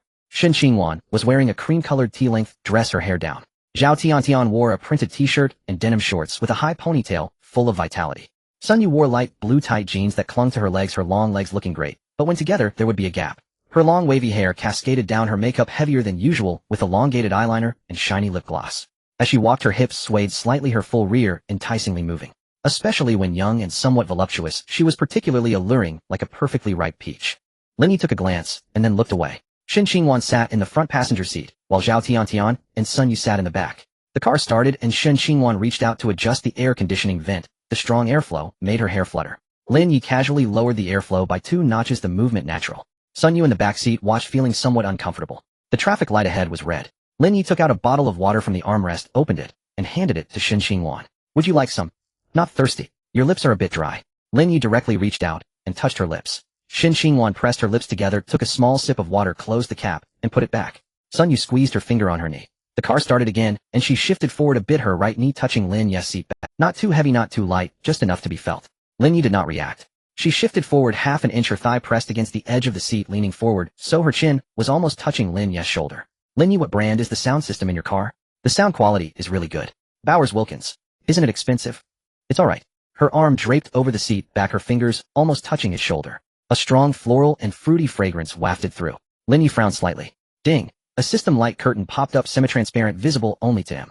Potential target detected. Name Sun Yu, age 19, beauty score 92, special mark 5, injections difficulty, a pursuit, low value assessment, low value target. Note, she uses the style preferred by her ex-boyfriend for her tight pants. The perfume was a gift from her ex, and her makeup is styled according to her ex's preferences. She is projecting the template favored by her ex-boyfriend onto you. Life is chaotic, it is advised to keep your distance. Lin Yi glanced at the rearview mirror. Sun Yu was still smiling, her lip gloss reflecting light, as she kept throwing flirtatious glances at him. He looked back at Yuan. She was leaning back in her seat, her profile facing him, her eyelashes lowered, holding that bottle of water. Beauty score 99, special mark, none value assessment, high value target, now looking at Zhao Tian. She was wearing headphones listening to music, her head resting against the car window, her lips slightly pouting as she hummed a name. Zhao Tiantian, beauty score 85, special mark, none, value assessment, low value, target note, a girl from Northeast China. She has no ulterior motives, purely here for the food. Lin Yi closed the light curtain. Sun Yu shrank back into the back seat, leaning against the seat back with her arms crossed. She looked at the two people in the front who seemed like a long-term couple, making her feel envious. Why didn't she have such a boyfriend?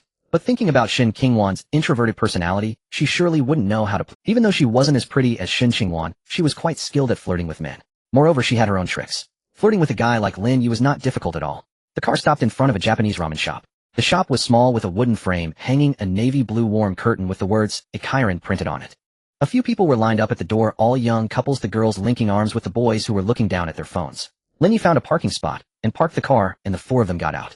Zhao Tiantian stretched and took a deep breath of the riverside air, saying they finally arrived and that she was starving. Sun Yu tidied her hair, pulling her collar down to reveal her collarbone. She deliberately moved closer to Lin Yi, intending to charm him with her body fragrance. However, it seemed Lin Yi was not very interested in her. This made Sun Yu feel quite defeated. Could it be that Lin Yi was not interested in girls? The four of them walked into the shop. The waiter led them to a table for four. Lin Yi sat down first. Shen Qingwan wanted to sit next to him, but just as she pulled out a chair, Sun Yu reached out and pulled her up. Qingwan, you should sit across from each other so you can show your feelings better. Sun Yu said with a smile, her tone like she was imparting dating experience. As she spoke, she plopped down next to Lin Yi, placing her bag on the table, her body slightly angled toward Lin Yi.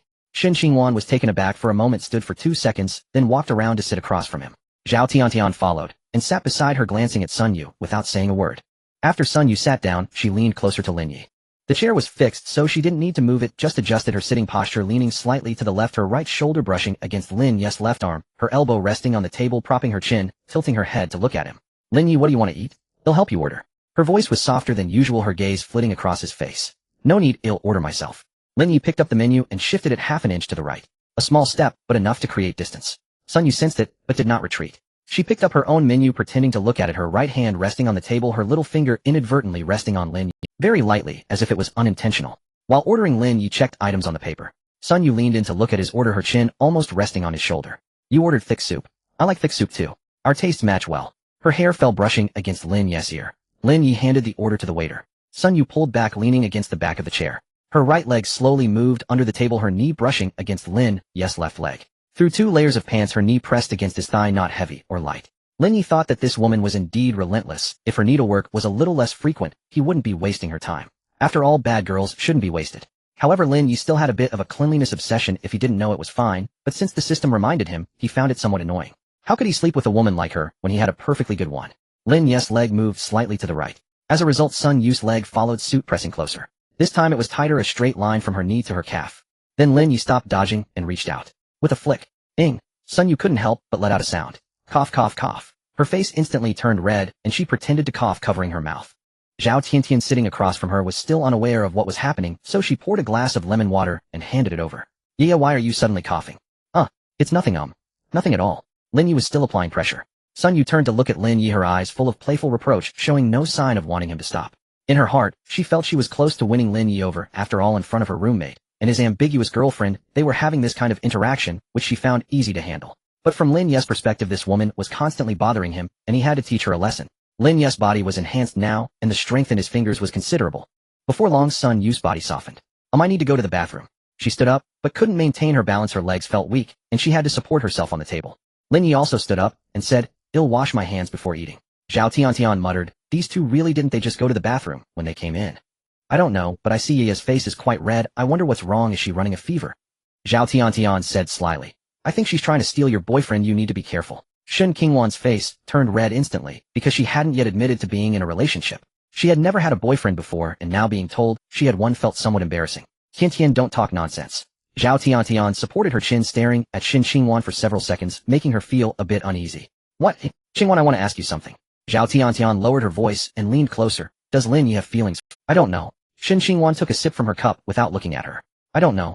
Look at him today. He keeps handing you water and tissues, and even adjusted the air conditioning for you. Your chemistry together is like an old married couple. You're telling me you don't know? Shen Qingwan's fingers rubbed the cup wall slightly, and she didn't respond. Zhao Tiantian asked again, so you like him, right?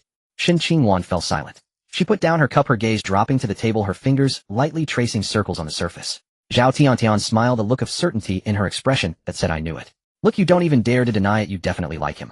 She paused, lowering her voice even more. Besides, he's so wealthy, and you're quite beautiful yourself, a match made in heaven really. So you need to seize this opportunity with him. Shen Qingwan's ears slowly turned red, genuinely red. After a few seconds of silence, she gently nodded so lightly that if Zhao Tiantian hadn't been watching her intently, no one would have noticed. Zhao Tiantian slapped the table, nearly standing up. I knew it. You two are going to make it. Lower your voice. Shen Qingwan hurriedly pulled her sleeve, her face reddening from her ears to her neck. Zhao Tiantian sat back down with a smile, arms crossed, leaning back in her chair, adopting a matchmaking posture. Alright, I'll be quiet. But you need to be more proactive, you can't always let him do all the work. Shen Qingwan lowered her head, fiddling with the chopsticks on the table, and didn't answer. Mainly because she had always been a good girl. Her parents used to forbid her from dating early, saying that early relationships were bad, just like those bad girls who frequented bars and got nose piercings. Shen Qingwan didn't want to become that kind of person, so she never dated. Now just the mention of romance would make her feel a sense of fear. At this moment, Sun Yu returned from the restroom. Her walking posture was slightly slower than before, her legs still a bit weak, but her face was once again adorned with that sweet smile. She sat back down next to Lin Yi, took a sip of water again, her gaze sweeping over Shen Qingwan's flushed face, then over Zhao Tianxian's knowing expression, causing her heart to skip a beat. Was Zhao Tiantian again trying to persuade Shen Qingwan to like Lin Yi? But she said nothing, just smiled. What are you talking about? You look so happy. It's nothing, Zhao Tiantian said, just talking about noodles. Lin Yi also returned. He washed his hands in the restroom, and his fingertips still felt cool. As he sat back down, Sun Yu leaned in closer again. Seeing that Lin Yu wasn't avoiding her, she thought her tactics had worked, and her smile grew a little wider. She propped her chin, tilting her head to watch Lin Yi eat noodles, her voice soft, like cotton candy. Lin Yi, what do you usually like to do? Besides driving around. Lin Yi swallowed the noodles in his mouth, thought for a moment, and replied, playing basketball, singing karaoke, going out to catch sea cucumbers, hiking. Sun Yu understood, playfully swatted Lin Yi's arm. However, due to the two people across from them being obstructive, she couldn't delve into the topic of sea cucumbers. So she shifted to a normal topic. Hiking. I like hiking too. I used to go hiking with friends almost every weekend, and I've been to most of the mountains around Jiangsheng. When she said friends, her tone was very natural, as if that friend wasn't an ex-boyfriend. Lin Yi didn't respond, and continued. Across the table, Zhao Tiantian quietly reached over and pinched Shen Qingwan's thigh under the table. Shen Qingwan almost cried out, turning her head sharply to look at Zhao Tiantian. Zhao Tiantian signaled her with her eyes. Speak up. You need to keep up with Lin Yi's conversation. Shen Qingwan understood the look in his eyes, hesitated for a moment, and spoke softly. I also quite enjoy hiking. Lin Yi raised his head and glanced at her. Shen Qingwan's gaze met his, then swiftly shifted away as she pretended to look at the scenery outside the window. Lin Yi's lips curved slightly. There are many mountains nearby. How about we go hiking in a couple of days? I heard that the student council encourages it, and you can earn extra credits. Shen Qingwan's voice was louder now, tinged with a sense of relief that she finally spoke out. Sun Yu immediately chimed in. Then we can form a group. I haven't hiked in ages, it's a great way to exercise. Zhao Tiantian put down her chopsticks and looked at Sun Yu, her tone indifferent. Yeah, they're inviting Qingwan, why are you tagging along? Our outing is already disruptive enough. Sun Yu's smile remained, but her eyes grew colder. She looked at Zhao Tiantian, her voice steady and clear. If you're not going, then just don't go. Lin Yi hasn't declined my invitation, yet so why are you butting in? Zhao Tiantian opened her mouth wanting to retort, but upon seeing Shen Qingwan gently shake her head, she swallowed her words. She took a large gulp from her cup, a bit of water spilling down her chin, and wiped it with her sleeve, choosing not to speak further. The atmosphere at the table became subtle. After they finished their meal, they strolled around briefly, each buying a drink. Shen Qingwan and Zhao Tiantian opted for room-temperature beverages. Sun Yu intentionally said loudly, I want mine with ice, I can handle cold drinks. Then glanced at Lin Yi, implying that she was available tonight, and asking if he wanted to make plans. However, Lin Yi did not respond to her. He had no appetite for anything deeper beyond the superficial pleasantries. Then they began heading back to school. As they drove back to the school entrance, Lin Yi noticed something amiss. A barrier had been set up at the gate, a formal roadblock. 2 uniformed security guards stood at the entrance. It wasn't the usual old Joe, but unfamiliar faces, walkie-talkies clipped to their waists, standing straight, as if trained. Several black sedans were parked by the entrance, the kind that had no visible logos, but exuded a strong presence. The windows were tinted, obscuring the view inside. Next to the cars stood several men in black suits, earpieces in place, vigilantly scanning the passing pedestrians. Just as Lin Yi's Porsche arrived at the entrance, old Joe hurried out from the booth. He was dressed more neatly than usual, with his hat properly placed, and even the top button fastened. Upon spotting Lin Yi's car, his eyes brightened as he jogged over, bending down to the car window. Young Master Lin Yu finally returned.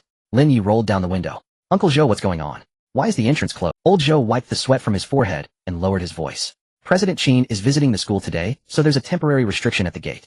Your car can't enter from the outside for now. It's not that I want raised the barrier for you, it's a strict order from above. No outside vehicles are allowed in. Lin Yu glanced. Not even the school's vehicles? Hey. Old Joe replied. What if you bring a bomb from the outside? How can I be sure? Old Joe's tone was apologetic, his hands clasped together in a gesture of remorse. You can only wait until President Qin finishes her business before we can let you through. Young Master Lin, I hope you understand. Lin Yu did not press him. He nodded, turned the car around, and drove into the parking lot. After parking, the four of them walked toward the school gate. Sun Yu walked beside Lin Yi, her pace quicker than usual, the sound of her heels clicking sharply against the concrete. Lin Yi, who exactly is this President Qin? Last time when your ball hit her, why did she nearly die? It couldn't have been more than a concussion, right? Sun Yu's tone was filled with genuine curiosity, but her eyes were scrutinizing Lin Yi's expression. Lin Yi walked under the sycamore tree's sunlight, filtering through the leaves onto his shoulders. Her health isn't very good. The ball hitting her was just a trigger, as she was already ill. What kind of illness? Did President Qin add a new computer building to the school, because of you? Sun Yu's tone softened further, tinged with admiration, as if she were saying, "You are incredible." Lin Yi pondered for a moment. "I guess so." "Wow, Lin Yi, you're so amazing." Sun Yu's voice rose half a pitch, her eyes sparkling as she clasped her hands together. "I'm truly in awe of you. You're just a freshman, yet you can influence the decisions of the Qin group. That's not something I've heard many graduates want to enter the Qin group because of the great benefits and high salaries, but without connections it's impossible, and yet here you are already familiar with their chairman. Surely you'll be able to join such a large corporation as a leader in the future." Lin Yi chuckled. "I can't even spend all my money, so why would I work? As long as I don't start a business, my wealth is boundless. Of course, you'll need to find a capable fund manager." Sun Yu's admiration deepened. "Wow, Lin Yi, you are truly not like an 18-year-old youth. You are even wiser than Can I call you Godfather?" "What do you mean by that?" Lin Yi asked. Puffed. Zhao Tiantian couldn't help but burst out laughing. Sun Yu immediately shot her a glare. "What's so funny? You want to call someone your godfather who is the same age as you?" Zhao Tiantian questioned. "Is it wrong to make a joke?" Sun Yu's face finally flushed. Lin Yi certainly understood. She wasn't joking if she genuinely wanted to call him Godfather. However, he wasn't bold enough to admit it in front of others. Shen Qingwan was somewhat confused, her big eyes wide with curiosity. Zhao Tiantian rolled her eyes while Shen Qingwan remained silent, walking on the far side. The four of them reached the school gate and were about to swipe their cards when old Zhou poked his head out of the booth. "Young Master Lin." He stepped out holding a temporary pass and handed it to Lin Yi. "Take this. The school has restrictions these days, so it'll make entering and exiting easier for you. The people from President Qin's side instructed me to give this to you and to let you go directly to the administration building if you returned." Lin Yi took the pass, glancing at it. It had black text on a white background and was stamped with the school's seal. "President Qin wants to see me." "Yes. Your counselor teacher Zhou has been waiting for you over there for quite a while." Lin Yi tucked the pass into his pocket and turned to Shen Qingwan, saying, "You all head back to the dormitory first. I need to go to the administration building for a bit." "Okay." Shen Qingwan's voice was very soft. "Should I go with you?" Sun Yu asked. "Just in case something happens, having more girls is better." "No need." Lin Yi interrupted her. Zhao Tiantian, standing beside her, crossed her arms. "Let's go. He's going to meet President Qin. Why are you following him?" "I just want to help him." Sun Yu's tone carried a hint of grievance, though it was unclear who she was feeling aggrieved for. "He doesn't." After Zhao Tiantian spoke, she pulled Shen Qingwan away. Sun Yu stood rooted in place, gripping her bag strap tightly before following after them. At the entrance to the administration building, Zhou Wanqing was standing on the steps talking on the phone. She wore a white shirt and black pants, her hair tied in a low ponytail, her expression somewhat anxious. Upon seeing Lin Yi approaching, she hung up and quickly walked over. "Lin Yi, you finally returned." "Teacher Zhou, what's wrong? Does President Qin want to see me?" "Not just President Qin. The principal, the vice secretary of the party committee, the head of the academic affairs office, and others from President Qin's side are all waiting for you in the meeting room." Zhou Wanqing lowered her voice, her tone filled with a helplessness that conveyed, "You'd better take care of yourself," as she continued, "They've been waiting for you for almost an hour. You should hurry upstairs." Lin Yi looked at her slightly furrowed brows and smiled. "Teacher Zhou, don't be nervous. President Qin is not here to eat people." "I'm not nervous." Zhou Wanqing looked at his face, hesitating to speak, before finally sighing. "I just feel. How come a freshman like you keeps getting involved with these important figures?" Lin Yi thought for a moment and replied earnestly, "Perhaps it's because I'm lucky." Zhou Wanqing looked at him, wanting to laugh, but managing to hold it back, reaching out to adjust the collar of his shirt. Then she took a step back, restoring the expression of a counselor. "Go on, don't keep people waiting too long." Lin Yi nodded and turned to walk into the administrative building. On the third floor of the administrative building, the door to the conference room was ajar. Lin Yi knocked twice and a voice from inside said, "Come in." He pushed the door open and entered. The conference room was small, with 7 or 8 people seated around a long table. Dean Liu sat at the head of the table. Next to him were the deputy secretary of the party committee, the director of the academic affairs office, the director of the logistics office, and several mid-level school officials whom Lin Yi did not recognize. Their expressions were formal, as if attending an important signing ceremony. Qin Shuang sat at the opposite end of the lawn. She was wearing a black suit jacket over a white silk blouse with a delicate diamond brooch at the collar. Her lower half was clad in black wide-leg pants, which appeared to be sheer black stockings underneath, as the exposed ankles revealed. It was exceptionally sexy. When she sat down, her hips looked very rounded with clear lines. Next to her was a young female secretary holding a laptop and a folder. As Lin Yi entered, all eyes turned to him. Dean Liu stood up, his face showing a sense of relief, as if to say, "You finally arrived." But there was a hint of helplessness in his eyes that suggested, "This matter is difficult for me to handle." "Lin Yi, come sit down." Dean Liu pointed to an empty seat opposite Qin Shuang. Lin Yi walked over and sat down, glancing at Qin Shuang. She was looking at him, her gaze neither warm nor cold, but there was a subtle curve at the corners of her mouth. Dean Liu cleared his throat and picked up a document from the table. Lin Yi, the reason I invited you today is to discuss something with you. President Qin intends to name the donated computer building after you. Do you have any thoughts on that? When he said this, his tone was as relaxed as possible. However, everyone present could sense the weight behind those words. Naming a building after someone is not a privilege that anyone can have, especially one donated by the Qin group. Lin Yi was momentarily taken aback and looked at Qin Shuang. Why let me name it? Qin Shuang leaned back in her chair. You donated blood for me. I feel like we have a bit of a connection. I want you to name it. Is there a problem? The conference room fell. Dean Liu took a sip from his teacup, pretending not to hear the implication behind the words, a bit of a connection. The others also lowered their heads to look at documents, feigning ignorance. However, these seasoned leaders were not oblivious. President Qin was clearly here for Lin Yi. How to put it? It was somewhat like a tycoon with a little mistress here to show face. But since President Qin did not state it outright, the other leaders pretended to be unable to figure it out. Besides, with such favorable conditions from President Qin, who was not very old, it was clear that Lin Yi was benefiting from this. Why not enjoy the favors of a beautiful woman? How many people wish they could kneel for such an opportunity? Qin Shuang looked at Lin Yi, her gaze unwavering. Lin Yi leaned back in his chair looking at her, and thought for a moment. President Qin donating blood was the right thing to do, anyone would do it. Naming a building after me is too much. You donated blood and saved my life. I donate a building and name it after you. It's an equal exchange. I don't owe you and you don't owe me. There's no debt involved because I injured you while playing soccer. I think it's better to use President Qin's name. Lin Yi replied. Xinjiang building sounds nice. I want to use yours. Qin Shuang said firmly, leaving no room for negotiation. Lin Yi building. Or do you have another idea? Perhaps your pen name. Do you have one? No. Then it shall be Lin Yi building. The designer will have the draft ready by tomorrow. You can take a look at it then. Perhaps in the future you will be attending classes in the building I donated, so of course I hope your classes will be more comfortable. Her tone was somewhat ambiguous. Ahem. Dean Liu coughed a couple of times beside them. Lin Yi thought for a moment it didn't seem like a bad deal. He would be renowned for generations. Perhaps even if the regime changes, the Lin Yi building at Jiangxing University would still exist. Fine, then it shall be Lin Yi building. But I have a condition. Qin Shuang's brows furrowed slightly. Speak. The computer classrooms in the building should be equipped with the best facilities. A complete set of equipment, don't skimp on the budget. Qin Shuang was taken aback for a moment, then the corners of her mouth curved upwards. This time it was a genuine smile, not the kind that was just for show, but one that came from the heart. When she smiled, she looked exceptionally youthful. At only 28 years old, this wealthy woman maintained herself remarkably well, exuding a mature charm. Of course, she had not yet had any procedures done. Dean Liu, did you hear that? Your student is negotiating on your behalf. She turned to Dean Liu, her tone laced with a hint of teasing. Dean Liu set down his teacup and nodded repeatedly. Rest assured, President Qin, we will list the budget for the equipment separately, ensuring that every penny is spent wisely. Qin Shuang turned back to Lin Yi. Condition accepted. The building will be called Lin Yi building. Is there anything else? Lin Yi thought for a moment. Nothing else. Qin Shuang stood up, picked up the folder on the table, handed it to her secretary behind her, then looked at Lin Yi, her voice lower than before, just for him to hear. Come out with me for a moment.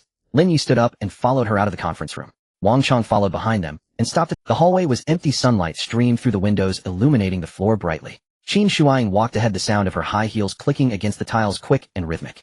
Lin Yi followed behind, looking at the woman's backside, which was larger than those of Su Jianlu and Xin Xingyuan. She was indeed a mature woman, like a perfectly ripe peach. As the saying goes, a larger backside can bear. Bang! Lin Yi was distracted and bumped into her. It was soft and fragrant. At that moment, Qin Shuang had already turned around. Ouch! Lin Yi rubbed his nose. He had bumped into her forehead. Why are you so close? Are you craving my body? Qin Shuang asked without holding back. Who's craving? Nonsense. Qin Shuang scrutinized him for a few seconds, then began to ask serious questions. Who is Su Jianlu? Lin Yi's footsteps paused for a moment. A senior in the third-year president of the student union. I know. What I'm asking is, what is her relationship with you? Lin Yi looked into Qin Shuang's eyes. Her expression was still that cool demeanor of, I'm discussing serious matters, but her fingers gripped the folder tightly. There's no relationship. No relationship, yet she kissed you. Qin Shuang's voice rose slightly. It was not an interrogation, but a certainty, as if to say, don't lie to me. She kissed you at the supermarket entrance, and the video is circulating everywhere. You tell me there's no relationship. She was not looking for an explanation, but confirmation. Confirmation that Lin Yi had no relationship with Su Jianlu, and that Lin Yi was still her person. President Qin, how do you know about this? You don't need to know that. I have my ways. Then you don't need to know my affairs either. I don't seem obligated to tell you, do I? Isn't that right, President Qin? Qin Shuang interrupted him. Call me Sister Qin. You called me Sister Qin at the hospital last time. I thought it sounded nice. From now on, just call me that. Lin Yi nodded, saying, I'm fine with whatever you want me to call you, even if you want me to call you Qin Mom. But why do you care so much about me? Do you really want to be my mom? My mom doesn't care that much. Qin Shuang gently kicked his leg with her high heels. Silence. Do I look that old? If you refuse to speak, then neither shall I ask again about your kiss with Su Jianlu. Then take a step closer. Just one. Qin Shuang advanced, drawing nearer. From now on, keep your distance from other girls.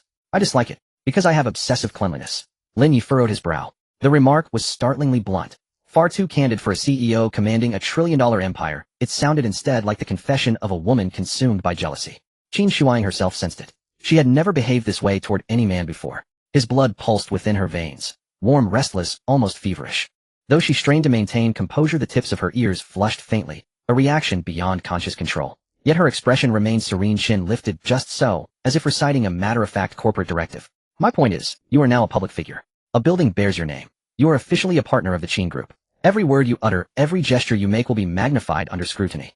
Mind the implications. Her words were impeccably polished, impeccable, unassailable. Understood, Lin Yi replied. Qin Shuang glanced at him. Then almost imperceptibly her lips curved upward. Tomorrow I'll send someone to pick you up, at my place. What for? Are you planning to assault me? Qin Shuang frowned. Must you be so forthright? Preemptive measure. She offered no direct answer. Go inside. The principal and others are waiting. Then she turned and walked away, her stiletto heels clicking rhythmically down the corridor. Dap, dap, dap. Fading into silence. Lin Yi stood in the hallway watching Qin Shuang's silhouette recede into the distance. A quiet thought stirred. Would she truly do something to him tomorrow? It wasn't admiration, not in the least. He disliked many things. Just as he reached for the door, a flash ignited in it. Ding. Target Qin Shuang. Current affinity 33100-48100. Note when she said keep your distance from other girls, her tone commanded, but her eyes pleaded. She named the building after him not out of gratitude but to declare, to the entire world, that he belonged to her. His blood surges within her, fierce and unbidden. She calls it a physiological response, but it is unmistakably the first stirrings of the heart. At 28 this woman has never loved a man before, her affection clumsy, raw, irrational. Yet it has begun. Lin Yi stared at the line. This time affinity rose 15 points, faster than with Yuan or Su Jinlu, sparked solely by jealousy. The more she resisted, the more fiercely he was drawn, the sharper the tension, the stronger the pull. News spread faster than Lin Yi anticipated. He hadn't even left the administration building when his class group chat erupted. Did you hear? The new computer science building, donated by Ms. Qin, is to be named after Lin Yi. Lin Yi building. Is that real? The principal confirmed it himself. How could it be false? Holy hell, a whole building named after one person. What kind of privilege is that? Hung Zaheo fired off 7 or 8 messages, all exclamation marks. Lin Yi didn't glance at the chat. He walked back, toward dormitory, the dappled shadows of plane trees falling across his shoulders. His phone vibrated incessantly in his pocket, like a startled rabbit trapped within. He pulled it out, saw over 30 unread messages, sighed, and slipped it back without scrolling. At the foot of the dormitory stairs, just as he stepped forward, a voice called from behind. Lin Yi. He turned. Su Jinlu stood beside the flower bed, clad in a gray hoodie and sleek black jeans that hugged her impossibly long. A beauty with such striking proportions, wearing form-fitting denim, was devastating. Her expression remained its usual cool detachment, yet her lips pressed together more tightly than usual. Senior Sister Su, what brings you here? I came to find you, Su Jinlu said, stepping forward. I heard Ms. Qin plans to name the new computer science building after you. Yes. Why does she favor you so? She said it's because I donated blood to her. Su Jinlu studied him. Her gaze lingered on his face for several seconds, then drifted toward the vacant construction site in the distance where a building bearing the inscription, Lin Yi Building, would soon rise. Does Ms. Qin have feelings for you? Her voice stayed calm, but her fingers tightened around her thermos. Lin Yi, so you're jealous?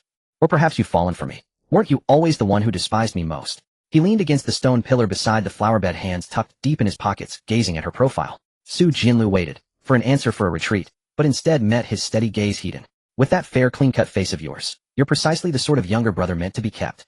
Pity I'm not as wealthy as Ms. Qin. Otherwise I'd keep you myself, spare you from fluttering about attracting every passing butterfly. Lin Yi let out a soft laugh. What's so amusing? You, he said. You're far more beautiful when you're jealous than when you wear that icy mask. Su Jinlu's eyes chilled another degree. Who's jealous? You are. I'm not. You are. She glared at him, lips parted, searching for retort, but found none. She was jealous, had been since hearing Ms. Qin arrived on campus, intensified the moment she learned the building would bear Lin Ye's name. Chiefly she feared comparison. Ms. Qin's staggering wealth made her feel inadequate. Her sensitivity sharpened. She knew she held no claim, yet could not restrain her heart. I merely came to warn you, Su Jinlu said, her voice regaining its frosty cadence. A woman like Ms. Qin isn't someone you can casually engage with. Entangle yourself too deeply with her, and once she's done with you, a high and mighty CO will discard you like spent parchment. There'll be no favorable outcome. Are you worried about me? I'm warning you. You are worried. Su Jinlu drew a slow, steadying breath and walked away. After 2 steps she paused, still facing forward. I'll join the mountain hike next week. Lin Yi blinked. How did you know I was going hiking? Zhao Tiantian is on the student council. She posted it on her social feed. Su Jinlu's voice drifted from ahead. She wrote, our driver today is incredibly handsome. And added, Lin Yi is treating us to ramen. And we're hiking this Saturday. So excited. She paused, then added photo the steering wheel of his Porsche. Lin Yi pulled out his phone and opened Zhao Tiantian's feed. There it was, close-up of the Porsche's steering wheel, sunlight streaming through the windshield catching his hand, on which gleamed a Patek Philippe, half hidden in shadow. Caption, today's driver is stunning. The comments section had exploded. Classmates flooded in asking whose car it was. Many girls seethed with envy. How had Zhao Tiantian of all people landed such a wealthy boyfriend? Zhao Tiantian simply replied with a coy, enigmatic emoji. Clearly the angle was deliberately misleading, suggesting she was the one seated beside him. Lin Yi watched Su Jianlu's figure vanish toward the women's dormitory building. This woman, who declared aloud, "You're the kind of younger brother meant to be kept," secretly yearned, "Why won't you let me keep?" The harsher her words, the softer her heart. Lin Yi was about to turn away when a blinding flash erupted in his mind. Ding. Target of affection, Su Jianlu. Current affection level 45100500100. Note when she said, "Pity, I'm not as wealthy as President Qin," she wasn't mocking herself. She was afraid. She feared she could never measure up to Qin Shuang. He feared she lacked the worthiness to stand beside him. Her insecurity was buried beneath sharp, biting words, deeply concealed, yet impossible to hide. A person who had never willingly shown weakness had just laid bare her vulnerability before him. He wondered what rewards awaited upon completing these milestones. If only he could gain fists or feet powerful enough, then he could box or kick a football with unrivaled grace. He would become the dream of 900 million girls. Though wealth held no allure for him, who among mortals truly disliked dazzling others with effortless brilliance. Even an inverted handstand on campus could send ripples through the entire playground. Imagine how thunderous it would be if he performed that same elegant inversion before the whole world. The Hall of Fame itself would proudly enshrine his name. As Lin Yi pushed open the dormitory door, a miniature tribunal was already underway inside. Peng Zihao stood atop a chair, one hand holding up his phone, the other pointing emphatically at the screen, dramatically reciting comments beneath Zhao Tiantian's WeChat post. "Wow Tiantian, your boyfriend is so handsome," commented by Li Meng. "Is that a Porsche steering wheel? Tiantian, you've been hiding him well," commented by Wang Tingting. "And this one, when did you start dating? Is your boyfriend driving a Porsche?" Unknown commenter. Clearly envious.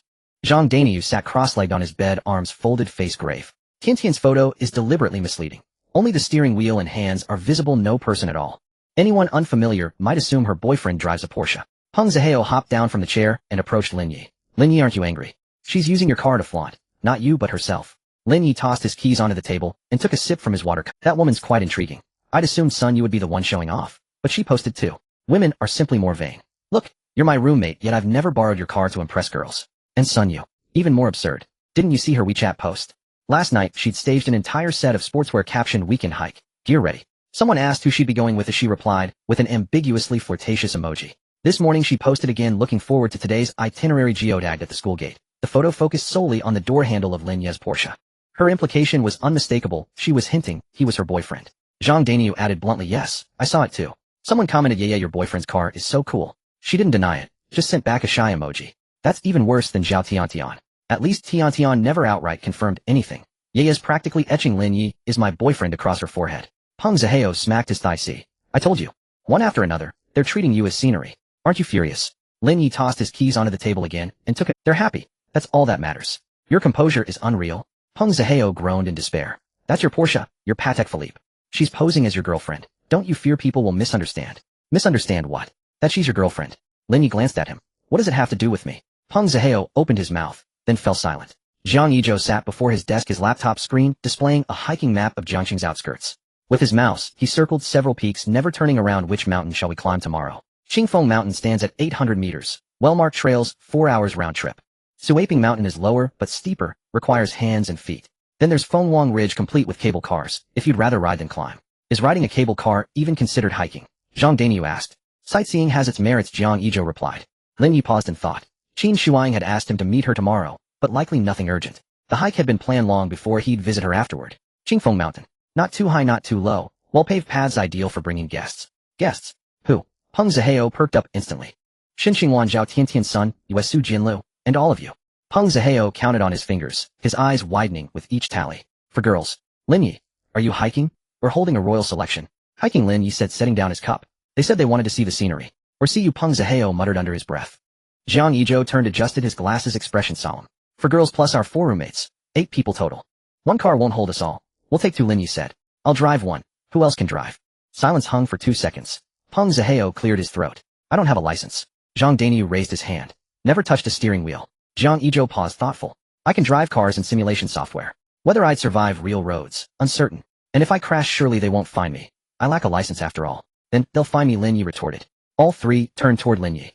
Leaning back in his chair, Lin Yi reflected none of them held licenses, except himself. He'd enrolled last summer, passed everything on the first try, and secured expedited processing through connections. Among the rest, Su Jinlu held a license. Third-year student. She must have obtained it long ago. Let senior sister Su drive my second car tomorrow, Lin Yi declared. My Maybach and Mercedes are both parked near campus. Idle after all. Peng Ziheo's mouth formed a perfect O. You want senior sister Su to show for us. Just seeing her makes me tremble. I feel her aura too, like she's about to slap. Lin Yi shrugged. You complain too much. Let the girls ride with her, everyone else rides with me. Actually, sitting beside girls sounds pleasant. On bumpy roads, maybe their soft arms brush against mine. Ziheo, you're twisted. You have a girlfriend. So what? A casual touch doesn't mean anything. Then Jiang Yizhou, ever the quiet provocateur, murmured, I'll just rub, no entry. Or rather, I enter but don't settle. Whoa, since when did you get this filthy, Yizhou? Peng Ziheo lunged to choke him. Enough chatter, tomorrow's arrangements wait. Lin Yi then opened a message thread with Su. Lin Yi, senior sister, tomorrow's hike. We'll need 2 cars. I'll lead in the Porsche, you follow in my Mercedes. Agree. The reply came after a pause. Su Jinlu, why me? Lin Yi, because you're licensed. No one else is. Su Jinlu. Su Jinlu, fine, but I rarely drive. If I roll your car into a ditch, I can't afford to replace it. Lin Yi, if you roll it into a ditch, you won't live to repay me. I'll find you in hell to collect. Su Jinlu, your mouth reeks. Su Jinlu, just like you. Lin Yi, you've already hugged me, and looked thoroughly delighted. Su Jinlu lies. Lin Yi, it's settled. Zhang Daniu, holding the watermelon he was still undecided about bringing, interjected. What time are we meeting tomorrow? 8 in the morning at the school gate. Lin Yi stood up and stretched, saying, make sure to sleep early and don't be late. We have things to do after getting back early tomorrow. What things, eh? President Qin asked me to find her. Otherwise I would have gone in the morning if it weren't for the mountain climbing. Wow, you've climbed up to President Qin's level. Why do you even need to attend school? Just marry in. Get lost. I'm not short on money. Besides, I might want to date a couple more girlfriends. Marrying in would be too limiting. Zhang Daniu said, if only I could marry in. Give it a rest, old Zhang, you should focus on studying. Peng Ziheo climbed onto the bed and pulled the blanket over himself. He turned over facing the wall and took out his phone to message his girlfriend Fang Qing. Peng Ziheo, am going mountain climbing tomorrow with Lin Yi. Fang Qing, Lin Yi. Peng Ziheo, the one from our dorm who drives a Porsche. Fang Qing, oh. Actually, I haven't been mountain climbing in a long time either. Peng Ziheo, then he'll come find you next week. Oh, let's go mountain climbing together. Fang Qing, then he'll find you tomorrow. I want to climb tomorrow. Then let's meet at 8 in the morning. It will take you over half an hour to get here from school, and you usually love to sleep in, right? Fang Qing, who said I love to sleep in. Don't think so badly of me. I'm ignoring you. Peng Ziheo, I was wrong. Baby, don't be angry. Fang Qing, you guys better wait for me tomorrow. Tell Lin Yi. Peng Ziheo, no need to mention it. Lin Yi is my brother, he will definitely wait for me. Fang Qing, okay. After saying this, Peng Ziheo felt a bit regretful. How do I bring it up to Lin Yi? Adding one more person, especially my girlfriend, isn't too good, right? But I've already made a big deal about it. I can't ruin my He rolled over on the bed facing the wall and began drawing circles on the wall with his finger. After drawing a dozen circles, he flipped back and stared blankly at the bedboard above. Zhang Daniu walked past the bed with the watermelon and noticed Peng Ziheo's absent-minded expression. Ziheo, what's wrong? Is your face cramping? It's nothing. Peng Ziheo pulled the blanket over his face. Zhang Daniu didn't ask further and went to the balcony with the watermelon. He placed the watermelon on the table, turned it around 3 times, and picked it back up, placing it down again, then picking it up once more. Lin Yi leaned against the head of the bed looking at his phone and caught a glimpse of Zhang Daniu fussing between the watermelon and the table. Daniu, do you have a grudge against that watermelon? No grudge. I just haven't decided whether to bring it or not. Zhang Daniu finally set the watermelon down, sitting on his own bed, hands resting on his knees, looking serious, as if making a major decision. Bring it along, Lin Yi said. There's a stream on the mountain, it'll be nice to chill it before eating. Really? There's a stream? It's on the map. Jiang Yizhou didn't even look up the screen showing a satellite image of Qingfeng Mountain. There's a stream at the foot of the mountain, it's just a 200-meter walk from the parking lot. Zhang Daniu slapped his thigh, causing the watermelon to roll on the table. Bring it. We must bring it. Chilled watermelon with mountain climbing is the best. Peng Ziheo poked his head out from under the covers looking at Zhang Daniu's excited expression, hesitating to speak. He wanted to say, could you not be so excited? I'm having a hard time here, but seeing Zhang Daniu turning in circles with the watermelon, he swallowed the words. Here is someone who can be happy for half a day over a watermelon, while he, a living person, is here struggling with how to bring it up to his brother. People really are different. Bits infuriating. He took a deep breath, sat up, put on his slippers, and walked to Lin Yi's bedside. Lin Yi. Lin Yi looked up. Moi. Peng Ziheo opened his mouth and then closed it again. Is your mouth constipated? Lin Yi looked at him. No. I want to tell you something. Peng Ziheo sat down at Lin Yi's bedside, hands resting on his knees, sitting straight like he was in an interview. Can I bring one more person tomorrow for the mountain climb? Who? Fang Qing. Lin Yi glanced at him. How does your girlfriend know? I was just chatting with her a moment ago. Then she said she wanted to go too. Peng Ziheo emphasized the phrase, she wants to go, as if stressing, it's not me wanting to bring her, it's her insisting on coming. I also feel bad refusing. But Lin Yi, don't worry, as she will cover her travel expenses and other costs tomorrow, I will definitely take care of them. Lin Yi thought for a moment. A girl like Fang Qing, so delicate and sweet, surely isn't just wanting to go mountain climbing, she might be trying to flirt with him. However, if he refuses Peng Zihao, it would definitely cause friction. So why should he let the dorm get into conflict? That would just be uncomfortable. Therefore he nodded, saying, alright. Peng Zihao, you just agreed like that. What else? Aren't you going to ask why? Don't you think it'll be troublesome with more people? Don't you? One more person or less, what's the difference? Lin Yi put his phone down. Anyway, there are already enough people, we don't mind her presence. Peng Zihao looked at Lin Yi's calm face, feeling a surge of complex emotions. Thanks, bro. Peng Zihao patted Lin Yi on the shoulder. No problem. Lin Yi picked up his phone and continued scrolling. As long as he avoids Fang Qing tomorrow, there will be so many women around, they will be watching. Fang Qing might not even. Peng Zihao happily climbed back onto the bed and took out his phone to message Fang Qing. Peng Zihao, it's all set. 8 o'clock tomorrow at the school gate.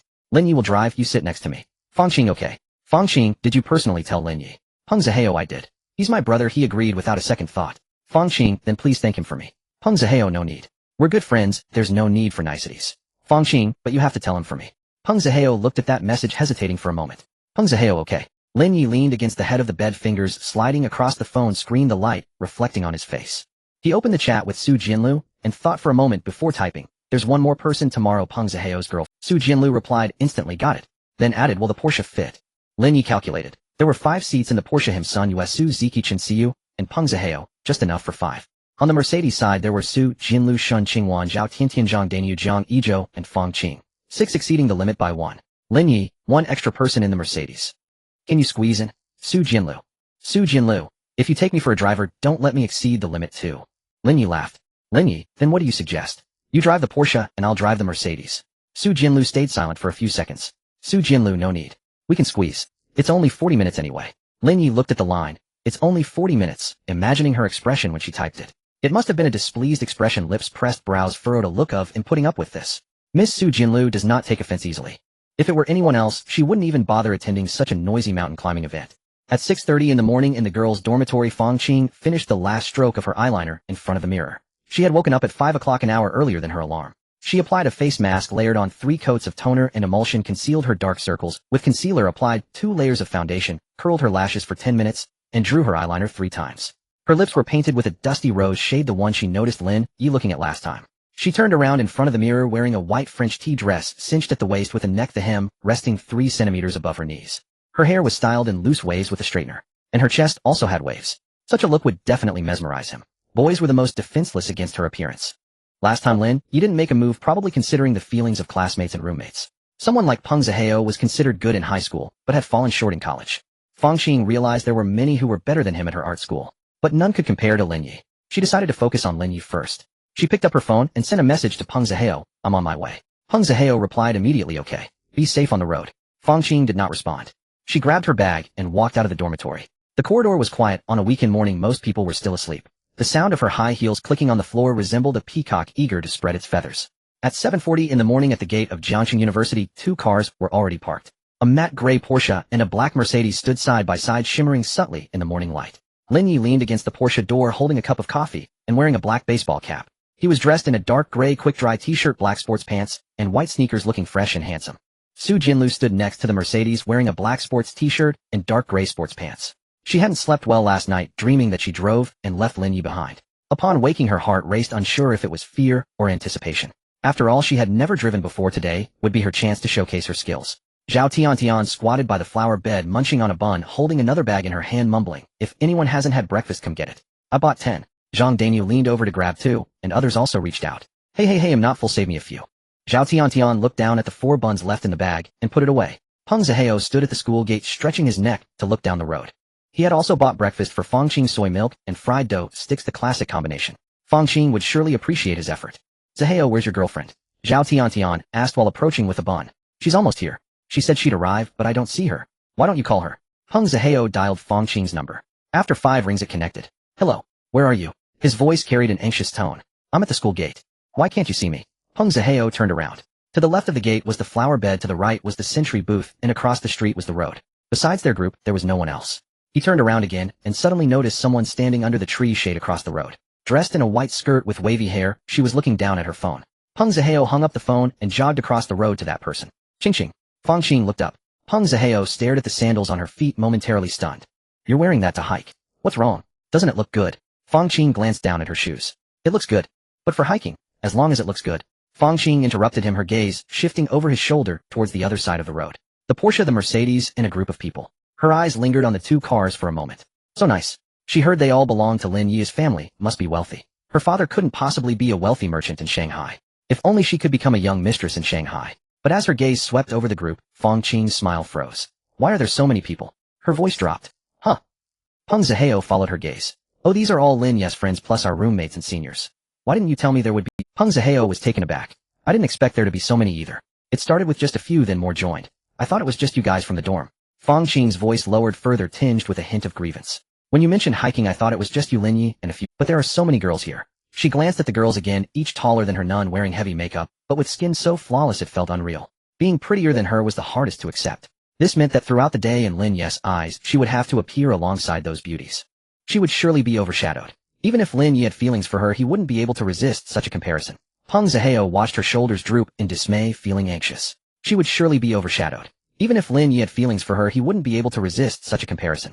Peng Zihao watched her shoulders droop in dismay, feeling anxious. Fang Qing glanced at it, slightly disdainful. You're giving me such greasy food this early in the morning. Do you have no heart? Oh, it's all my fault. I thought you liked it. I saw you often had this breakfast combination in high school. I don't like it anymore. Alright, should I go buy something else? Forget it. Just give it to me. Mom, it's still warm. You'll remember for next time and definitely won't make the same mistake. Then the two of them started walking towards the crowd. Peng Zihao leaned closer to her, lowering his voice. Don't be unhappy. We're going hiking today, so cheer up. Look, it's lively with so many people, and you might meet new friends. Fang Qing pouted. Just get to know them. Besides, even with so many girls, my loyalty to you remains unchanged. You can rest assured. Fang Qing glanced at him. In that look there was disdain and helplessness. She extended her hand, her fair palm open before Peng Zihao. Peng Zihao was taken aback. What's this for? I came to accompany you hiking today. It costs 64 yuan to take a taxi from our school. Fang Qing's tone was flat, like she was reading an invoice. Just transfer me 100. Peng Zihao's mouth opened slightly. Wasn't it you who insisted on coming to hike? Why are you asking me for money? This thought whirled in his throat 3 times, but ultimately remained unspoken. He forced a smile, took out his phone, opened WeChat, and transferred 100. The note read taxi fare for baby. Voluntary. And he hit send. Fang Qing accepted the money, her expression softening a bit, but still not very happy. She glanced at the group of people across the road, then back at Peng Zihao. Who's the one in black? Su Jianlu. A junior president of the student council. What about the one in blue?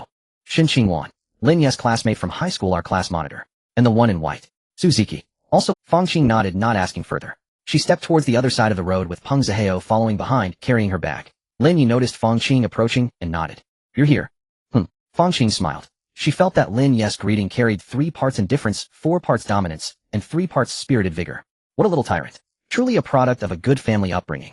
Moreover, Fang Qing felt his greeting was particular. His glance at her was more affectionate than towards anyone else.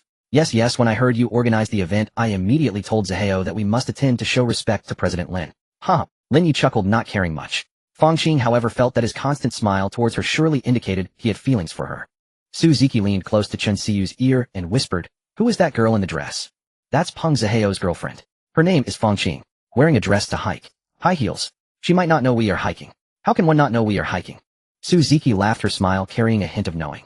Zhao Tiantian finished her last bun, brushed off the crumbs from her hand, stood up, and looked Fang Qing up and down. Sister, you're hiking in that. The mountain path is tough to navigate. Fang Qing's smile froze for a moment. I brought in my bag. She indeed had them, but had just forgotten to mention it. Peng Zihao pulled out the pair of sports shoes from her bag, white and brand new, the tag still on.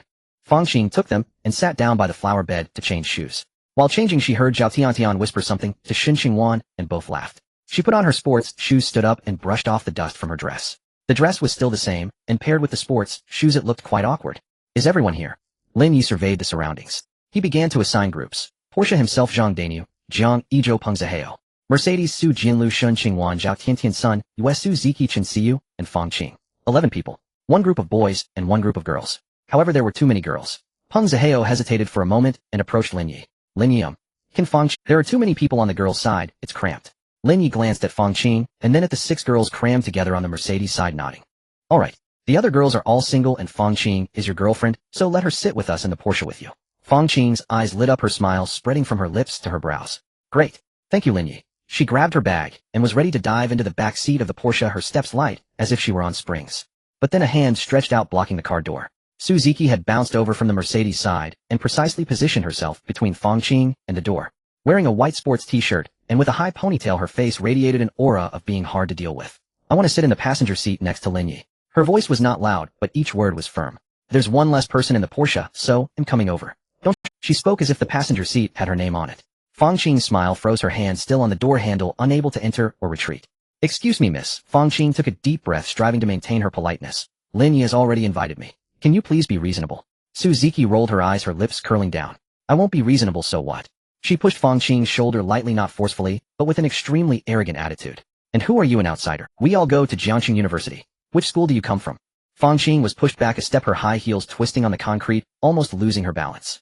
Peng Zihao hurriedly supported her. Fang Qing's eyes turned red in an instant, her lip quivering, head down, shoulders slightly shaking, looking deeply wronged. Peng Zihao stepped forward. Senior Su, she is my girlfriend. You can't bully her like this. Suzuki glanced at Peng Zihao, then at Fang Qing, and smiled. Who bullied her? I just made a straightforward comment, and she reacted like this. Truly. She swallowed the second half of her sentence, but everyone understood the implication. Fang Qing's expression changed. She recognized the unfinished term, green tea bitch.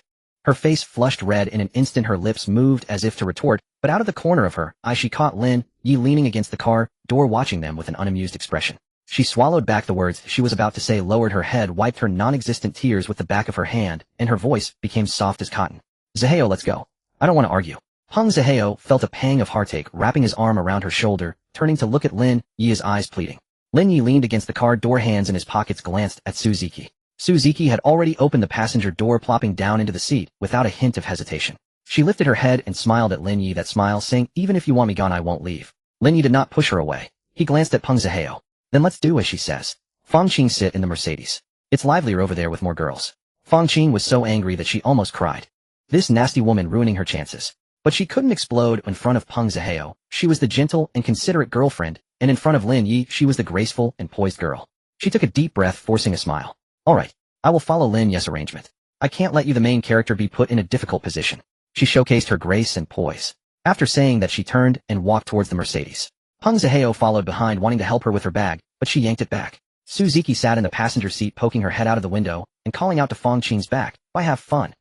Her tone was sweet, yet dripping with malice. Fang Qing did not turn back, her shoulder tensing for a moment, then she opened the car door and got into the back seat of the Mercedes. Su Jinlu stood next to the driver's seat, silent. She stared at Suzuki's smug expression, frowned, walked over, bent down close to the passenger window, and lowered her voice. Suzuki, Lin, you will be driving on mountain roads later. Don't act recklessly, as safety comes first.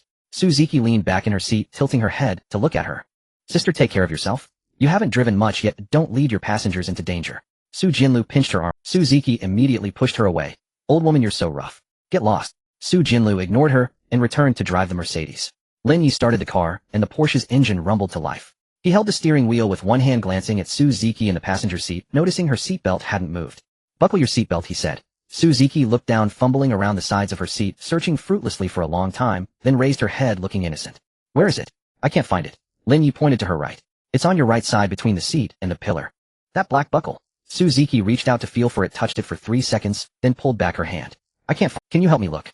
Her voice was soft as cotton candy, sweet, yet sticky. In the back seat, Peng Zihao and Zhang Daniu exchanged glances, both seeing the same thought in each other's eyes. This woman is doing it on purpose. Lin Yi glanced at her. Suzuki's eyes sparkled, her lips forming a pout of "I really can't find it" helplessness. Lin Yi said nothing more, unbuckled his own seatbelt, leaned over to help her look. The center console was a bit wide, forcing him to lean forward completely, one hand bracing against the space between her long legs and the passenger seat, while the other reached to grab the buckle of the seatbelt. Suzuki wore jeans that hugged her thighs tightly. The curves of her legs and hips were smooth and very sexy. Lin Yi nearly lay on Suzuki, his face within 5 centimeters of her chest. The rounded hemisphere was almost pressed against his face. Lin Yi's fingers just brushed the leather of the seat when Suzuki's legs suddenly closed. They clamped his hand tightly in between. Then she leaned closer, her chest pressing against Lin Yi's cheek.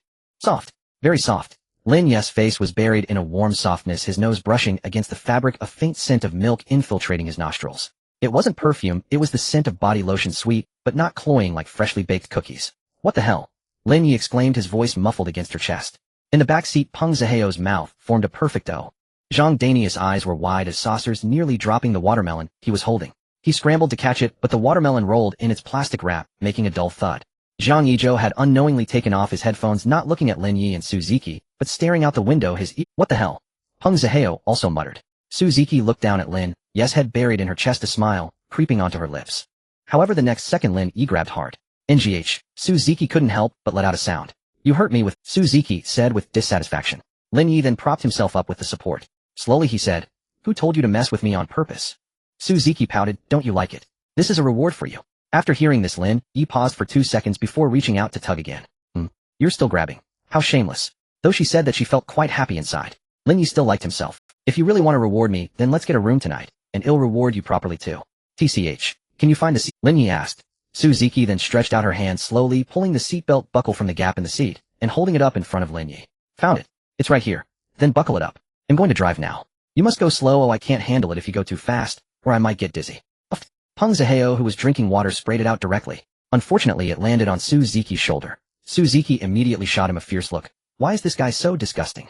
Can your girlfriend handle you? Senior, I'm sorry, I'll clean it up for you. Forget it, don't touch me, I'll clean it myself. Lin Yi chuckled lightly from the side.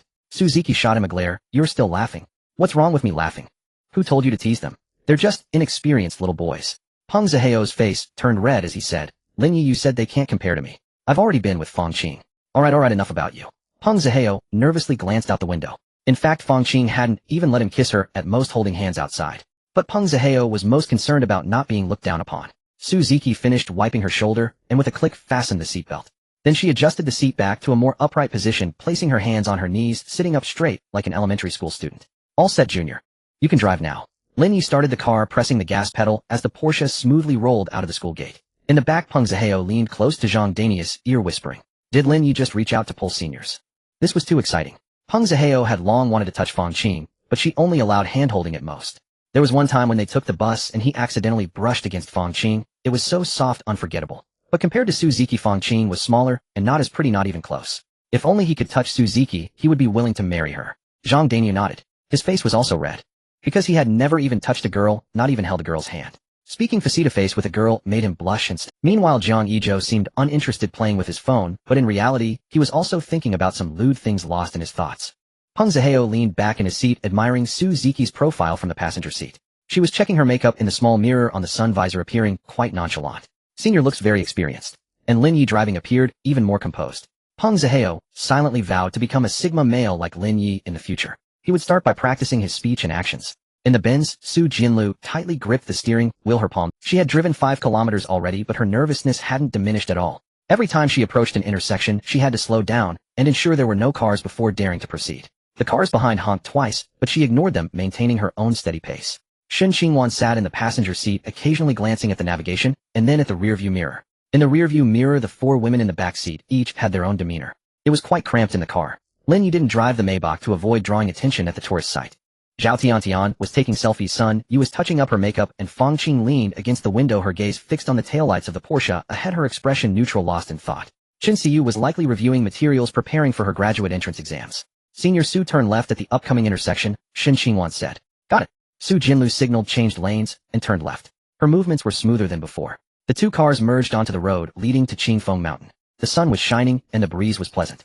In the Porsche, Suzuki hummed softly along with the music, her voice light, but melodious. They had arrived at the Qingfeng Mountain parking lot. It was crowded on the weekend, with limited parking spaces. Lin Yi scanned around, spotted an empty spot, and with a turn of the steering wheel, the Porsche silently glided and perfectly parked. He pulled the handbrake, turned off the engine, and unbuckled his seatbelt. The entire process was fluid, leaving the onlooker. What the hell, a Porsche? That's a Panamera, right? Costs over 2 million when it hits the road. The driver is a young man, so young, must be a rich second generation. Lin Yi opened the door and stepped out, his baseball cap pulled low, sunglasses resting on the bridge of his nose. He wore a dark gray quick-dry t-shirt and black sports pants. She stretched, and her white sports t-shirt lifted slightly, revealing a hint of her slender waist, her ponytail swaying. She stretched, and her white sports t-shirt lifted slightly, revealing a hint of her slender waist, her ponytail swaying. We've arrived. Finally here. Her voice was crisp and bright, filled with excitement, as if she was ready to conquer. The doors in the back opened in succession. Peng Zihao squeezed out, stretching his numb shoulder. The Benz was still not parked. Su Jinlu was slowly maneuvering the black Benz in circles in the parking lot. She had tried reversing twice, but the car's rear was still askew. The parking space was the second one next to the Porsche, flanked by cars, and the gap in the middle was not wide. Her first attempt to park brought her too close to the left car, making the passenger door unable to open. She drove out and attempted to reverse again. She reversed into the parking space a second time. The car tilted 30 degrees its right rear while pressing precisely. Su Jinlu's hand trembled, she oversteered, and the front of the car nearly scraped the stone bollard ahead. She slammed on the brakes, jolting the vehicle to an abrupt halt and sending its occupants lurching forward. Zhao Tiantian's head struck the back of the front seat with a sharp yelp. Su Jinlu angrily pounded the steering wheel, furious at herself for failing even this simple task. She took a deep breath, shifted into reverse, and prepared for her 4th attempt. A hand appeared outside the driver's window, rapping lightly on the glass. Su Jinlu turned her head. Lin Yi stood beside the car wearing a baseball cap with his sunglasses pushed up onto the brim, revealing his eyes. Su Jinlu rolled down the window. What is it? Don't block the lane, or I'll flatten your car. Lin Yi's expression was effortlessly relaxed, his lips curved in a faint knowing smile, as if observing a child learning to ride a bicycle. Don't take your anger out on my car. It'll cost at least $500,000 if it's damaged, he said. Su Jinlu shot him a glare. And if you can't afford it, Lin Yi leaned against the window. You'll have to pledge yourself to me as my personal servant. You'll serve tea, cook meals, and wash clothes every day. Su Jinlu lifted her hands from the steering wheel. She drew another slow breath, gazing at Lin Yi's infuriatingly smug face, and swallowed the curse rising to her lips. She refused to lose composure before others. She'd already embarrassed herself enough. She opened the door, stepped out, and tossed the keys to Lin Yi. You do it. Lin Yi caught them smoothly and slid into the driver's seat. He adjusted the seat and rearview mirror. Su Jinlu was shorter than he was, so the seat had been pushed far forward, leaving his legs cramped. The seat back was also rigidly upright, almost touching the steering wheel. He reclined at 10 centimeters, engaged reverse, released the brake, and turned the wheel. The black Mercedes glided into the space like a serpent tamed, perfectly centered, equidistant from both sides. He pulled the handbrake, switched off the engine, stepped out, spun the keys once around his finger, and handed them to Su Jinlu. Learned anything? She accepted the keys without speaking. Zhao Tiantian poked her head out from the back seat and gave a thumbs up. Lin Yi, legendary. This bold young woman knew exactly how to uplift spirits. 11 people disembarking from 2 luxury vehicles stirred quiet murmurs across the parking lot. Nearby tourists turned their heads, some raised phones to snap photos, others whispered among themselves. That's a Porsche. Next to it a Mercedes. What kind of family owns both? Look at those women, one more stunning than the next. The one in white, the one in blue, and that icy-faced beauty. They're all extraordinary. 4 men, 7 women. That ratio.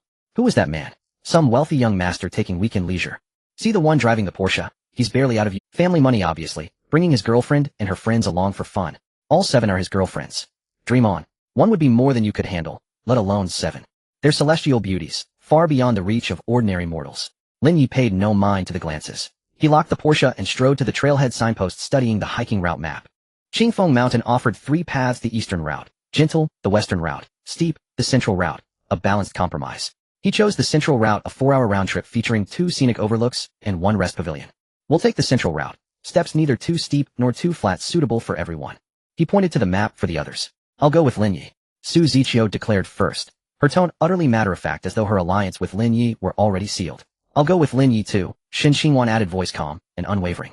Su Jinlu slipped the car keys into her pocket, face impassive. I'm going to. All 3 women spoke simultaneously, finished simultaneously, then turned their gazes upon one another. For half a second the air froze. Then in perfect unison they each averted their eyes and stepped forward, falling into step behind Lin Yi. Their pace was flawlessly synchronized, more precise than a military drill formation. Peng Zihao, standing behind them, murmured to Zhang Daniu, look at those 3, like drones locking onto the same target. Zhang Daniu, backpack slung over one shoulder, nodded. Exactly. Who's the target? Lin Yi. Then why? Zhang Yizhou remained silent. He unfolded his trekking pole, adjusted it to the ideal height, tested its grip against the ground, then folded it neatly into the side pocket of his backpack. Zhao Tiantian and Sun Yu walked side by side in the middle. Zhao Tiantian held her phone aloft, snapping shots. Mountain vistas, wildflowers blooming along the roadside. Sun Yu walked beside her, her gaze fixed steadily on Lin Yi, but blocked entirely by Shen Xingyuan, Su Jinlu, and Su Ziqiu, who formed an impenetrable triad ahead. Shen Xiyu brought up the rear, clutching a GRE vocabulary book, reciting words aloud as she climbed. Fang Xin walked beside her, her white sneakers tapping softly, her skirt fluttering just above her knees. She watched the trio encircling Lin Yi ahead, and her lips curled ever so slightly downward. After walking a while, she noticed Sun Yu trailing behind too, her eyes likewise fixed on the front. Their glances collided midair, then both swiftly looked away. Fang Xin broke the silence. You're a freshman too. Sun Yu glanced at her. Yes, I'm from the neighboring class. We ended up sharing a dorm because of uneven housing assignments. Oh, I'm dating Peng Zihao, who's in your class. I know. Sun Yu's tone was cool, offering no further opening. Fang Xin didn't falter. Is Lin Yi popular? Sun Yu's stride paused, just briefly. She studied Fang Xin, her gaze sharp with scrutiny and guarded wariness. Ask your boyfriend. With that she quickened her pace, widening the distance between them. Fang Xin was left behind, her heels clicking rhythmically against the stone steps. The path grew steeper. Stone steps ascended steadily, vanishing into the shadowed depths of the forest. A clear stream trickled alongside the trail, its water translucent and sparkling. Sunlight filtered through the canopy, casting dappled patterns across the ground. Lin Yi led the way, steady, unhurried, breathing evenly. Su Ziqiu walked to his right, Shen Xingyuan to his left, and Su Jinlu half a step behind him, forming a loose triangular formation that enclosed him at its center. Little Junior, tired yet? I've got water. Su Ziqiu pulled a bottle from her bag and extended it. Not tired. Lin Yi declined it. Just say so if you get thirsty. She tucked the bottle away. Shen Xingwan opened a cloth sack, tore open a packet of bread, and offered it to Lin Yi. Didn't eat enough this morning. Here, try a piece. I remember you shared this brand with me back in high school. It tasted unforgettable. I made sure to buy it again and again. Lin Yi accepted it and took a bite. Su Jianlu walked silently behind him. No words, no offering. Instead, she withdrew a pack of wet wipes from her bag, pressed them into his hand, and continued walking. Each woman responded differently. Shen Xingwan believed Lin Yi had accepted her offering, and as his high school classmate, even shared kisses and intimacy. Others simply couldn't compare. Su Ziqiu harbored no such intricate thoughts. She merely found the other two overly hesitant and restrained. Shen Xingwan was straightforward, easily outmaneuvered. Su Jianlu, though mature and proud, carried an inner defiance. Even love wouldn't make her yield or confess. The advantage was hers. With enough initiative, the little junior would inevitably become hers. If you get labeled as a shrimp head on the little red book, who can stand that? Lin Yi. Fang Qing quickened her pace and slipped in from the other side, aiming to walk beside Lin Yi. The two women marched shoulder to shoulder on the steps, neither yielding. Don't you have a boyfriend? Sun Yu lowered her voice. Fang Qing matched her tone, judging by how flirty you hardly seem like someone without a boyfriend. Both accelerated at once, only to be kept out by the diamond-shaped ring formed in front of them. The defensive line of Su Ziqi, Shen Xingwan, and Su Jianlu was airtight, like three solid walls. Sun Yu and Fang Qing exchanged a glance and read the same resignation in each other's eyes. Forget it, we can't squeeze in. They slowed and fell back into the second rank. Zhao Tiantian walked at the front of the second tier, filming with her phone and murmuring to herself, friends, viewers, we are currently climbing Qingfeng Mountain. Leading the way is contestant number 1 Lin Yi, surrounded by 3 beautiful women. The scene is quite intense. Please type the number of the contestant you support in the chat. Number 1 is Su Ziqi, number 2 is Shen Xingwan, number 3 is Su Jianlu. Zhang Daniyu passed beside her carrying a watermelon and panting. Tiantian, can you stop filming and help me hold the watermelon? No. I'm filming a video. Then can you hand me the water? No. Don't you have hands? Zhang Daniyu sighed and hugged the watermelon tighter. The melon was cool, pressed against his. He looked at Lin Yi up ahead, surrounded by 3 women, then glanced down at the watermelon in his arms and thought, how can the gap between people be even greater than the gap between a person and a watermelon? Peng Zihao lagged at the very back, carrying Fang Qing's bag, holding her water bottle, and draping her jacket over his shoulder. He was doing the work of 3 people, and was out of breath. All because Fang Qing brought so much for a hike: a camera, spare shoes, power bank, sunscreen, a parasol. It was painfully heavy, but he dared not complain because Fang Qing was in a bad mood today. If he said anything, she would shut down, or if he pushed further, it would only become worse. He stole a look at Lin Yi surrounded by the 3 women, then at Fang Qing, standing empty-handed with only a small purse. A Sigma man does not learn easily. If he tried to be like Lin Yi, but lacked Lin Yi's wealth, Fang Qing would devour him. 11 people climbed the stone steps that wound through the woods, vanishing out of sight. Zhang Daniyu trudged in the middle with the watermelon. The plastic wrap was soaked with sweat, and the melon slipped in his arms. Daniyu, won't that watermelon leave seeds if you keep it? Peng Zihao called back. It won't, Zhang Daniyu replied. It's seedless. All the more reason to toss it. It's edible. Zhao Tiantian traded her phone for a stick to use as a hiking pole. Halfway up the mountain, Zhang Daniyu finally gave out. He set the watermelon on the stone table and collapsed onto the bench. I can't. If I keep carrying this melon, I'll leave it here. Lin Yi glanced at the watermelon and then at everyone else. Let's cut it and share. We're all thirsty. Peng Zihao teased. Nyo, did you pick this melon ripe enough? Shut up. Zhang Daniyu swore for once, though it was in jest. He produced a small knife from his keychain. Shen Xingwan rinsed a bottle and wiped it dry with tissue. With a single slice, there was a crisp crack as the melon split in 2. The flesh was deep red with few seeds, grainy and juicy. Sweet juices ran down the stone table, and a sugary scent floated up. The melon is open. Zhao Tiantian was the first to rush forward. Peng Zihao grabbed a piece and took a bite. Danny, you picked a good one, nicely ripe. Of course. I picked it at the fruit shop for ages. Fang Qing took a piece, nibbled once, and said nothing. She had been quiet. Su Ziqi snapped a photo of her slice before she ate it, then held it toward Lin Yi. You should eat. Lin Yi replied, I have hand. Su Ziqi looked at Su Jianlu, and then at Shen Xingwan, smiling with an enthusiasm that brooked no refusal. You eat mine. Fine, fine, Shen Xingwan said. Lin Yi accepted the piece and bit in. It was indeed sweet. Su Jianlu scoffed nearby. Ugh. Disgusting. You, old woman. Try and compete with me. Shen Xingwan watched in silence, though her eyes dimmed a little. She had never imagined Lin Yi would be so popular at university. It seemed he could no longer be as intimate with her as he had been at the beginning of term. At the start of college, they had come from the same high school and shared a natural closeness different from what he had with others. But that feeling was slowly fading. That left her despondent. Lin Yi leaned against a pillar, eating the melon in measured mouthfuls. Juice trickled down his fingers, and he wiped it with a napkin. Su Ziqi drew close and offered him a wet wipe. Wipe your hands. Lin Yi took it. Thanks, he said, and Su Ziqi, she was simply more direct and exuberant than the other 2 women. The watermelon was finished in no time. Although it had been large, there were many mouths, and it was gone in a few pieces each. Zhao Tiantian gathered the rind into a trash bag, tied it up, tossed it into the bin, and clapped her hands. Let's go. Keep climbing. Victory lies ahead. Those who had been exhausted earlier seemed recharged after the melon, their legs springing with renewed strength. The group sunlight filtered through the leaves in mottled patches. The sound of a stream grew nearer, and birdsong sharpened. They reached the summit. At an elevation of 862 meters, the wind was fierce enough to make one sway. Ridges rolled in layers, deep green nearby, paler tones beyond, then gray-blue merging with the clouds. The town below looked like stacked blocks. The river wound like a silver zipper in the sun. Wow. Zhao Tiantian took out her phone and snapped, furiously posting to her social feed. Su Ziki took a dozen selfies and posted with the caption, "Only when climbing with someone you like does the soul awaken." Su Jinlu stood in a corner as the wind teased loose strands of hair. She did not take photos or post anything, she simply stared into the distance. Shen Qingwan stood beside her, separated by one person, and neither spoke. The wind drew their hair together. Chen Xiu sat on a stone bench, reciting vocabulary abandon, to give up. Zhao Tiantian had brought a small blanket and spread it on the ground. Everyone laid out the treats they had and shared them together. Although 3 of them were juniors who had grown disenchanted with college life and were now burdened by heavy theses and postgraduate exam pressures, this moment still felt like a kind of happiness. For the freshmen, the present was nothing but endless enjoyment. After a long rest, they finally began the descent. But going down proved more exhausting than the climb. The ascent had been hard on the lungs, the descent punished the knees. Zhao Tiantian had lost her hiking pole, and her legs felt like overcooked noodles. "Lin Yi, carry me down. Dream on. You're not my girlfriend." "But I..." Before Zhao Tiantian could finish, Su Ziki, "You should take a look at yourself," Su Ziki said bluntly. Then Zhao Tiantian was struck down, feeling too embarrassed to speak again. "Son, you seized the opportunity to counterattack Senior Su. As a senior, your words are rather harsh. What's the matter? Do you have an opinion? You weren't talking about yourself, were you?" Su Ziki shot her a glare, "And son, you dared not say anything further." The descent down the mountain was arduous for everyone. Su Ziki still walked briskly, but her calves trembled. Su Jinlu felt pain in her knees with each step. Shen Qingwan walked beside her, slowing down her pace. In the resting pavilion halfway down the mountain, the 11 people slumped for 10 minutes. Zhao Tiantian got up from the table, rubbed her elbow, which was sore from the rocks, and finally voiced the question everyone was contemplating: "What are we doing tonight? Are we going down the mountain or staying here?" No one suggested going down.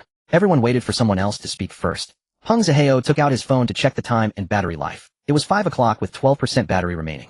He turned off the screen and looked up at Lin Yi. "Lin Yi, what do you think?" Lin Yi leaned against the pillars, spinning a bottle of water. The plan for the day had been disrupted. They initially thought they could descend around 3 or 4 in the afternoon, but the girls were too slow. Now it was 5 o'clock, and they still hadn't gone down the mountain. He thought for a moment.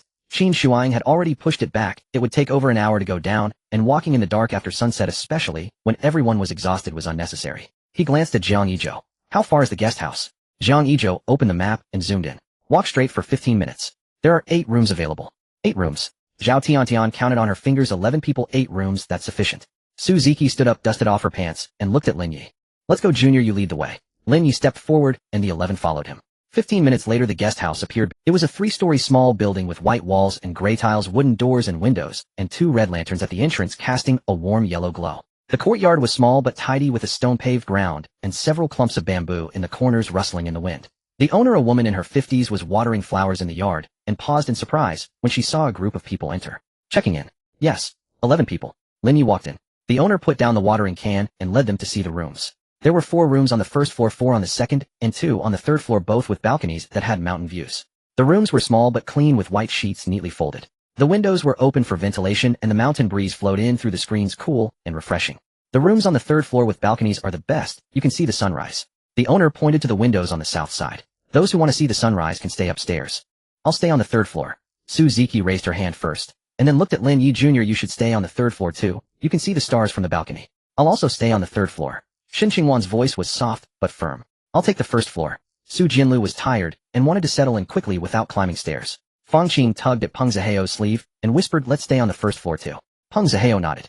Zhao Tiantian wanted to stay on the third floor, but seeing the looks exchanged between Shen Qingwan and Su Ziki, she felt that going up would make her a third wheel, so she gave up. "I'll stay on the second floor," she said. The owner began distributing the keys. "Third floor balcony room no. 1, balcony room no. 2. Su Ziki took the key for balcony room no. 1A, and Shen Qingwan took the key for balcony room no. 2. Lin Yi stood at the stairway, still undecided about which room to take. "Junior, you can stay next to me." Su Ziki shook her key. "Lin Yi, there are still vacant rooms on the second floor. It's quiet." Zhao Tiantian called out from the side. Lin Yi thought for a moment and took the key for the room next to Su Ziki. The third floor faced east, making it convenient to watch the sunrise in the morning. Su Ziki saw him take the key and smiled slightly. At 8 in the evening, the guest house owner lit a bonfire in the courtyard. Peng Zihao and Fang Qing sat opposite each other. Fang Qing zipped her jacket all the way to the top, curling her neck with her hands in her pockets. Chen Xiu also came out holding a vocabulary book, sitting under the light to memorize words. When Su Ziki came down from the third floor, she had changed into a new outfit, a milk-white knitted cardigan over a light gray camisole and dark blue jeans. Lin Yi came out wearing a black hoodie. He walked to the bonfire and sat down on an empty chair. Suzuki sat next to him, shifting her chair a bit closer. Junior, what do you want to drink? The owner has hot tea and rice wine. Suzuki turned to look at him, the firelight illuminating her face, making her eyes sparkle. Tea. Owner, 1 cup of hot tea and 1 cup of rice wine. Suzuki called out to the house. The owner came out with a tray holding 2 cups of hot tea and 1 cup of rice wine. Suzuki took the rice wine, sipped a little, and frowned. It's a bit strong. Junior, you should try it. She held the cup out to Lin Yi, took it, and took a sip. It was okay, just ordinary homemade rice wine. Not too strong, but with a strong aftertaste. He returned the cup to her. Yuan also came down wearing a light gray hoodie, her hair tied in a low ponytail, holding a cup of hot tea. Su Jinlu sat beside her, a blanket draped over her knees. She said nothing, staring blankly at the bonfire. Perhaps thinking of the academic pressure to come, she didn't seem as relaxed. The fire grew stronger, and the atmosphere gradually warmed up. Zhao Tiantian began to share amusing stories from her hometown in northeast China. One winter, when it was minus 30 degrees, her father built a snowman taller than a person. Zhang Daniu recounted how he caught frogs in the countryside as a child, and even dared to catch snakes, but now he was afraid of them, and just thinking about it gave him the creeps. Suzuki leaned back in her chair holding the rice wine, and had already finished more than half a cup. Her face was slightly flushed, unsure if it was from the firelight or the effects of the wine. She turned to look at Lin Yi, her voice. Junior, have you ever been in a relationship? Lin Yi held his teacup, thought for a moment, and replied, no. You're lying. You're so handsome. How could you not have dated anyone? I really haven't. Suzuki stared at his profile for a few seconds, then smiled. Do you have someone you like? A spark flew from the bonfire and landed on the ground, extinguishing itself. Lin Yi lightly tapped his fingers on the cup's rim without answering. Suzuki did not pursue the matter further. She finished the last sip of rice wine in her cup, placed the cup on the ground, hugged her knees, rested her chin on them, and gazed at Junior, I want to tell you something. I'm very happy today. Lin Yi turned his head to look at her. Her face was illuminated by the firelight, rosy, and her eyes shining. I haven't been this happy in a long time. Her voice was soft, just loud enough for the two of them to hear. Lin Yi didn't respond. He raised his teacup and took a sip. The tea had gone cold. Zhao Tiantan was the first to return to her room, yawning and saying she was tired as they would have to get up early to watch the sunrise. Zhang Daniu followed her out. Peng Zihao helped Feng Qing back to her room. She had worn high heels hiking and had blisters. Su Jinlu stood up, the blanket on her knees, slipping to the ground. She bent down to pick it up, folded it neatly, placed it on the chair, and turned to leave. Shen Qingwan glanced at Lin Yi. Her lips moved as if she wanted to say something, but ultimately said nothing and left. Only Lin Yi and Suzuki remained in the courtyard. The bonfire still burned, but it was smaller than before. The ends of the wood were glowing red, occasionally sparking off embers. Suzuki stood up, looking down at him. The firelight illuminated her face in a different way, softening the boldness of the day. You should sleep early. We need to watch the sunrise tomorrow. After saying that, she turned and went upstairs. She paused at the top of the stairs without looking back. Good night. Good night. Late at night, Lin Yi lay in bed, eyes closed, but not asleep. For some reason, the more tired he became, the less he could fall asleep. Outside, the sound of insects chirping was incessant, and the silhouette of the mountains in the distance resembled a sleeping giant beast under the moonlight. He turned over, facing the wall. There was a light knock on the door, 3 gentle taps. He opened his eyes, sat up, walked to the door, and opened it. Suzuki stood outside the door wearing a white camisole nightdress with a knitted cardigan over it, her hair loose, barefoot, and holding a pillow in her hands. The wall lamp in the corridor cast a dim yellow light, creating half-lit shadows on her face. What's wrong? Lin Yi's voice was a bit hoarse. Suzuki said nothing, walked past him into the room while hugging her pillow. She reached the bedside, placed the pillow next to his, and then turned to look at him. Junior, I can't sleep. Her voice was soft. I wanted to find someone to talk to. Lin Yi closed the door, leaned against it, and looked. Talk about what? Suzuki walked up to him, looking up at him. She was half a head shorter and had to tilt her head to meet his gaze. To say that I'm very happy today. She repeated what she had said by the bonfire, but this time her voice carried something different. To say that I haven't been this happy in a long time. To say that I like you. Lin Yi looked at her without speaking. Suzuki waited for a few seconds, but received no response. She bit her lips, stood on her toes, and kissed him. Their lips met, soft, warm, faintly sweet. Lin Yi's hands paused for a breath before settling gently around her waist. Her waist was slender. Through the thin fabric of her nightgown, he could feel the smoothness of her skin. Suzuki kept her eyes closed, her lashes trembling ever so slightly. Her hands slipped from the hem of her nightgown and wound around his neck. They kissed for a long time. So long that even the cricket's chorus outside shifted its rhythm. Suzuki drew back, stepping a pace away. Her earlobes burned crimson, yet her eyes gleamed, bright as the final defiant spark in a dying bonfire. Junior brother, she murmured, her voice light and unsteady. Do you want me? Lin Yi smiled. No man refuses a woman's offer. Then I'm not leaving tonight. At that moment, a system notification flashed into view. Target Suzuki. Injection count 0. Personality frank with a subtle streak of mischief. Favorability 100,100 maxed. Congratulations. You have fully conquered Suzuki. Reward generating. Congratulations. You have acquired indestructible perfect skeleton. Effect of perfect skeleton, skeletal density increased to 300 of theoretical human maximum. Trabecular architecture perfectly reinforced. Synovial fluid secretion elevated by 200. Bones resist osteoporosis indefinitely, never fracture or deform. Regardless of impact magnitude, skeletal integrity remains absolute. unyielding, unbroken, unwavering. In short, you are solid from marrow to membrane. Parkour, skydiving, even being shoved from a third-floor balcony, your bones remain untouched. Higher floors, however, exceed this limit. As for certain vigorous physical activities demanding core and leg strength, your skeleton ensures sustained endurance, eliminating fatigue-induced lower back strain. Lin Ye's eyes lit up. Strength had been augmented earlier. Was hardness now being refined? Does cartilage count as bone? Of course it does. How delightfully naughty you are, host. Though this system thoroughly approves. Lin Yi chuckled softly. Is the system male or female? Get lost. Lin Yi dismissed the interface. A fleeting thought crossed his mind. Was some extraterrestrial intelligence behind it? Raising humans on Blue Planet like test subjects. He shrugged it off. What mattered was pleasure. Real or dreamt it was real now, and thus wholly worthwhile. A deeper warmth radiated inward, from bone marrow outward. From toe to crown, every bone pulsed with an invisible force rearranging, reinforcing, refining. He clenched his fist. The knuckles clicked low and resonant, firmer and more potent than before. Suzuki remained nestled against him, her face buried in his chest, her hair brushing his jawline, tickling softly. Junior brother, she murmured, muffled against him. Your heartbeat is racing. Yours is faster, Lin Yi replied. She lifted her head, still flushed. I heard yours just now, thump thump thump, like the listening section of my CET6. Lin Yi brushed her hair aside, revealing her entire face. Bare-faced lips, faintly swollen, eyes luminous. What are you looking at? You're handsome. She didn't flinch or falter, spoke with unapologetic certainty. My boyfriend should be handsome. His fingers gave her rear a gentle teasing pinch. Who said you have a boyfriend? You do. I haven't vetted you yet. How did you become my girlfriend? Suzuki blinked, puzzled. Vet me? Lin Yi laughed, then swept her effortlessly off her feet, lifting her into his arms. She rose weightlessly, legs instinctively curling around his waist, arms locking behind his neck, pressing herself close as she gazed down at him, her hair cascading over his face like silk rain. What are you doing? Her voice held laughter, not fear, but anticipation. Tonight, he said, I'll conduct a thorough investigation of you. He carried her back to the bedroom and set her down on the bed. The mattress sighed softly beneath her as she sank in, hair spilling across the pillow like an unfurled fan. She tilted her chin upward, eyes bright, lips parted, still faintly swollen from kissing. Irresistible. Suzuki possessed a rare alchemy, bold yet cunning, tender yet teasing. A woman who knew precisely how to kindle desire. Lin Yi lowered himself over her, palms braced beside her shoulders, looming above her, close enough that she saw her own reflection shimmering in his pupils. Their breaths entwined. The blanket lay crushed beneath them, rumpled and warm. What exactly will you investigate?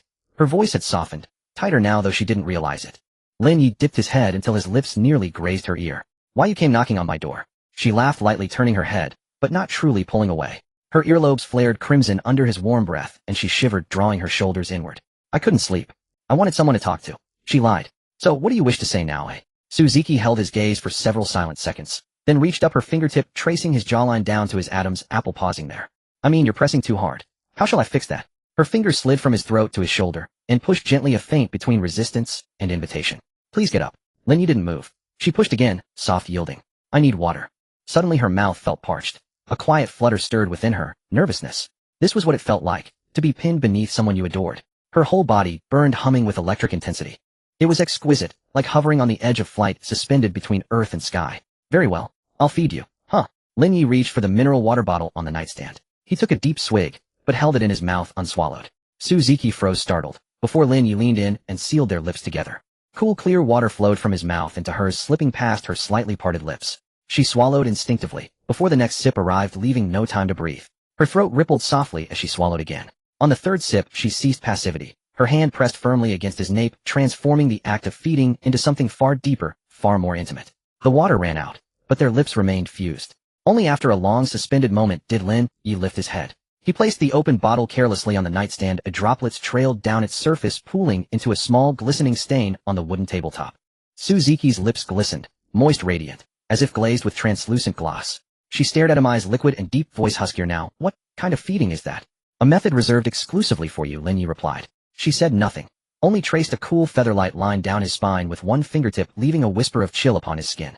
I'm full. They held each other's gaze, silent, profound. A slow, knowing smile curved Suzuki's lips. You don't want me to leave, do you? Lin Yi lowered his head, his lips brushing against hers for just a moment before pulling away. I don't want to. Suzuki's eyelashes fluttered slightly. She didn't say anything more and reached out, wrapping her arms around his neck, pulling him down. The two of them pressed together, their lips touching, breaths entwined. Lin Yi's hand moved from her waist to her back, his fingertips sliding down the curve of her spine, as if he wanted to trace her skeletal structure in his mind. Suzuki's toes curled slightly, her whole body arching slightly like a cat being stroked. You just said you were going to investigate me. Her voice was intermittent, taking a moment to utter a sentence. So how did your investigation go? Lin Yi lifted his head, looking at her. Her Her face was very red from her cheeks to her ears, and from her ears to her neck. There was a sparkle in her eyes, bright to an unreasonable degree. Her lips were slightly swollen from the kisses, the corners turned up in a shy yet proud smile. Linyi looked at her, and then said seriously, it was quite nice. Suzuki was taken aback for a moment, then burst into laughter. You little elementary school kid. She raised her hand, and lightly slapped his chest, not with much force like swatting a mosquito. Who taught you to say such serious? Nobody taught me. I learned it myself. Your self-study is too. Her words were cut off as Linyi kissed her. This time it wasn't just a gentle brush, it was a firm kiss filled with warmth and strength, carrying a seriousness she had never seen before. She was pressed against the bed, her hands sliding down from his neck, gripping the sheets, her fingers turning white. Linyi, I need to go to the bathroom. Right on the bed. Suzuki. Is this still the pure and innocent Junior? Why does it feel like he is the hunter?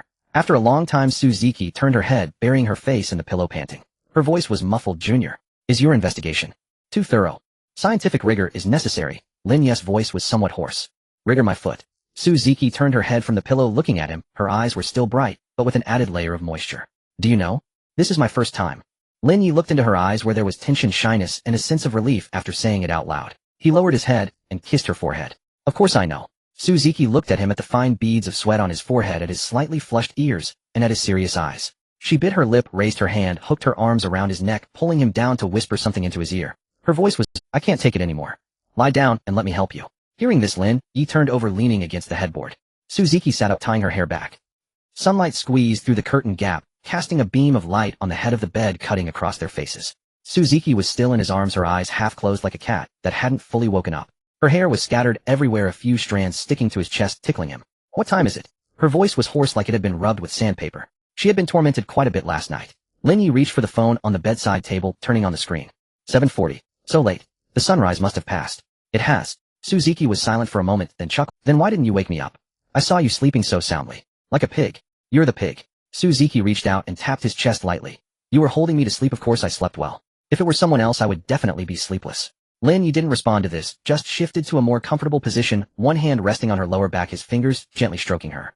Suzuki was quiet for a moment, then suddenly asked, Junior, have you really never been in a relationship before? Then your first time sleeping with a girl was with me, eh? Linyi smiled. I suppose so. He thought of Yuan.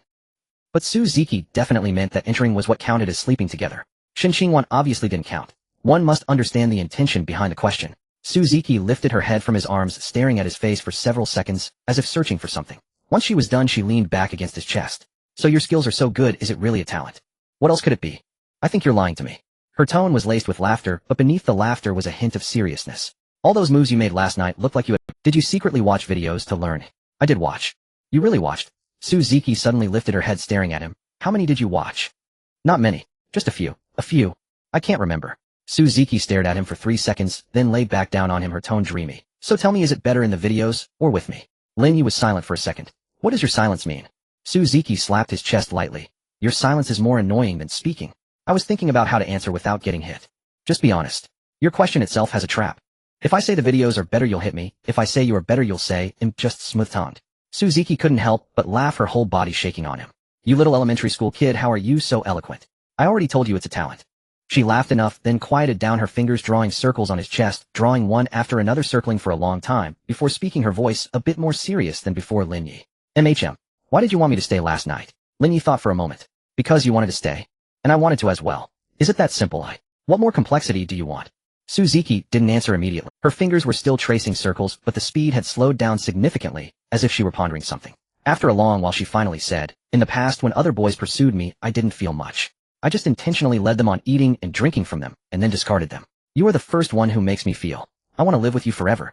After hearing you say that, I feel like you're a heartbreaker, and I don't want you to be my girlfriend. Suzuki immediately became anxious, wrapping her arms around his neck. No way, I've been honest with you, you can't be angry. Otherwise I won't tell the truth in the future. Linyi replied nonchalantly. Suzuki poked his chest. You slept with me, and you don't acknowledge it. Suzuki glared at him, yet her eyes were filled with laughter. Why are you so shameless? I speak the truth. Then why didn't you speak the truth when you kissed me last night? Linyi pondered for a moment. At that time my mouth was busy, I had no time to talk. Suzuki was taken aback for a moment, then burst into laughter, her whole body shaking. She buried her face in the pillow, chuckling for a while, then raised her head to look at him. Junior, have you ever been in a relationship? Why do you speak so fluently? Never been in a relationship. It's a talent. A talent. Suzuki raised an eyebrow. Then your talent is quite high. Thank you for the compliment. Suzuki leaned in and pecked him on the lips. No need to thank me. After that she pecked him again. Then she went for a third peck. Lin Yi held her head, turning that peck into a longer, deeper kiss. Outside the window the birds chirped crisply. The outlines of the distant mountains gradually became clear in the morning light, and golden rays spilled over the ridge, painting half the sky red. After a long while Suzuki pushed him away, panting, curling up in the blanket with only her eyes visible, her hair in disarray, and her face as red as if she had a fever. When the two of them came down from the third floor, they ran into Shun Qingwan in the corridor. She had just opened the door holding a phone, looking like she was also about to head downstairs. She saw Lin Yi and Suzuki coming out of the same door, paused for a moment, her gaze lingering on the two of them for a second. She didn't ask anything, just stepped aside and said, "Good morning." "Good morning," Lin Yi replied. "Good morning." Suzuki's voice was sweeter than usual, as if she had accidentally squeezed out an extra pump of honey. The three of them went downstairs together. When they reached the corner of the stairs on the second floor, Zhao Tiantian just peeked out of her room, holding a toothbrush with toothpaste foam all over her mouth. She saw the three of them coming down from the same direction. Lin Yi walked in the middle, Suzuki on the left, and Shun. Her gaze swept back and forth over the three of them, the toothbrush in her mouth, and she mumbled, "You guys live together?" "No, just bumped into each other," Shun Qingwan said, quickening her pace down the stairs. Zhao Tiantian looked at her back, then at Suzuki and Lin Yi, her gaze lingering on the distance between them for a moment. It was half a step closer than last night, close enough that their shoulders were almost touching. She pulled the toothbrush from her mouth and said indistinctly, "Oh, just bumped into each other." Suzuki smiled a little, not explaining, and walked down the stairs side by side with Lin Yi. In the yard downstairs, breakfast had already been set up. White porridge, pickles, eggs, steamed buns, and a plate of peanuts, all steaming hot. Zhang Daniu was serving porridge into a bowl. Peng Zihao was peeling eggs, and Fang Qing was sitting on a chair looking down at her phone. Chun Siyu was memorizing vocabulary, and Su Jinlu was sitting at the edge of the table with a bowl of porridge in front of him. Sun Yu was serving herself a second bowl of porridge. Seeing Lin Yi and Suzuki walk into the yard together, her spoon paused for a moment. "Good morning." Suzuki sat down beside Lin Yi, casually taking a steamed bun and breaking it in half, handing one half to Lin Yi. Lin Yi took it and took a bite. Zhao Tiantian caught up from behind her toothbrush, already put away, the corner of her mouth still smeared with a bit of unwashed toothpaste foam. She sat down in her spot, took a sip of porridge, then seemed unable to hold back anymore, looked up at Suzuki and feigned nonchalance. "Senior Su, did anything happen on the third floor last night? I heard people on the second floor discussing it, saying the book was creaking as if there were a ghost, but I went to bed early and didn't." Suzuki took a bite of the steamed bun, chewed a couple of times, swallowed, and said with an open expression, "Yes." Zhao Tiantian's ears perked up. "What was going on?" "Playing cards," Suzuki said without changing her expression. "I had nothing to do, so I found Lin Yi to play cards." Peng Zihao choked on an egg and quickly gulped down some porridge. He seemed to understand. Fang Qing put down her phone, glanced at Suzuki, then at Lin Yi, said nothing, and lowered her head to look at her phone again. Lin Yi leisurely took a sip of porridge, as if this matter had nothing to do with him. Zhao Tiantian took several seconds to find her voice. Playing cards. Did you play cards last night, and this morning?" "Yes." Suzuki rested her chin on her hand, turning to glance at Lin Yi, her gaze carrying a hint of laughter. "Junior plays cards quite well. He won against me more than once." As she said the word "won," her tone rose slightly, as if she had held it in her mouth for an extra second before letting it out. The others didn't pay much attention because they hadn't expected that Lin Yi would still have the energy to play cards after such a tiring. Everyone was too tired after climbing the mountain all day, so they hadn't listened closely. At the headquarters of the Qin group, in the floor-to-ceiling window offered a panoramic view of the entire Jiangxing. The Yangtze River wound in the distance like a jade belt embedded in the city's waste. Qin Shuang stood by the window holding a cup of coffee, her gaze landing on her reflection in the glass. Today her makeup was lighter than usual, her eyebrows not drawn as thick, and her lipstick was a soft brown color. She couldn't quite explain why she changed it, just felt that when she saw Lin Yi that day he had looked a bit longer at her lips painted in that. On the office sofa there was a shopping bag. Inside the bag were things prepared for Lin Yi, a set of sportswear, a pair of running shoes. She had spent 40 minutes in the mall picking them out, the sizes estimated based on the last time she hugged him, and it should fit well. On the coffee table beside her lay a menu that she had asked the private chef to prepare in advance, with all the dishes that Lin Yi had taken extra helpings of during his last meal here. She answered, and Lin Yi's voice came through the receiver. "Sister Qin, something came up today, I can't make it. Let's reschedule." She answered, and Lin Yi's voice came through the receiver. "Sister Qin, something came up today, I can't make it. Let's reschedule for next week." Qin Shuang frowned. "What happened?" "Climbing a mountain. I'm stuck on the mountain and can't get down." Qin Shuang fell silent for 2 seconds. "You didn't call me when you went climbing?"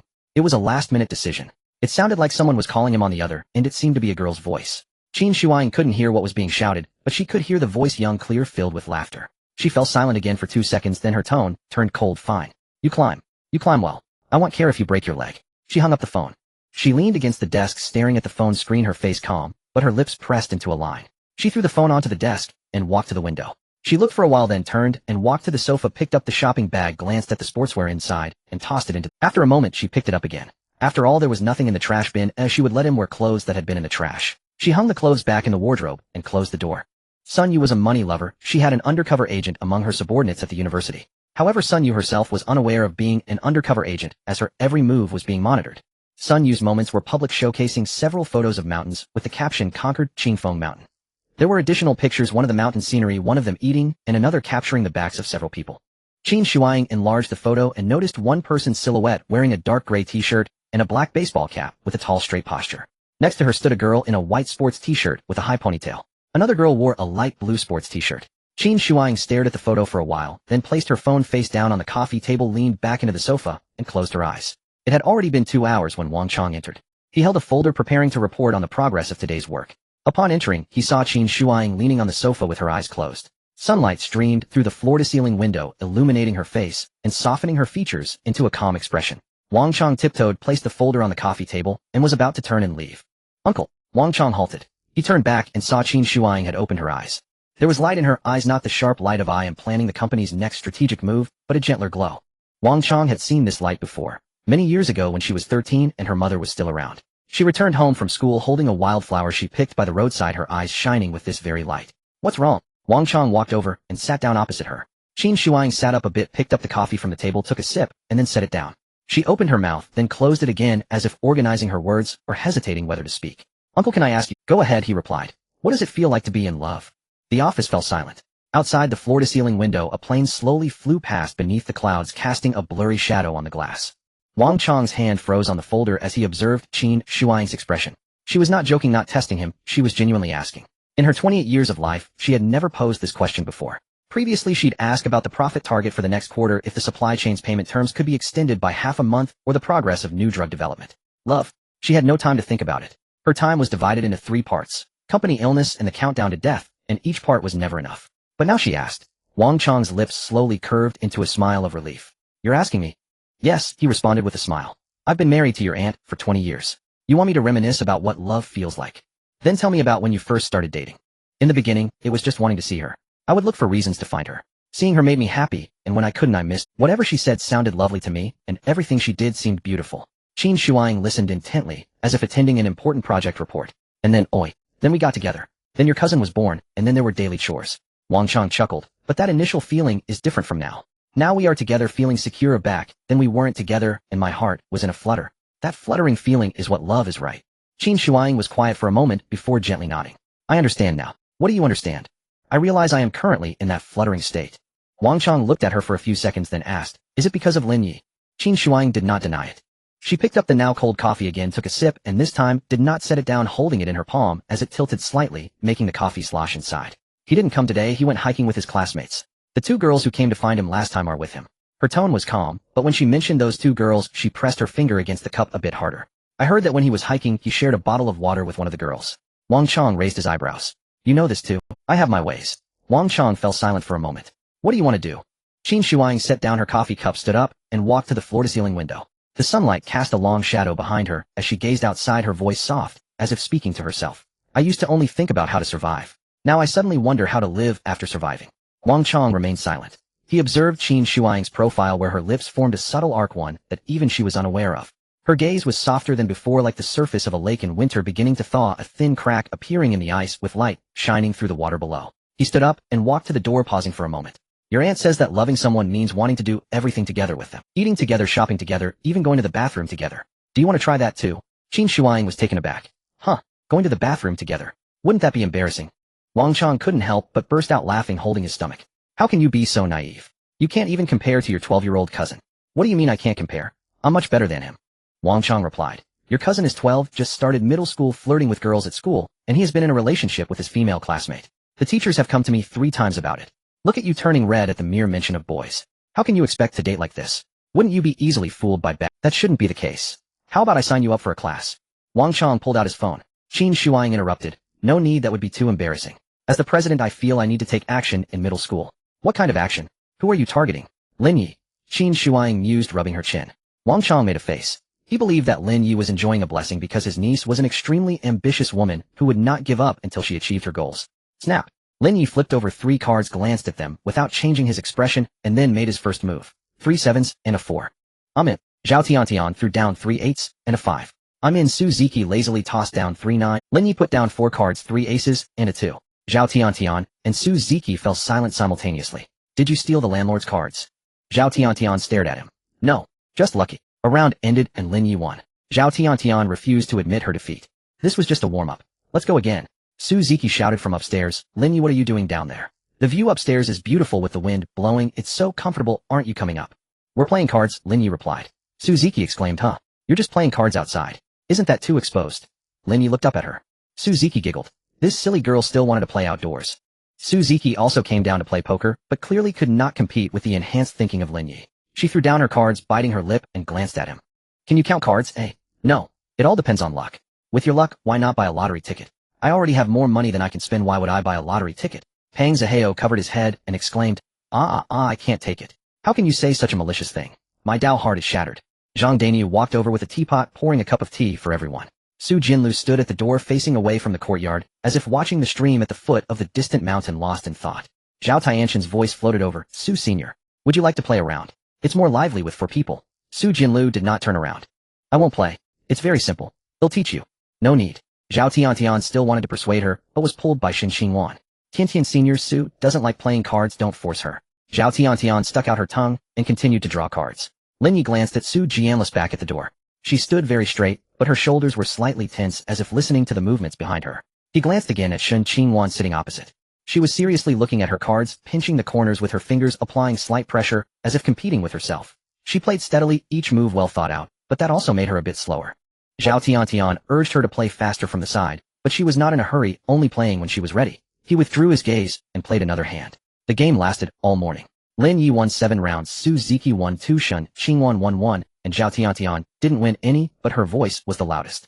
Pang Zaheo joined midway and played 2 rounds, losing terribly, and was scolded by Fong Qing several times. At noon, the boss brought another table of dishes. This time it was wild game from the mountains, stir-fried bamboo shoots with cured meat, stir-fried black fungus, with eggs, sauerkraut stew with tofu, and a pot of free-range chicken soup, with golden oil, floating on the surface, fragrant and enticing.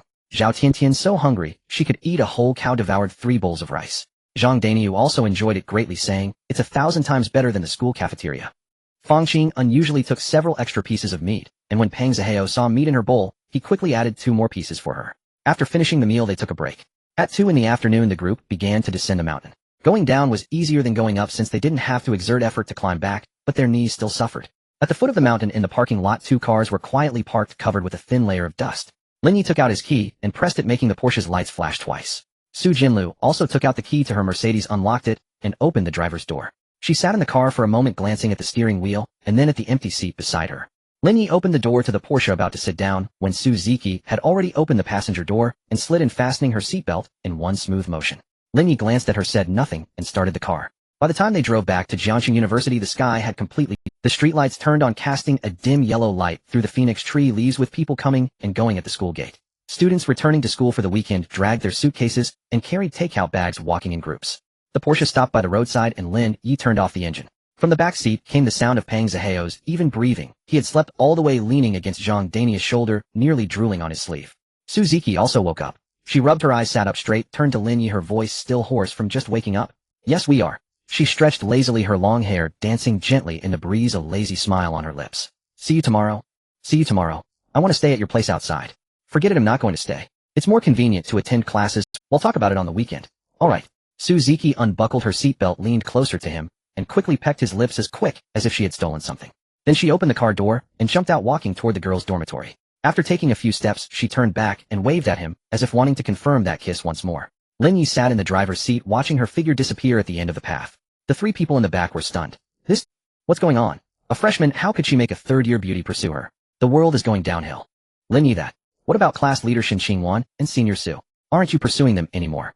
Zhang Daniu asked. In his view, Lin Yi and class leader Xin Qingwan were a better match. After all, they were both freshmen and had graduated from the same high school. Lin Yi replied, it's fine to pursue both if it doesn't interfere. Is that even possible? This really shattered Zhang Dania's perspective. City folks really know how to play. He thought if a woman treated him this well in his life, he would be loyal to her forever, ensuring he wouldn't look at another woman. However, these thoughts seemed unrealistic to Lin Yi. Loyal men are unloved. Only bad boys have the freedom of choice. Women say they want loyalty, but in reality, they all love to date the bad boys. Pang Zaheo was used to it. He also understood that Lin Yi was wealthy and handsome, so it was normal for him to have many women chasing after him. And this is still at school. Once they enter society, Lin Yi will be even more desirable, with a bunch of socialites waiting to pounce. Alright, Daniu, stop being amazed. Your current task is to study hard. Lin Yi is not your model for learning. Once you start working and have money, just wait for someone to pick up after you. You're the one who will be picked up. Zhang Daniu punched him lightly. Ha! Peng Zihao laughed it off. But deep down he knew that for someone like Zhang Daniu, who couldn't even flirt, he would basically be looking for someone to take care of him. Alright, I need to go send my girlfriend off. Move aside. Jiang Yizhou also got out of the car, not forgetting to complain. I still think it's better not to chase girls, they only ruin the good image of girls in my heart. Peng Zihao replied, go be with your paper doll then. The Mercedes also stopped nearby. Su Jinlu drove slowly, and did not see Su Ziki kiss Lin Yi. She opened the car door, threw the keys into Lin Yi's hand, her movements brisk and decisive. Here are the car keys back. I'm leaving. Her tone was the same as usual, but with a hint of fatigue. Having driven for dozens of miles on winding mountain roads, she was also tired. Zhao Tiantian jumped down from the back seat, waved at Lin Yi, calling out, let's go again next time. Fang Xing and Sun Yu also walked toward their respective dormitories. Shen Xingwan was the last to get out of the car, walking up to Lin Yi holding a canvas bag in her hand. She stood under the streetlight looking at him for a few seconds, and then said, mushroom. Lin Yi was taken aback. What mushroom? When we were on the mountain, weren't you mumbling about having to apologize to President? Lin Yi replied gloomily, I want to apologize. Shen Xingwan took his hand and handed it to him. You should still go and speak to President Qin. She is so wealthy, powerful, and well-connected with the school, and the school leaders respect her. It's better not to offend her. Shen Xingwan was unaware of Qin Shuang's intention for Lin Yi to become her son-in-law. Of course she could never have a man. She simply felt that they had a good connection with President Qin. Initially, when Lin Yi hit her on the head with a ball, he had caused her injury, but after he seemed to have lost some blood, she felt better. They indeed had quite a connection, and Shen Xingwan did not want Lin Yi to offend her. Alright then, Lin Yi nodded. Shen Xingwan pulled out a small plastic bag from her canvas bag and handed it over. The bag contained several gray-brown wild mushrooms, still with some dirt on the roots, clearly selected with care, uniform in size and free of wormholes. I picked these in the mountains this morning, she said, turning around and walking toward the dormitory building. Lin Yi looked down at the mushrooms in his hand, the plastic bag still retaining the warmth of her palm. He raised his head just as she reached the entrance of the dormitory, the streetlight casting a long shadow of her. Lin Yi placed the mushrooms in the car and prepared to head to the dormitory. A man in a black suit emerged from the shadows at the school gate. He approached Lin Yi, slightly bowing, his tone polite. Mr. Lin, President Qin has sent me to pick you up. Lin Yi glanced at him. Right now, President Qin is waiting for you. She said to meet her for dinner. Lin Yi glanced down at the bag of mushrooms in the car, then looked back at the suited man. He stood straight, wearing an earpiece, holding a walkie-talkie, an impeccable business attendant. Qin Shuang's information was always timely. He'll change my clothes, Lin Yi said. President Qin said there's no need to change. She said whatever you wore to climb the mountain is fine to meet her in. Lin Yi fell silent for 2 seconds and chuckled. Alright, let's go. He bent down to retrieve the bag of mushrooms from the car and got into the black business vehicle behind the suited man. The black business vehicle drove through the city and onto a lakeside road. After about 30 minutes, an iron gate appeared at the end of the road. The iron gate opened automatically, and as the car drove in, Lin Yi straightened his posture, slightly taken aback by the scene before him. Mountains, lakes, a manor. A vast expanse of grass extended to the lakeside, the lake shimmering with a silvery glow under the night sky, and the distant mountains appeared like faint shadows in an ink-wash painting. In the middle of the lawn, there was a stone path leading to a 3-story white building. It resembled the White House in America. The house was surrounded by flowers. In the night, their colors were indistinguishable, but the fragrance was real, sweetly wafting in the evening breeze. On the lawn, a gardener was trimming the last few bushes, while a few butler-like figures stood at the door, bowing slightly as they saw the car come to a stop. As Lin Yi got out of the car, he glanced at the lake. On the opposite shore, there were twinkling lights resembling the glow from houses in a small town, or perhaps fishing lights. He withdrew his gaze and followed the butler through the main entrance. The foyer was spacious, with a high dome ceiling that hung a crystal chandelier casting a soft glow on the light-colored marble floor. Along the sides of the corridor hung several oil paintings. Lin Yi could not decipher the subjects of the paintings, but they appeared quite expensive. He followed the butler through the corridor and entered the dining room. The dining room was slightly smaller than the foyer, but more exquisite. A long table was covered with a white tablecloth adorned with candlesticks and fresh flowers, the flickering candlelight warming the entire room. On the table there were already a dozen dishes, each beautifully arranged on delicate white porcelain plates. There were fish, shrimp, long-arm lobsters, Kobe beef, and vegetables. The dishes were neatly arranged, resembling a painting. Qin Shuang stood at the other end of the long table wearing a light gray apron with a bit of flour smeared on it. Upon seeing Lin Yi enter, she set down the soup ladle, wiped her hands on the apron, her movements natural, as if she were an ordinary woman who had just finished dinner, in stark contrast to the authoritative CEO in a suit she had been before. Noticing Lin Yi looking at her apron, her expression became slightly awkward. Why are you cooking for yourself? Lin Yi pulled out a chair and sat down. Qin Shuang wiped her hands on the apron again. Isn't this meant to impress you? She walked to the table and placed a bowl of golden clam soup in front of Lin Yi, her tone carrying a hint of pride, as if to say, look how amazing I am. My billion-dollar CEO is personally cooking for you. Are you not moved? Lin Yi glanced at the dishes on the table. A dozen dishes were laid out, although not as extravagant as the 99 dishes prepared by the Empress Dowager, it was still quite generous. He pointed at the plate of steamed base. Did you make this too? Qin Shuang's mouth twitched slightly. Yes. It is. Did you put oil in first or soy sauce? Qin Shuang's mouth twitched again. I had others make it, but it's still my contribution. So essentially I made it. Lin Yi found her assertive demeanor amusing.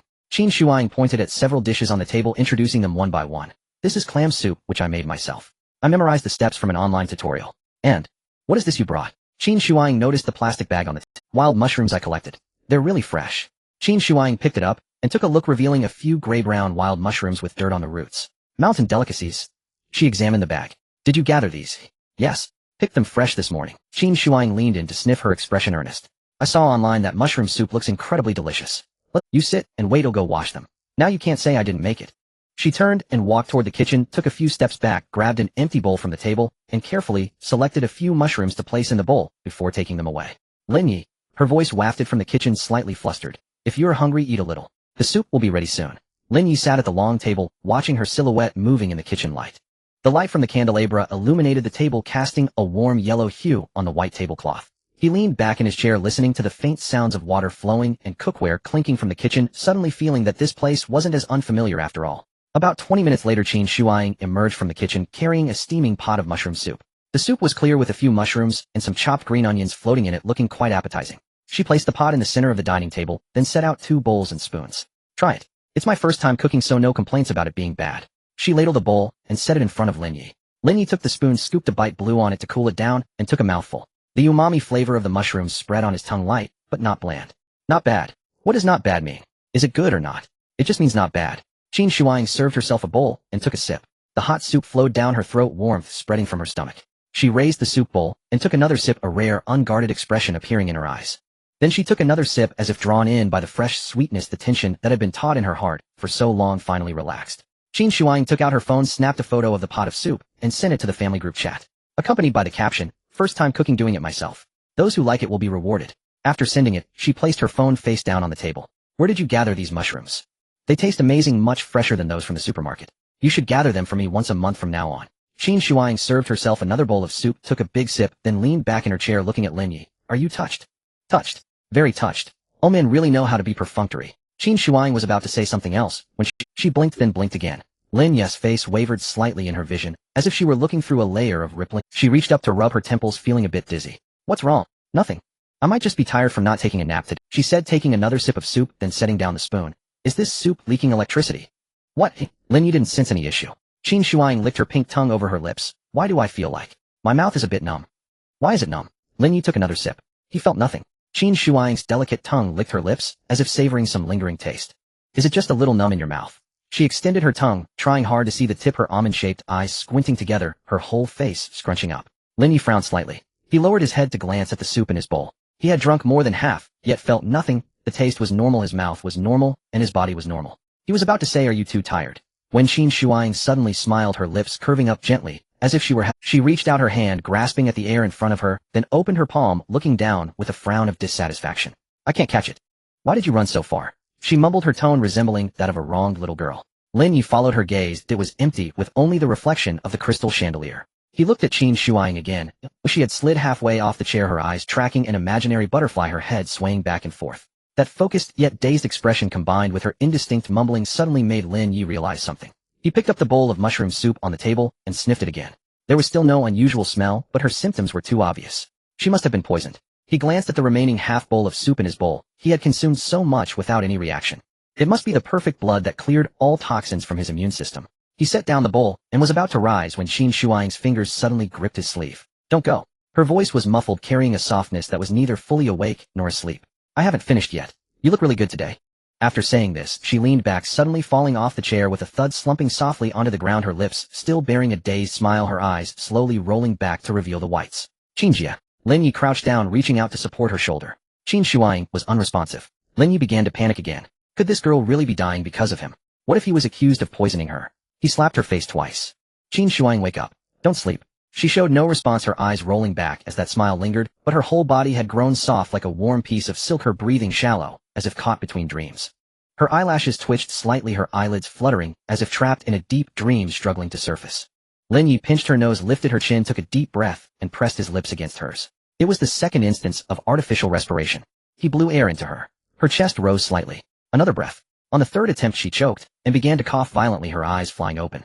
Her gaze remained a bit dazed, as if she had been struggling at the bottom of the water for a long time, finally, surfacing, her pupils slowly focusing under the dim light, and then she saw Lin Ye's face. "You kissed me again." Her lips moved, her voice hoarse and muddled. Before Lin Yi could explain, her head drooped again, her eye, ding. Second intimate contact, artificial respiration, with Qin Shuang again, reward type lifespan enhancement reward, host lifespan, 3 years. Lin Yi had no time to think further. He stood up and walked to the window, opening it to shout outside help. President Qin has fainted. The butler rushed in from outside, and upon seeing Qin Shuang slumped on the ground, his face turned pale instantly. He pulled out a walkie-talkie and rapidly spoke a few sentences. In less than 3 minutes, a team of doctors in white coats rushed in through the side door, carrying medical kits and portable. They carefully transferred her from the floor onto a folding stretcher. She lay on it, her breathing slightly hurried, her lips tinged with an abnormal grayish-white. Mushroom poisoning. A bespectacled doctor examined her pupils and said, "How much did she drink?" 2 bowls. Approximately. Lin Yi demonstrated the size of the bowls. "The quantity isn't large, but she needs gastric lavage." The doctor glanced at Lin Yi. "What about you? You drank too, right?" "I'm fine." The doctor's gaze lingered on his face for a moment, as if questioning. "You say you're fine, so you're fine." He put away the stethoscope. "It's safer to draw some blood for testing. The toxins from wild mushrooms are complex, and some have a latent period." "No need," Lin Yi replied. The doctor looked at him, but did not insist.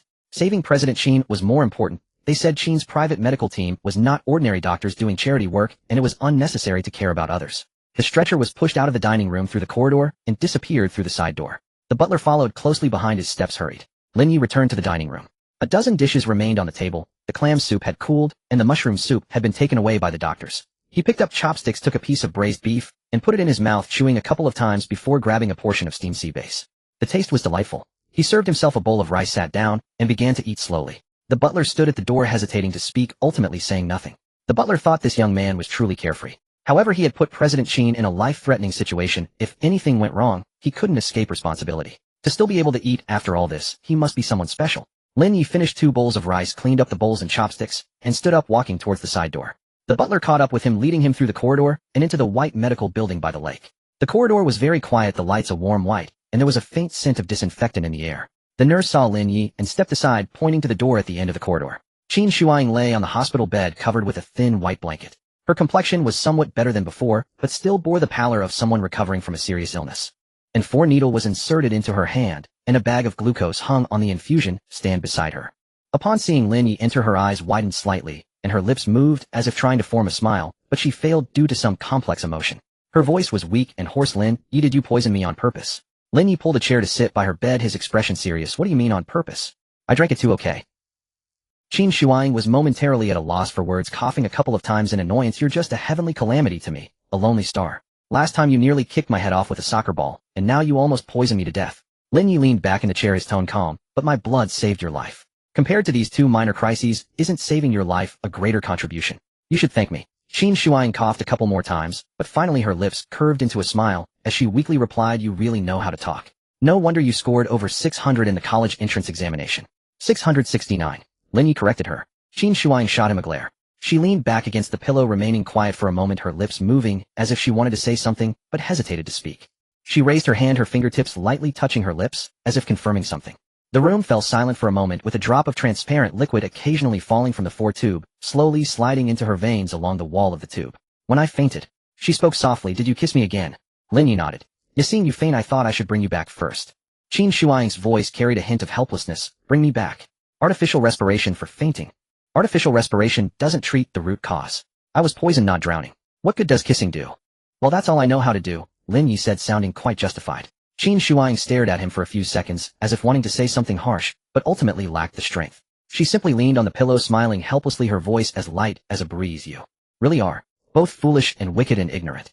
Lin Yi looked at her, weak, yet unable to stop smiling, the corners of his mouth also curving upwards. "All right, no more talking. Just rest well." She nodded, not refuting. Lin Yi stood up, pushing the chair back into place. "Then I'll head back to school today. Looking at you like this, you can't do any intense activities anyway." Qin Shuang leaned on the pillow, blinking, smiling as she asked, "Intense activities? What kind of intense activities do you want to do?" "Of course." Lin Yi stretched out his words, "The kind of activities you're—" Qin Shuang raised her hand that was attached to the 4, pretending to pull out the needle, speaking half seriously, half jokingly. "That's fine too. We want a child, right? I'm of age now. You're 18 too, so I'm not underage anymore." Lin Yi's eyes widened slightly. "I was joking." Qin Shuang couldn't help but laugh at his expression, chuckling softly, then coughed lightly twice, due to discomfort in her. "Do you want to tell me a dirty joke?" She leaned against the pillow, a smirk of triumph in her eyes. You think I can joke around? Lin Yi watched her laugh on the hospital bed, thinking that this woman had just returned from the gates of death, and was still so lively, it seemed she was truly fine. He stood up, placing his hands on either side of her body, slowly leaning down his face, drawing closer to hers. Qin Shuang's laughter came to an abrupt halt. Her pupils slowly widened, her body instinctively arching back, pressing tightly against the bed, as if wanting to retreat further, but finding no way to do so. What do you want to do? Punish you. Lin Yi's voice dropped, whispering in her ear, like plucking a low bass string. Are you going to deceive me again in the future? Before Qin Shuang could respond, Lin Yi had already lowered his head, his lips pressing against hers. Qin Shuang was pinned to the hospital bed, unsure where to place her hands, finally resting them on his shoulder, gently pushing him away, as if trying to shove him off, yet also confirming he was still there. Breath was mostly blocked. The 4 tubes swayed slightly under the light, with glucose dripping drop by drop, as if timing this. After a long while, Lin Yi raised his head. Qin Shuang's face was unusually red, making it hard to tell if it was from the kiss or the aftereffects of the poisoning. Her lips were slightly swollen, glistening, as if coated with a layer of transparent lip gloss. She glared at him, but the sparkle in her eyes betrayed her, rendering her glare ineffective. Lin Yi looked at her like this, the corners of his mouth curling up.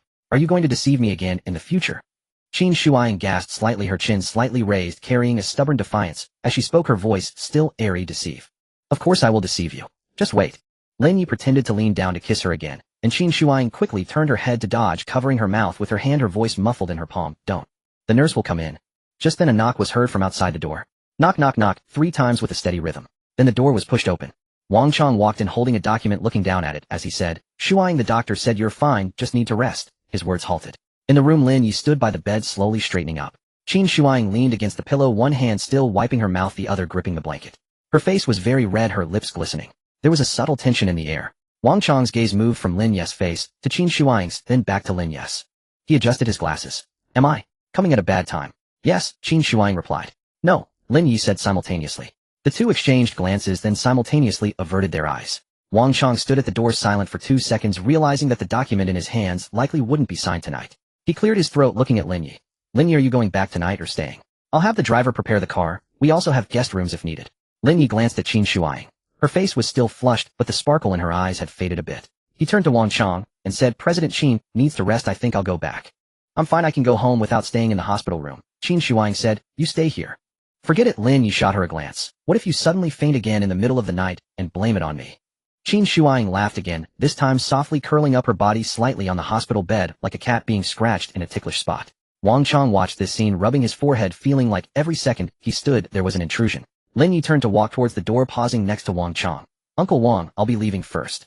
Wang Chong nodded, saying nothing, stepping aside to let him pass. Lin Yi exited the hospital room, the quiet footsteps in the corridor gradually fading away, disappearing in the direction of the elevator. Qin Shuang leaned against the pillow, watching the door that had just closed. Wang Chong approached, placing the document on the bedside table, glancing at her complexion, then at her slightly swollen lips. How do you feel? It's okay. Qin Shuang lowered her head, pulling the blanket up to cover her face, her voice muffled beneath the blanket. Uncle, you didn't see anything just now?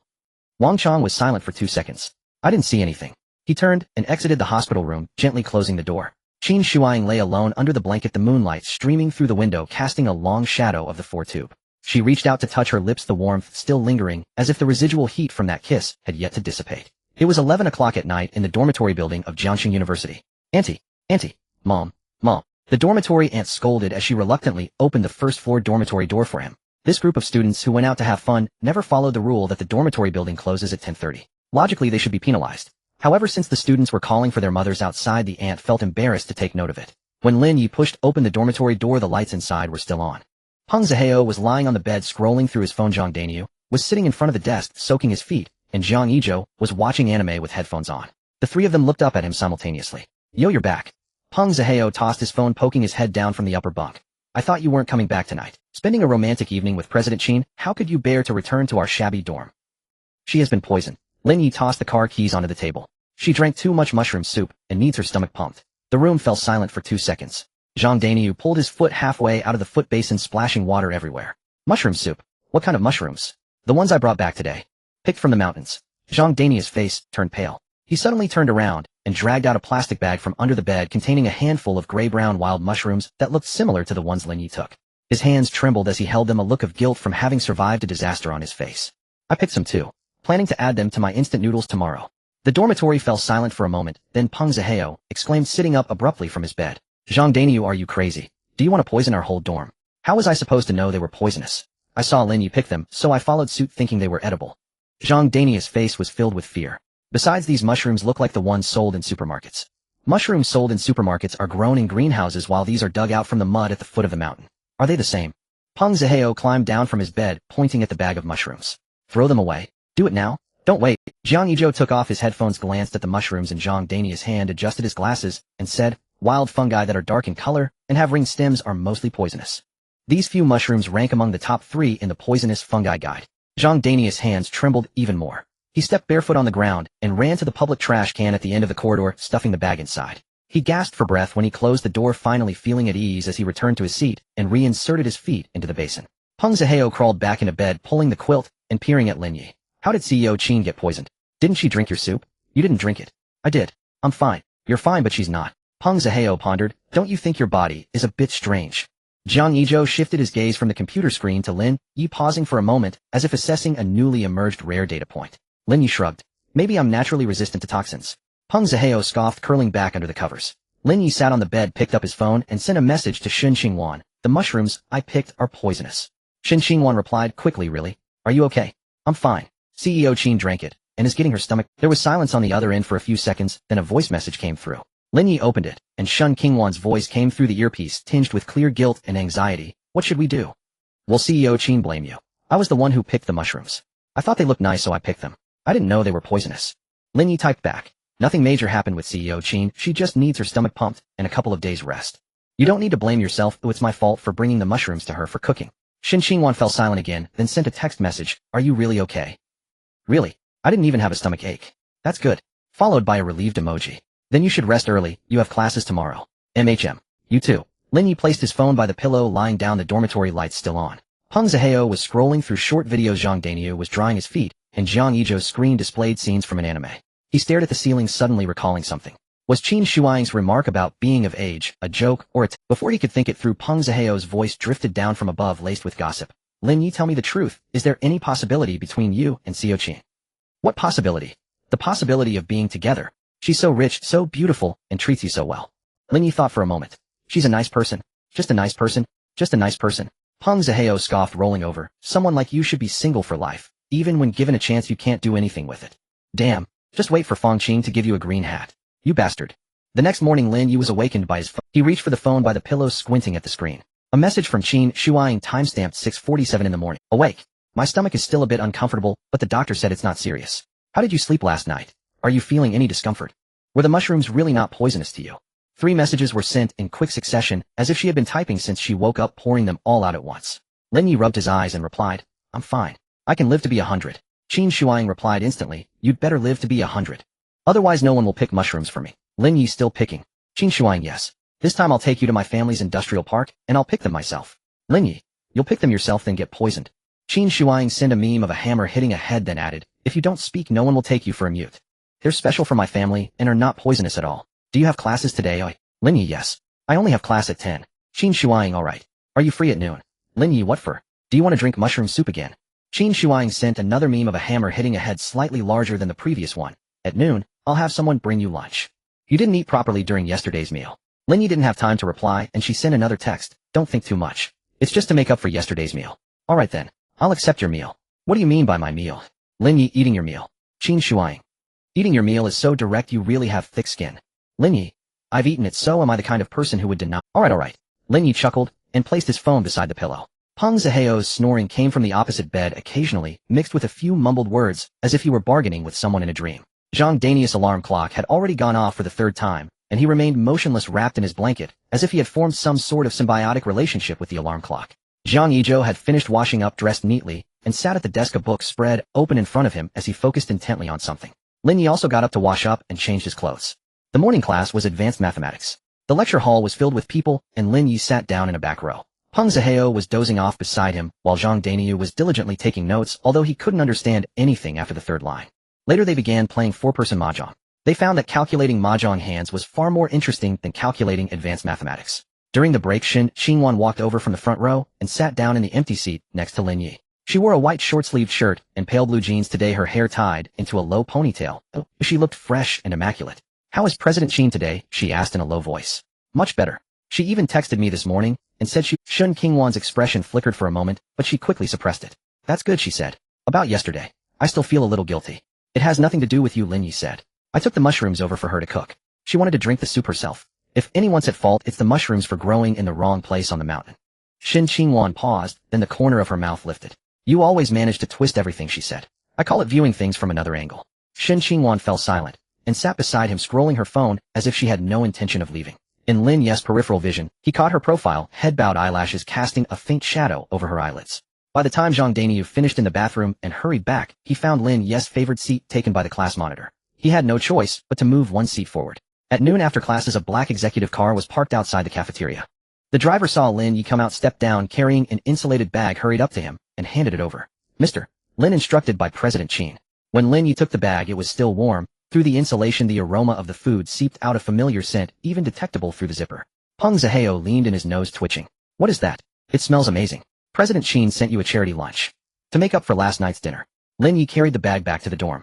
Peng followed, sniffing at the edge as they walked. Lin Yi, what's your relationship with President Qin anyway? Why is she so good to you? A creditor-vendetta relationship. You said senior sister Sue was a creditor too last time. You call so many people creditors. Lin Yi thought for a moment. Anyone who owes me a favor is a creditor. Peng digested this for a few seconds, feeling that the logic was somehow both sound and absurd.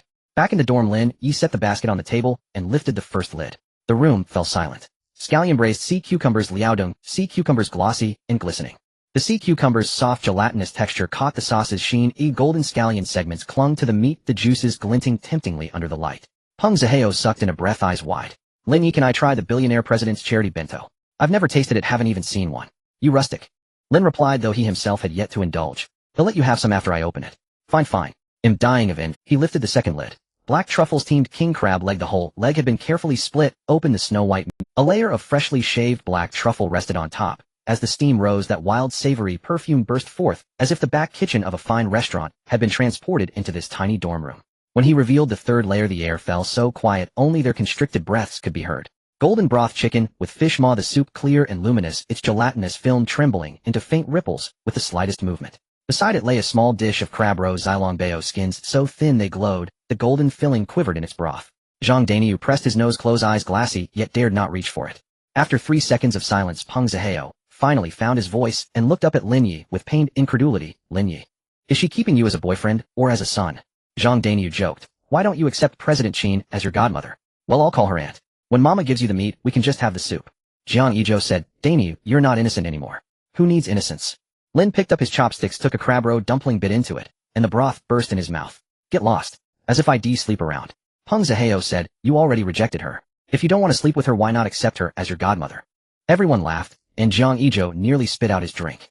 Go away. Lin muttered indistinctly, then popped a piece of sea cucumber into his mouth and chewed. Only then did he portion the food out a little, letting his sons taste and broaden their horizons.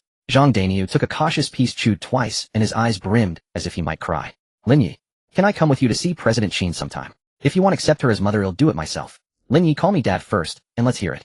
That's not happening. Lin Yi said. Look, you want even suffer a little indignity, yet you want mountain delicacies. There's nothing to be done. President Qin simply likes me. Why don't you make her like you too?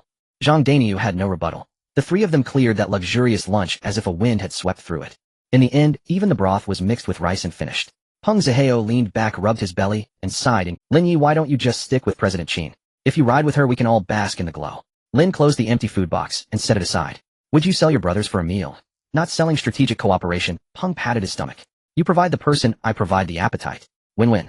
Lin ignored him and picked up his phone to message Qin Shuang received. It's good. Next time please add a bit more food. Qin Shuang replied almost at once as if she had been waiting for feedback. Add more. This is already 3 times my... Are you a bottomless pit? Lin, I'm helping you raise 3 sons. Qin Shuang. What 3 sons? Are you already thinking of me? It's not me thinking of you. My dorm's 3 big boys are thinking of you and want to make you their godmother. Qin. I'm not that old yet. Lin, just prepare extra. If I sponge off you, it won't look good. Oh, let them order portions, and it'll look generous. Qin teased. Then accept me as your mother. I'll treat you like a favored son, and food prepared for my son can naturally be shared with his roommates. Lin, did I actually call you that? A few seconds later, oh, never mind. He smiled slyly, teasing in return. Lin Yi was lying on his bed digesting when his phone rang. Counselor Zhou Wangqing's name flashed on the screen. He answered, and before he could speak, Zhou Wangqing's voice came with a note of helplessness. Lin Yi, are you free now? Yes. What's the matter? There is some trouble in the girls' dorm. Shin Qingwan is organizing the book move, but the girls are reluctant to help. Zhou sighed. I think it would be better if you went to check. You know Shin Qingwan's character. She carries everything herself, and I'm afraid she'll force herself too hard. Lin sat up. Move what books? New textbooks arrived at the library and need to be moved to the college resource room. Shin Qingwan had arranged 5 boys and 5 girls to move them, but the girls refused, saying heavy labor should be done by the boys. The boys protested too, saying they've been doing the work since military training and now are expected to move books as well. Shin Qingwan was caught in the middle and unwilling to let either side down, went to move them herself. Lin Yi furrowed his brows upon hearing the last sentence. She is moving by herself? Yes. I said I would help her arrange it, but she declined. Zhou Wangqing's tone carried a hint of concern. I still have classes and can't leave. If you don't have a class, why not go check on her and persuade her? She is too strong-willed, shouldering everything herself. Alright, I'll go, Lin Yi said as he hung up and stood up from the bed. Peng Zihao was lying on the bed scrolling through his phone. Hearing the conversation, he turned over and asked, what's wrong now? Moving books. The girl doesn't want to move them, so Shin Qingwan is doing it herself. Lin Yi put on his jacket. As soon as Peng Zihao heard this, he immediately sat up, his tone clearly displeased. Why should it be? I'm not blaming the class monitor, but you saw it during military training. Carrying water equipment and speakers was all done by us boys. What were the girls doing at that time? Just standing by watching. Now they complain about moving a few books being tiring. Don't they have anything of theirs inside? Zhang Daniu chimed in. Exactly. We boys have worked hard too. Why is it that every time something happens we are the ones expected to handle it? I think in the future we should separate tasks by gender, girls move their own things and boys move theirs, Peng Zihao suggested.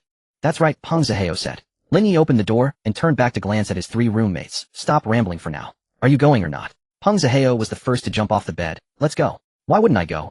I'm doing it for you and the class monitor, not for those pampered girls. If any of them wanted to date me, then I'd be willing to help them move. The other girls can forget about it, Zhang Daniu said. Anyway, there aren't many things, a 1 trip each is enough. I've carried grain before, you know, from the fields 1 bag at a time to the roadside tricycle. Daniu, this isn't about effort, it's a matter of principle, Jiang Yizhou explained. We can handle our own tasks no matter how hard or tiring it is, but why should we help unrelated people carry burdens while they sit in the dorm and critique? Peng Zihao gave a thumbs up. Still, Yizhou sees through it and speaks clearly.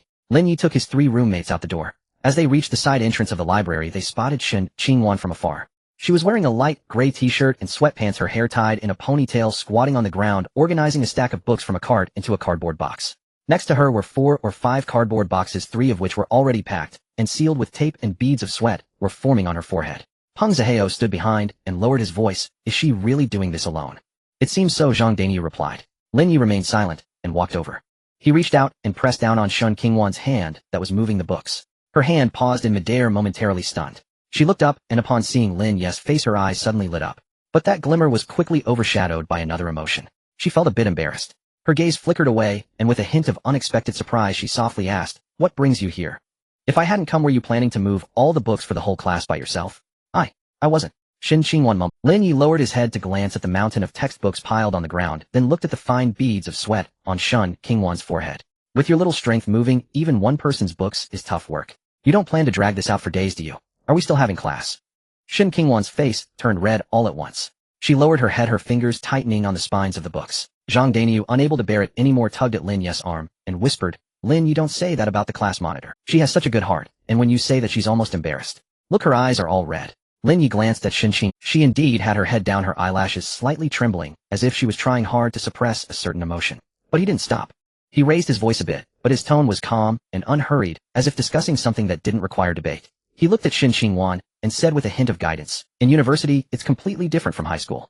This way you can't manage the classmates properly. Shin Qingwan lifted her head to look at him. There was a glimmer of confusion in her eyes, as if she hadn't fully understood what. Lin Yi continued, in high school, students are in a subordinate position to the teachers, and the class monitor is the teachers. Well, whatever they say, everyone below will listen. At that time, there was the authority of the teachers present. But in university, everyone is an adult. Many people don't respect teachers' authority, let alone a class monitor they are not very familiar with. Everyone comes from all over, unlike in high school, where everyone studies together every day. The methods used in high school don't work in university.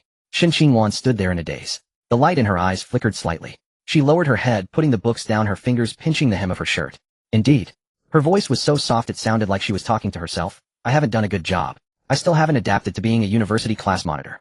She raised her hand to wipe the sweat from her forehead, as if trying to cover something with that action, and then her voice grew a bit louder. But during military training you boys did too much work, so this time the girls should move the books. Since I can't command them, I'll move it myself as a punishment for not being a good class monitor. You all go back, I can do it alone. As she spoke, she bent down to move the stack of books again. Lin Yi didn't pull her or stop her. Peng Zihao and Zhang Daniu couldn't bear to see it. Class monitor will help you. Even though they disliked the other girls, the class monitor was nice and pretty, and they all wanted to play the role of the hero, saving the damsel in distress. But Lin Yi kicked them away. He took out his phone, snapped a photo of the pile of books on the ground, and sent it to the class group. All members. Today the boys from dorm 502 are here to move books. Next time the boys from dorm 503 will take their turn for a group activity. The same goes for girls' dormitories. We'll go in order starting from the first dorm today. Boys move boys' books and girls move girls' books. It's not heavy at all, it won't kill you. We boys are already here on site moving all the boys' books. If the girls from the first dorm don't show up, then each girl should come to take her own. After Lin Ye's message was sent in the class group, Peng Zihao Zhang Daniu and Zhang Yizhou quickly replied with one. Then it fell silent for about 30 seconds. Lu Yang from dorm 503 said, Lin Yi is right. Boys move boys' stuff, girls move girls' stuff. What's fair? We've moved water before, but always had to do it all ourselves. Who feels comfortable with that? A roommate replied. But do you dare to say that in the class group? Lu Yang remained silent for 2 seconds. I dare not.